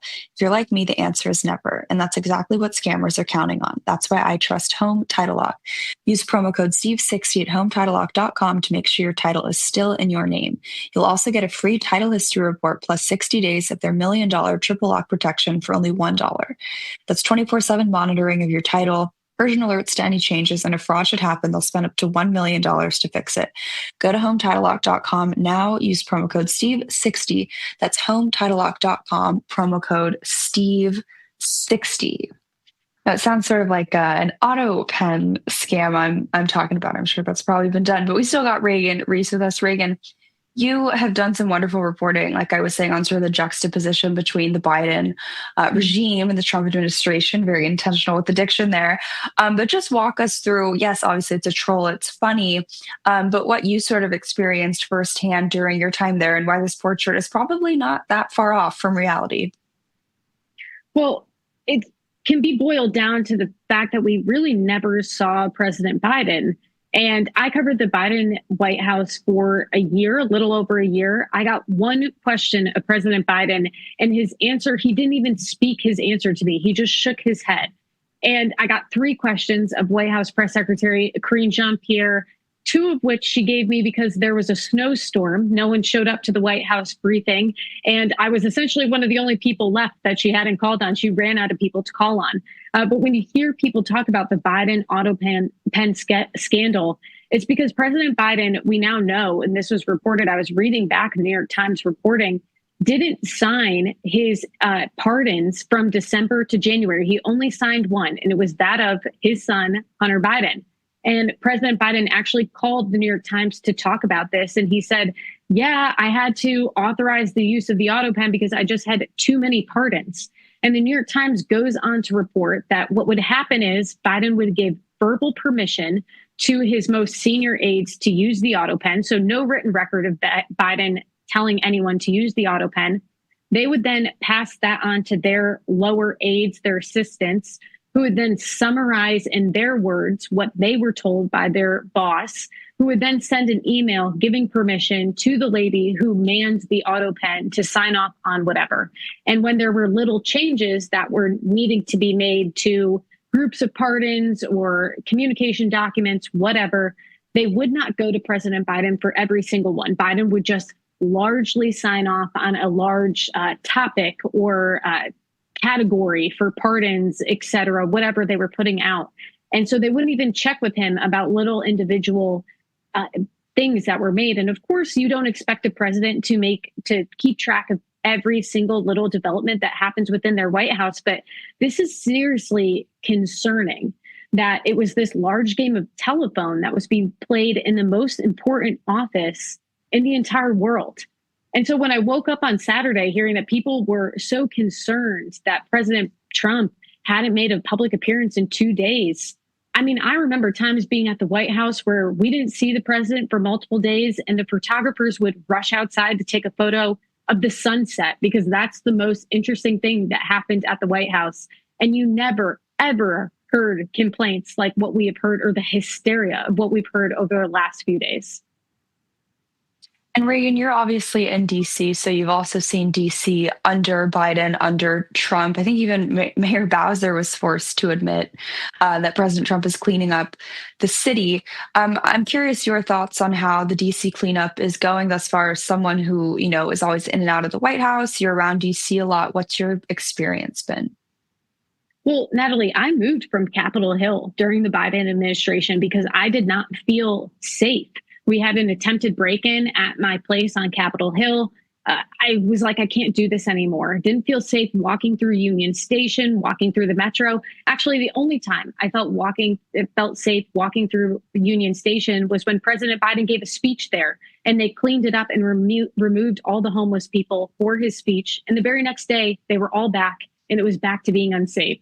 Now, I told this to President Trump in the Oval Office. I've witnessed crime in Virginia. And now that I'm, going to work every day in DC and there's National Guard at almost every metro stop, making sure you get on the metro safely. And there's 22 federal agencies who are patrolling the streets every night to keep our streets safe. It just feels so much more different. And then I'm getting statistics from the White House every day about the amount of people they've arrested.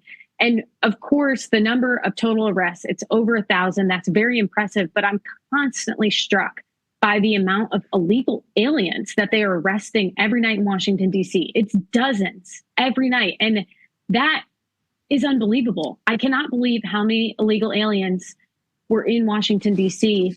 And the White House notes that these are illegal aliens who are being arrested on additional crimes. They're not being arrested for being illegal aliens. They've committed other crimes that has caused them to be arrested by, the Trump crackdown of DC. It's something that deserves so much more attention than what it's getting. Reagan, if people want to read the piece, follow you, stay up to date with all of your wonderful reporting from the White House, where can they go to do that? I'm on Twitter, Instagram, Reagan Reese _. Reagan, thank you so much for joining us. And thank you for being, like I said, the gold standard of a White House correspondent. You're the best, Natalie. Thanks so much. Thank you for joining us. And Denver, if we can actually roll that clip of Mayor Bowser being forced to admit a Trump W, let's hit it. For carjackings, the difference between this period, this 20-day period of this federal surge and last year represents a 87% reduction in carjackings in Washington, D.C. We know that when carjackings go down, when the use of gun goes down, when homicide or robbery go down, neighborhoods feel safer and are safer. So this surge has been important to us for that reason. I guess Governor Pritzker in Chicago may have missed that press conference, maybe too busy campaigning for 2028, though I would think being not just soft on crime, but pro-crime is probably not going to play too well with the American people, let alone those of y'all who live in Chicago and know full well the reality of what that city is. If you guys remember, I went to college over there on the south side of Chicago. That's where Chicago was, and I can attest that I definitely think we need some form of the National Guard, certainly an upped law enforcement presence there. You would think most Republicans in Illinois would agree, but we really only have one who's being vocal about that, and that is Representative Mary Miller, who joins us now. Representative Miller, I'm just curious to sort of get your top line assessment. We're being told by Pritzker that, the clip we just played from Mayor Bowser is fake, that the deployments of, these various law enforcement agencies doesn't work. What are your constituents telling you? How do they feel about their sort of lived reality on the ground? Well, the people are afraid, and he's trying to gaslight them and force them to deny reality. And he has a track record of not telling the truth. So he should humble himself and get on the phone and call President Trump and get help. And, it's a year ago, he was happy to have the National Guard come in to protect his friends at the DNC. So why not come in and protect the wonderful people of Chicago that are suffering right now? This is a tragedy for them. And just walk us through the problem for, those who aren't maybe super familiar with what life is like in Chicago, or is it all of Illinois, or what parts are we talking about where you think this sort of additional force, either protection or people being there, would actually be advantageous? Right. Well, of course, the crime is concentrated in Chicago where the people are, but J.B. Pritzker rolled out the red carpet for illegals, which has exacerbated the problem.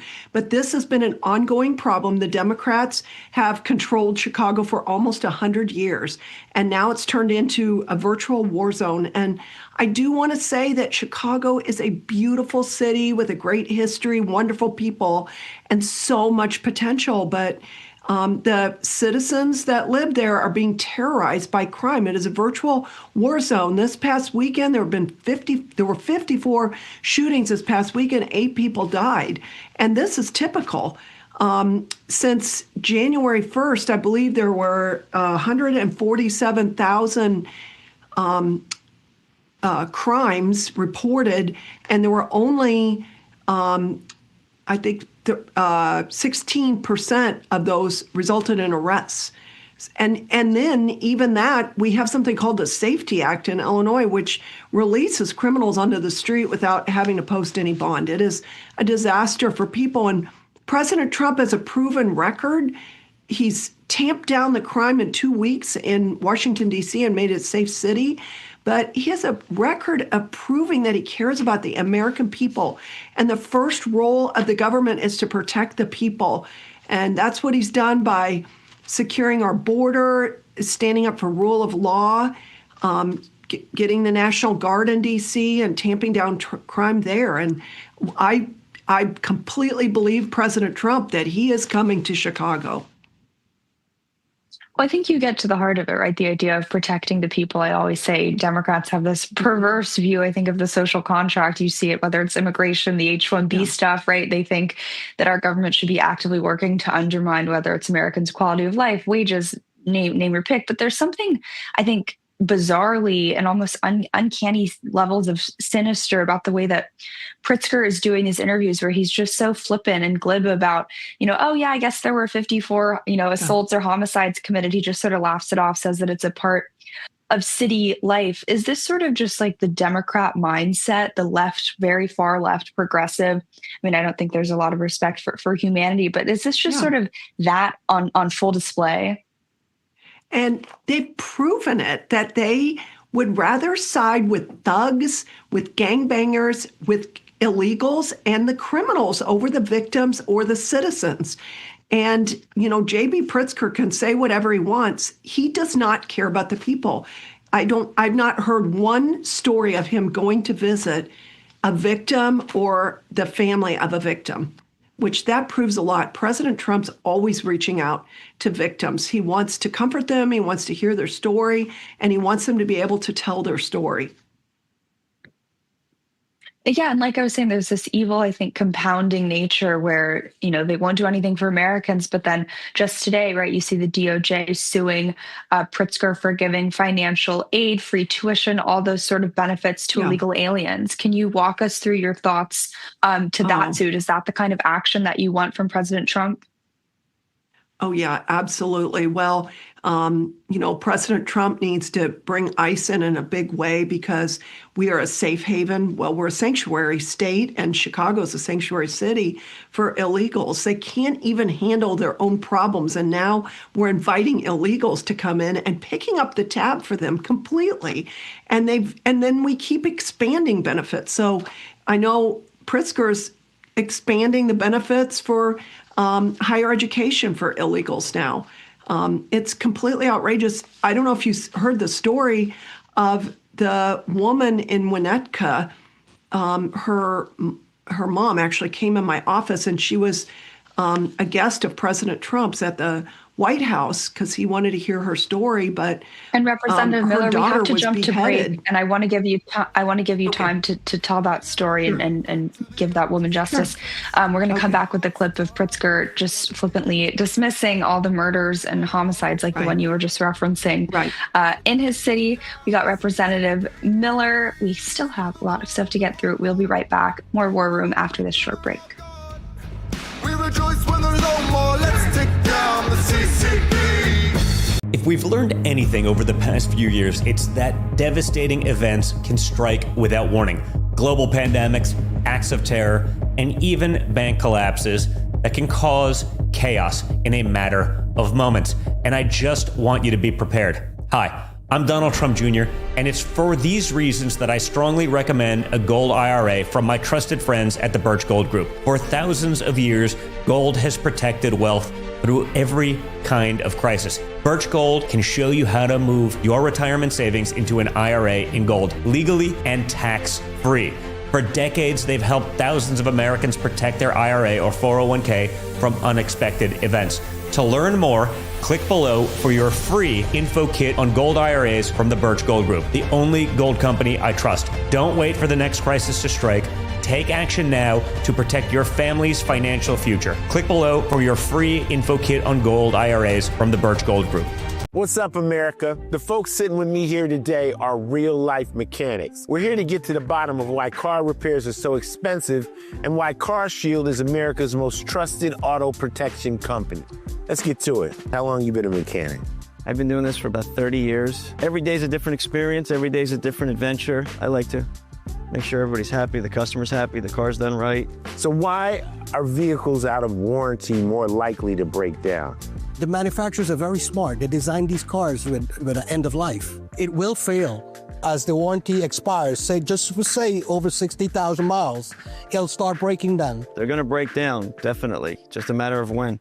When somebody has CarShield, what's the experience when they come to you? You drop off your car, we verify your concern, we notify CarShield, usually get an instant approval, put you in a rental car, and get you back on the road as quick as possible. I show them what it would cost if they didn't have CarShield versus if they did, and they can't believe how many thousands of dollars they're saving on this repair and how easy it went through, and the deductible is pretty much all they have to worry about. How has being a mechanic changed since you guys started? Most challenging parts about being a mechanic is keeping up with technology these days. That's the hardest part. As these new cars come out, it's new software, new tooling, is a constant evolution. Technology has totally changed from just the basic, everybody could fix a car 30 years ago, to today.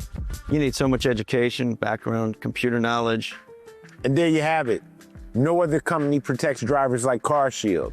The bottom line is, if you're driving an out-of-warranty car, you could be putting yourself at risk of paying thousands for car repairs. Call CarShield before a breakdown happens. Get covered repairs paid. Call CarShield now for your free quote and to lock in your rate with their price lock guarantee. Call now. Call 800-202-9188. 800-202-9188. 800-202-9188. You're going to hear people, especially this past weekend, 54 shot, 7 dead. Yeah. They're going to say the city's not safe. Would you ask your friends to ride the L after midnight or after, 9 o'clock at night even to come down to the city from O'Hare? Look, big cities have crime. There's no doubt about it. But let's just pay attention to what President Trump is doing targeting Chicago. He's overlooking red states that have much higher crime rates. There's crime, and then there is, unforced criminality by importing an entire subset of a population that is members of gangs, transnational gangs involved in the drug trade, and apparently beheadings. Representative Miller, I'm sorry to cut you off, but if you want to pick up where you left off, just talking about your constituents and the people that you've met with, who I think Pritzker could probably do well to meet with too. Yes. Well, Chicago has become a war zone. The Democrats have had control for almost 100 years. The murder rate in Chicago is higher than any city in our country. It is actually 15 times higher than Delhi, India. It is a disaster for the people that work there, for the businesses, and for travelers. It is a war zone, and he needs help. Now, so since January 1st, there have been 147,000 reported crimes in Chicago. And of those, there have been arrests on only 16.2% of them. That is pathetic. On top of that, they are being released because of the Safety Act, which J.B. Pritzker has lauded as being good for the people in Illinois. And in light of the Safety Act, what I was telling you is I had a mom come in my office, a very traumatized mother.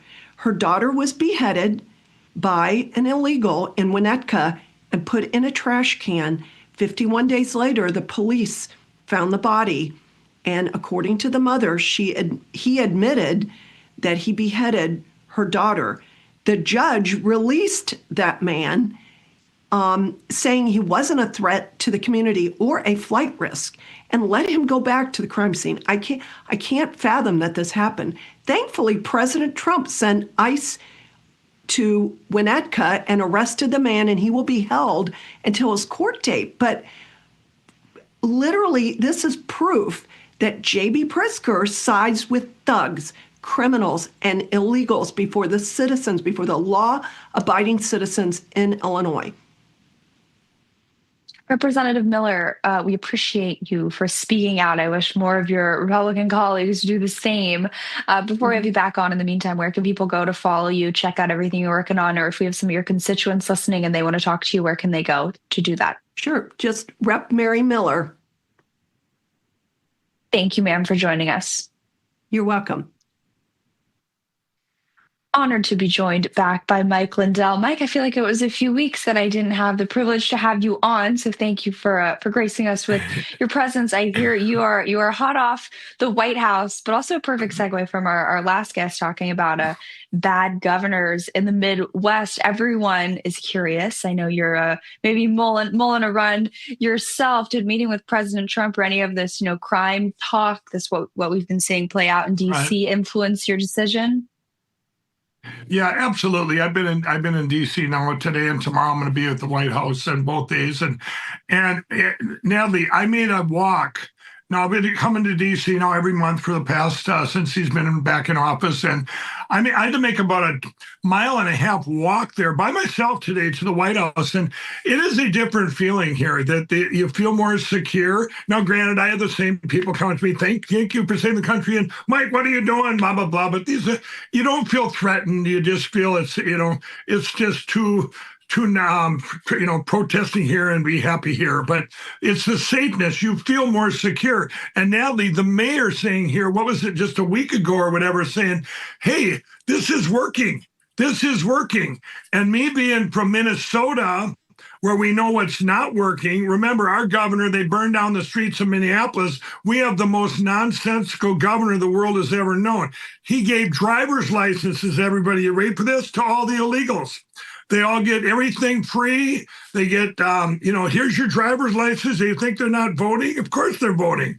This does really put an influence on me, everybody. Everyone knows I've been very much considering running for governor of Minnesota. And I will tell you this, Natalie, the polls came back. And one of the preliminary polls, election security is now in the top 3 in Minnesota, what people are concerned about in this next election. Some of the places in the country it's become the number one issue. Not illegals, not the economy, not abortion, but our elections, because everything comes from our elections, you guys. So, but anyway, I'm very happy to be on and be back here at the War Room. I've been so busy the last couple of weeks, but I wanted to tell you all here, I came back just in time because right now MyPillow has to raise money. Remember, we're our own bank now. We've been debanked, you name it, it's happened to us. And we are raising money for the stuff we have to buy for this fall and for Christmas, our flannel sheets and stuff. So we're closing out our MyPillow bed sheets. These are our percale weave bed sheets, the closeout sale, $29.88. These are kings, queens, fulls. It doesn't matter the size. Split kings, any color, any size until they're gone. This is a War Room, you guys special. You guys use that promo code War Room. You go to mypillow.com/War Room. Look at that. For the War Room specials, you still are going to get free shipping. This is a War Room exclusive on your entire order. And you guys, those big ticket items like the mattress toppers and the beds, 100% made in the USA. Now's the time to get them. This is going to go away soon. I wanted to get back on here before it did, though. Those sheets, once they're gone, they're gone. These are the best sheets ever developed. Remember, every product we have, we either improve on them, so they need to help you get the best REM and Delta sleep, get great sleep. You can call 800-873-1062. Operators standing by, USA.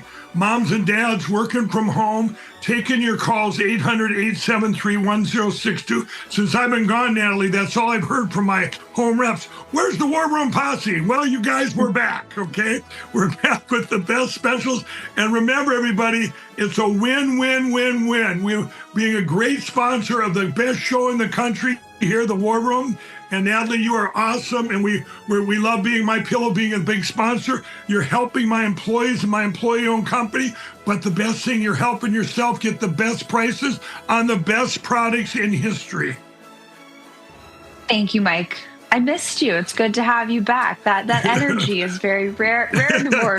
We're very serious, but we appreciate that you could do both. And I think Minnesota could use someone like you. War Room Posse, thank you for hanging with me. Of course, very late from President Trump's press conference today, being that he singled out Colorado because of their use of mail-in ballots, a cardinal sin in Trump world, evidenced by the recent executive order. Thank you guys for hanging with me. I believe Steve is taking over at the 6 p.m., but I will see you guys soon.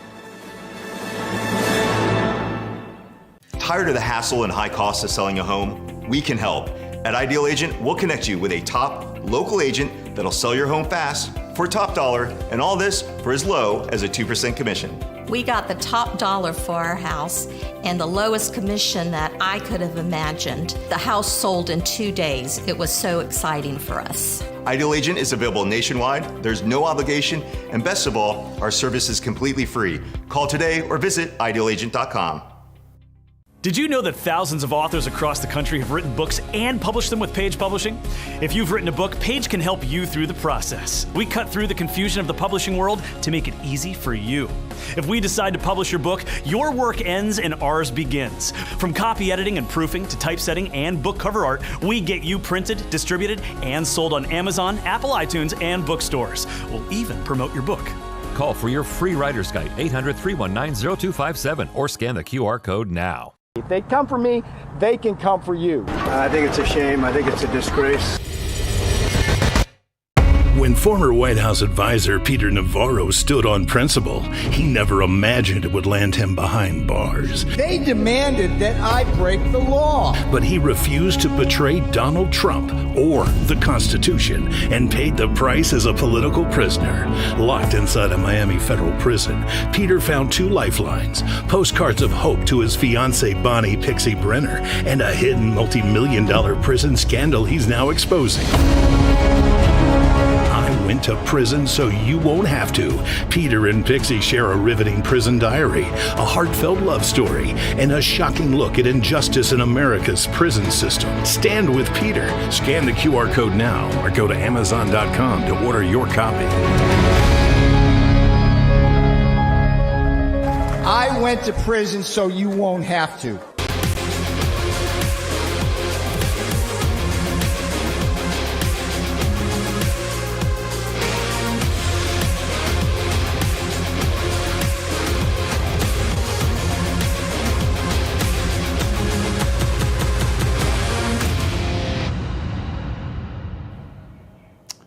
Good evening, America. Happy Tuesday. We hope you had a wonderful Labor Day weekend. Welcome to the latest edition of Just the News. No Noise. I'm your host, John Solomon, reporting to you, as always, from our nation's capital. We're going to start tonight with a little bit of breaking news. Just a few moments ago, President Trump confirmed that a U.S. military strike killed 11 members of Tren de Agua on a boat in international waters heading from Latin America to the United States with drugs to poison our young adults.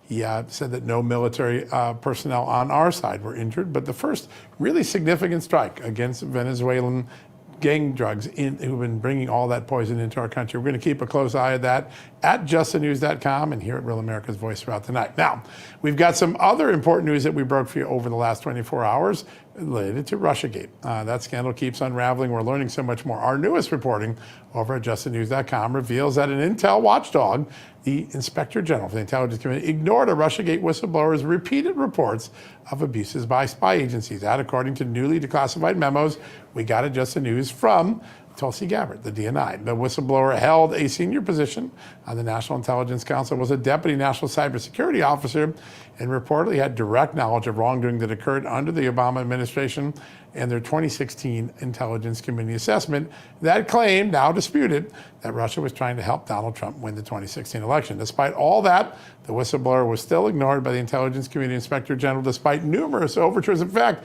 at one point, the Intelligence Committee Inspector General said, you may have some merit to your concerns, but we don't have a way to get it to the Justice Department. That's silly. There's a thing called phone or email. They could have done it, but it was a walk around, a slow walk.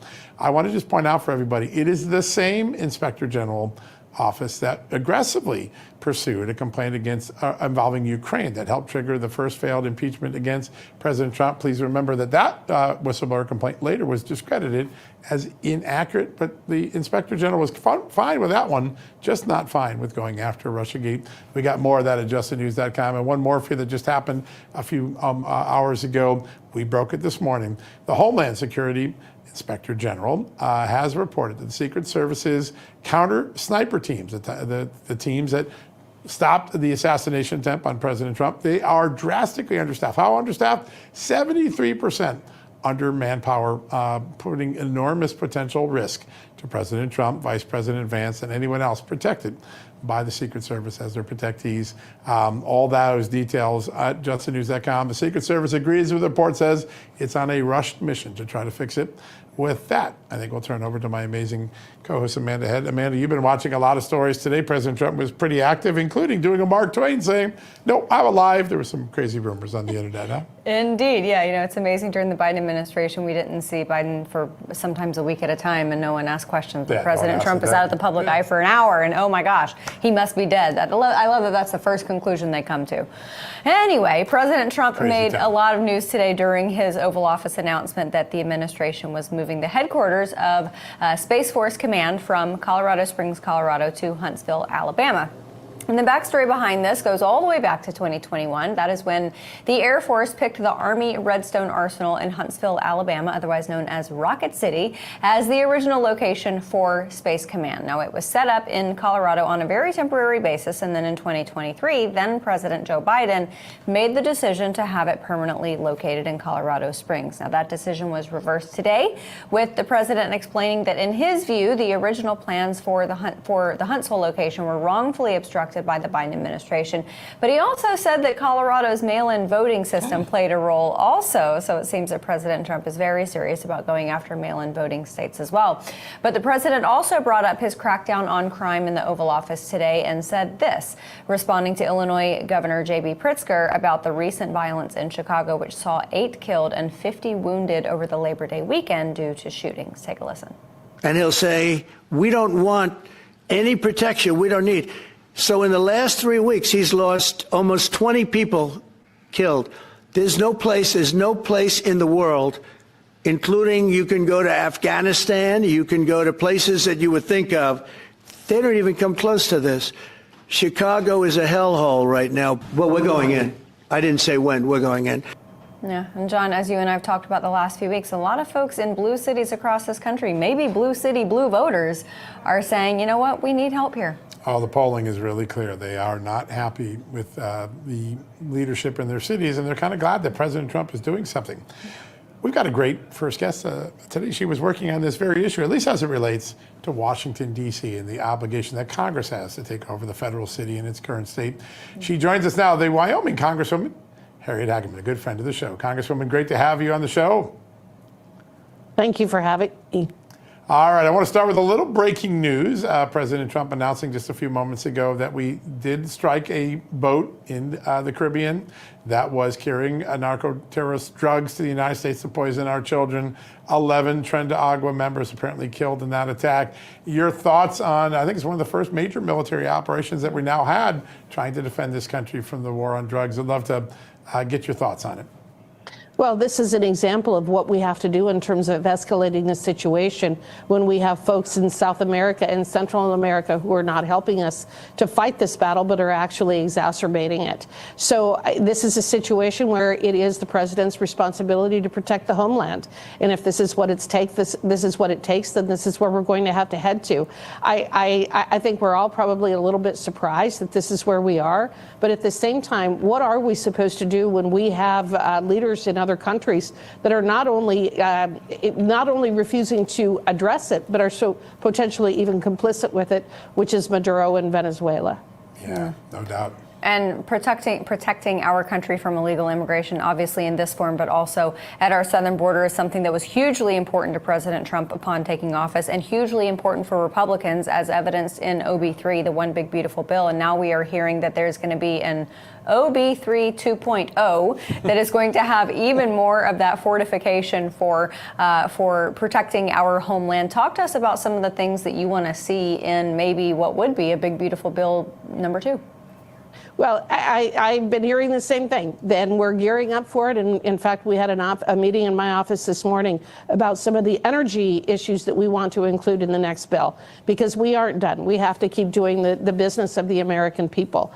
And you're right. We have started in terms of addressing the security in our national security and the border, but there's more to do. There's more to do in terms of immigration. There's more to do in some of the visa programs. There's more to do in terms of looking at what we're doing with our sanctuary cities. For example, I have a bill that for any sanctuary city, they can't get student visas. If there are universities in a sanctuary city, we're not going to give them student visas. Why would we be importing our own demise? We're seeing what has happened at Columbia and these various universities and schools. And so there's additional work that we can do in this space, and I'm looking forward to working with leadership to do that. Yeah, you're also working on lots of other fun things. Today, I think you put some work with some of your colleagues into the constitutional issues of Congress getting involved in helping the president defend the federal city, the nation's capital, get its crime under control. Obviously, the initial experiment has worked great, but longevity will make this a more successful project. Tell us a little bit about what you and your colleagues are talking about and what Congress can do to make sure that we never go backwards in the security of this great city. So I'm the chairman of the Article 1 task force for the Republican Study Committee, and the very purpose of that is to address the fact that it is the legislative branch, Congress, that should be legislating. We should not be allowing unelected bureaucrats make the laws. It is our responsibility, and under our Constitution, we actually oversee Washington, D.C., and there are several steps. Well, over the last several years, we know how liberal and how radical the City Council has become of Washington, D.C. We've seen the problems associated with that, the rampant crime, the homelessness, and the issues that the president has been trying to address even over the last 3 weeks. But there are several things that are specific to this particular council that they're trying to do right now. For example, as I said, Congress and the president have the constitutional authority to oversee Washington, D.C. That's why the nation's capital was never put within a state, so that we would have that oversight. Yet there are 2 resolutions that the City Council have adopted to attempt to try to prevent us from being being able to even watch and see what they're doing. One example is they're trying to change their Open Meetings Act, their Public Meetings Act, to try to keep things secret from the president and Congress. We need to make sure that we do not allow them to do that. This is the nation's capital. We have that constitutional authority, and we need to exercise it. The other thing that we need to do is we need to assess where we are in terms of the 30-day period of time that the president was able to come in and address the crisis associated with the policing and the rampant crime. We have to have law and order in this country. If you're going to have a first world country, some of the most important things that you have to do is stability and certainty in terms of law and order. And we are losing that in some of our blue cities, such as Washington, D.C., Chicago, Los Angeles, San Francisco. The leftist radical idea of getting rid of police and coddling criminals and not protecting our citizens has been an absolute disaster for our country and the citizens of this great country. And we cannot allow it to continue. We have the authority to address what's going on in Washington, D.C., and we need to exercise it.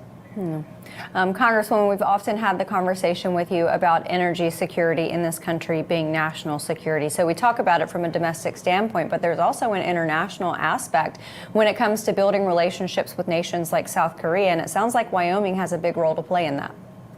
Absolutely. We're the largest coal producer in the nation. We're one of the top oil and gas producers in the nation. We have some of the highest quality, highest reserves of uranium. We also are looking at and opening operations with rare earth elements. So Wyoming has it all. And we want to be able to make sure that we are able to develop that. That's why working on the Natural Resource Committee, we are working to modernize NEPA, the Endangered Species Act. We need to address the Historical Preservation Act. There are many things that we need to do to modernize. Many of these bills are 40, 50, 60 years old. These laws are 40, 50 years old. We need to modernize them to address the situation that we're dealing with right now. And working with Bruce Westerman on the Natural Resources Committee, we have been able to do that, and I think that we're making some really wonderful headway. I just had the opportunity to visit Alaska and look at the resources that they have. We need to be exporting LNG to Japan, South Korea, Taiwan.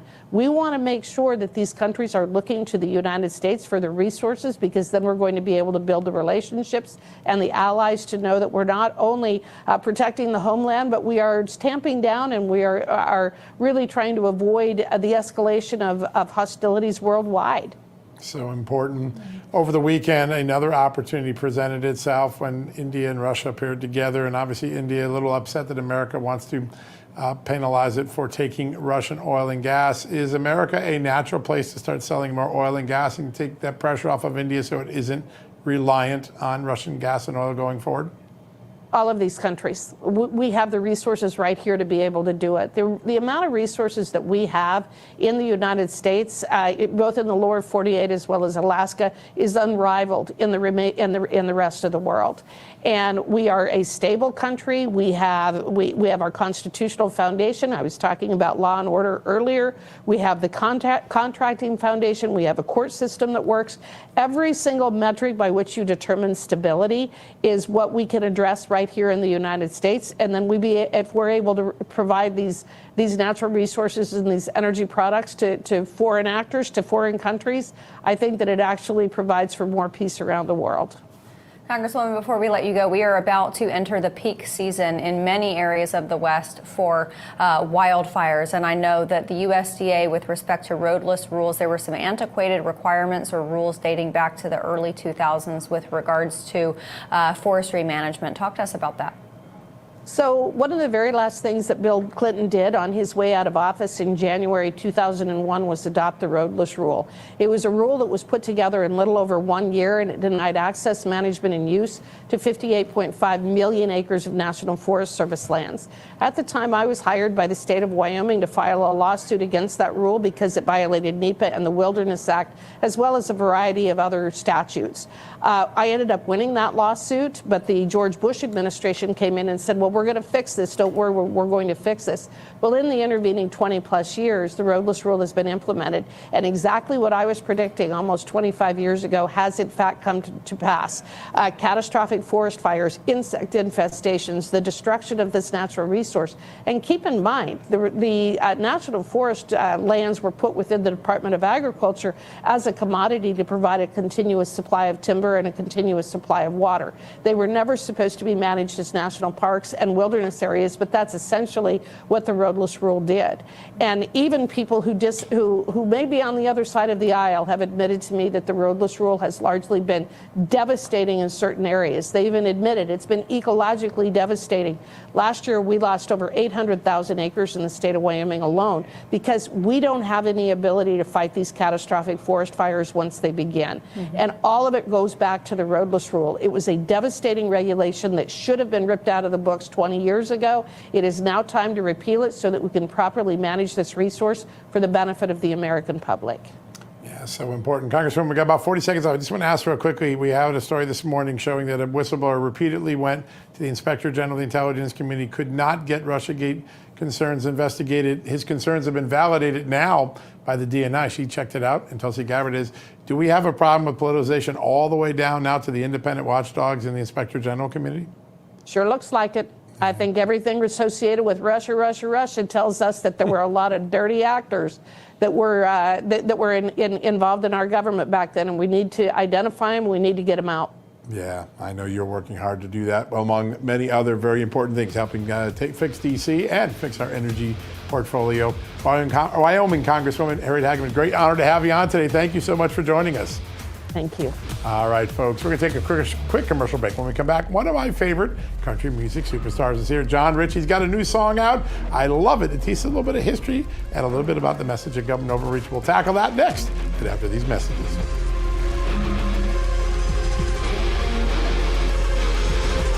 Tell me the truth. How many different beauty potions do you have sitting on your bathroom counter right now? If it's more than just Vibrant Super C Serum, listen up. The ingredients in this one bottle can replace your day creams, your eye creams, your night creams, your neck creams, your wrinkle creams, and your dark spot reducers. It's made in the USA with the highest quality ingredients, including vitamin C, hyaluronic acid, vitamin B5, and vitamin E. Super C Serum delivers noticeable results. Simplify your skincare routine, get a healthier complexion, and minimize wrinkles and age spots with Vibrance. And if you don't find it better than your current skincare routine, you'll get a full refund. So go to Vibrance.com/justnews to save up to 37% off and free shipping. That is Vibrance, Vibrance, Vibrance.com/justnews. Oh. Hey, did you find the manual? Yes, of course I found it. No, I need that.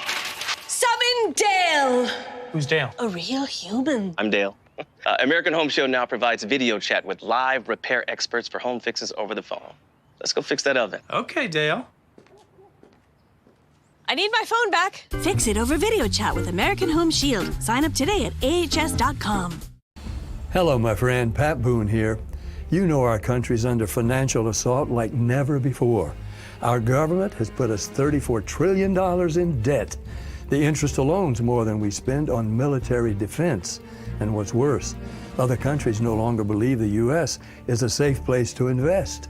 There's a growing international movement to dump U.S. dollars at a record pace. Some economists say this may signal the end of the dollar. Now, these countries are instead buying gold, and I'm suggesting you do the same. My friends at Swiss America have been helping Americans like you and me for over 40 years to buy physical gold and silver for delivery to our homes or held in our IRAs. I've trusted Swiss America for nearly 25 years now, and you can trust them too. So don't wait. Call or text the number on your screen today for financial peace of mind in these troubling times. Do you suffer in pain? Are you stiff, tense, or less active? Introducing the EasyWell Remedy Massage System. a triple fusion of therapeutic experiences. Full body vibrational therapy increases blood circulation and reduces inflammation. Infrared heat penetrates deep to reduce pain, soothe, and relax. The Ultra Shiatsu pillow with 6 heated nodes mimics a professional massage. Plus, it's detachable for deep relief anywhere you need it. Experience the true remedy for your pain and stiffness. Call now.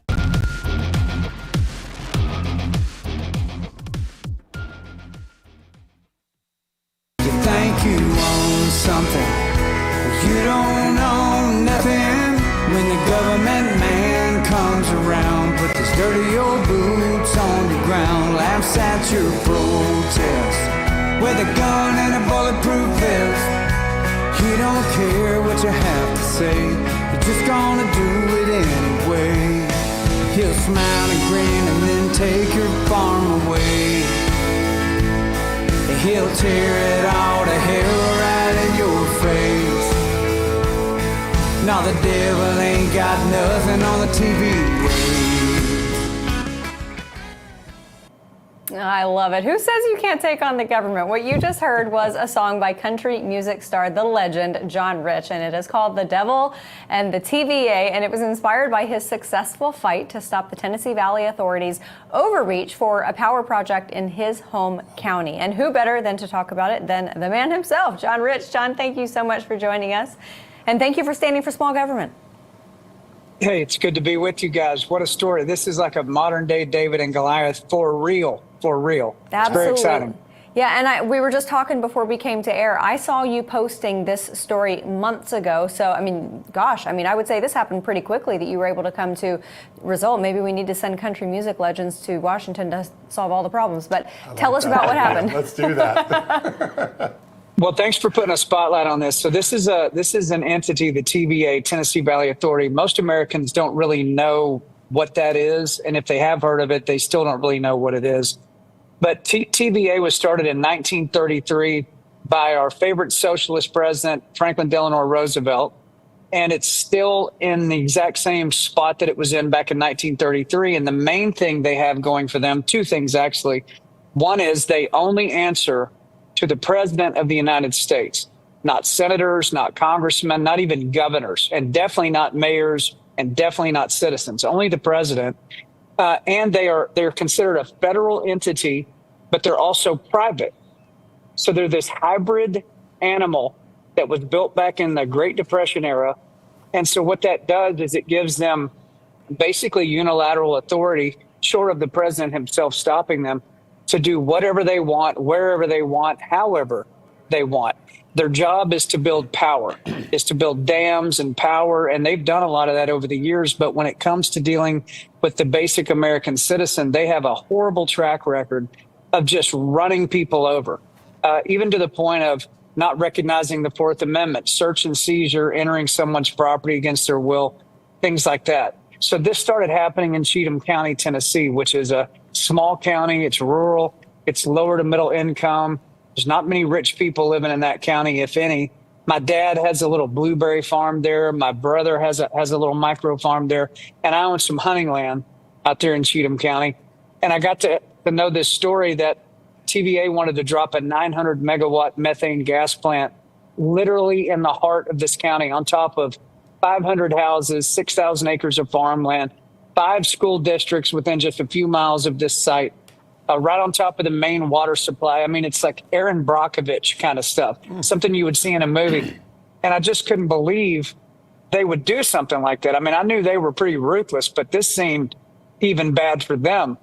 But then I saw a piece of video, and the video that I saw is what sent me into this mode right here, fists up. And that was a video of an 88-year-old woman who was standing in her front yard on her farm, been in her family for over a century, and the TVA has a task force. I mean, who knew this? This is all brand new to me, too.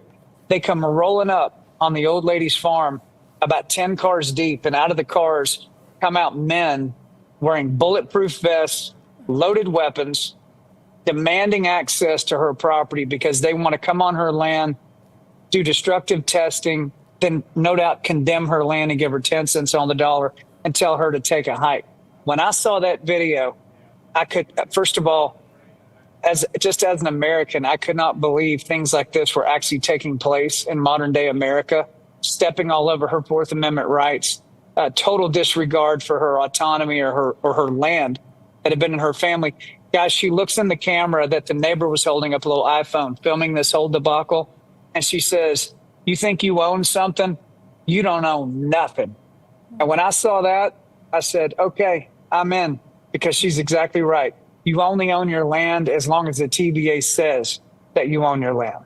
Yeah, there's the great line in there. If you don't own your property, you don't own nothing. And I think that this eminent domain issue, which, by the way, ramped up under Joe Biden with his green and clean energy scam, became even more. All over the country, there are these fights going on. I think this is a great education lesson for people to realize we have to stand for our property rights. What's been the reaction, both politically and just in the world of downloading great songs? Because it's a great song on top of it. Well, I can tell you TVA's reaction. They were not happy at all. Matter of fact, they reached out to me through a congressman here in Tennessee. The congressman called me and said, "Hey, TVA would like to send their senior vice president of government relations to come have a chat with you at your house in Nashville. Would you like to meet with this guy?" I said, "Oh, please send him to my house."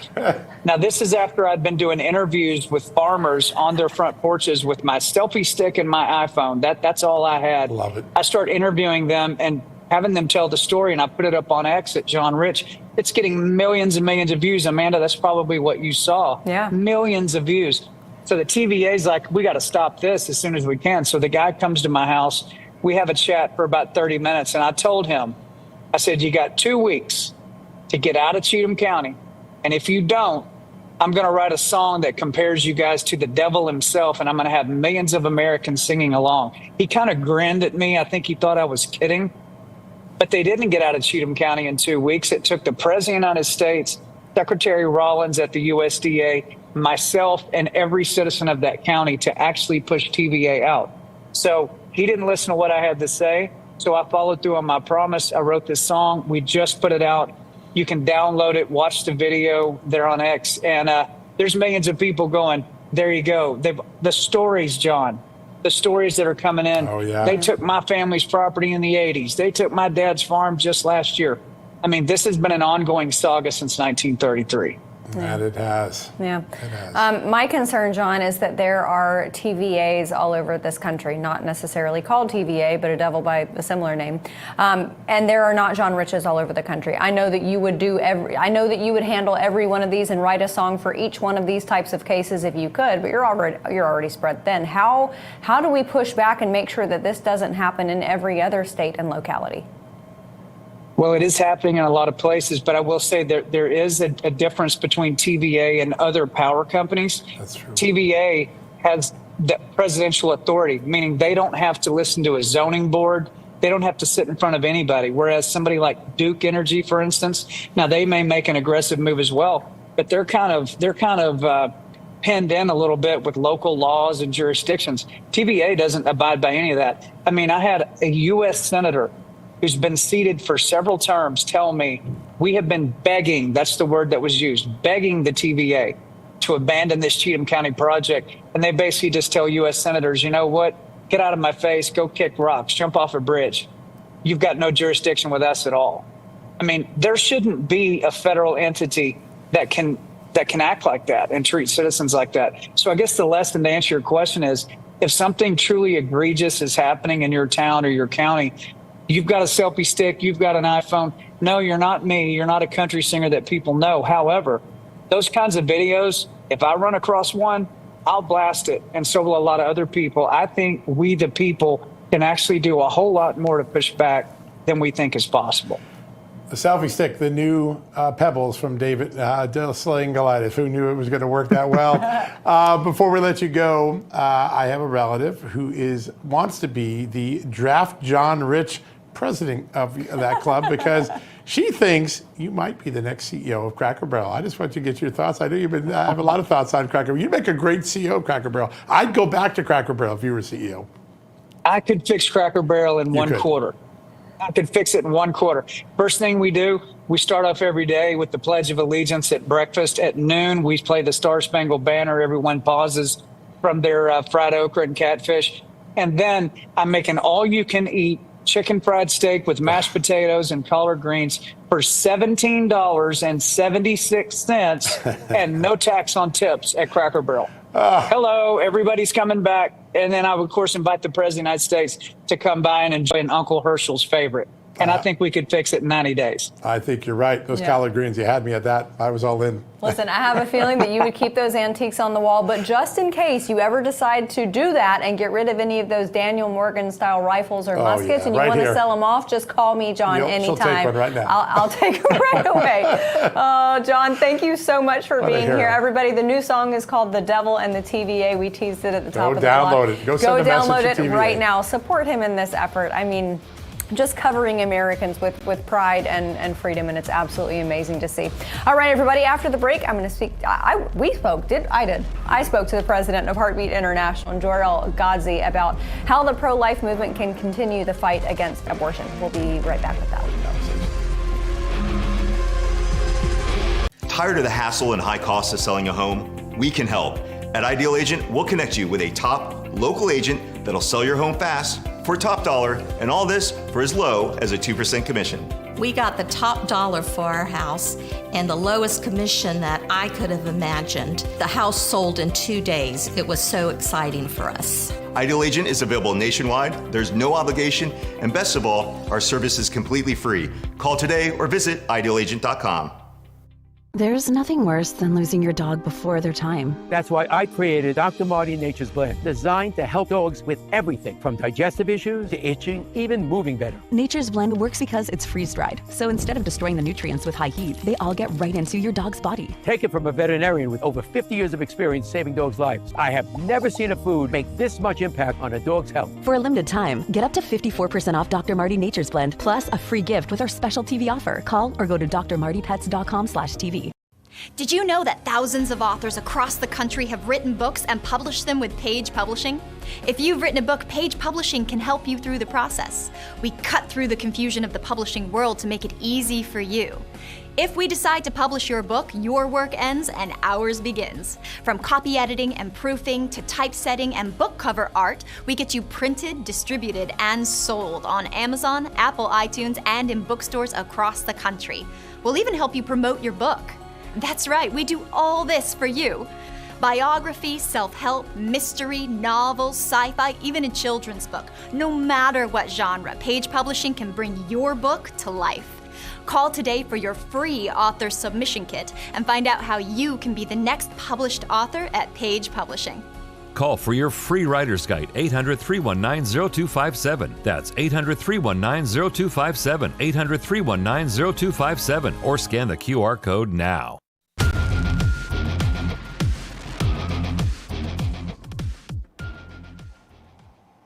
Welcome back to Just the News, No Noise. There have been some major wins for the pro-life movement in the last few years, but even so, it is not time to stop fighting because the left is continuing to use every legal path necessary to expand access to abortion every single day. So joining us now to discuss how the right can counter that is the president of an incredible organization, Heartbeat International, Joel Ghazi. Joel, great to see you.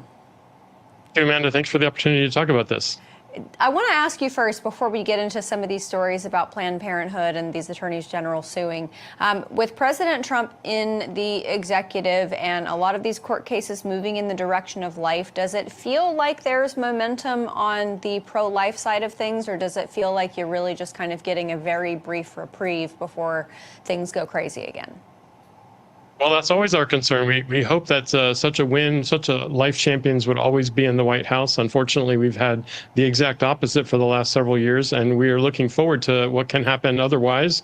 But right now, we're dealing with some very powerful states that are leveraging it feels like that they're leveraging what power they can, even though even because they've lost the power in the White House, that they're almost taking up the banner for a big abortion and using their immense power in their states to kind of do a big abortion's bidding.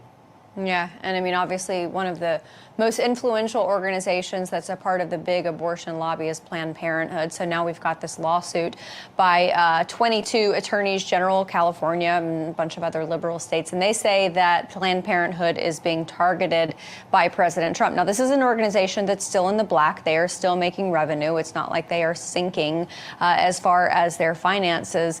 What do you anticipate to happen with this lawsuit?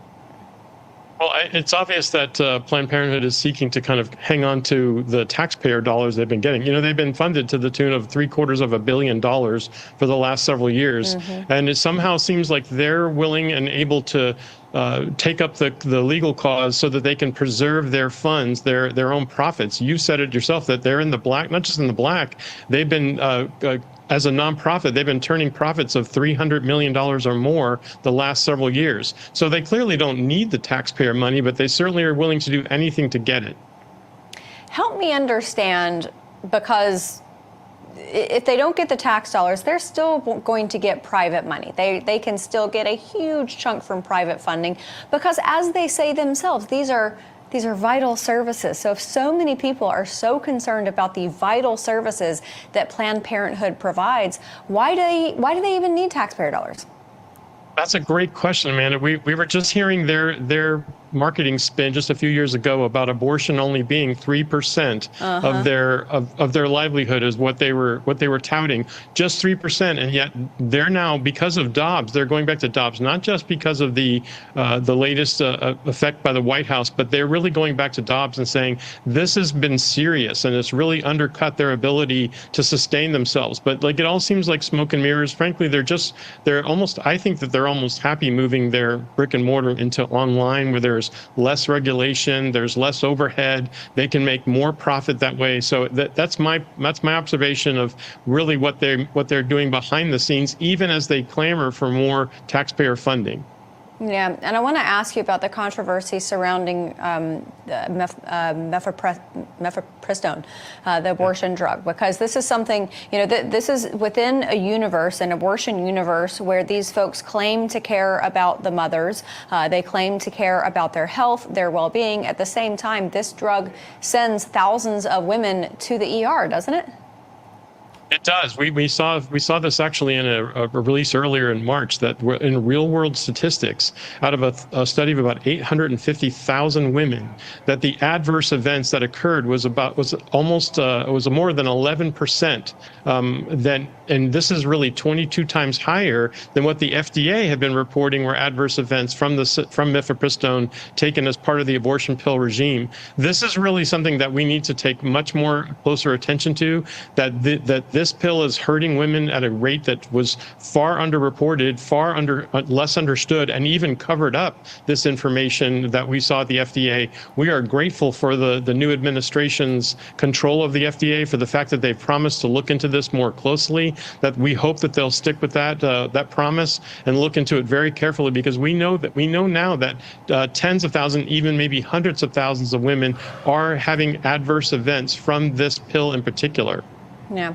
Jorel, I remember after the Dobbs decision, there was a lot of discussion surrounding the time where there should be a cutoff, or the time that there is a cutoff in the developing world. And at that time, the United States had by far the most liberal timetable as far as abortion being legal. And I remember thinking to myself, okay, well, if even places like the UK, which have gone totally wackadoodle left in a lot of different areas, even if countries like the UK and France and other European nations, if they have a shorter time span, if in those countries they only allow it up to 4 weeks or 6 weeks, or whatever the case may be, I remember thinking at the time, maybe people in this country will move more in that direction. Do you get the sense that we are moving more in that direction, that even those on the left who support choice, that they are becoming a little bit more conservative in the timetable, or have they just gone even further left? Well, the abortion industry continues to be out in that area of wackadoodle. Like they're really the ones pushing the narrative that we've been living under in Roe. Like under Roe, we were part of, I think, 5 or 7 nations, including North Korea and some other really draconian administrations that allowed abortion to happen under any circumstance for any reason up until birth. And that was really the position under Roe as it manifested over those many decades. So the fact that we're out from underneath that is true. And I remember talking to some of my European friends to say, hey, post Roe, post Dobbs, we are more like Europe now in that we're a patchwork of states. They're, of course, patchwork of countries. We're now a patchwork of states where we have different leadership that's moving in different directions. And as you well know, we've now kind of like moving into a polarization where we have abortion states and we have life states. We have those that have made moves to protect life in their area and watch out for women, take care of women who are really being oppressed and even coerced into an abortion decision they don't really want. And we have abortion states that are doing everything they can to maximize abortion, including pay for it, pay for tourism, pay for people to come to their states. Illinois is one of these. California is another. We really have a divided United States. But the good part about that is we are seeing that move that you hinted at, that more and more people are at least understanding the issue and moving into more common sense ground of saying, you know what, maybe abortion on demand up until birth isn't our best position. Yeah. Joel Gotze, president of Heartbeat International. I meant it at the top of this segment. You guys do such incredible work, and we are so appreciative of what you are doing for the life movement. Thanks so much for being with us tonight. Thank you, Amanda. Absolutely. All right, everybody, coming up next, Congresswoman Rashida Tlaib spoke at an event for Palestine over the weekend and claimed that America is complicit in a genocide in Gaza, among many other things. So we're going to talk about that on the other side.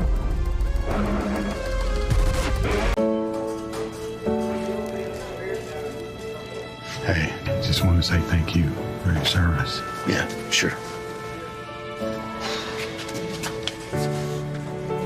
I'm sure you've heard that before, but we want you to know that we understand the freedoms and liberties in this country are because of people like you who served and gave everything for the cause of freedom. We don't take that lightly. So thank you for everything you've done and sacrificed for us. Thank you so much. That means a lot to me.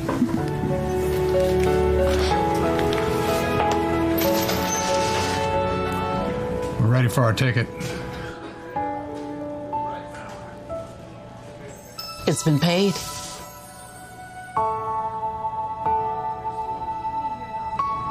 People thank me for my service all the time. But I want to thank you for being someone worth fighting for. You make it all worth it.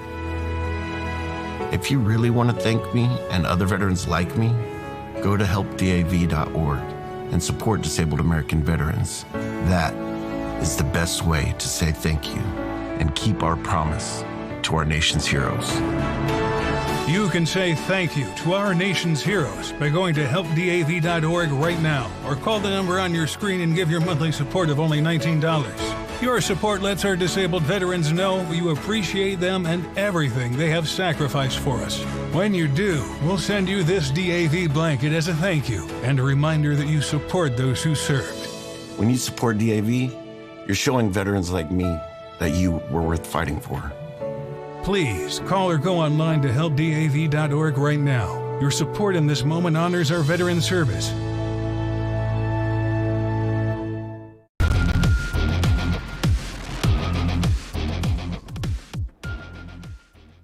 Welcome back, everybody. Congresswoman Rashida Tlaib is facing heavy criticism after speaking at the People's Conference for Palestine in Detroit, where one panelist went so far as to call America evil and urged destroying the idea of America. In her speech, Tlaib accused the U.S. of enabling genocide in Gaza. Oh boy, joining us now to discuss all of this, the Executive Vice President of the Coalition for Jewish Values, Rabbi Yaakov Minkin. Rabbi, thank you so much for joining us again, sir. And thank you again for having me back. You know, I don't think that this is just a perception. It seems like this is pretty pointed that Rashida Tlaib and some of her cohorts in Congress, that their rhetoric that has been along these lines for a while, it's ramping up. Do you think so? Oh, absolutely, because they're finally saying the quiet part out loud. Let's understand where this is coming from.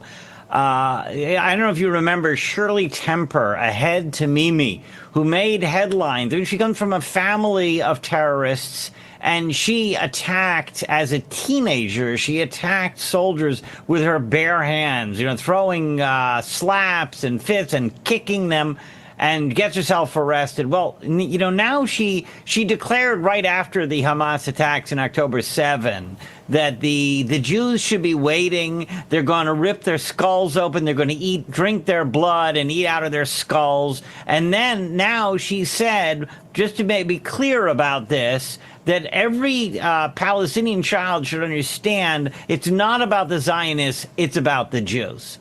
The problem is the Jews. And they're just saying this quiet part out loud. It's always been about genocidal barbarism, destroying everything that America stands for. If you listen to the rhetoric from the conference, it's not just we hate the Jews, it's also we hate America. We need to tear its structures down.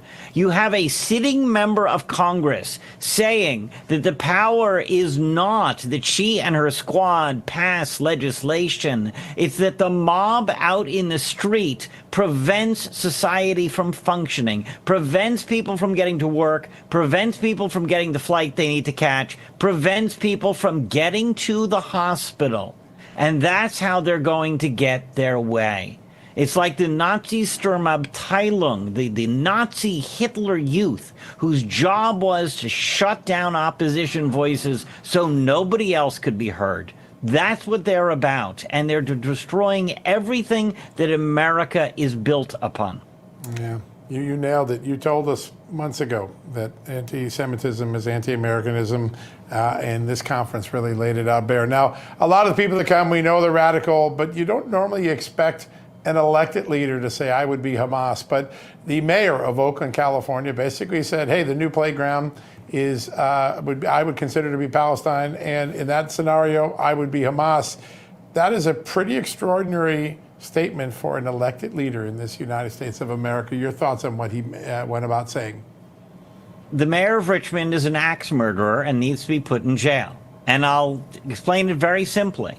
The getaway car driver for a robbery where a killing occurs can be convicted for murder. He can be sent away for jail, even though he never intended for anybody to be shot. It was simply supposed to be a robbery, and all he did was drive the car. He's still a murderer.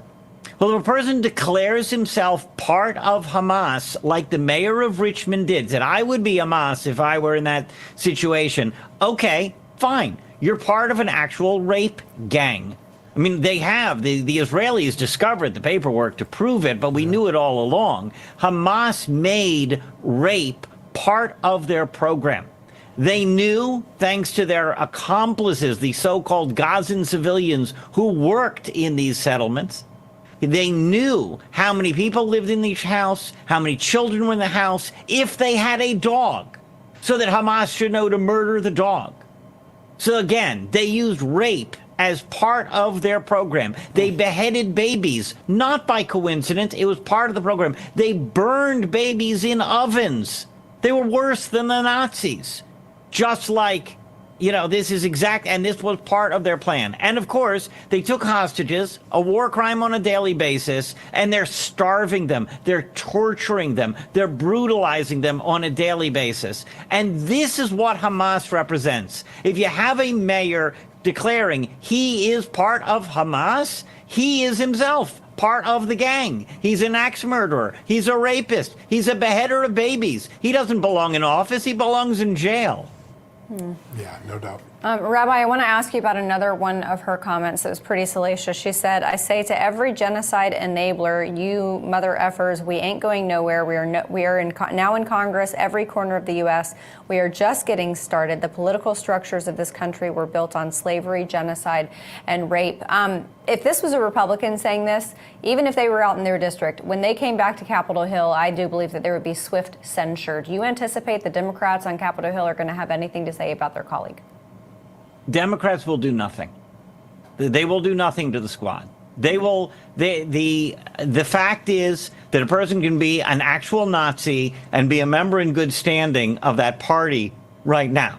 Now, by the way, no big fan of Marjorie Taylor Greene. She needs to be censured by the Republicans, and I don't see the Republicans moving fast on that either. So let's be clear that there is a bipartisan problem of anti-Semitic bigotry, but it's very clear which party is leading the way. And for her to declare that America needs to be torn down, it was all built on racism and slavery, what are you doing in Congress then? What are you trying? Why are you working within the law while simultaneously telling everyone around you to break the law? She's pro-anarchy, she's pro-barbarism, and she's anti-Semitic. She doesn't belong in Congress. The American people should not be supporting this, and we should recognize how dangerous this is to America's future. I like to comment, the Jews have a divine commitment for Jewish survival. America's survival is up to Americans. And either we maintain the welcome door to tolerance and peace and decency, or we allow the barbarians to take over. There's really not a third option there. So we only got about 45 seconds left. We had an important story over the weekend, taking a look at the UN declaration of famine in Gaza, and then realizing that the data was literally cooked. I mean, it literally was cooked. Israeli government has pointed this out. We spent a lot of time reporting this out with Stephen Richards. Your thought when a UN agency misleads the entire world about a famine declaration by basically juicing the data?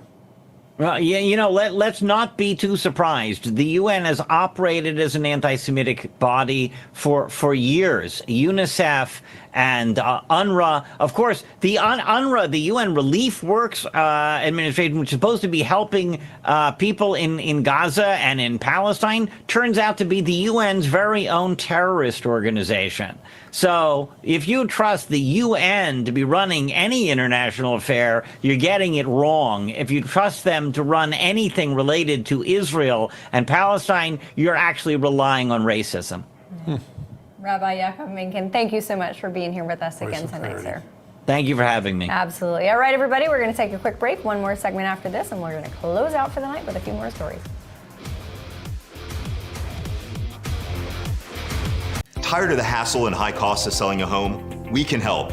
At Ideal Agent, we'll connect you with a top local agent that'll sell your home fast for top dollar, and all this for as low as a 2% commission. We got the top dollar for our house and the lowest commission that I could have imagined. The house sold in 2 days. It was so exciting for us. Ideal Agent is available nationwide. There's no obligation, and best of all, our service is completely free. Call today or visit idealagent.com.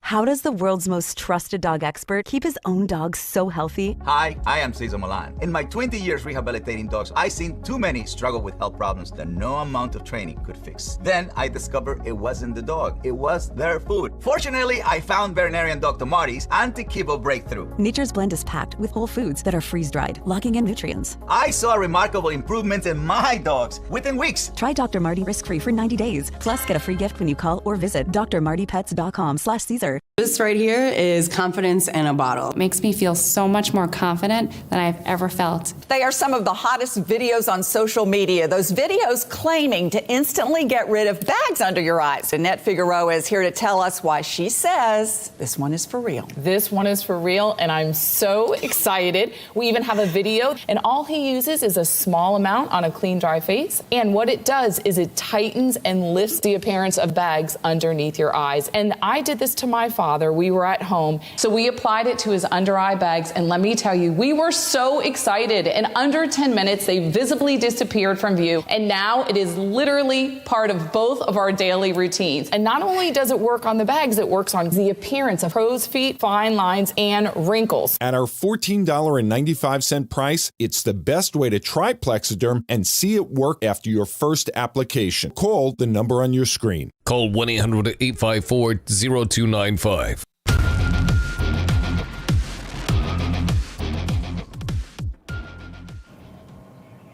Welcome back, everybody. A bit of breaking news coming out of the Oversight Committee, John. Yeah, James Comer made good on the show a couple of weeks ago, 3 weeks ago. He said, I'm going to get all the Epstein documents out. First batch, 33,000 pages, released about 20 minutes ago. Justin News has the very latest, and I go to justinnews.com for that. But making good things. I don't think people are going to find a lot of satisfying new secrets. I think it's more of the same. Again, because of what George Bush's Justice Department did. They covered it up in 08 and 09, and after that, there was no chance that Epstein or his colleagues were going to keep the most damaging stuff. But Congress delivering, just like Kash Patel delivered when he delivered the documents. I think we're starting to get all of the documents out. I think that's an important task. No. Okay, we haven't even talked about this off air, so I'm interested to get your reaction that Jerry Nadler, he is not going to seek re-election. Not surprising. He doesn't. He's actually not left enough for his far too left party, and so that New York seems to be going in the trend line of how far left can we go, and so I think Nadler would probably not have a good primary result, so it doesn't surprise me. Yeah, well, that's what we were just talking to the rabbi about. Yeah. I mean, you think of how far left people like Rashida Tlaib are yanking her party, and her party can't censure her because they can't cave like that. No, because they face a primary challenge. It's a real problem. Listen, the Democratic Party has a lot of really important problems. One is the leftward drift. The second is the demographics of the country. Yep. It isn't just the reapportionment process in Texas that just was completed. The New York Times had a really powerful story taking a look at what the 28 and 32 elections look like. And the migration of more Republicans. There are just more and more states. It's going to be impossible for Democrats long term, even with California, to win the Electoral College and presidential races because this country is turning red. And the reason it's turning red is because the base of the party has turned so far to the radical left. Yeah, it's amazing what's going on. I saw an incredible graphic over the weekend that showed different districts across this country and states that have started to clean up their voter rolls, and it showed the trajectory of the state, and in every single instance it led to fewer Democrat registrations and more Republican registrations. You can see it in all the battleground states. Democrats are going down, Republicans are going up, or independents are going up. I don't know if we have this. Hey guys, do you have President Trump's public service announcement to Venezuelans? Can we get that up on screen? We don't. All right. Not yet? Okay, well, maybe we'll have it in a few minutes. Yeah. Speaking of what we were talking about with the lunacy of the left, California Supreme Court just ruled in favor of removing gang-related charges from California's three-strike system. So this is a system that offers harsher sentences for recidivistic crimes. Thousands of convicted criminals, including those with life sentences, can now petition the courts to re-examine their cases because of this ruling. Just insane. Unleash anarchy. That's what they're doing. They're harming their own people in the name of claiming to serve them. And California is going to be unlivable pretty soon. It really is. I don't know what they're doing. They're taking one of the most beautiful, prosperous venues in the world and turning it into a sanitarium. It's the new Marble Asylum. Yeah. Well, hopefully if we can get some marble asylums back in California, then that would at least clean it up a little bit. Your politicians and on them there. All right, so I was keeping an eye on Polymarket today, and oftentimes they have these wild theories about what's going to happen coming out of the Oval Office. And President Trump had his announcement today that Space Force CENTCOM is going to be now down in Rocket City, Huntsville, Alabama, which for years when I was growing up, every time we drove through Huntsville, we would stop at the big rocket. It's very cool. You can go to Space Camp there. You can go to Aviation Challenge. Space Camp's there, right? Yeah, Space Camp and Aviation Challenge is the next step up. But yeah, incredible. So speaking of Polymarket, Trump's Oval Office address today about that was running 30 minutes late. So there's an account on Polymarket called Kamala's Revenge who was betting that Trump was going to be resigning today. If she had been right, she would have made $200,000. But I would say that was probably a wasted bet. It was. All right, speaking of Alabama. Must have been a Democrat wasting their money again. That's right. Speaking of Alabama, two senators, both Katie Britt and Tommy Tuberville from Alabama, both Auburn graduates. Yeah. Well, not Auburn graduates, Tommy Tuberville coached them. Right. But they were there present, and President Trump made a comment about Alabama losing, and then Tommy Tuberville, of course, reminded him that Auburn won, and President Trump said, oh yeah, that was a good thing. So I was very happy to see that that was clarified in the Oval Office, that Alabama lost and Auburn won. Hashtag bring back Nick Saban. Hashtag, that's my hashtag for the day. Our morning host on this network, Gina Loudon, is going to have words for me because, she's a big Bama fan. She is a Bama fan. Well, there isn't a whole lot to cheer for right now. It's just not the same team. They're poorly coached, and they got the wrong style football for the SEC right now. Yeah, when I was at Auburn, it was an era where Alabama had a string of coaches, one after the other, and that was after Gene Stallings. And I do wonder if they're going to experience the same type thing where the turnover is basically a year or two. And then Bear Bryant. There aren't that many. Look, even coming from an Auburn fan, I will admit there are not that many Nick Sabans out there, and it's going to be hard. They're going to have to kiss a lot of frogs before they find that Bama Prince. All right, everybody, that's going to do it for us tonight. We appreciate you being here. We will be back here tomorrow night at 6 p.m. Eastern. Mama, look. It's just like our new house. Warranty! I hope you have an American Home Shield warranty. Leaky toilet? Fixed. Clogged AC coils? Fixed. Oven beyond repair? Ta-da! If AHS can't fix your covered item, they'll replace it, no matter its age. A warranty is smart. Oh, a happy family. Is that us? Too much. American Home Shield. Sign up today at ahs.com. Hello, friends. Pat Boone here with a message from the past. Imagine the shock of reading tomorrow's newspaper and discovering the price of gold has doubled to over $1,000 an ounce. Sound impossible? Well, it's not. That's right. Back in 2006, my friends at Swiss America forecast gold prices would top $1,000 an ounce, and they were right. Today, several financial firms are forecasting $3,000 gold. Now, for over 40 years, Swiss America has helped folks like you and me purchase precious metals for home delivery and for our IRAs. So don't miss this opportunity again.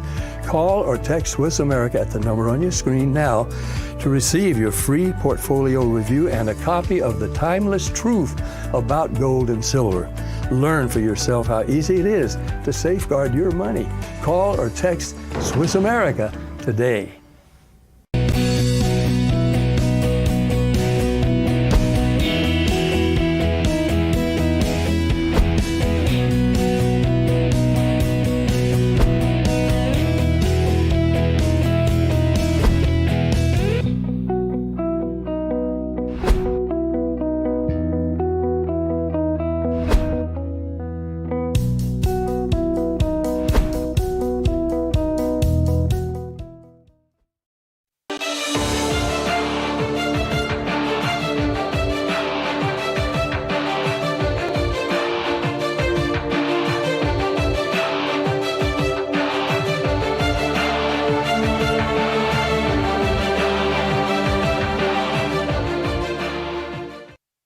Well, good evening, everyone. Welcome to Stinchfield. I'll tell you what, President Trump has just about saved Washington, D.C., and the people that have been plagued by crime in Washington, D.C.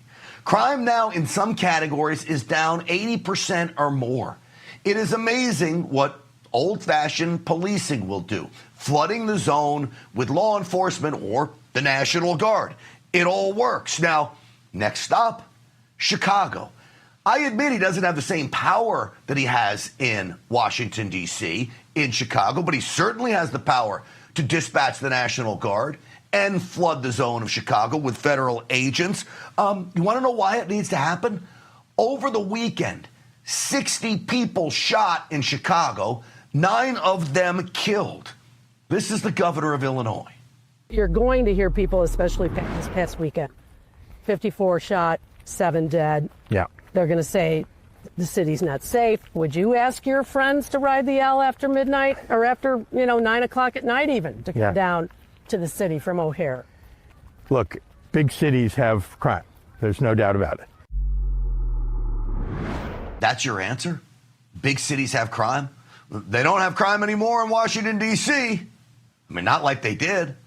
This can be fixed. I think what's happening are you have Democrat lawmakers, people in positions of power that are embarrassed by Republican conservative leadership that respects the rule of law and what that can do to transform a community plagued with crime. This is President Trump talking about Chicago. Either they're naive or they're very untruthful. And he'll say, we don't want any protection. We don't need.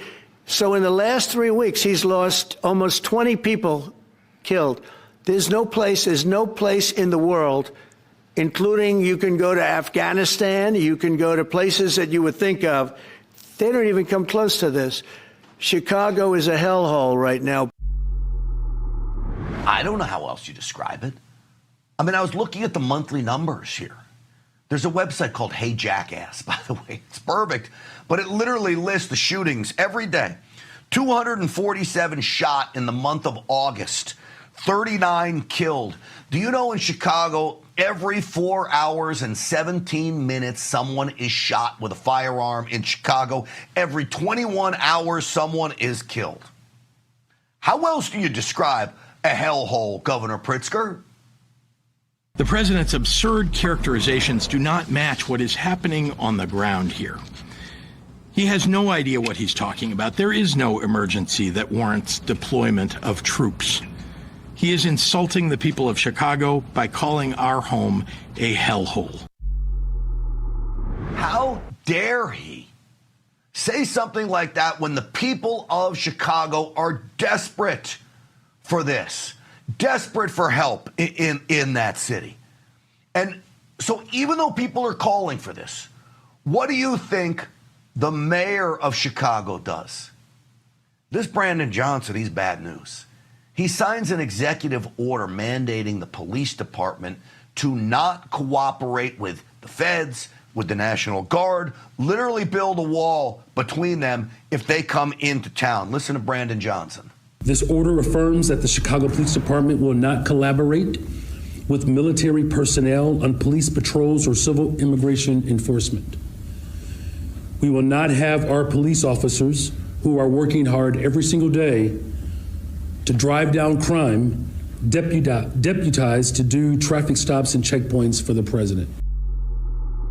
I'm going to tell you again, the people want this. I'm going to throw my team a curveball. If you can pull cut 22 for me, I want to roll this because this is people in Chicago crying for help, literally crying for help. It's just gone from bad to worse to disaster. No one really feels safe. It's impossible to feel safe in a city like this, especially with the leadership we have. These kids are carrying guns like around the ages of 8 years old, and they're killing other 8-year-old kids with guns. It's insane. My opinion, not enough police officers. The police officers' hands are tied. They need the help.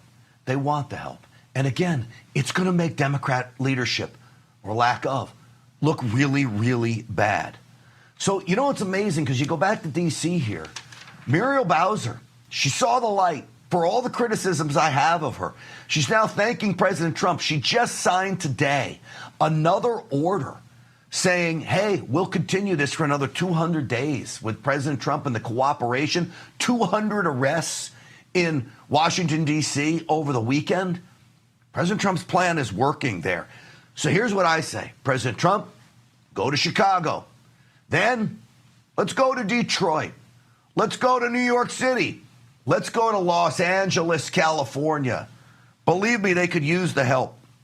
So I was looking at some research that former LA County Sheriff Alex Villanueva did. When he took office in 2019, they hired 1,100 sheriff's deputies, okay? As expected, arrests went up and crime went down. Now compare that to 2023 when Sheriff Luna took office beating Alex Villanueva. He loses officers. Now look at this. He loses officers, arrests go down, homicides in that first year are up 46%. Grand theft auto up 68%. Aggravated assault up 23%. When all of his arrests go down. How do we know his arrests go down? Because the numbers tell it. Graph number 26 in East LA. 48% decrease in arrests under Sheriff Luna. Lancaster, 52% decrease. Century City, 66% decrease in arrests. Do you see the theme? Arrests go down, okay? Crimes go up. When you flood with more officers, as Sheriff Villanueva did, 1,100 of them, arrests go up and crime goes down. I don't know. It seems like a simple game to me. I want to bring in now former Los Angeles County Sheriff who did this investigation on his own. Alex Villanueva is with us, and he's running to be the next LA County Sheriff. Take his old job back. I hope he gets it. Sheriff, welcome to the program. Thank you, Grant. Appreciate that. Am I oversimplifying this? Not at all. And you know what? I was born in Chicago, so that's actually my place of birth. So I really feel bad for everyone in Chicago or anyone in Illinois who's stuck with that mentality. We have proven again and again, when you have enough cops and they're empowered to do their job, crime goes down and the crooks go away. It's as simple as that. And when you do the opposite, as we've seen again and again, the opposite happens. Crime goes up, arrests go down, and everyone suffers. But this is the political ideology that's in play today in the Democratic Party in particular. Not Democratic people, because Democratic residents will say, yeah, we need more cops. This is like a no-brainer.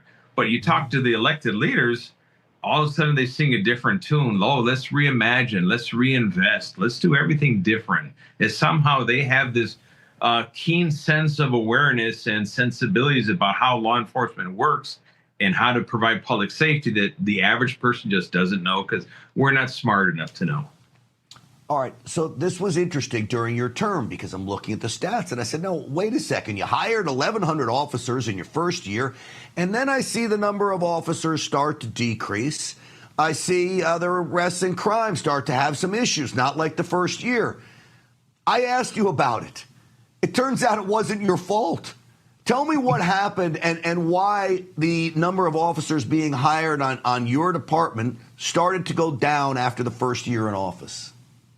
Well, it turns out the geniuses on the LA County Board of Supervisors, a far left group, decided to impose a hiring freeze on my department and probation, and they were sitting on a $2 billion budget surplus at the time. It was strictly ideological. This was during the George Floyd protest era where defunding was all popular. Well, this is the outcome of defunding. You've basically crippled public safety in LA County. You've cost people their lives, and these people have the gall to pretend like everything is okay. And now you know exactly why that dashed line sees there, because when we can't hire, people continue to retire. You know, the clock doesn't stop for anybody, and that's the result of it.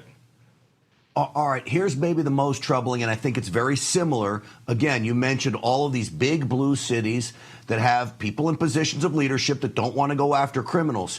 LA County, I hope I have my numbers right, about 148,000 crimes committed, and only 16% of them had an arrest in the case. Is that right? That sounds about right, yes. Why is not that? Surprising. Well, you have several things going on at once. One, when deputies are not making arrests, LAPD is also severely understaffed as well. They're down about 1,500 LAPD officers. That means cases are not being presented to the DA. They're not being charged with the crimes. There's no trials. And of course, the clearance rate on all these crimes just keeps nosediving. And this goes on. And then you have people that are no longer even reporting crime because they realize, especially when it involves property crime, the crooks just walk away laughing. There's no consequence to it. So they just basically call their insurance and, call it a day. And they're just kind of resigning themselves to this higher level of criminality strictly because of ideology. All right, real quick, what President Trump and the feds and the National Guard did in Washington, D.C., that's not an anomaly, is it? If you took over and you worked with Trump and the National Guard and everybody started flooding the zone, you could do this in L.A. very quickly, could you not? You could do it in any major metropolitan area. Like you said, flood the zone. I mean, it's kind of a blunt tool, but just the mere presence of uniforms and people realize, hey, there's more eyes watching what I'm doing. Maybe I won't steal this car and ram it into that store and loot the store at 2 a.m, which is what's going on right now. So they do have a purpose. It's just, making everybody collaborate and working together is a challenge, but it can be done. Yep, it sure can. Sheriff Alex Villanueva, where can people find you? You can find me on my campaign at alexvillanueva2026.com and on social media, Sheriff Villanueva 33. All right, sounds good, sir. Always great to see you. Thank you for the insight, as always. You got it, Grant. All right. Turning now to the latest Trump conspiracy. I don't know if you were on X over the weekend, but apparently, according to Newsweek, and I saw this too, by the way, and I knew it was fake news, 158,000 posts were seen on X that either was labeled Trump is dead or Trump died. Why? Because apparently he wanted to take a few days off from talking to the media. This is how President Trump responded to the rumors about his death today. Last week, I did numerous news conferences, all successful. They went very well, like this is going very well. And then I didn't do any for 2 days, and they said, there must be something wrong with him. Biden wouldn't do them for months. You wouldn't see him. And nobody ever said there was ever anything wrong with him, and we know he wasn't in the greatest of shape. When Biden took office, it was 64 days before he did one news conference. And then we know at the end of his term, he wouldn't talk to the media for nothing. Nobody said anything. Fake news at its worst. Here's another great announcement from President Trump at his news conference that he is holding. He will set records, I promise you, in this term for a president who holds news conferences. But this was a big announcement. This has been going on for a long period of time. And I am thrilled to report that the U.S. Space Command headquarters will move to the beautiful locale of a place called Huntsville, Alabama, forever to be known from this point forward as Rocket City. I love it. Rocket City, Huntsville, Alabama. This is what President Trump wanted to do his first term. And, of course, Joe Biden overruled him. But now Space Force back on its own in Alabama. And this will save the taxpayers a lot of money as well. A quick update on the Federal Reserve Board saga to fire Lisa Cook, that Federal Reserve Board member who constantly votes against President Trump, refusing to raise interest rates, siding with Powell every time. Remember, she was alleged to have 2 homes that she claimed as her primary residence. Well, now, according to news reports, up that number to 3. There's a home in Ann Arbor, Michigan that she claims is now her primary residence. Apparently, if you believe the reports, she thinks she can live in 3 places at the same time, all being her primary residence. This woman has no business being on the Federal Reserve Board if these allegations are true. Here was an enterprising reporter who paid a visit to that 3rd home in Ann Arbor. The door's dirty. There's a key lockbox right there. There's a white man at the dining room table. My name's Charlie. I'm a reporter. This house is in the news. I was wondering if Lisa Cook lives here, or do you rent? Yeah, we're just waiting to see. We'll have to. I'm sorry? We'll have to talk to you. But wait a second. That's another one of her primary residences with a white dude at the table who then claims he rents it.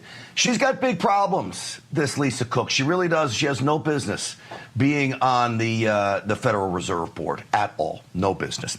All right, turning now to radical judges and their quest to go after Trump's every move. This time we're talking about the war on President Trump's tariffs. Tariffs, by the way, that are working. By all accounts, we should shatter the $300 billion revenue mark, could go as high as $500 billion the United States will take in because of President Trump's tariffs. Well, this appeals court said, it's illegal for the president to issue these tariffs. I completely disagree with this. They say they will continue the tariffs, or allowed to continue the tariffs till October 14th, giving President Trump some time to appeal to the Supreme Court, which is where this should go. This is Peter Navarro. He's the architect of President Trump's tariff policy, basically talking about this ruling from the appeals court. So it was a bad decision, but the good news is the dissent was very, very strong. I think it provides a very clear roadmap to how the Supreme Court can certainly rule in our favor. It dealt with 3 major issues and some minor ones. I got a piece coming out in the Washington Times you can get the details on. But the questions are like, is there a national emergency? Of course. Well, of course there is. When you look at the trade deficit, I think President Trump is right to call it a national emergency.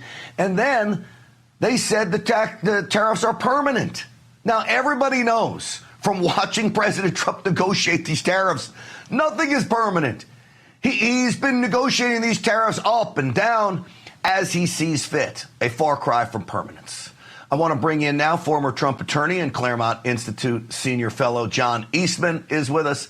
John, welcome back to the program. Grant, thanks for having me back on. It is always a pleasure. Your show is so insightful on some of the key issues of the day, and this is among them because it's not easily understood.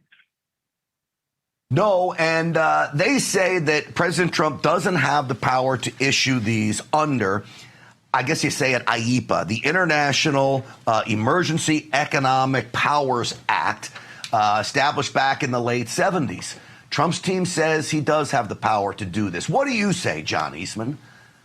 Well, I'm about as stingy a guy on separation of powers as there is. And it's quite clear that Article 1 of the Constitution assigns the power to tax to the Congress. But when you're dealing with tariffs, you've got a mix of foreign policy power as well as the taxing power. And when Congress delegates to the president things that it otherwise wouldn't be able to delegate, when it's in the foreign policy arena, those delegations are usually upheld. And this one includes it. I mean, it says that the president can, by means of instructions, licenses, or otherwise, regulate importation of goods from foreign countries. I mean, and so they're saying, well, regulate doesn't include imposing tariffs, but we've been imposing tariffs for our whole history as a means to regulate the importation, as well as to raise funds, but to regulate the importation of goods. And the court didn't hold that the president didn't have executive that this wasn't an emergency. They upheld that. It just says the emergency statute, by use of the word regulate, doesn't include the imposition of tariffs. And I think that's where the fundamental error is. I think the dissent did a very good job pointing that out, as Peter Navarro points out.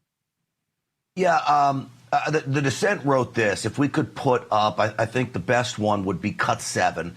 And this was from the judge who President Trump actually congratulated, an Obama-appointed judge who joined the dissent in this. Quote, regarding constitutionality, we conclude that IEPA's authorization of presidential action in this realm is not an unconstitutional delegation of legislative authority under the Supreme Court's decisions, which have upheld broad grants of authority, including tariffing authority, in this foreign affairs related area. So they mentioned the Supreme Court, which we know this case is going to go to. So has the Supreme Court weighed in on this type of issue before? Well, not directly. And I've been pushing for them to revive the non-delegation doctrine in normal legislative matters. And the critical parts of that passage you just put up there, in this context, in the foreign affairs arena, where the ability of Congress to delegate powers to the president that he might have on his own anyway has been upheld. The old case is called Curtis Wright, where it says in the field of foreign affairs, the president is the exclusive organ of constitutional authority. So when Congress delegates something that is otherwise legislative power in the foreign affairs arena, then the president's authority is at its height. And that, I think, is where this Supreme Court's going to go as well. All right. Here's what I think is, I don't want to say it's funny because fortunes are made and lost over these decisions with what the stock market does. But John, when President Trump announces his tariffs, the stock market tanks. Then a court basically blocks his tariffs and the stock market tanks. You would think the opposite would happen if investors were so concerned about these tariffs. I think what happened in the end was they saw these tariffs are great. They didn't affect the economy in a negative way. They didn't affect inflation in a negative way. So now they're siding with President Trump. The big question now becomes, though, is what does the Supreme Court do? Is this money in the bank for President Trump, taking it to his final line in the sand, the Supreme Court? Is he going to fare well there? I think he's going to fare well. And like I said, the old Curtis Wright decision is strong support for it. And I think the Federal Circuit Court of Appeals here recognized that, which is why it ordered the lower court not to do anything until mid-October to let the president get up to the Supreme Court. Because I think they realize that the shelf life of their opinion is about half an inch short of sustaining. Do you think this really is just another case of leftist judges trying to wage war on President Trump? Doesn't matter what the issue is or what the law says? Well, on this particular case, I don't think that. I mean, there are credible arguments about Congress having the power to tax. That's exclusive. And non-delegation. Now, what I find funny is the very people that are arguing this is a violation of the non-delegation doctrine here have been fighting me tooth and nail on a lot of other fronts as I try and revive the non-delegation doctrine. But as I say, in this area of foreign affairs, I think those questions are different. So I don't think this is like a Boasberg or a Murphy type of just trying to obstruct the president. But I just think they get the notion of the foreign affairs power here wrong, and I think the Supreme Court will correct that. You know, I've got an easier way to say this. So then what you're telling me is it isn't vindictive judges. It's just dopey judges who don't really understand the law. Well, yeah, I mean, I've not read the Department of Justice's briefs, but I'd like to see the court's reliance on the Curtis Wright decision and trying to confront that very clear-cut decision about presidential authority in the foreign affairs arena. I mean, we gotta be very clear here. The president is raising a lot of money with these tariffs, but that's not the purpose of the tariffs. The purpose of the tariffs is to correct an unbelievable imbalance in trade that was threatening our economic sanity in this country, and using the tariffs as a negotiating tool in his foreign affairs arena is certainly something that presidents have done before. In fact, Richard Nixon did it, and the court, the same court, upheld it. They go out of their way to try and distinguish that case, but I don't think they do a very good job of it. And that's where the emergency comes in, as President Trump and his team would say. Former Trump attorney John Eastman, it's always great having you on the program. Thanks for the insight again, as always. Thank you, Grant. Take care. All right, absolutely. I have a feeling, folks, the Supreme Court is going to rule the way John sees it, the way I see it, and the way the president's team sees it, because I do think it is sound law, and President Trump is following it to a T here. We shall see how it plays out, because it will have a big effect on our economy if somehow these things get overturned. All right, folks, if you love this country, you can't afford to sit back. Join AMAC, the Association of Mature American Citizens. They're conservative alternative to AARP, and they're fighting for faith, family, and freedom every single day. AMAC members get exclusive discounts on travel, insurance, and more. You'll also get great resources like the AMAC magazine. And right now, you can save up to 33% on a 5-year membership. That's just over $1 a month. That's it. Go to amac.us/grant. Do it now. Do what I did and join. America needs you. All right, President Trump is demanding that the drug companies come clean over the COVID shots. I think what he tweeted out was an investigation call. Dr. Peter McCullough joins us next. No matter what you drive, there's only one guarantee. It's gonna break down. I had a sensor light up on my dashboard. There was a popping noise. The last thing I remember is just the engine cut out. Your next breakdown could be anytime, anywhere, whether you've got the money to fix it or not. It was a thermostat, $2,600. Seat sensor, $1,400. But if you've got endurance, you could never pay out of pocket for a car repair again, no matter how much it cost them to cover it. In my first year with Endurance, they covered a $14,000 engine replacement. For Endurance to pay over $7,000 to have my vehicle repaired is phenomenal. It was like almost a $6,000 job. If I didn't have Endurance, I would have had to pay for that or just trash the whole car and start again. If your car's out of warranty, a transmission can easily cost you $4,000. And an engine? Over $7,000, if you're lucky. With Endurance, those parts are covered, plus hundreds more. The bad camera unit, $800 to repair. A bad wheel bearing, over $1,000. A new steering rack, close to $3,000. Endurance covered it fully. From engines to water pumps, electronics to key fobs, Endurance has you covered. Plus, you pick the mechanic you trust to do the work. It's a totally seamless process going to any certified mechanic. They submit the claim directly to Endurance. They get paid, and I'm out the door. You trust us to do the work, and we trust Endurance to pay us direct. And the best part, your rate stays locked in no matter how many claims you file. After I made my first claim to Endurance, I expected my rate to change, and it never did. Like, I have no complaints. Endurance has been trusted by millions of Americans for nearly 2 decades.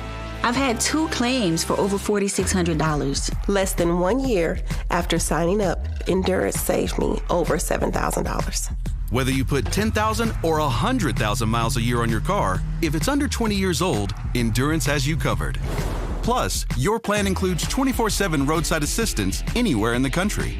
So if your ride breaks down, Endurance has your back. They'll jump your battery, tow, deliver gas, change a flat, unlock your car, and more. Call now and we'll upgrade you to a full year of elite benefits free, a $2,000 value. Endurance just gives me that peace of mind, so I do know that every time I'm on the road, I'm covered. So, who's gonna pay for your next breakdown?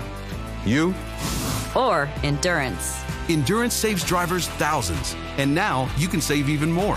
Right now, you can get $300 off any plan, plus a year of elite benefits, a $2,000 value free, all backed by a 30-day money-back guarantee.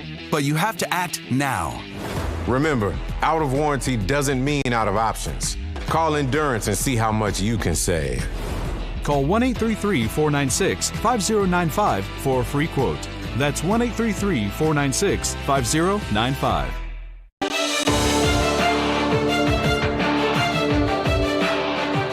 Welcome back, everyone. We've got some breaking news. What you're looking at right there on your screen is a Tren de Aragua boat near Venezuela, coming out of Venezuela, that was hit with a U.S. military strike ordered by President Trump. We believe it's the first military strike after President Trump had moved warships into the southern Caribbean Sea.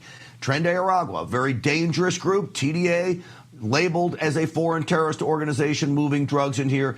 President Trump issued a true statement saying this should be a warning to anyone bringing drugs to America. Beware. President Trump also issued, maybe not a warning, but a demand. This to the drug companies. It is very important that drug companies justify the success of their various COVID drugs. Many people think they were a miracle that saved millions of lives. Others disagree. With the CDC being ripped apart over this question, I want the answer, and I want it now. This is the first real sign that President Trump understands that there are real questions, and I would say definitive proof that the COVID vaccinations are dangerous and should not be taken by anyone. This action of President Trump demanding this from the drug companies should not be taken lightly. I think this is a very big step in the right direction. I want to bring in now world-renowned doctor and chief scientific officer at the wellness company, Dr. Peter McCullough, is with us. Doc, great to see you again. Thank you. All right, Doc. He talks about warp speed and saying some call it a great success, but then he says others don't. And I want the answers. I want the truth. This is really the best we've seen from him of saying, hey, maybe there is another side. Warp speed wasn't that great. These COVID vaccines are a problem. What did you make of the Truth Social post? You know, everyone's trying to figure it out. We've had multiple Senate hearings on the vaccines led by Senator Ron Johnson, multiple House hearings led on the vaccines by Marjorie Taylor Greene. Now would be a great time for Trump to bring in those two supporters. They strongly support Trump. He should get a thorough, meeting with Ron Johnson, Marjorie Taylor Greene, and understand vaccine safety. He's seen this divide now under kind of the ideology of the CDC. The CDC was ideologically aligned with vaccines. He's starting to see discord. Now's the time, I think, for him to bring in his allies and get him fully up to speed. All right. So he talked about Pfizer and the other drug companies giving him information that looks great. But then he says, but why won't you make this public for everyone to see? Are they not being transparent, the drug companies, with their data?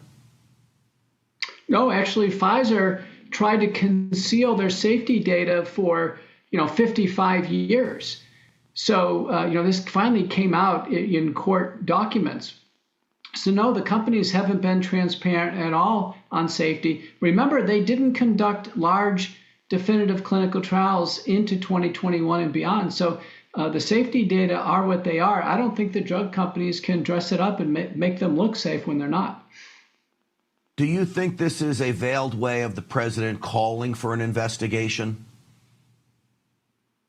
It could be a first step. I think there's better ways to do it. If I was president, I simply would be meeting with key people in the House and the Senate that have thoroughly investigated vaccines. Why not just do it kind of a usual way? I wouldn't look for drug companies to provide the answer. All right. I found it very interesting. We saw a bunch of CDC resignations over the last week. And they're resigning because they claim this current CDC is not following the science. I have never heard a better example of projection as to what the last CDC was doing. Well, remember, this is the CDC on their website years ago that had the zombie apocalypse training module. They had pages there about how men could do breastfeeding for babies. And the CDC cannot be held as a gold standard of science or as, public health exemplar. It simply can't. The CDC had lost its bearings. 6,600 employees, now 600 are being let go, and some of the key leaders are being let go. I think largely about ideology, Grant, and that is they were ideologically aligned and took faith in vaccines. They accepted vaccines based on faith, not on science. All right, let me play a clip for you because you've got ABC. They march out this Dr. Dimitri Daskalakis, who made this claim about babies and hepatitis vaccine. I'm going to play the clip for you, cut 6. But if you have a mother who's not gone to prenatal care, who comes in to deliver, we have one bite at that apple so that child gets that important hepatitis B vaccine. Why does it matter? Kids who have hepatitis B, they get liver scarring. It's called cirrhosis later in life, or it's a really common cause of liver cancer. So he wants to give every baby a hepatitis B shot. Wouldn't it just be easier to test the mom for hepatitis B? Yeah, all moms are tested, Grant. If somebody slips through the cracks and they're using IV drugs, both the mother and baby can take hepatitis B shots. But, for an average middle American healthy mother and baby, no hepatitis B vaccine needed. All right, this is the same guy you talk about ideologically unaligned. I want to play this clip, cut 5, from Scott Jennings. This is the same guy that talked about birthing people instead of just calling them mothers, and why this takes away from credibility. Well, the CNN panel wasn't having anything about it. I just have to say, he did use the term pregnant people in his resignation. Oh, come on. I'm sorry. If that is like the way you're presenting information, I have questions about your credibility. Scott, it's so amazing. It's not a ruse. He really wrote it down. We are talking. Doc, you've been around a lot of prominent doctors like yourself. If they can't admit that only a woman can give birth to a baby, is it fair to take credibility away from them? Well, I mean, look at those pictures, Grant, with the kind of sadomasochistic tattoos and devil-worshipping choke collars on other men. This is somebody who's just in their personal life is deeply disturbed. That person should not be in a position to guide public health. And he walked out after Monarez was terminated. And I think America needs much better leadership that can lead by example, not only in their scientific principles and their clinical leadership, but also in their personal impact that they can have on society. Yeah, it takes a total package. It really does. And it just seems we've lost so much faith that people just have lost all common sense. They've lost our value systems. And these people are put in positions of leadership. And, of course, we wonder why the country goes in the wrong direction. I know Bobby Kennedy Jr. and President Trump and all the teams are trying to turn things around. Certainly all of you at the Wellness Company. You've been such a powerful voice, Dr. McCullough. It's always great having you on. Thank you. Thank you. Absolutely. All right, folks, they blame the gun. We, of course, blame the individual. The truth about gun statistics next.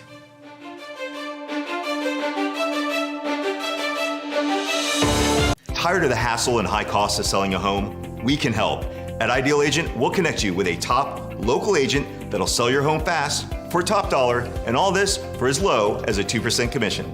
We got the top dollar for our house and the lowest commission that I could have imagined. The house sold in 2 days. It was so exciting for us. Ideal Agent is available nationwide. There's no obligation, and best of all, our service is completely free. Call today or visit idealagent.com. Fellow Americans, did you know a war is being waged right now for how you spend your hard-earned dollars? Over 100 countries worldwide are preparing to switch to a digital currency. Now, this means cash will be replaced by money governments can monitor and track. This tracking makes it possible to collect data from every purchase you make and the ability to decide what you can buy and when you can buy it. What's more, your assets can be frozen or even seized. I'm appalled at such an assault on financial privacy. My friends at Swiss America have a report called The Secret War on Cash with an action plan to protect your financial privacy. So please, call or text the number on your screen for a free copy. With the growing reality of a government-backed digital currency, the time to act is now. So call or text the number on your screen for your free Secret War report. There's nothing worse than losing your dog before their time. That's why I created Dr. Marty Nature's Blend, designed to help dogs with everything from digestive issues to itching, even moving better. Nature's Blend works because it's freeze-dried. So instead of destroying the nutrients with high heat, they all get right into your dog's body. Take it from a veterinarian with over 50 years of experience saving dogs' lives. I have never seen a food make this much impact on a dog's health. For a limited time, get up to 54% off Dr. Marty Nature's Blend, plus a free gift with our special TV offer. Call or go to drmartypets.com/TV. Did you know that thousands of authors across the country have written books and published them with Page Publishing? If you've written a book, Page Publishing can help you through the process. We cut through the confusion of the publishing world to make it easy for you. If we decide to publish your book, your work ends and ours begins. From copy editing and proofing to typesetting and book cover art, we get you printed, distributed, and sold on Amazon, Apple iTunes, and in bookstores across the country. We'll even help you promote your book. That's right, we do all this for you. Biography, self-help, mystery, novels, sci-fi, even a children's book. No matter what genre, Page Publishing can bring your book to life. Call today for your free author submission kit and find out how you can be the next published author at Page Publishing. Call for your free writer's guide, 800-319-0257. That's 800-319-0257, 800-319-0257, or scan the QR code now. Is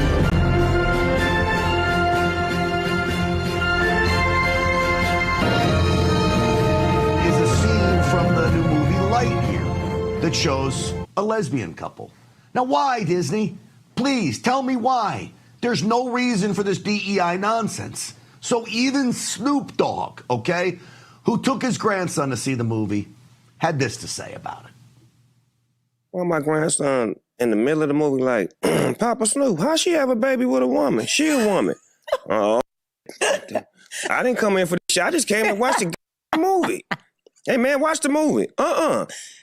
They just said she had a baby. They both women's. How did she have a baby? Shh. The movie ain't over with. So it's like, I'm scared to go to the movies now. Like, y'all throwing me in the middle of that I don't have an answer for. Well, he's thinking literally like every parent or grandparent would. Parents should address this on their own timeline. They don't need Disney forcing it down our throats. So then there was allegedly some kind of fake apology from Snoop Dogg. Snoop Dogg's people came out and says, "Nuh-uh, that apology was not from Snoop. He's not apologizing for anything." Good for you, Snoop Dogg. I'm a fan, okay? Now we turn to the trans shooter in Minneapolis. You know, the left is beside themselves over all of this. They can't stand that it's one of their own that goes crazy. And this is becoming a big problem, trans violence. Well, CNN tries to twist the gun statistics around and hang our buddy Dr. Sebastian Gorka out to dry. Well, you can't do that to Dr. G. He was having none of it. Looking at 172 mass attacks in the U.S. between 2016 and 2020, 96% were non-trans men. Well, no, because your facts obfuscate two things. You are using data based upon the predominant gun violence, which is gang-on-gang violence with zero ideological content. If you remove all of that, the gang violence on the streets of Chicago, LA, Detroit, then you come down to a much smaller data set. Well, this is what the left does. they will twist the facts around to try to use them in their favor. But again, when you take suicides out of the mix when it comes to gun violence, you come back to a very small number. When you take gang violence out of the mix, you come back to a very small number when you're talking about public mass shootings, these random mass shootings that are going to affect you, as opposed to the gang violence in inner city Chicago, that if you're a gang member, you're most likely to be affected, or you live in that neighborhood, you will be affected, but not the everyday person. I want to bring in now Breitbart Second Amendment columnist, our good friend AWR Hawkins is with us. AWR, great to see you. Good to be with you, buddy. All right, AWR, how do you think Dr. Gorka did? I think he did excellent. He's exactly right, too. They use this big, overarching data set that really doesn't focus on what's going on. And like he said, something I've been saying for years, people will say we had 43,000 deaths last year to gun violence, when in reality, right off the top, over 60% of those were suicides. And so that wasn't due to gun violence. And by the time you get done with it and you get down to homicides, you're probably dealing with 12,000 to 14,000 actual firearm homicides out of that claimed 43,000 figure. Because you still have to take accidental deaths and everything else out of it. So he was applying that in the same way to now these attempts to protect transgenderism. He was exactly right. He took it apart.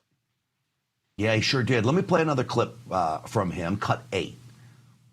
Which, of course, is not what we are talking about here today. So let's concentrate on mass shootings at schools, specifically Christian or Catholic schools. Then the data set is wholly different. So don't conflate different data sets just to make a political point. The problem is that's what the news media does. They hate guns. When this came out, it started right off the bat again about the anti-gun crowd coming out there. And I think it was even louder because it was a trans shooter again, that they wanted to take the focus off that it's a trans shooter, AWR. All right. Well, I'll tell you what, I was amazed today when Governor Tim Walz, he's pushing now. He has confirmed he's going to call an emergency session to pass more gun control. Very interested in a quote-unquote assault weapons ban. I wrote it Breitbart. He said America has more guns and has the wrong types of guns. I don't know who made him arbiter of that, but apparently he feels that he is. And he wants to ban some of those guns. And what's crazy is he's saying all of this is he's already gone on the shame game, my friend. He says that if Republicans fight this, shame on them for letting this moment pass. He's already trying to shame. Not a word about the attacker being a transgender who said, F those kids, who said, where is your effing God now, who purposely attacked during Mass, who purposely attacked a school because he put in his manifesto that he liked James Holmes' approach. James Holmes was the Aurora movie theater shooter who looked for a movie theater that was gun-free. And just like him, this attacker said he wanted to attack unarmed people. None of that bothers them. But they want to ban one of the 3 guns he used. That's what bothers them. You know, it appears to me they had all the gun laws possible on the books. That didn't stop this guy from doing what he did. And I thought maybe there's one gun law that could have stopped him. And that is, if you're mentally ill, literally designated mentally ill by a doctor, you shouldn't own a firearm. Transgenderism, I think, is a mental illness, and I think it's proving itself as a very violent mental illness. Would you be okay with that? I would be in a way, in a fashion. What I believe is if you're mentally ill to that degree, you should be in a facility. I believe that's where we've messed up. We've left people loose among us, my friend, who ought to be either locked up or in a mental facility. And then I don't have to pass laws that might infringe on law-abiding citizens in some way or another. I don't have to pass more gun control. I handle the problem by being sure we are taking people who shouldn't be in society out of society. That's my opinion on that. And I agree with you on transgenderism. Couldn't agree more. Every show I've been on since that shooting, people have asked me about it. And my friend, I said, we got to get back to a day when if you are born and your name at birth is Robert, and when you're 20, you tell me you want to be called Jennifer, the proper response from me is, no, I will not call you Jennifer, and I will not call you George Washington either. Your name's Robert, and that's what we're going to go with. Well, that's why I have you on the program. And you and President Trump are aligned. He just said over the weekend, we need more insane asylums. Had a lot of them in New York. I grew up in New York. There were tons of them. And things got really bad when they closed them down and let all those wackos out on the street. President Trump says, let's open up a whole bunch more. Of course, that set the left off. But I guess you're on to something, AWR, which is why we have you on the program. I urge everyone to check out your work at Breitbart, buddy. Thank you for coming on. Thank you, my man. Great to be with you. Absolutely. The feeling is, of course, mutual. All right. Perhaps you neglected your health over the long weekend. I gained 3 pounds over the weekend. I did. I'm going to show you how to take it back. All right. That's next. Guys, if you plan to retire in the next 20 years, or if you've already retired, I have a message for you that you need to hear. Central banks, BRIC nations, and our allies are pumping trillions of dollars back into America. But every dollar they send could make your savings worth less. Hi, I'm Donald Trump Jr., and I just want you to be prepared for the future. So protect your hard-earned savings with gold. A gold IRA from my trusted friends at the Birch Gold Group offers you the safety net of gold with the tax advantage status of a retirement account. To see how it's done, click the link below to get a free info kit on gold IRAs. This kit reveals why gold IRAs are exploding in popularity, so do it now. What do you have to lose? It's free and there's no obligation. Click the link below to get your free info kit from the Birch Gold Group. It's just like our new house. I hope you have an American Home Shield warranty. Leaky toilet? Fixed. Oven beyond repair? If AHS can't fix your covered item, then replace it, no matter its age. Sign up today at ahs.com. This right here is confidence in a bottle. It makes me feel so much more confident than I've ever felt. They are some of the hottest videos on social media. Those videos claiming to instantly get rid of bags under your eyes. Annette Figueroa is here to tell us why she says this one is for real. This one is for real, and I'm so excited. We even have a video, and all he uses is a small amount on a clean, dry face. And what it does is it tightens and lifts the appearance of bags underneath your eyes. And I did this to my father. We were at home, so we applied it to his under eye bags, and let me tell you, we were so excited. In under 10 minutes, they visibly disappeared from view, and now it is literally part of both of our daily routines. And not only does it work on the bags, it works on the appearance of crow's feet, fine lines, and wrinkles. At our $14.95 price, it's the best way to try Plexiderm and see it work after your first application. Call the number on your screen. Call 1-800-854-0295.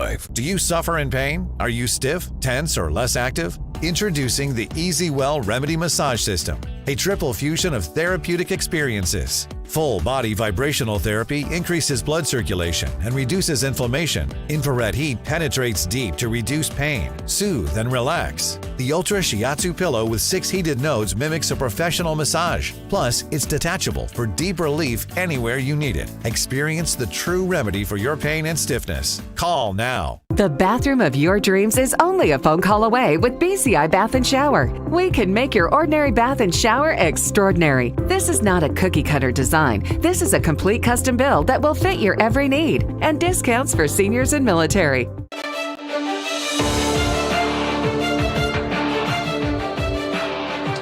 Welcome back, everyone. You know what I say? I say it is time to reclaim what you have lost. Watch this. When I started the 555, I weighed 280 pounds. I didn't think I was heavy. I didn't think I was fat. Today, I weighed 235.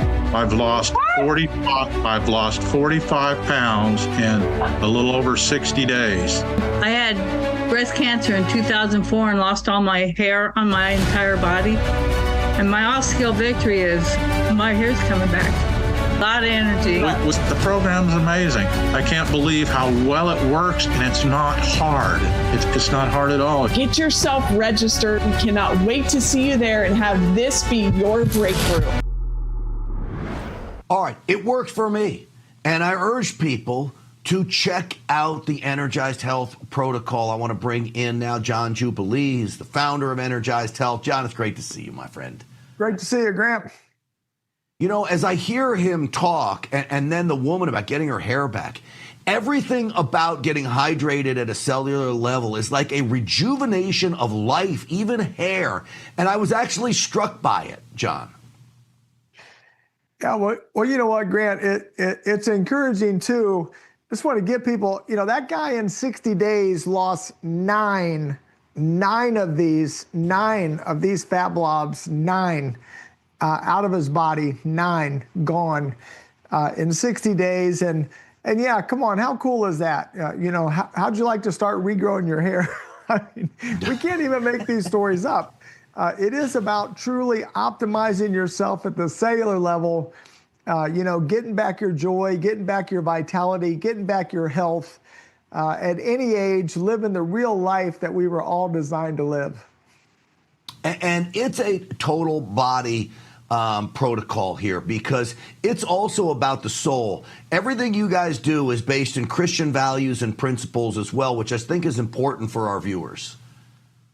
Well, it is. You know what? There's a manufacturer, right? You know, if your car breaks down, you want to check the manufacturer's guideline of how to fix that. And, you know, God wonderfully and miraculously designed us in a very meticulous, specific way. And he knows he created us with a body, a soul, and a spirit. And we got to take care of all three, Grant. And so we really focus on the way that God designed us to be our best. There's a Hebrew word, shalom, peace. It means nothing broken, nothing missing. And that's how God designed for us to live, that we're supposed to have contentment, we're supposed to have joy, we're supposed to have peace, and our youth and strength is supposed to be renewed like an eagle. Like Moses in the Bible, guys can go read it, 120 years old, full strength, full power. And God designed us to live that way, Grant, so we can fulfill the destiny that every one of us is designed to have. You know, it's amazing. And then you talk about that intracellular hydration. That's all part of it, and I'm sure all part of God's design, but it's not easy to get hydrated at a cellular level, and that's where Energized Health comes in, John. Well, it is, Grant, because we've all been drinking more water, right? We've all been hearing that for years. Drink the water, drink the water, drink the water. But we're all still dehydrated because we have to uptake our hydration the same way a tree does. It's not from the rain that comes in on the leaves. It's the intracellular hydration. The tree absorbs the hydration through the root system. Our body's designed to absorb it through our cellular, our 37 trillion cells that we have. But that takes a little bit of extra science. That's why we filed the patent of intracellular hydration, how to actually get that healthy hydration and those nutrients into the cell where we become like a healthy grape instead of a shriveled up raisin. And that, Grant, is what we've all been missing for all these years. Well, I can tell you from experience, it works. As I say, I'm not just an Energized Health promoter on Real America's Voice. I'm a customer. And I lost 15 pounds in my first 2 weeks, and I've been nothing but healthier than I was before, and it's fabulous. So a huge thumbs up from me. John, let me tell people how they can find you. It's super easy, folks. Go to EnergizedHealth.com. That's EnergizedHealth.com. Just to get started, all you got to do is check out their free masterclass. You're going to love it, all right? EnergizedHealth.com. That's EnergizedHealth.com. Do what I did and get healthy at a cellular level. All right, mess with ice and get thrown in the clink. Pretty simple. But this guy thought maybe he'd get away with it.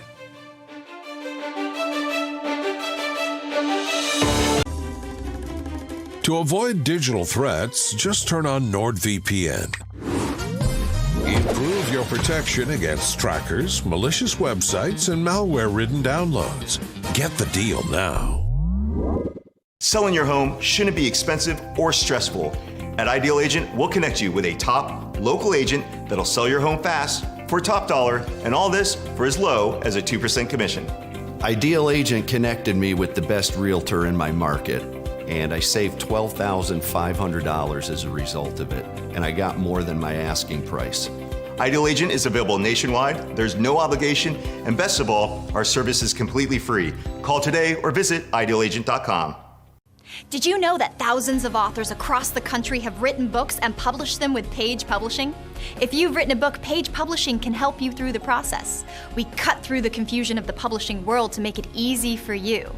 If we decide to publish your book, your work ends and ours begins. From copy editing and proofing to typesetting and book cover art, we get you printed, distributed, and sold on Amazon, Apple iTunes, and in bookstores across the country.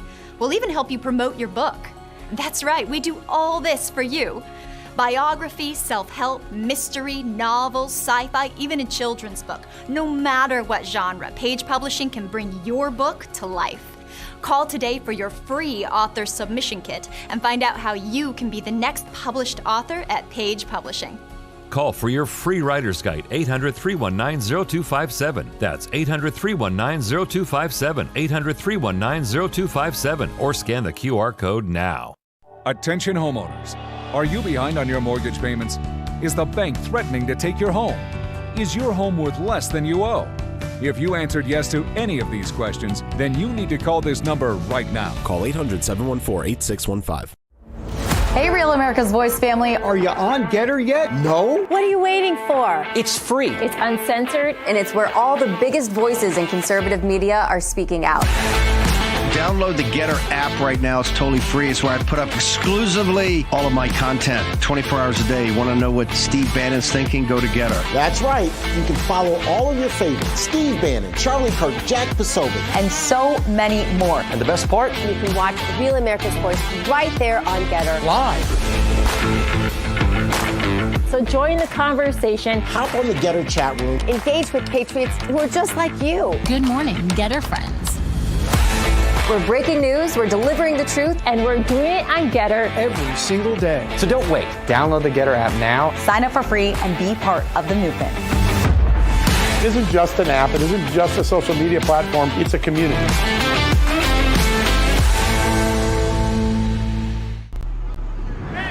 Folks, what is this clown thinking?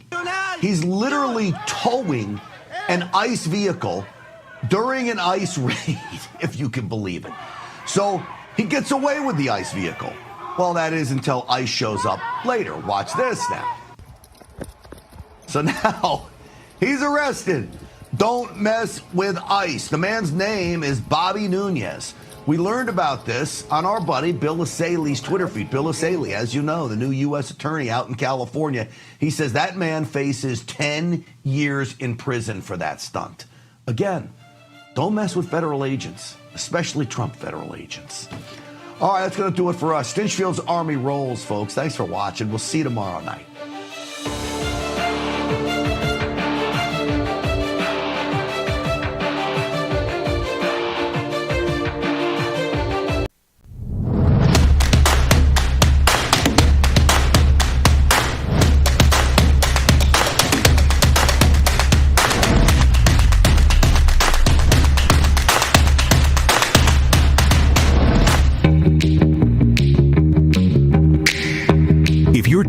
Sounds funny in the evening. You're watching live from Studio 6B on Real America's Voice.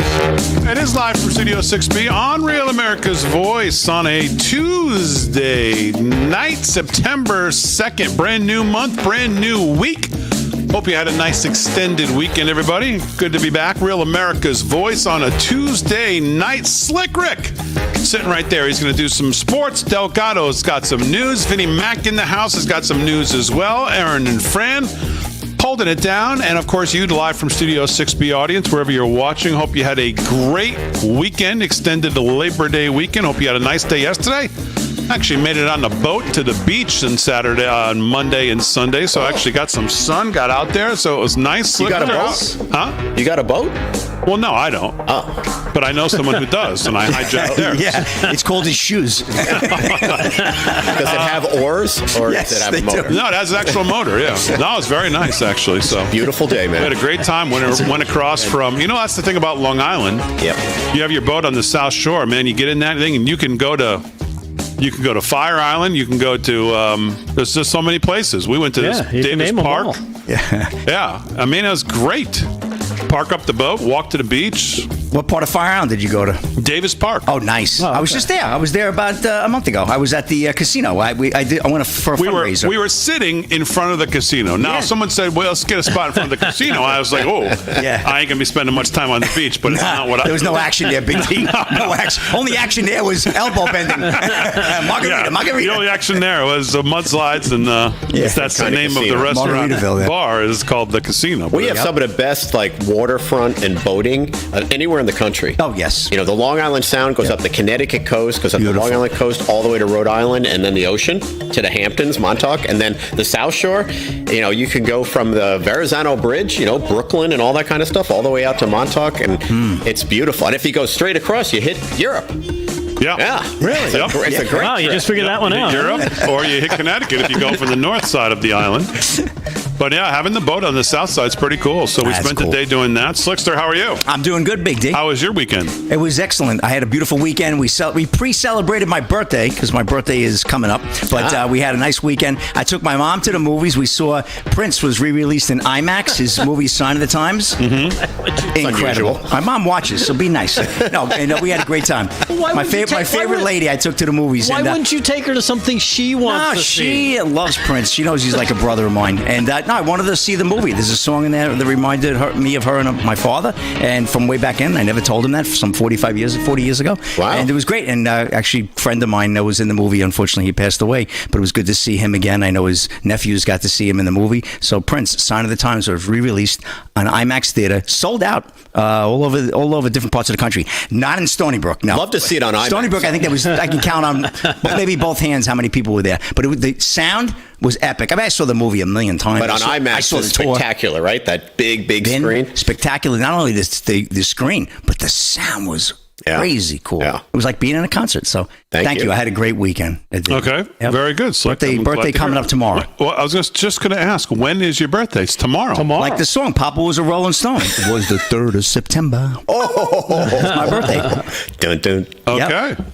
Yeah. All right. So tomorrow will be a very special night here on the show. Yeah. Vin's going to bake a cake and bring it in. For Slick's birthday. Delgado's going to bake brownies. Excellent. I am? All right, very good. Whatever you want. Kind of brownies. Delgado, how was your weekend? My weekend was good. My weekend actually started on Friday. Go ahead. Shut up. They were asking Damon who was going to be on the show. And he goes, well, Slick will be there, of course. He goes, Delgado, of course, he'll be there. We were trying to get rid of him, but that was fantastic. Slick. I almost fell off my chair when I heard that. Don't give all my secrets away of my afternoon stream. 58,000 people, and this is you. Just because I pulled the segment of you talking about Micah Parsons hitting the field for Dallas, That's right. You got a problem with it. No, my weekend was great.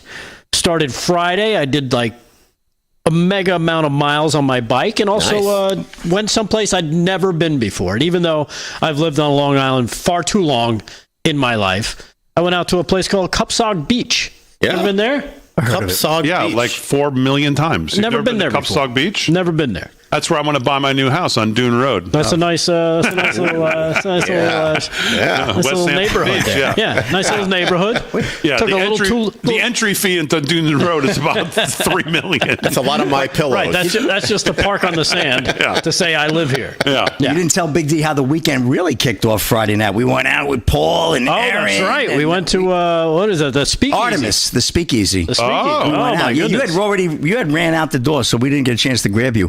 I wanted to take your credit card with me. Paul Nolan orders $76, 2 drinks. I mean, you can't take Paul anywhere. How was the speech?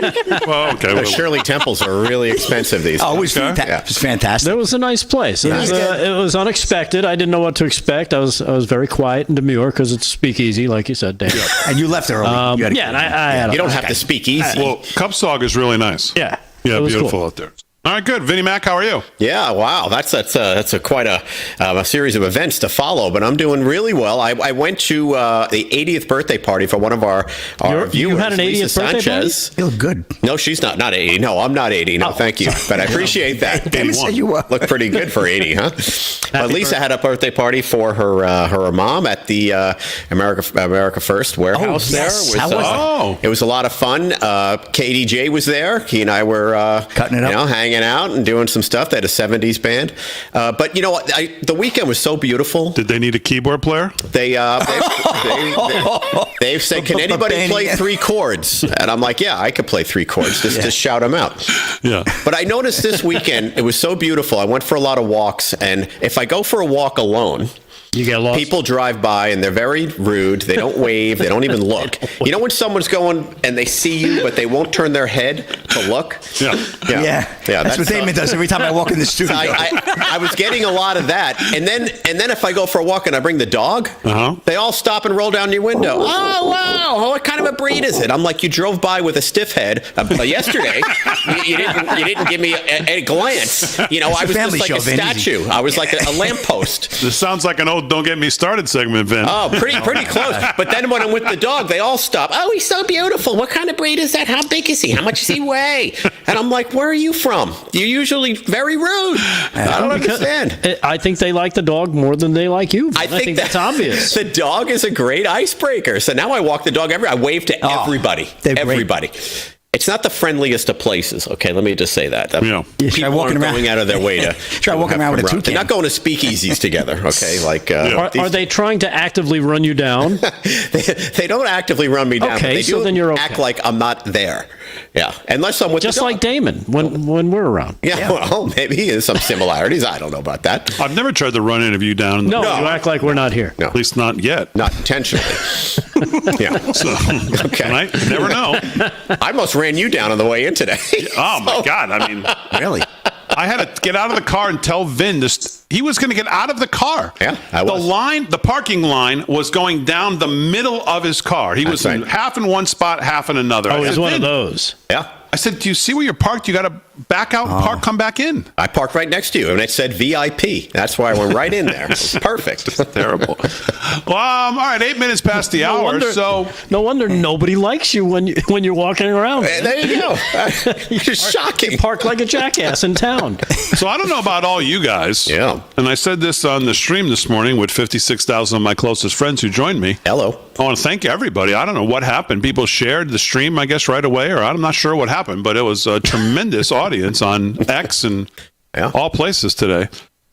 I don't know about you guys, but all weekend long, all I saw on my social media feeds was the untimely death of our current president. All weekend I saw it. Oh, no one's seen him. He had a stroke. He's dead. He's at Walter Reed. Melania's at Walter Reed. The roads are closed down. No one knows. Look at this picture. Zoomed in on him. Look at his eye. Look at this. This is dragging. He's had this. He's had that. I finally got to the point where I was like, I actually tweeted about it. I said, is anyone else's feed getting inundated with people that you've never seen before? These names, although they seem to all have followings, and all these posts have tens of thousands of everything, likes, comments, shares. Like my feed was getting this past 3 days in a row. Nobody else got it? It was nonsense. I didn't pay attention to it. I got a lot of it. Well, I didn't pay attention to it, but it was just nonstop with the pictures of him. The up close zooms in on his face. He went golfing 2 days in a row, and it's not him. Pictures of him with John Fredericks. People were trying to say were fake. John had to actually go on social media and say, no, I was actually with him yesterday. I took this picture. My wife took the picture. It's real. Just crazy. And, of course, all their heads exploded today at 2 o'clock when the president walked in the Oval Office to announce that Space Force was getting moved from Colorado to Alabama and looking just fine and sounding fine, looking strong, looking good, looking healthy. Yeah, he was asked about it today by Peter Ducey asked him about it. He says he had no idea what was even going on. Yeah. We have that clip if you want it. Cut number 5. Cut number 5. Here's the president today in the Oval Office to the actual demise of everybody on the left. We'll roll that, Aaron. Last week I did numerous news conferences, all successful. They went very well. Okay, stop it for a second. So before this, Peter says to him, sir, how did you feel about the current social media trend? Because this, I guess you cut that off the clip of you dying, and he stared at him, and he said, and then Peter gave a stat like 1.3 something engagement of your demise, and he said, no, I didn't know that. And then he said, what's so funny? And then that's where this clip picks up. Go ahead. Well, and then I didn't do any for 2 days, and they said there must be something wrong with him. Biden wouldn't do them for months. You wouldn't see him. And nobody ever said there was ever anything wrong with him, and we know he wasn't in the greatest of shape. No, I heard that. I get reports. No, I was very active over the weekend. They also knew I went out to visit some people at the club that I own pretty nearby on the Potomac River. And no, I've been very active actually over the weekend. I didn't hear that one. That's pretty serious. I'm glad it's. Well, it's fake news. It's just it's so fake. That's why the media has so little credibility. I knew they were saying, like, is he okay? How's he feeling? What's wrong? I said, I just left. And it's also sort of a longer weekend, it's Labor Day weekend. So I would say a lot of people know I was very active this Labor Day. I had heard that, but I didn't hear it to that extent. Yeah. It's amazing, though, that you had so much activity on your feed. Oh, it was incredible. It's such a story that's obviously not true and all that kind of stuff, but it had such power in terms of the reach of its social media. It was being pushed everywhere, and CNN and the others picked it up. I mean, I saw them talking about that. Did they? I didn't see that at all. Is Vance available? Or is Vance going to be able to step in if should this be true? It's like, does anybody check sources? Did anybody check the information first? Total nonsense. Nope, they don't. No, they didn't care about that. Wait till you see wait till you see we get back. We play this piece of crap guy who ran with Kamala, who's out there in Minnesota. Oh. Maybe he forgets that people were just shot in his state, because that's not clearly what's on his mind. The president's on his mind. Wait till you hear this dirtbag, this clip I play when we get back. Unbelievable, these people. There is no love for them. There's no love. Him especially, man. He's the worst. All right, we're live from Studio 6B, 13 past the hour. We're back right after this.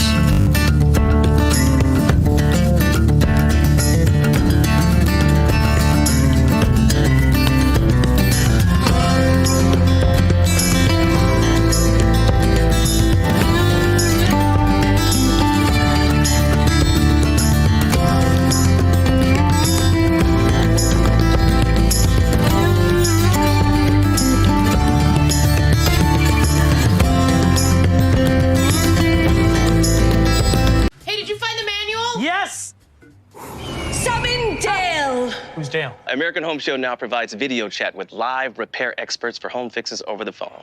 Let's go fix that oven. Okay, Dale. Sign up today at ahs.com. If you're happy and you know it, clap your hands. If you're happy and you know it, ride your bike. If you're happy and you know it, then your face will surely show it. If you're happy and you know it, smile big and bright. Thousands of kids just like me are happy every day. And it's all because of generous people like you who support Shriners Hospitals for Children every month. All you have to do is call the number on your screen or go online to loveshriners.org right now with your monthly gift. Because of people like you, Shriners Hospitals for Children is able to make an everyday miracle happen for kids like me. If you're happy and you know it, dance around. If you're happy and you know it, play a song. If you're happy and you know it, then your face will surely show it. If you're happy and you know it, take a shot. And when you call or go online right now to donate $19 a month or more, we'll send you this adorable Love to the Rescue blanket as a thank you and a reminder of all the smiles you're bringing to kids' faces every day. Will today be the day you send your love to the rescue? When you call the number on your screen right now and give as little as $19 a month, just 63 cents a day, you'll be making a life-changing difference for a child, just like Sarah. Your monthly gift today could change your life forever. Because of you. We are happy and we know it. Thank you. Thank you. Thank you. Thank you. Please call or go online right now to give. If operators are busy, please wait patiently or go to loveshriners.org right away.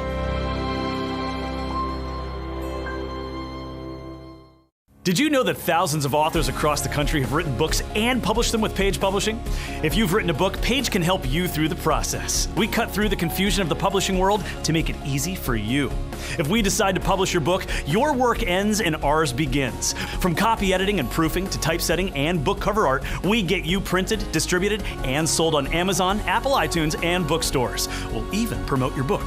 Call for your free writer's guide, 800-319-0257, or scan the QR code now. The bathroom of your dreams is only a phone call away with BCI Bath and Shower. We can make your ordinary bath and shower extraordinary. This is not a cookie cutter design. This is a complete custom build that will fit your every need, and discounts for seniors and military.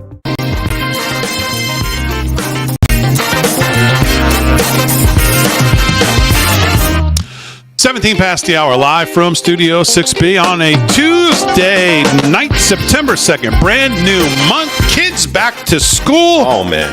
Teachers back to school. Let's go. Let's go where? Back in the groove. Everybody gets back into their groove. Yeah. September is here. I don't know. Summer was quick, but I just felt like the summer, I don't know. It wasn't hot enough. Yeah, exactly. Not even close. Wasn't hot enough? This is like one of the hottest summers we've ever had. Are you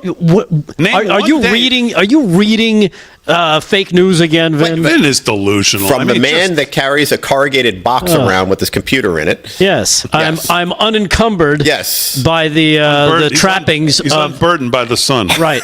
Of the conglomerate media. This was one of the hottest summers I ever remember. That's because you were in Florida every day. Florida the whole time. Duh. I don't know about that. I was in Florida a little bit, but a little bit. You know, your residency there, for crying out loud. Thank you. Yeah, 18 past the hour, live from Studio 6B. Let's do some sports. Hello. Oh, man. Yeah. Oh, wait. What a weekend of sports. Oh, my God. Belichick. Let's see what we'll see what Slick's roundup sounds like here. 18 past the hour. Sports is brought to you by our friend Mike Lindell. LFS6B is the promo code to use if you shop at MyPillow. Brand new Friday night shirt is available, and it will be free to anybody all month who uses our code at MyPillow. So if you need to shop at MyPillow, use code LFS6B at checkout. Send us your receipt. We'll send you a free Friday night shirt that's available now on the website. It looks good, too. I love it. So that's the promo for September. They sponsor sports. Slick's got it. What's going on, Slickster? All right, Big D. Speaking of Friday nights, we're going to get the odds makers going this Friday night. Week. Now? Come on. I was all Thursday ready for we last start. week. Okay, Thursday's Cowboys, right. That's going to be one game. Good thing we didn't start it last Saturday because you picked Texas. Loser. Well, and that's a perfect segue to what I was going to say. I learned my lesson. Never bet against your favorite team. I love OSU. They're my favorite team. That's been my college team since like Archie. Or better said, don't bet with the public money's going, which was all on Texas. All going to Texas, right? Especially last minute money. But I should have stayed with the Archie Manning. Archie Griffin was back in the day. That's Archie Griffin. Remember, great back player. In the mid-'70s. One of the best running backs to do it. Heisman winner. And I've been a fan ever since. And I should have stayed with them. So I learned my lesson. Buckeyes, I apologize. I went with Texas. I went with the hot hand. I thought Arch Manning was going to have a great game, but I don't think his coach Steve Sarkisian wanted to give him any more than short passes and a handoff. That first pass, I knew we were in trouble. He's got that sidearm. You were talking about it earlier on your show too, and I picked up on it as well. The sidearm throws that he just like urgently tries to get in there, and he just puts too much zip on the ball. He might be and overrated. No touch. He might be a good quarterback, but this Sarkisian clearly doesn't trust him. Nope. And I was reminded, if you go back and look at some of his high school footage and you see what he's getting chased down by, not quite the same caliber as his senior last year of getting chased down by the Ohio State linebackers. Yeah, and they've got their defense. Let's really, put it that way. They showed up and they showed off. And this is Ohio State leads new look AP top 25, while Alabama tumbles. That was another surprise, right? AP report. Ohio State climbed to number 1 in the AP top 25 college football poll on Tuesday. LSU and Miami moved into the top 5. Miami, another big surprise. And Florida State jumped back into the rankings at the expense of Alabama, which plummeted to its lowest spot in 17 seasons. The defending national champion Buckeyes received 55 of 66 first-place votes to move up 2 spots after their win over number 1 Texas, who was the preseason favorite, right? The Ohio State is at the top of a regular season poll for the first time since November of 2015. Wow, that's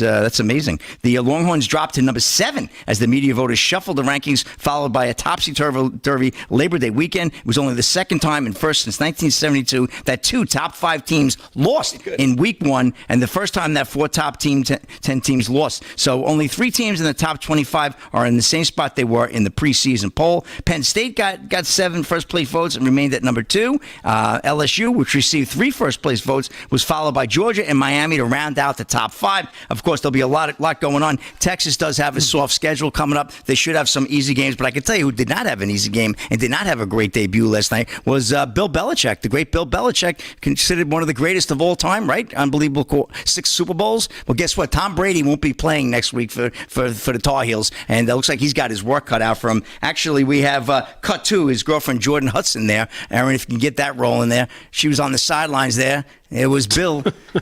Yeah. I mean, I don't know what's going on here, Bill. That's during a game. Yeah. I mean, that's really. Insanity.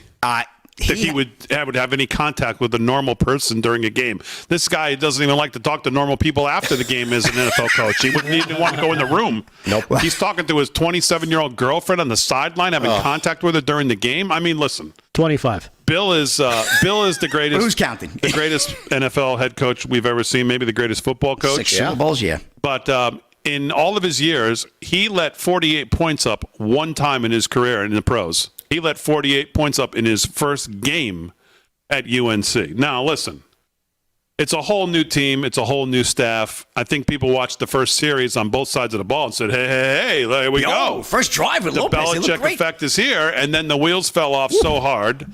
It was a 41-0 run for TCU, 41-7, finished 48-14. You got to give him some time. I felt bad for him because of all the bad press he's gotten with his girlfriend. Like, I'm not justifying the fact that he's got this young girlfriend. I don't feel bad. But I did feel bad for him. I don't feel bad. I don't feel bad for him. I don't feel bad at all. I never liked them. I'll tell you this, though. This week they're on the road, and they're favored by 12.5 only over Charlotte, who I don't know anything about the Charlotte Bobcats football team. I don't think they're that good. They certainly don't play in a league like where North Carolina would be playing competition. If they don't win and cover that game, it's going to be a long year. You've got to beat this team, and you've got to cover 12.5 on the road. They got to come out with if you have anything here to work with. 56-3 is what they need. Well, you just even win it by 14, but you got to cover 12.5 on the road against Charlotte.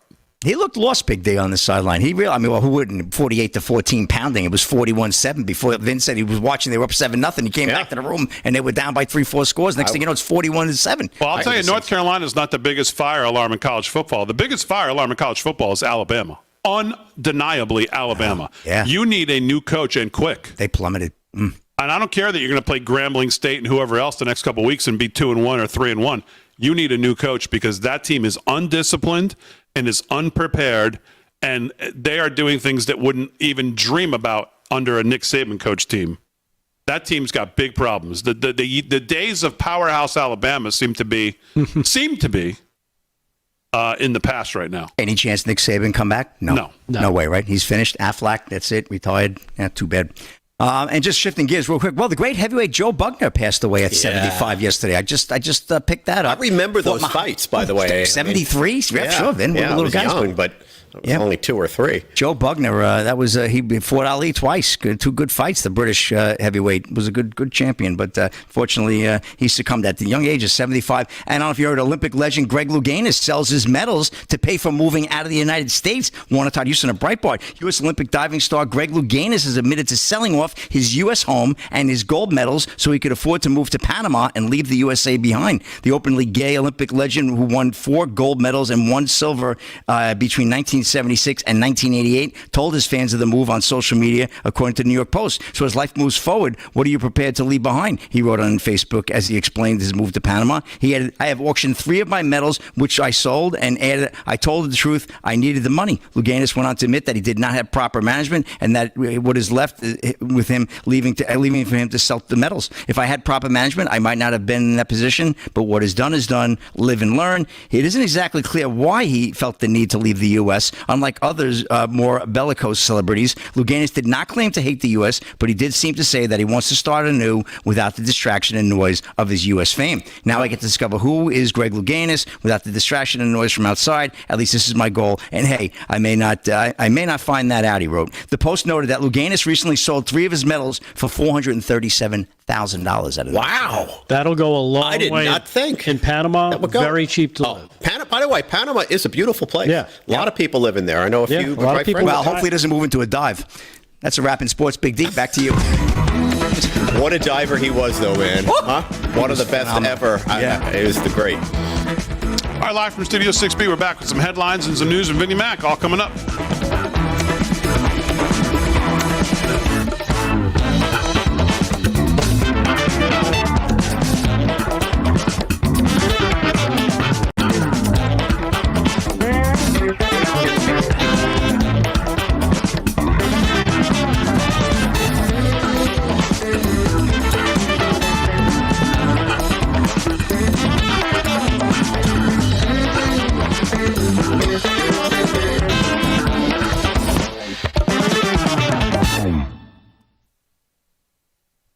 You got to remember it's a family show. Oh, yeah. I left that on the floor there, if you will. Carol, thank you for the thoughts. I'm feeling great. 3 weeks, and I went boxing today. Oh. I did. In honor of Joe Bugner. I did. Yeah, I wish. I did a really great boxing workout. I've been walking. I feel great. I mean, I can't believe I've healed so well, but thanks for the thoughts there.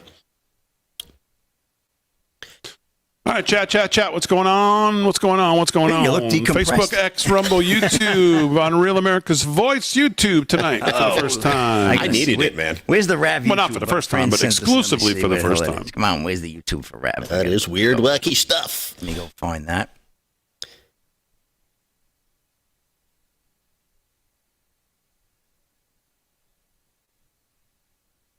Thank you, Ricky. Ricky Cope out there, man. I appreciate that. So many people were reaching out, just wishing me well and a quick recovery. So thank you, because it worked. See that. It really worked.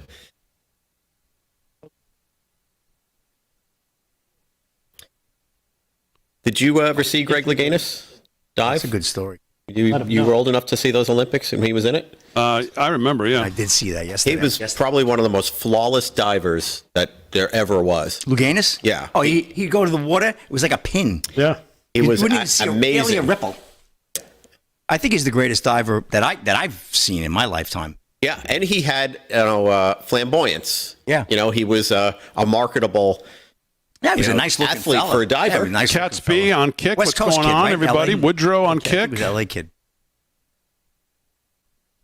Yeah, he was a good looking guy. Good to see everybody over there. Chat live in the chat. All of our friends on socials. We are live from Studio 6B. That's right, Kathy, the Florida sunshine. Florida sunshine may have had it. They did say there was the Fountain of Youth was there, right? So maybe something happened there. Although I've not been to Del Boca Vista in a long time.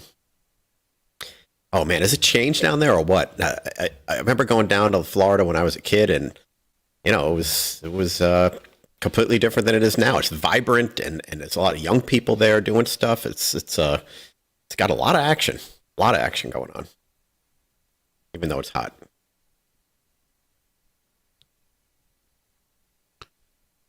All right, what else is going on, everybody?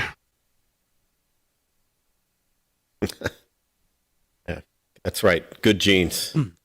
My dad, I had more gray hair at 50 than my father had at 91. So definitely good genes. Help me Rogue heal. spoke.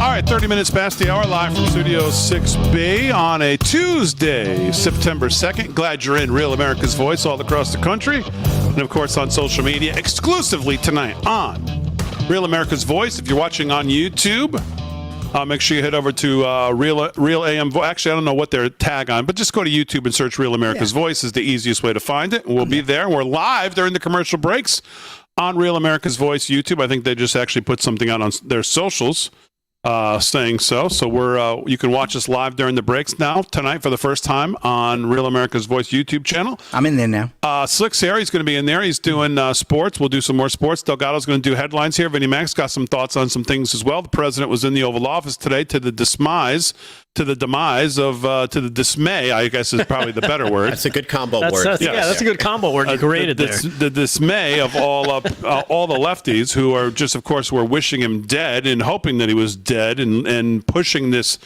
absolutely ridiculous narrative that was just inundating my feed all weekend, specifically on X, but on Facebook too, on how the president had a stroke and his face was, and they had, oh my God, it just was never ending.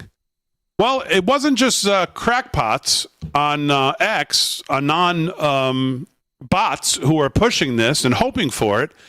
Here is the former vice presidential candidate. Okay, something is playing in the background. Tim Walz? Yeah, that would be Tim Walz, correct. Mm-hmm. And here is Tim Walz, I guess yesterday at some Workers' Labor Day event. Here's Tim Walz. Listen to this. You get up in the morning and you doom scroll through things, and although I will say this, the last few days you woke up thinking there might be news. Just saying. That's a funny one, Tim.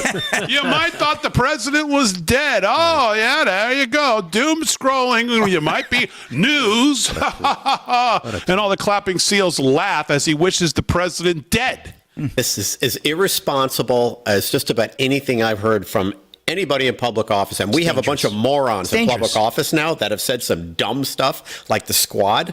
This guy, as a governor, is one of the dumbest people I've seen. What an idiot. Vin.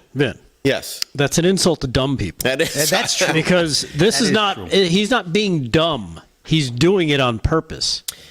He's doing it because he's trying to get people pumped up. He's trying to be edgy. Yeah, he's trying to be edgy and cool. He's trying to be that guy that gets, oh, look at me, I'm in front. Everybody's talking about me now. People get arrested. I think it's more evil than that. I have to tell you, and I've said this on the show before. It's the ease in which the left and guys like this continue to think that they can dehumanize that man, that he has no worth, that he has no value, that he brings nothing, and his life doesn't mean anything. And they think it's a joke.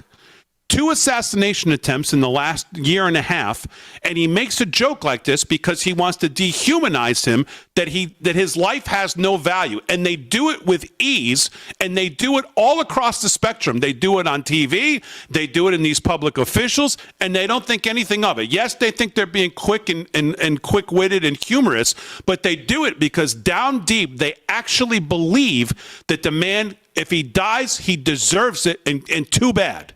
That's the truth. You remember after the assassination attempts, how many people we saw in the media and then just regular Democrats saying, I wish he was successful. I wish the shooter was successful. I saw so many people make that comment. I don't think I've ever seen people openly expressing that. And to your point, they're enabling that because they're making it feel like it's something that should happen. Like they've dehumanized him to the point where they're like, yeah, well, I wish he didn't miss his target. I was outraged by those comments. I'm sure you guys were too. Let's play the whole thing here, Aaron, one more time from this moron. You get up in the morning and you doom scroll through things, and although I will say this, the last few days you woke up thinking there might be news. Just saying. There will be news sometime, just so you know. There will be news. Yeah, he's going to die at some point. Don't you worry. We'll be able to celebrate. You're a jerk. That's what this jackass is saying. That's incredible. Yeah, he's incredible. He's a jackass. I think it's dangerous, actually. I think it's dangerous. I think it's really dangerous. Right? I think it's promoting this type of nonsense. Why do you think you see those mass shootings at Catholic schools? Because they're so dangerous. We hear about the right-wing Christian extremists. Why do you think the Trantifa types are so agitated to attack people like that? Is because of people like him. They don't care. Damon is exactly right. They try to dehumanize an entire part of the population. Think, well, they don't matter. You can do whatever you want to them. Look how they try to elevate that kid who shot the healthcare executive. Oh my goodness, these CEOs who make money. He's a hero. Oh my goodness, right? Exactly. He's a hero. They try to make these lunatics heroes of the left. Meanwhile, it's all garbage. These are garbage people. Tim Walz is a garbage person. Yep. Literally garbage person. The fact that he would do that in front, being of the office that he holds, to do that in public it shows you the type of person he is, and it's unfortunate that we actually have to deal with those. That's my point. The office that he holds. See, the last thing that you said. Has to be some decorum, some respect. You simply can't wish for the president of the United States to die because you don't agree with his policies. And that's what all this comes down to. Right. It's we don't agree with your policies. The left doesn't say that. They turn him into this evil thing. They're trying to dehumanize into what Damon is saying. But at the end of the day, what's really their beef? They don't agree with his policies. No, it's more than that. It's because they lose to him, because he exposes them just by speaking the truth, just by being normal, just by common sense. He exposes their stupidity, that this idiot wanted to put tampons in boys' locker rooms and bathrooms because he thought they menstruated. It doesn't happen, doofus. Boys can't do it. Check science. I don't know. Don't take it from me. Talk to a doctor. Talk to a gynecologist. Ask him how many boys he's actually had in his office, or she has had in their office, that menstruate. You'll get a big 0. The same with your own intelligence. You operate at a 0. One other point on this, to what Damon was talking about, the dehumanizing thing. If all of us who are MAGA out there, they've done that to us. All of us. Everyone who supports Trump, the MAGA movement in general. You've seen MAGA folks get attacked. We're dehumanized in the sense that we're deemed as crazy. We're deemed as people who are, following an evil guy and doing all this stuff. I know I've seen that. The dehumanizing that we see just in social media. It's not like a discussion. They judge you. They want to attack you. They want to penalize you. If they could hurt you, maybe they would hurt you. I've seen people get really angry on social media, and it's because of the dehumanizing all of us. That goes on a daily basis. And those are your friends. And those those are my friends. Exactly. I know some of those people for 20, 30 years. It's crazy. And they go nuts. Oh. Well, like you said, Damon, some people spent the Labor Day weekend soaking up the summer, but others took to social media to speculate on whether President Trump was at death's door or worse. Scott Jennings actually went after Tim Scott. Here he is. I wish we could play this without the bleep, because it deserves to be played without it, because it's exactly the truth. And good for Scott Jennings, by the way, for not even thinking about it and saying what needed to be said, because sometimes you just have to say it for it to mean what it really needs to mean. And he did, live on air. Here it is. Yeah, here it is, cut number 10. But I'll tell you who is a complete piece of shit. I'm going to tell you right now. There have been a lot of swear words at this table Tim Walz, today. the governor of Minnesota, holding up a phone in front of a rally saying, well, we thought we were going to wake up and find out the president had died. Someday it'll happen. Someday it'll happen. I used to say he was the biggest buffoon in American politics, but it's worse now. No political official, no elected official should be walking around saying, well, I'm hoping we wake up one day and the president of the United States has died. Crazy. Absolutely crazy. Right. Yeah. He's right. Well said, man. It's evil. It's not. It's crazy. Dangerous. But it's evil. It's dangerous, and it's pointed, and it's meant. Yeah. And it's very specific. It's not just some let me see if I can get a couple jokes, a couple laughs, a couple yucks from this audience of 11 people that I'm standing in front of, and wherever he's at. Yep. Yes, he wants people to laugh, but he means it. They were scrolling. I can't tell you how many I saw, not from a public official like this jerk, but how many others I saw. And they do these cute little videos like, do you think it could be? Ooh, could be good news today. You know how many of those I saw? All over. From crazy leftists on social media, wishing that the president had a stroke and that his face was paralyzed, and that and when they saw the meeting today, they thought for sure they had it in the bag. They thought for sure that we were going to go live at 2:00, and we were going to see J.D. Vance in the seat or somebody else and tell us that the president was at Walter Reed on life support or something. That's what they wanted. That is absolutely what they wanted at 2:00. Not this guy. This guy and they got just the opposite. Yeah. Mm-hmm. They got a big just the opposite. I mean, he came out firing on all cylinders as always with great energy, and he was busy as hell over the weekend. Yeah. Doing stuff everywhere. Yeah. So, anyways, just disgusting. Yep. So, let's lighten it up a little bit because there is some good news. There is some good news. We have some really good news, actually. Joni Ernst has decided she's not going to run again in Iowa. So you have the governorship and the senator spot. So basically, Iowa, all the work you've done to be Iowa and all of the good work that your governor did, now she's unfortunately not going to run again. And Ernst, she's a disaster, so it's good that she's not running again, is now up for grabs. So we'll see what happens. And now, I don't want to raise the red flag on being gloom and doom, but look at the special election they just had.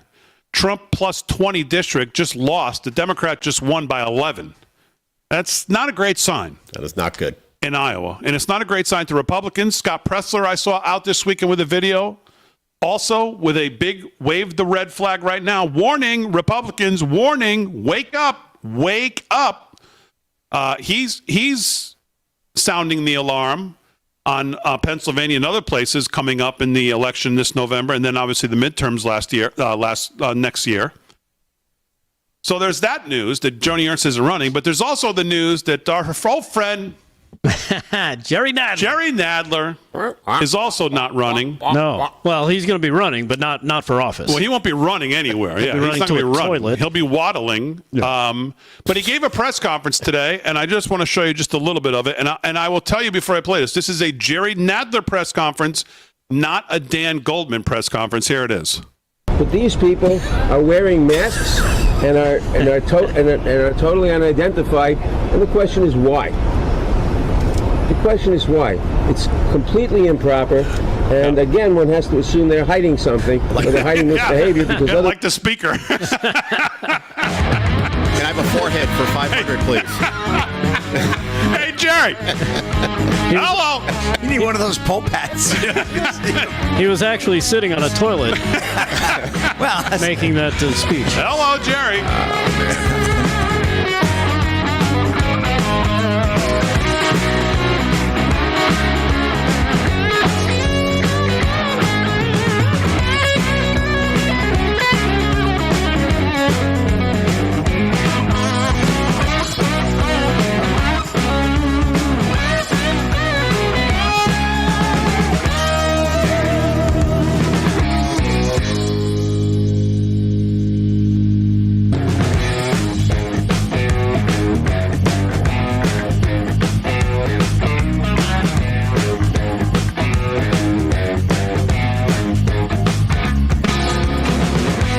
At least they can't find him so quickly.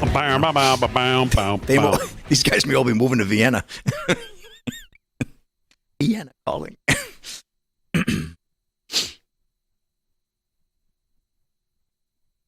Oh, man. That's a good one. What's going on in the chat? I don't know. What's going on in the Real America's Voice YouTube there, Slick? What do you got? Anything? YouTube's, yes. I was just on the YouTube. A lot of our old friends are coming in. Cats B, Broke Spoke, Gary S., Troy Malone, Ticked Off Patriot, Moon Pie, Gillies. I mean, I could just rattle them all off. They're in there. Robbie S., a couple of new ones, too. Dan Barrett. Michael Sand is back in as well. Jesus Perez is checking in. So a lot of our friends from the YouTube LFS 6 Jerry Nadler have moved over to the RAV YouTube, Big D. Is Jerry Nadler there, or can you not see him? Nah. He gave a short speech earlier. I vote for the forehead. How does someone not say, hey, let's get, maybe we should get Jerry a little soapbox? Who did the camera, Harry? Just reinforce it. Reinforce it, please, before he steps up on it. I mean, so we don't have splinters shooting everywhere, kill somebody. He could have started saying, the plane, it's the plane. He looked like Tattoo. He could have did that. I mean, that is unbelievable. That is the worst I've ever seen. That's not real. Yeah, it is. Come on, man. What do you mean? Oh, Delgado coming in with the facts. Oh, my God. Man. Of you, of all This people. show's turning a new leaf. Could have been an You're alien. going to tell me it's not real? Yeah. Was there a UFO circumnavigating the press conference? That's why I didn't send it, because I got in trouble last time I sent something that wasn't real. No, that is real. That was a woman falling. Yeah.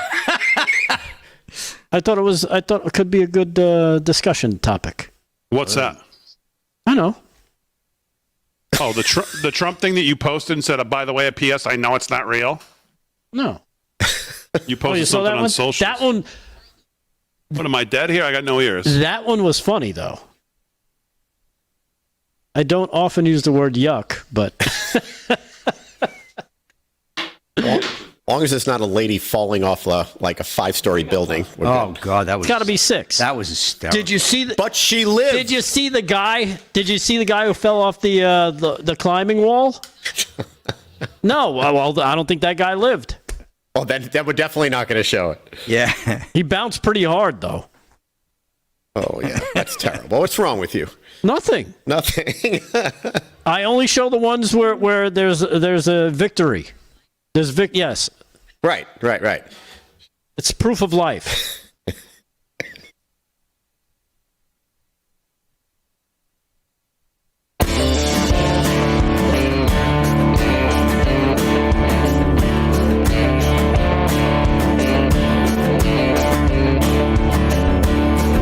All right, 13 to the hour, live from Studio 6B on a Tuesday night. Real America's Voice. I felt like I hogged that whole segment to talk about that piece of crap, Tim Waltz, but I think it was worth it, and that's exactly what he is. Yep, and if I could use the language that what's-his-name used, I would, but I don't want the Zen Master calling my phone saying, are you out of your mind? But that's really what needs to be said, because that's what he is. So, but anyways, let's do some other headlines, then we'll get to Vinnie Mac's news. So we'll catch up here. Headlines are brought to you by our friends at EternalLifeCoin.com, and Rick Delgado's got them. What's going on, Delgado? All right, Damon. Well, I don't know if you saw this. Well, you did, because we talked about it. I did not know that. No, I was going to talk about President Trump at the White House today, announcing that U.S. Space Command will be relocated from Colorado, a state that he says has some problems, which I agree, to Huntsville, Alabama. Yeah. Calling it Rocket City now. Here it is, cut number 8. Check it out for yourself. President Trump announcing a new location for U.S. Space Command. I am thrilled to report that the U.S. Space Command headquarters will move to the beautiful locale of a place called Huntsville, Alabama, forever to be known from this point forward as Rocket City. Okay, so Huntsville, Alabama. We love Alabama. I only won it by about 47 points. I don't think that influenced my decision, though, right? That didn't, right? But we had a lot of competition for this, and Alabama's getting it, Huntsville in particular. So congratulations, everybody. Katie, congratulations. This will result in more than 30,000 Alabama jobs, and probably much more than that, and hundreds of millions of dollars of investment, and that's billions, because it can't be millions, it's billions and billions of dollars. Most importantly, this decision will help America defend and dominate the high frontier, as they call it. Yeah, so he was speaking about that, of course, renaming Huntsville, Alabama, Rocket City. He also talked about the appeal that he's going to be arguing for, or the administration is going to be arguing for, against a tariff decision from the appeals court. He talked about that as well today from the podium. Here he is, cut number 6. This is Trump, again, talking about how they're going to appeal the court's decision against his call when it comes to making tariff decisions. Cut number 6. In fact, we're doing something else. We're going to be going to the Supreme Court, we think, tomorrow, because we need an early decision. I mean, look, the financial fabric of our country, we're a rich, incredible country right now, and we're able to, other countries use tariffs on us for years, and we never did. I did a lot during my first term, but then we had COVID, and we had to focus on other things. It's a very important decision, and frankly, if they make the wrong decision, it would be a devastation for our country. We've taken in trillions of dollars. And by the way, all these countries signed agreements. As an example, they're all happy. Everybody's happy. But some whack job put in a lawsuit. It went before a very liberal court, and the liberal court ruled It was 11. They ruled 7-4, with one of the most liberal of them all voting in our favor because they're patriots. I think I give tremendous credit to that judge, and now it's going to the Supreme Court. Yeah. So there you have it. Of course, they're going to fight that. The tariff decision from the appeals court that President Trump was just talking about. Hopefully, we'll get some news on that as sooner rather than later. But right now, the tariffs are on hold till, I believe it's mid-October 15th or 16th. They're all still in place. I think they're going to rule very quickly on this. I mean, it's good for Alabama, Huntsville, that you're going to get this now. Obviously, you've got Mercedes with big plants there, too, as well. And this takes your mind off that your football team stinks. So it's good. All right, what else, Delgado? Yeah, but you still have Auburn. They play well, and they're in Alabama. Actually, let's because we got 5 minutes left. So okay. Let's do a little news with Vinnie Mac as well, then we'll get back to more headlines. But, Vin, I know you got a lot of stuff that's been catching your attention over the weekend. Give me a couple of them. Well, I do want to talk about Chicago, and I know that's been a story that's been out there, and we've talked about it before on the show. Over the weekend, 57 people shot, 8 people killed. And all I can think about after watching J.D. Pritzker open his big fat mouth. Salad Dodger. Yeah, Salad Dodger. But I can only think about just one life. And that's what I come back to when I think about the craziness that we're seeing here with trying to save just one kid from getting killed in Chicago, one parent from not losing a child, one friend from not losing a friend, and so on and so forth, one brother or sister from not losing each other. Isn't that important enough?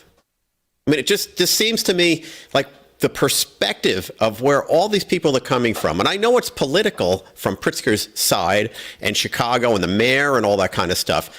But talk to these parents who have lost a child. And anybody who's ever lost somebody in their life over something that didn't need to happen, a drunk driver, an accidental drug overdose, maybe being in the wrong place at the wrong time and getting robbed, any of those things. That's what we're talking about here in Chicago that happens on a regular basis. And it's astonishing to me that just one life isn't enough to protect. It has to be, 20 people killed over the weekend, and then maybe they'll start doing something. And that's where I think Trump is coming from. It's like, hey, what happened here? What's going on with these cities where it's becoming so political? Their political leaders just don't care. Put yourself, political leaders, in a position of losing someone close to you. And how would you feel? That's what happened in Washington. When Trump went into Washington, who's talking? The people that are talking now, the people that got carjacked. Someone who got shot and killed. Someone who's robbed. And I come back to this basic theme. Just one life. Isn't it enough? Isn't that enough for the whole country to say, if you guys can't keep people safe, the president will, through the means that he's able to do. So that's really, it's not just bugging me. It's sort of making me feel really sad for what this country is turning into with these left-wing leaders. And we were talking a little bit about, joking around a bit about, Waltz, wanting the president to be killed or, saying he could wake up. That could be good news. Yeah, it's all fun and it's sick stuff that they're saying. But when it comes down to it, like they're enabling and sort of supporting innocent people getting killed. Trump has created a drug war. He's deemed the cartels terrorist organizations. All these kids, and I know a few, and I'm sure you guys know a few people that fentanyl got the better of their kid or some young person in this country. And so what does Trump do? He declares them terrorist organizations because people aren't taking it seriously enough. Like, how many people have to die? And I think if we all just kind of looked at it and said, isn't one enough? Just one for anything. Isn't it enough for the left to actually act like human beings and say, we do care? Because it shows right now that they don't care. Who do they care about? Oh, they don't care. Until it touches them, they don't care. Even if it touches them, like they have to know people that are killed, that are overdosing on drugs. I don't think they care. I don't think they care. No. That's my point. Well, guys, they let 11 million people into the country illegally. Yeah, they don't care. It's another example. You're talking about how many hundreds of thousands of kids have gone missing? They don't care. Yeah. Yeah, it's an astonishing thing when you break it down to one person and then you see the large amounts that are affected. And just one person's all it takes for us to say, do something about it. And that's what President Trump is doing. So. All right, quick hour one, live from Studio 6B. We'll do some more sports, news, Vinnie Mac's news. Aaron and Fran holding it down as always. We're back, hour two coming up. Real America's Voice right after this.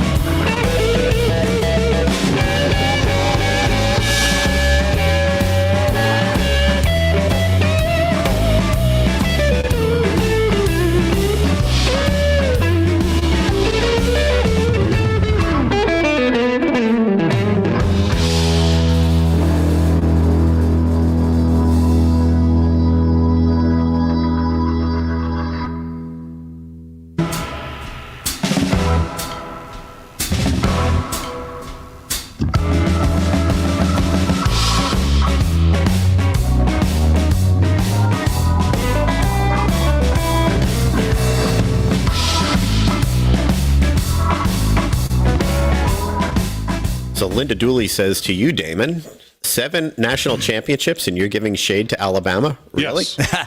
Duly noted. Yeah, because in college football now, none of that matters. It doesn't matter. Saban's gone. Everything's gone. Look at your coach. That was yesterday. What have you know that on the piano, Vin? Yeah. What have you done? It's over. It's the old, what have you done for me lately? You'll feel better this week that on the piano? when you beat somebody by 30, some no-name school, but it's over. Yeah, Gary Quinn says, it's a good versus evil now. Republican versus they Democrat. lost their quarterback. If Saban was your coach, you would have kids Monday morning. Probably half the team would have lost their scholarships. He would have kicked them off the team. Yeah. Oh, yeah. I think I've mentioned this before. I don't like this.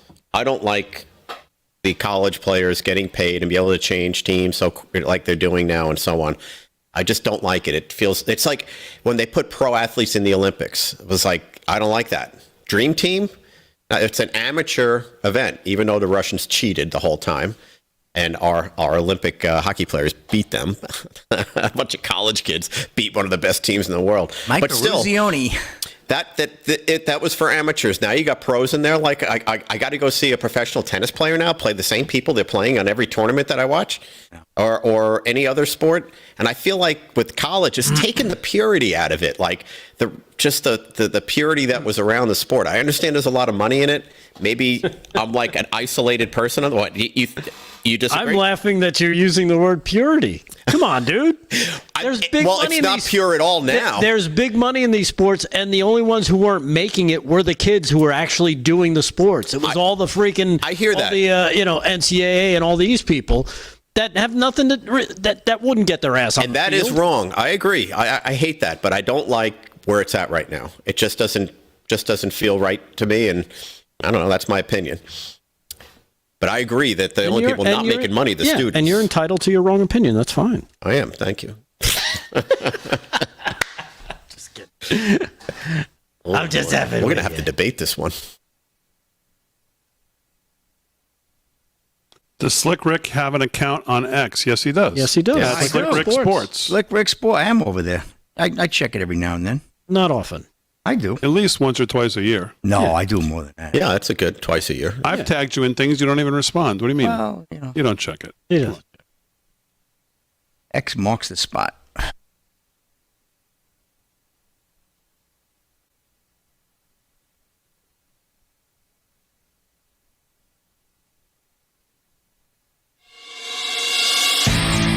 Hey, Rav family and War Room Posse, mark your calendar. September 12th and 13th, the Rebels, Rogues, and Outlaws Tour is coming to the America First Warehouse. I have never seen anything like this. 2 unforgettable days filled with patriots, barbecue, and live shows straight from the most amazing place, the America First Warehouse. Get ready for a special guest to be announced, plus a 3-hour live episode of Studio 6B. And we're just going to go do it. On the 12th, Steve Bannon will host War Room Live at 5 p.m. And Steve will be back again on the 13th. Woo! Followed by 1 hour with Peter Navarro. I went to prison so you won't have to. The Rebels, Rogues, and Outlaws Tour, September 12th and 13th at the America First Warehouse. Tickets go on sale Wednesday at midnight, and if you come, you'll get a special gift. See you there.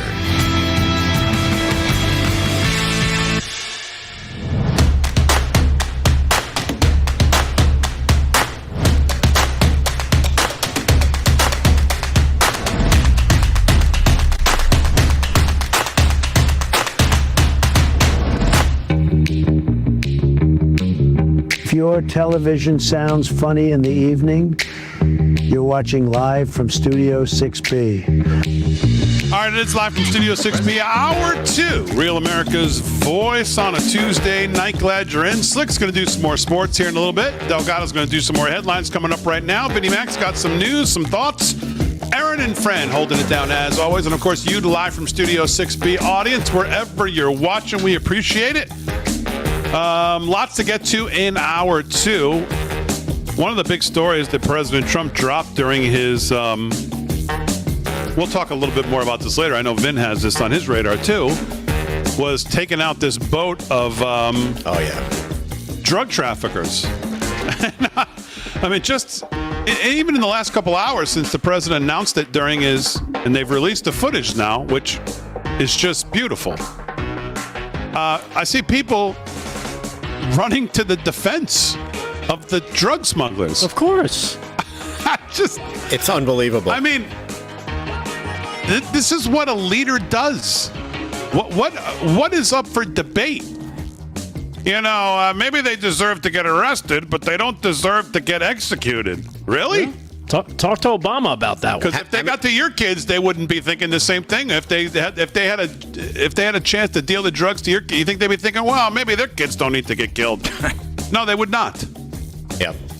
This sent a big message, by the way. A big What kind of message. sentiment is that? It's crazy. That's the satanic left. They anything that normal people would be like, I'm okay with that. Because Trump did it, it's completely to them. It's the worst thing in the world. The worst thing in the world because he did it.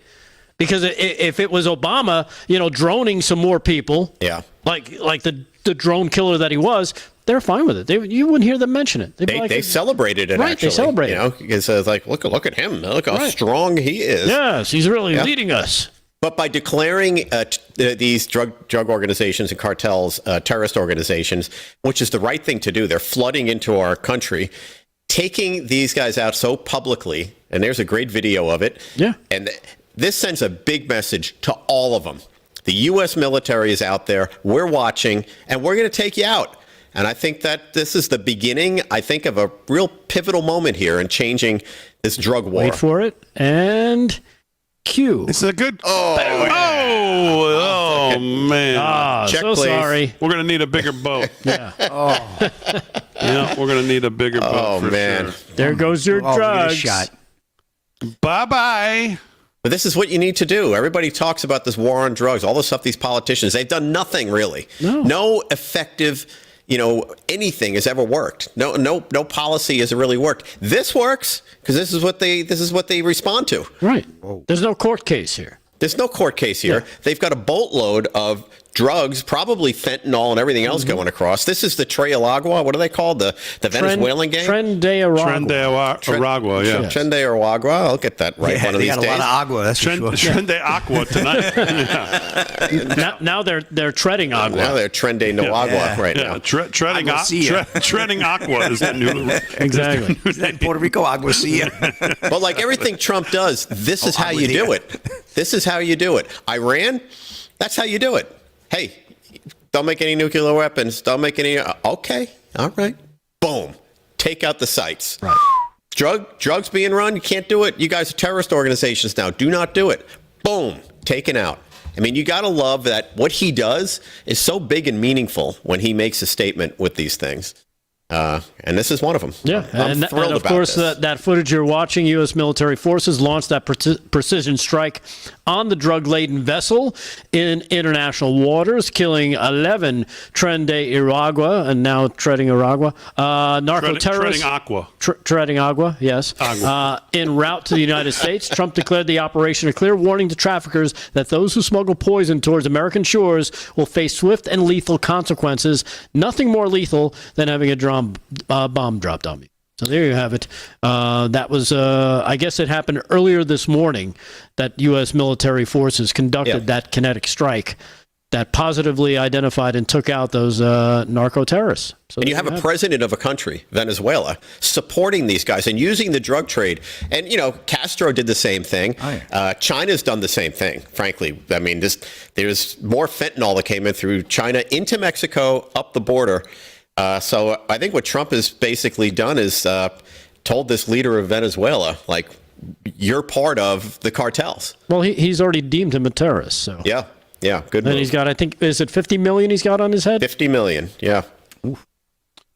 So I saw this on social media, and I just had to go look it up to make sure it was correct because I didn't want to, unlike Delgado, give you something that was fake. What are you talking about?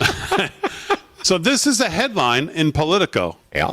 Speaking of just going with the theme tonight that we're going with here on all of this, look, take a look at this headline.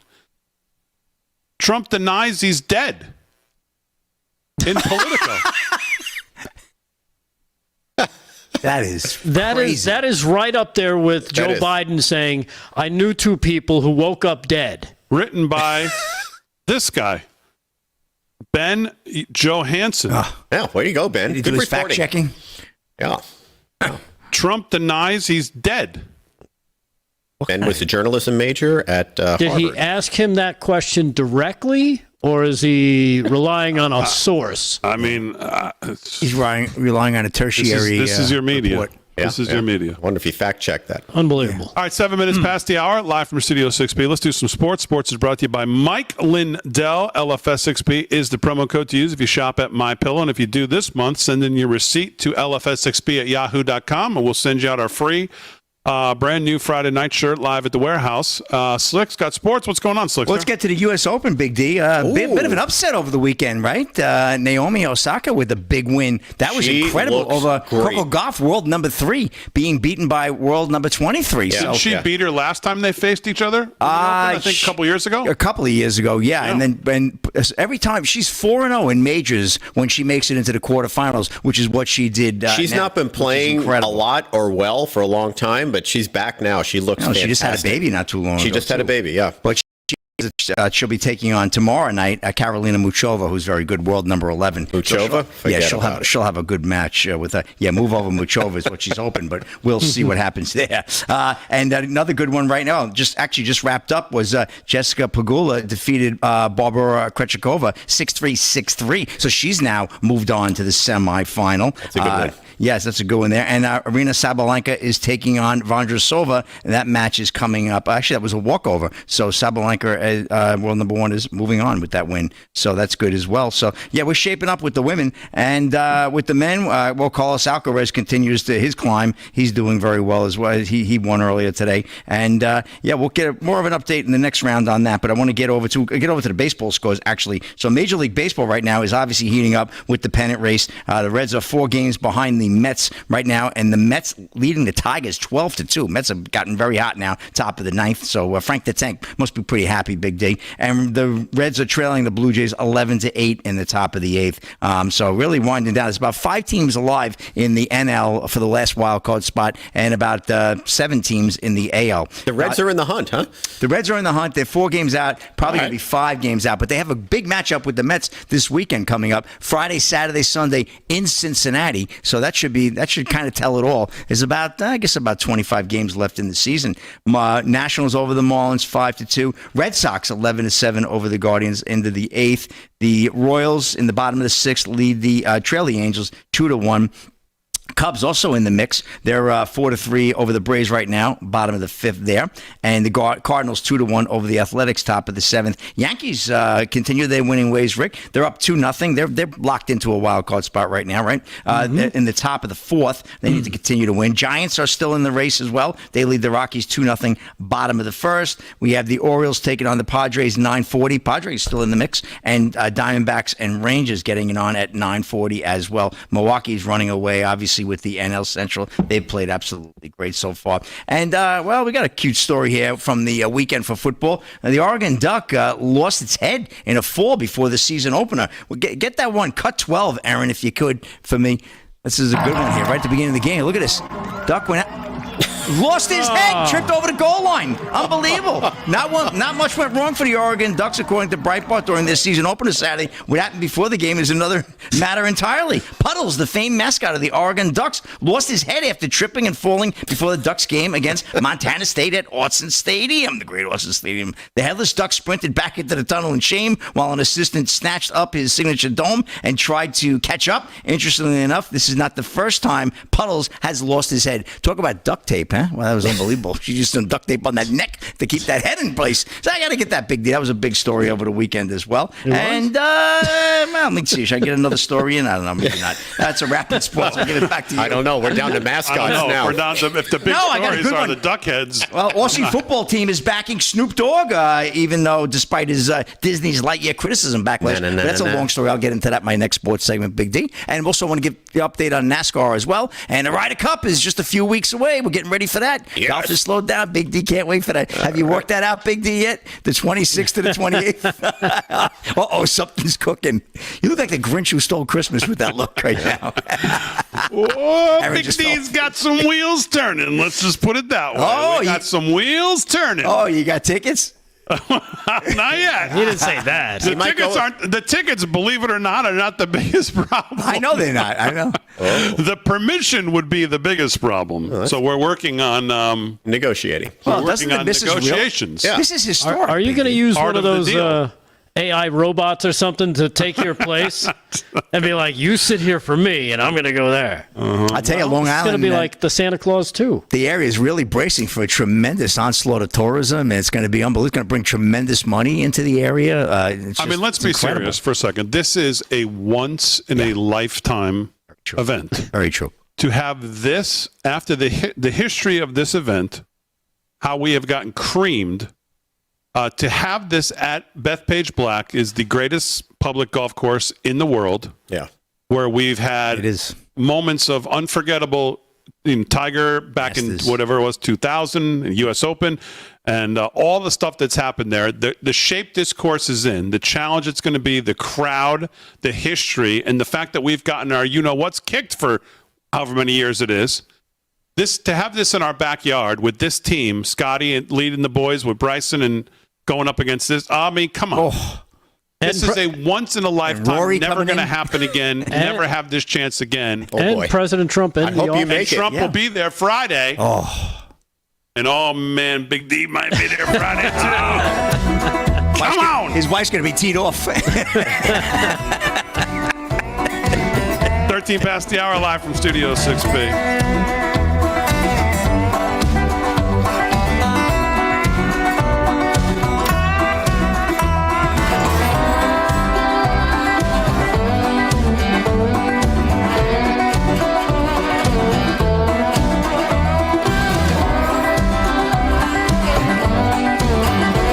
Good idea. Yeah, we should have coverage for Rav there.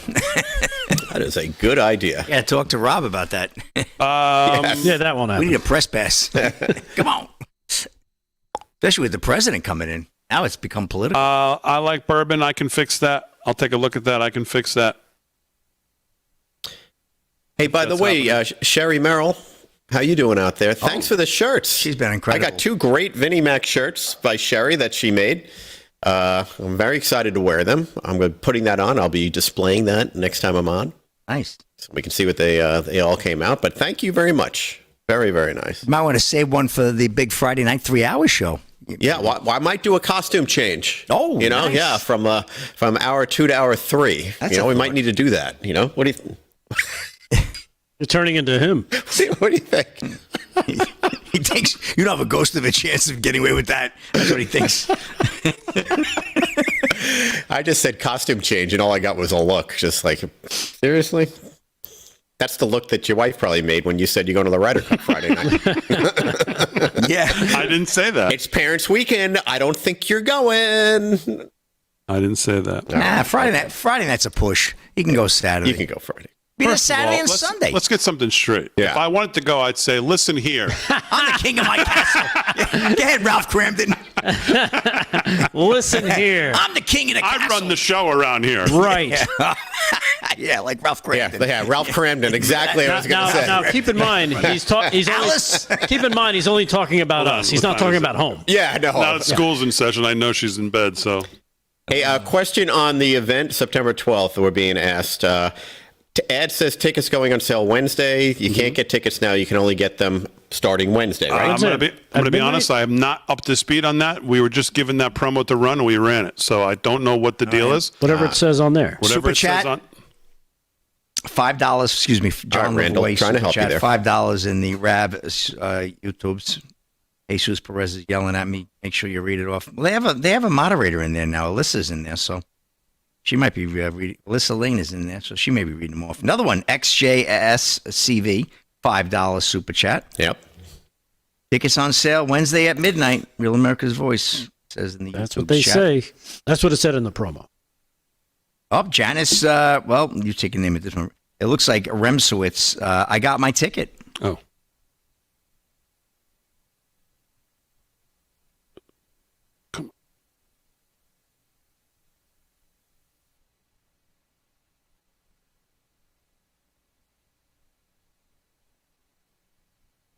All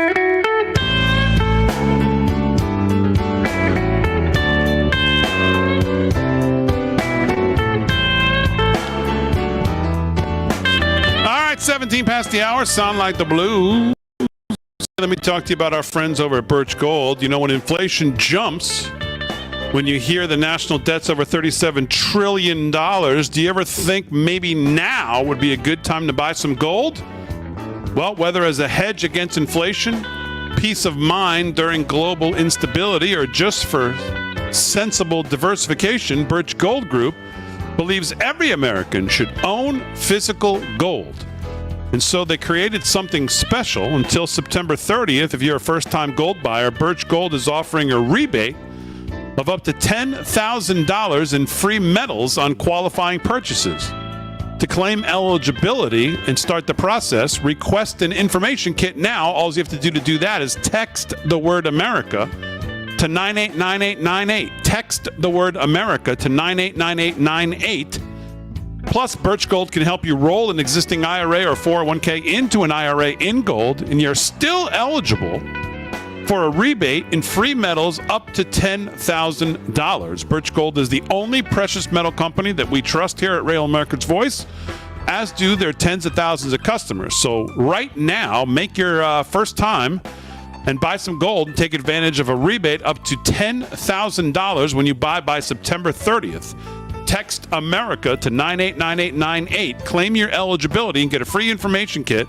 Again, text America and send it to 989898, and you can get started and look for that $10,000 rebate in free metals on qualifying purchases. So sounds pretty good. Our friends from Birch Gold, check it out. Text America to 989898. 19 past the hour, live from Studio 6B. Let's do some headlines. Brought to you by our friends over at Eternal Lifecoin. All one word, eternallifecoin.com. Check them out online. Delgado's got the headlines. What's going on? All right. Well, these are the greatest headlines in the world, Damon, just to remind you. Yes. So keep that in mind. That's what I've heard. I don't know if you caught this while the president was speaking today. Of course, he was talking about Rocket City and all that's going to be happening in Huntsville, but he also talked about the willingness for him to deploy the National Guard to Chicago, but he didn't say when. According to this, he says we are going in. He said from the Oval Office when asked if he's made a decision, decision on the matter after days and threats of warnings, but he gave no timeline or specifics. Here he is talking about it. And, of course, over the past weekend, the death numbers that were coming out of Chicago about the people shot and the people that were killed. It's cut number 7.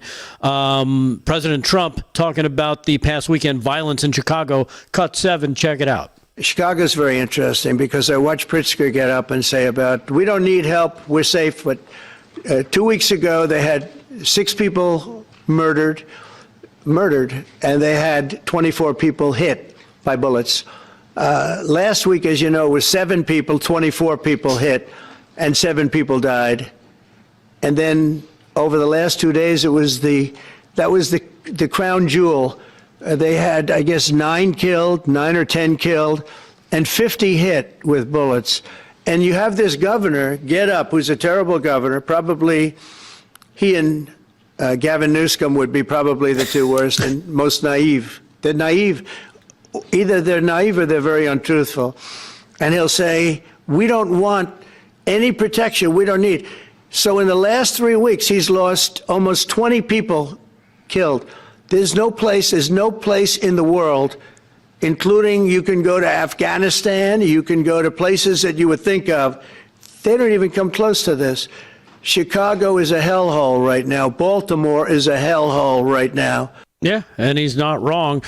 Speaking of the governor of Illinois, here is that governor, J.B. Pritzker, being confronted with the truth. And, of course, he does what he always does, or what left always does when confronted by the truth. They pivot. Cut number 3. Here is J.B. Pritzker. Cut 3. Check it out. You're going to hear people, especially this past weekend, 54 shot, 7 dead. Yeah. They're going to say, the city's not safe. Would you ask your friends to ride the L after midnight or after 9 o'clock at night even to come down to the city from O'Hare? Look, big cities have crime. There's no doubt about it. But let's just pay attention to what President Trump is doing targeting Chicago. He's overlooking red states that have much higher crime rates. Yes. So even though there are nearly 20 dead in the last couple of weeks in the city of Chicago alone, the immediate answer is but Trump. Yeah. And it continues. Right. CNN actually had Chicago Alderman Lopez confronted with these same facts. Cut number 4, check this out. You can see it for yourself. This is what they do. They always pivot away because it's not their fault. Cut number 4, check it out. How do you respond to the argument that there were something like 50-plus shootings, 52 people, I should say, were shot in Chicago, 30 different shootings over the holiday weekend, 7 people killed. Aren't numbers like that still a problem that your city needs to address? What more can be done to address that? Well, I think that what we need to do is we also had a mass shooting in a Catholic school. We also have had many instances where the administration has really escalated, exacerbated the violence in our country, in our cities. Trump is a dictator. I think we got to be very clear. Yeah. So again, it's as the host sits there mute. Right. That's the problem. These hosts don't say anything. Nope. Like not one follow-up question. Like, what does a dictator have to do with 9 people killed or 10 or whatever the number was? Not even that. Immediately pivots to the shooting. How about what does that have to do with the question I just asked you? Right. And by the way, back to the fat governor who decided that him walking was a good idea. By the way, I mean, good for him that he's walking. Yeah, I think it was a long shot to try and make him appear less, But I heard her say, would you tell one of your friends to ride the L? I didn't hear an answer to that either. No, he immediately pivoted to but Trump. Believe it or not, though, MSNBC Morning Joe seems to be riding to the rescue. Not really. He's actually sounding a little more normal these days. Cut number 1. Here he is talking about the governor doing something about the crime in Chicago. Cut number 1. Concern is you have leaders in Chicago that see this. As you say, we've been reading about this for years now. Every weekend, and maybe crime has gone down. But, we had the mayor of Chicago on last week saying, we don't need any more police officers. Police officers aren't the answer. No police officers. I think he said no 5 times. You look what's happening this weekend. You look so, I actually think that J.B. Pritzker should do something radical. I think he should pick up the phone, call the president, and say, and I know, you don't have the constitutional authority to deploy the National Guard here and to police my. You can do that in D.C., you can't do that in Chicago. but let's partner up. These are the most dangerous parts of my state. We would love to figure out how to have a partnership that's constitutional, that respects the sort of balance of federalism between the federal government and the state government. And let's work together to save lives. Because right now, just hey, nothing to see here moving along. No problem here. Hey, Donald Trump, we don't need you. And, the mayor talking about we're going to protect people's dignity in our city. Well, protect their lives. That's protecting their dignity. Yeah. There he is, sounding a little bit more normal, like a normal person. And President Trump followed up saying, look, I have an obligation. This isn't a political thing. I have an obligation. And he's talking about saving lives, of course. That's exactly it. He's 100% right. Ask anyone on the streets of Chicago. I think I mentioned to you guys before, I was involved in a documentary in those streets. Every resident on those streets will welcome any help Trump can send over there, even if it is controversial, even if it makes him look like a dictator, even if it does any of these things, they will say thank you because they're not safe. Yeah. And you know what? I think I think if the president took to the streets, so to speak, or went to visit Chicago and said, people of Chicago, what do you want? Appeal to the people of Chicago. Go to those areas like you did in New York during the campaign. And they will come and tell you what they really feel. They're already doing that in D.C. Right. And, they're interviewing mostly black people, too, who have been affected the most. Go to those communities and get their reaction. The news won't be able to hide that. All right, live from Studio 6B, we're back. More news, sports right after this.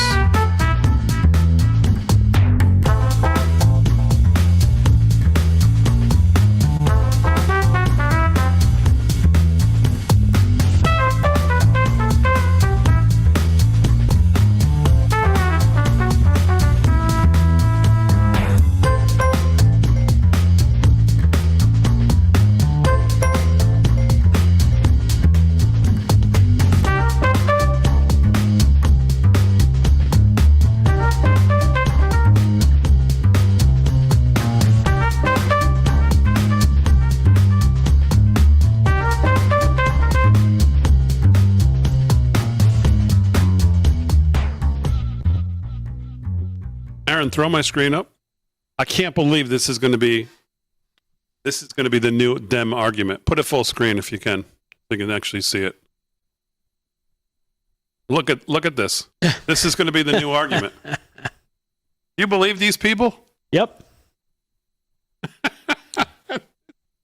The Coast Guard would have been shot and dead. Terrorists. We got to have more feelings here. God Almighty. These drug dealers would have shot the Coast Guard guys. Of course. Yeah, plus Coast Guard doesn't operate in international waters. They're just such morons. Why couldn't the Coast Guard board the boat and just arrest them? And just tell them, here's a tersely worded subpoena to get into our boat. We're going to arrest you. Oh, my God. Yeah, like these guys. They will sacrifice our freedom just to get Trump. They will sacrifice our safety, our lives, our money, everything. Here's the best part with Brian. People are in the chat saying, are you out of your mind? And he says, did you ever hear the idea that people are innocent until proven guilty? this argument. Unless you've got a boatload of drugs that you're transporting across the Caribbean. And then maybe it's a little suspicion might. Oh, it's a breach of international law. Oh, it's innocent until proven guilty. Is this just like killing a terrorist? No kids on board, he says. Oh, jeez. Oh, my God. Well, that's next, by the way. They'll be using human shields. That's one of the things that just astonishes me, that they're willing to sacrifice so many bad things for all of us just for political purposes. It's at such an extreme level. But they won't sacrifice themselves. Well, no. They won't sacrifice. They'll be happy to make 30, 40 million bucks. You know what, Brian Kranzenstein? Go jump on the next boat and say, I'm going to escort you in and make sure you get arrested properly. And then it will light his ass up. Look what they're doing with the whole illegal immigrant thing. I mean, MS-13, all the things wrong with this guy, and they're they're pulling all the nonsense that they're pulling. It's light as ass. It's going to backfire, I think, big time. It already has. It's going to backfire even more because regular people, we actually get it. We get it, and so will the people in the streets of D.C., people in the streets of Chicago, people in the streets of Baltimore, Los Angeles, San Francisco. When they feel safe, they're going to be like, thank you.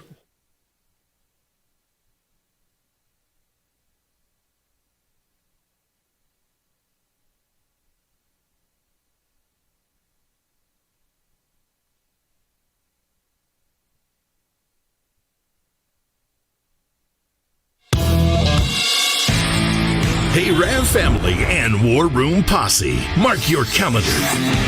September 12th and 13th, the Rebels, Rogues, and Outlaws Tour is coming to the America First Warehouse. I have never seen anything like this. 2 unforgettable days filled with patriots, barbecue, and live shows straight from the most amazing place, the America First Warehouse.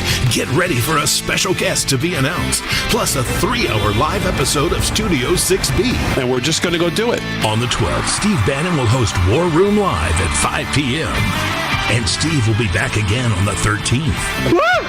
Followed by 1 hour with Peter Navarro. I went to prison so you won't have to. The Rebels, Rogues, and Outlaws Tour, September 12th and 13th at the America First Warehouse. Tickets go on sale Wednesday at midnight, and if you come, you'll get a special gift. See you there.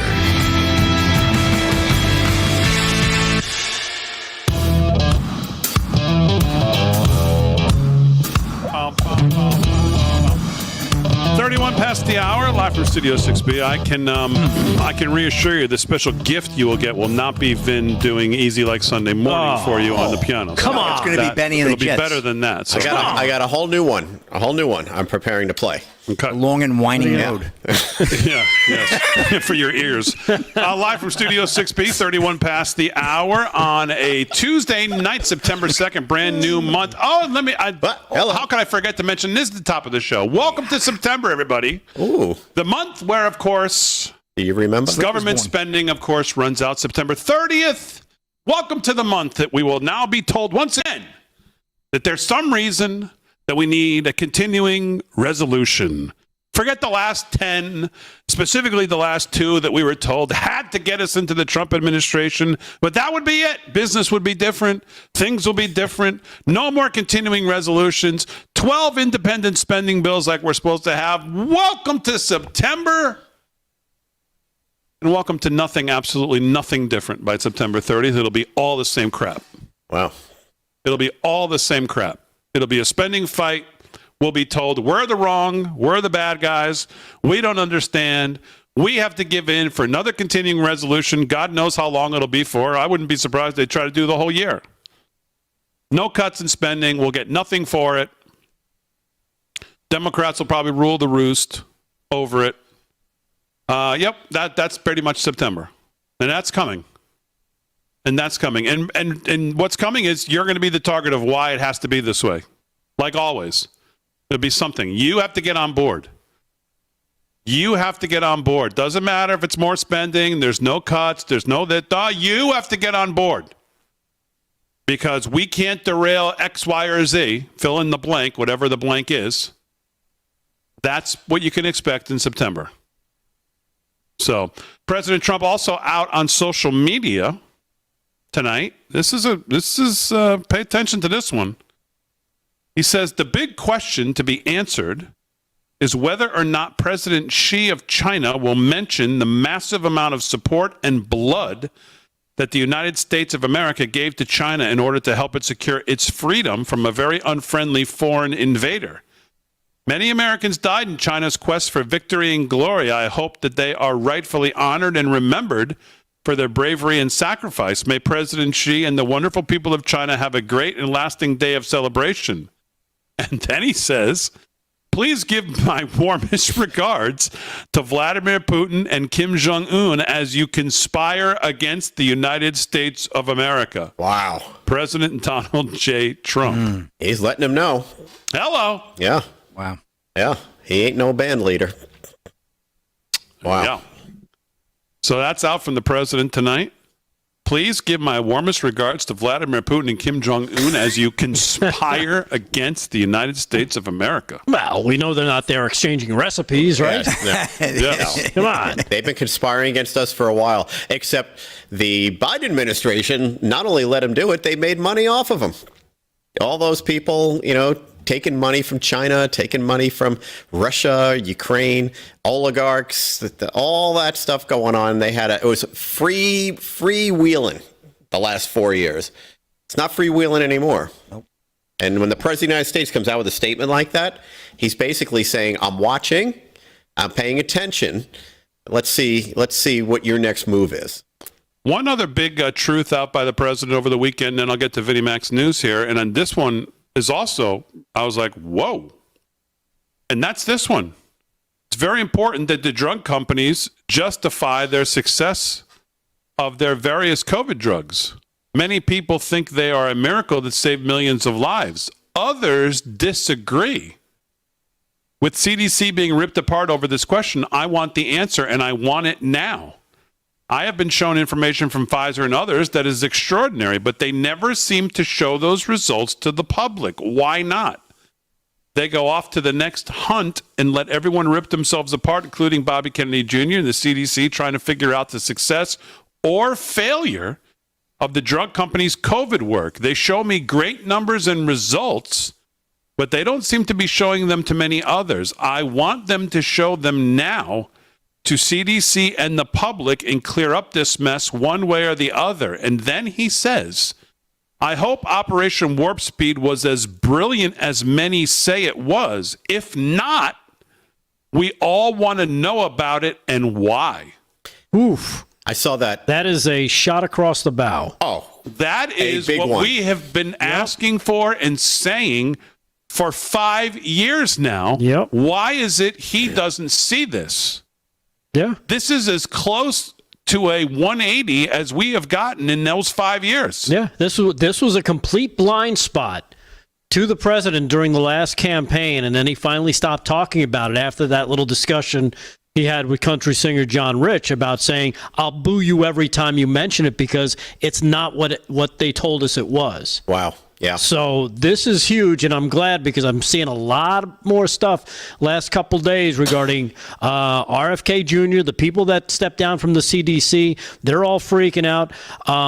They're resigning. He's doubling down. He's promising to expose even more that's been attached to ADHD and other things regarding that are coming out from the pharmaceutical companies. And I'm glad that we're starting to see this because we're starting to see more and more of this start to pop up now. And damn it, it's about freaking time. Let's pull it back for a second. Operation Warp Speed. The President of the United States, during his first term, was duped on a couple of big subjects, right? You guys would probably agree to that. Well, especially from Fauci. Fauci left out that he had all the answers. Especially from Fauci and others. So President Trump did what a good president would do. He said, okay, you're telling me you have this vaccine. You're telling me it's going to save lives. We're going to figure out how to get that done and made for every American in the fastest possible way. So he does an unbelievable job making sure we have something that's going to help us.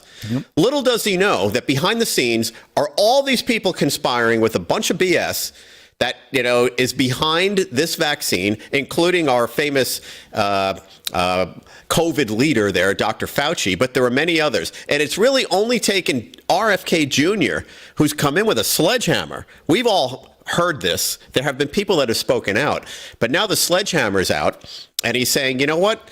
You did do a great job getting this vaccine out, but they lied to you, and they lied to all of us. And I've got that swimming in my blood. I am not happy about that.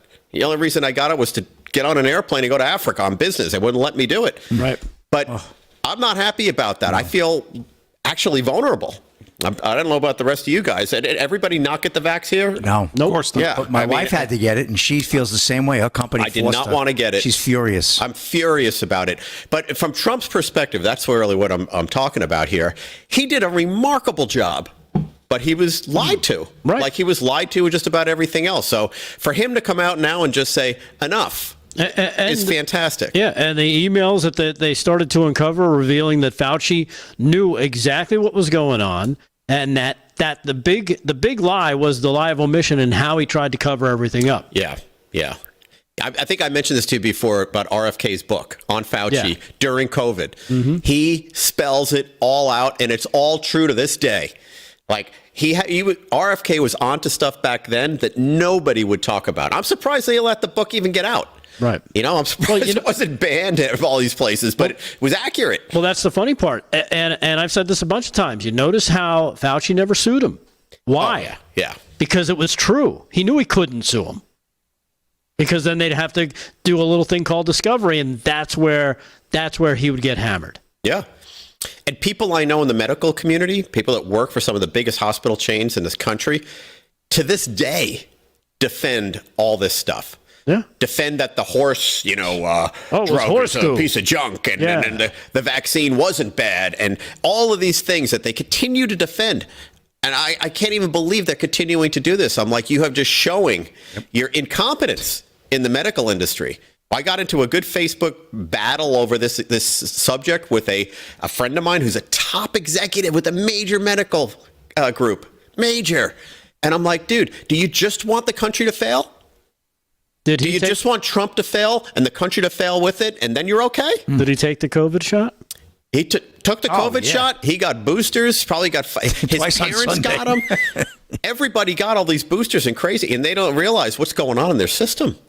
I mean, it's really not good at all. I think there was a stat that came out. It's the COVID vaccines killed more people. Yeah. Than actually died of COVID. Yeah, and there was a great clip between Bill Maher and RFK going back and forth on it, and he schools him on it. He says, well, people ended up dying. He goes, so it wasn't safe or effective, basically. So they died, they died, even though they had the COVID shot. So it didn't work. Yep.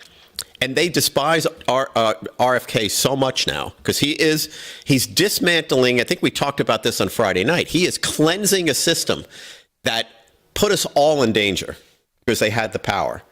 Cleansing it. That's what he's doing. When you disrupt at that level with the government setup we have now, with all the crooked players involved, they're all going to go after you. Yep. They're going after him. And he's a hero, not a villain. And now what they have to do is get rid of the immunity that these pharmaceutical companies have. My goodness. And it needs to be retroactive. Yeah. Because they knew what they were doing. They knew what they were doing. It wasn't a mistake. It wasn't, oh my goodness, we saw the wrong thing. They did it on purpose. Yep.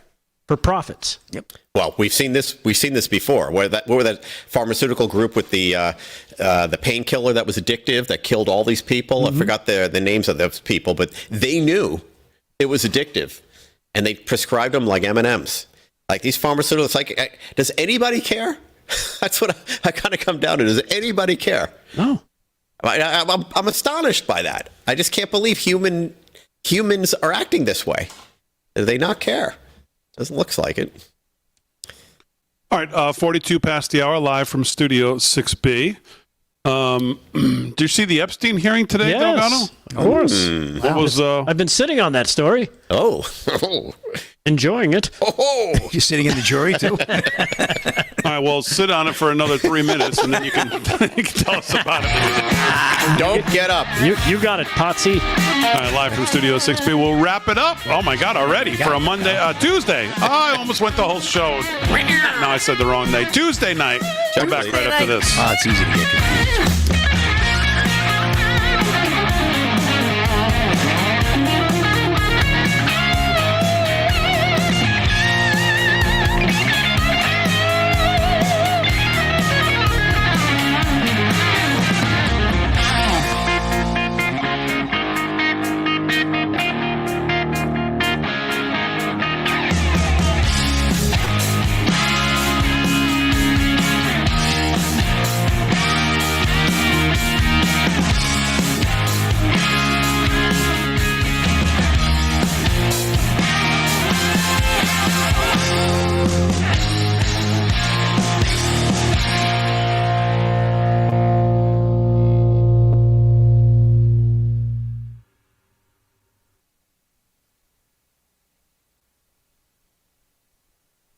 Grand slam for the Yanks.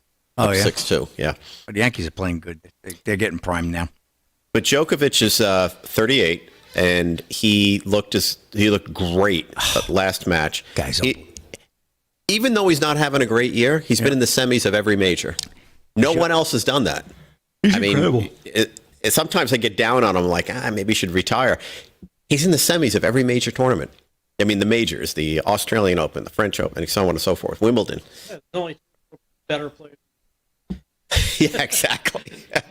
Well, Yannick Sinner is fantastic. Sinner's last match. This was almost. I got a story coming up about him. Oh, it was a great moment because he beat this guy so badly. At the end of the match, the guy said, "Are you AI? Like, I'm a good tennis player, and I could do nothing against you." That's what he told him when they shook hands at the net. And I've never seen a top player dominated like this without making mistakes. It was crazy.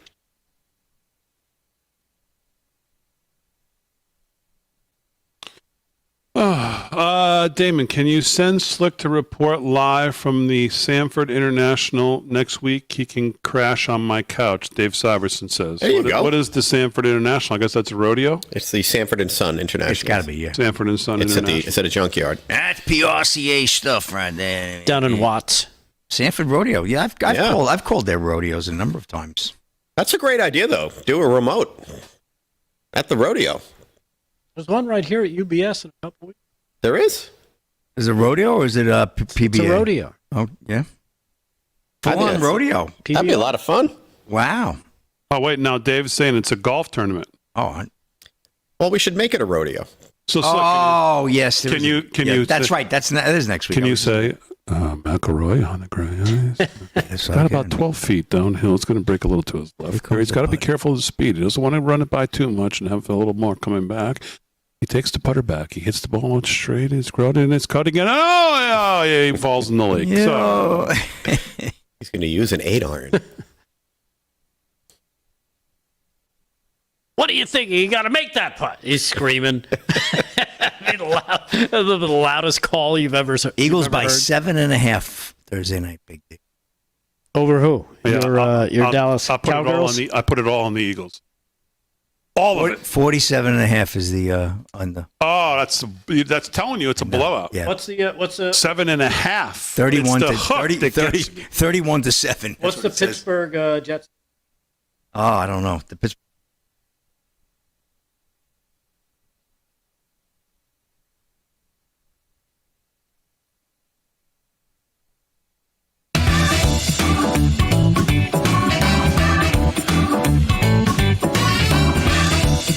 All right, 13 to the hour live from Studio 6B. Slick just told me that. What are you talking about? I got Philly right now live, MGM -9. I got -7.5. No, that's not a live line. I don't know where you're seeing that. That's BetMGM. Okay. Oh, -7.5. BetMGM. Let's see what the discrepancy would be. I got -9. I haven't seen 9. Okay. Anybody have $1 million I can borrow and put on Philly Thursday night? Let me know. I'll get it back to you on Friday as soon as I collect. Yeah. True gambler speaking there. Big D now. And then actually, I may not give it back to you on Friday. By the way, I'm very disappointed that I even have to be here tonight because I thought my last night would have been Friday and won the Powerball on Sunday night's drawing, Saturday drawing. Yep. And after that, I won $8. Big. Because I hit one of the Powerball numbers on one of my tickets, or a couple tickets, paid $8. Wasn't it Powerball last night? Then I rolled it on the last night's drawing, thinking for sure Labor Day's, you guys will not see me tonight, and here I am because I didn't win anything. Well, you got 2 happy meals. That's why you got another shot tomorrow night. Tomorrow night will officially, tomorrow night's show will officially be my last show because tomorrow night I'm going to win 1.3 now. Yeah. Billion. Right. Billion would it be? What is that after lump sum and taxes? 290 grand? About 100,000. Hey, you just won $1.4 billion. Here's a check for $22,000. Especially in New York. The math on $1 billion, I think it came out to $240 million. After all, after everything. Well, because you get the lump sum, it's $498. Lump sum, then it's 13%, I think, to New York State, and then there's a couple other things that you don't factor in. My goodness! Whatever it is, it comes out to on $1 billion. I think you're finally walking out with $240 million. I think I heard something like that. It's not even worth playing. Yeah, why bother? Yeah, it's not going to get me a couple weekends in Vegas. It's not like you can live off the interest or anything like that. And what's that going to do? I mean, what kind of house are you going to build with that? Well, $1.3 billion. It's now terrible. probably up to like $400 million. After the all said and done. So that's... Wow. So tomorrow night will be officially my last show. Unless for some reason I don't win it again, and I'll be back on Thursday. But I don't suspect that's going to happen. Yeah. So you must have a secret, picking your numbers. Yes, I do pick my numbers, Vin, but I might throw a couple of the quick picks in too, or whatever. Is that what it's called? What quick for picks. You? Yes. Quick picks. Yeah, I'm going to do a couple of those too. So, Vinnie Mac is here. What else besides me winning the Powerball and giving you nothing is on your mind? I don't believe you would win and not give me anything. I mean, I would expect something. We'd get a stock fridge. He would give you a foot out the door. Stock fridge. What do you when you say you expect something? What do you mean? Yeah, number 3 with a small Coke, something. Just something. I mean, after all these years, with that kind of money, you'd think you'd spread it around to the people that have been. He'll spread it around to the casinos. Oh, Aaron finds that funny. Okay. No. I think we can all expect a good wave goodbye when it happens. Yeah. Yes, right, man. I'm going to tell you all you're number 1. That's for sure. Okay. Yeah. Well, there'll be a lovely finger flying. I don't even think he'll tell us. No, I think he'll just go MIA. All of a sudden, we just won't be like, I'm trying to call Damon and his phone. The phone number's not working anymore. Gone. It's all gone. Yeah. He's on a milk carton. Gonzo. So Delwood. I went by his house. His kids are like, we haven't seen him in days. We don't know what happened. I could actually believe that. He just took off. I actually couldn't believe that. Damon bought the college. Yeah, I think that's. Here's what I'm going to do. I'm buying Bethpage Black. Yeah. Hear me out. Putting a house. I would create a nonprofit and give it away if I won. Okay, that's where I'm coming from. I can't wait to see that. I just can't wait. Yeah. I would just go away. If you want a $5,000 scratch-off frame, I'd be like, I'm out of here. I'm gone. All right, what else is on your mind, Vin? A couple of things. One, besides ripping me off. One of the. How did this become about you? Why is it about you? Because it always is. It's a show. Yeah, I'm sick of talking about me. Let's talk about you. What do you think about me? Aaron's going to fall off the chair in a minute. Oh, my God. Well, it's not easy because I was a former model, and I always get that kind of pushback. Not enough money. What is on my mind? Well, I have been concerned about trying to get all these illegal. That was the wrong way, not the runway. All right, let me start again. I have been concerned about trying to get all these illegals out of the country and have them going through the court process and all the things that they have to, because it's simply so many people. How do you go through this process? Well, the Pentagon just revealed they have reallocated 600 military lawyers to serve as immigration judges, so they can process now thousands. We've sent a lot of people back.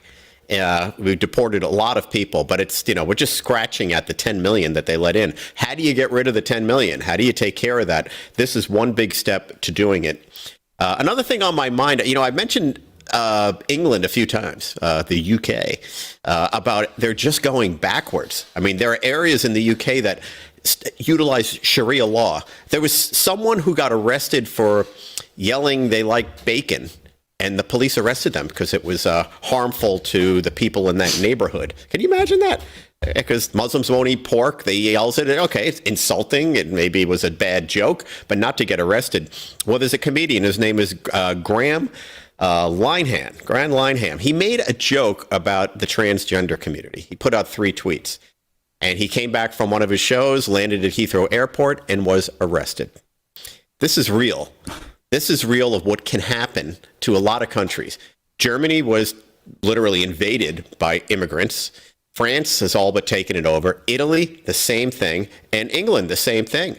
All those countries are vulnerable to losing their free speech because these cultures that are coming in there don't allow free speech. And if you think it's just there, look at what's happening here with the whole woke movement. If Trump didn't come in and stop these things in their tracks, we were not so far off that. We were actually on our way to this type of thing happening. So it's startling that armed police had to arrest this comedian for 3 tweets he put out, making jokes about the transgender community when there were criminals all over the place in that city, getting away with all sorts of things, yet they focused on this. And that's a perfect example of where the left is in our country and where they're how they look at society in general. It's just all based on these superficial things. A couple of the things that got my attention, Debbie Wasserman Schultz. I don't know if you've been reading about all the money that she's making on the VSAT, which is a military communications company that she helped. Making more than Omar? She's worth about $30 million now, I heard. Omar's husband had a worthless business a year ago. Sold it for $30 million. Now, think about that. That's all this backdoor money or whatever's going on with the Democratic Party and politicians in general and how they're feeding each other. They're not worth $30 million. Debbie Wasserman Schultz, millions she made on this stock of what she had insider information on. Oh, she just was a smart investor? No, I don't think so.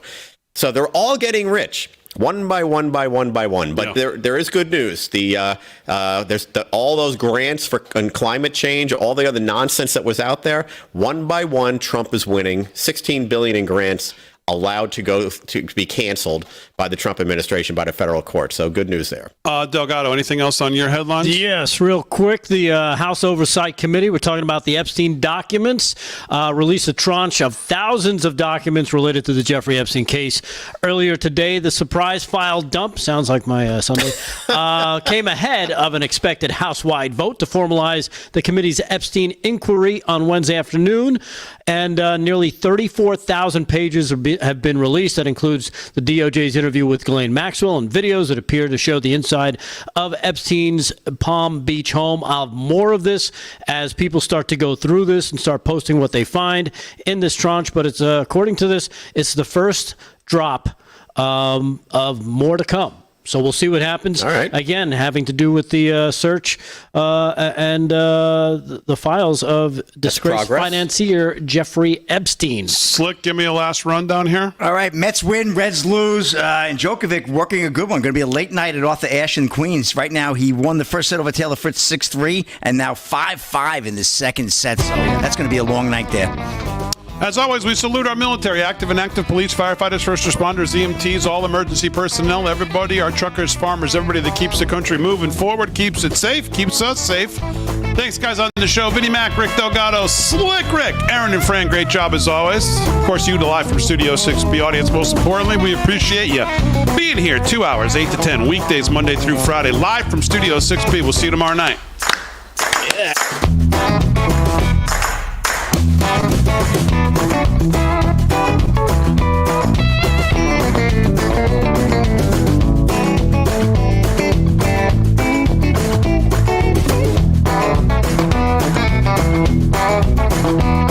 Hi, it's Christina again. Is your shower trying to tell you something? Is getting in and out of the bathtub becoming a safety concern? Are you worried about the cost of a bathroom remodel that could go on for weeks and weeks? Well, now you can have a gorgeous new bath or shower that's safer at a price you can afford with a one-day jacuzzi bath remodel. And now they're bringing you this special TV offer. We're waiving all installation costs and postponing all payments for up to 1 year. Jacuzzi bath remodel has a design you'll love at a price you can afford. Literally, they came in the morning, did the demolition, and installed our bathtub in 1 day. I definitely wish we called jacuzzi a lot sooner. Okay, so tell me, what are the two most common reasons people are calling jacuzzi bath remodel right now? Well, maybe they're just tired of the old, worn-out eyesore of a bath. Often they have dated colors, tiles that might be cracking and fading, or impossible to clean grout. Christina, did you know that the average shower has up to 300 linear feet of grout?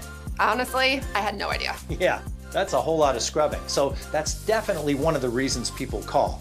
And you'll love that the new bath or shower just rinses clean and resists mold and mildew. Now, another big reason people call is they've been feeling uneasy stepping over that tub to take a shower. And we're here to help with a safer, more stylish shower that you'll love and is custom designed for you.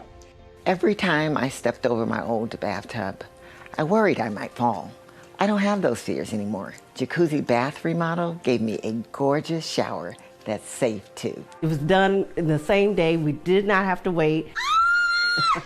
It is amazing. Time is running out to take advantage of this special offer. When you call right now, we're waiving all installation costs with our Christina Across America offer and no interest and no payments for up to 1 year. Call now to schedule your free, no obligation in-home design consultation. You can create your new bath or shower customized just for you, installed in just 1 day from the most trusted name with Jacuzzi Bath Remodel. Call now. It's never been easier. Get your free design consultation, schedule your one-day installation, and start loving your new bath or shower right away. You can go from this to this, and from this to this, or even from this to all this in just one day. I did not like my bathroom before and was embarrassed by it. Yes.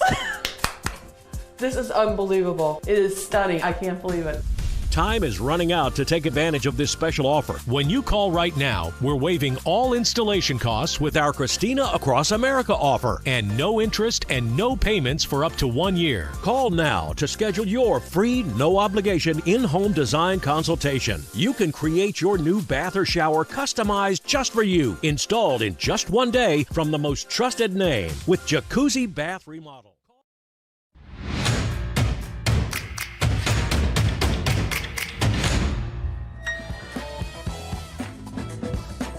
Illegals are getting deported from the country and freeing up a ton of jobs. I don't know why, but CBS claims that that is a bad thing.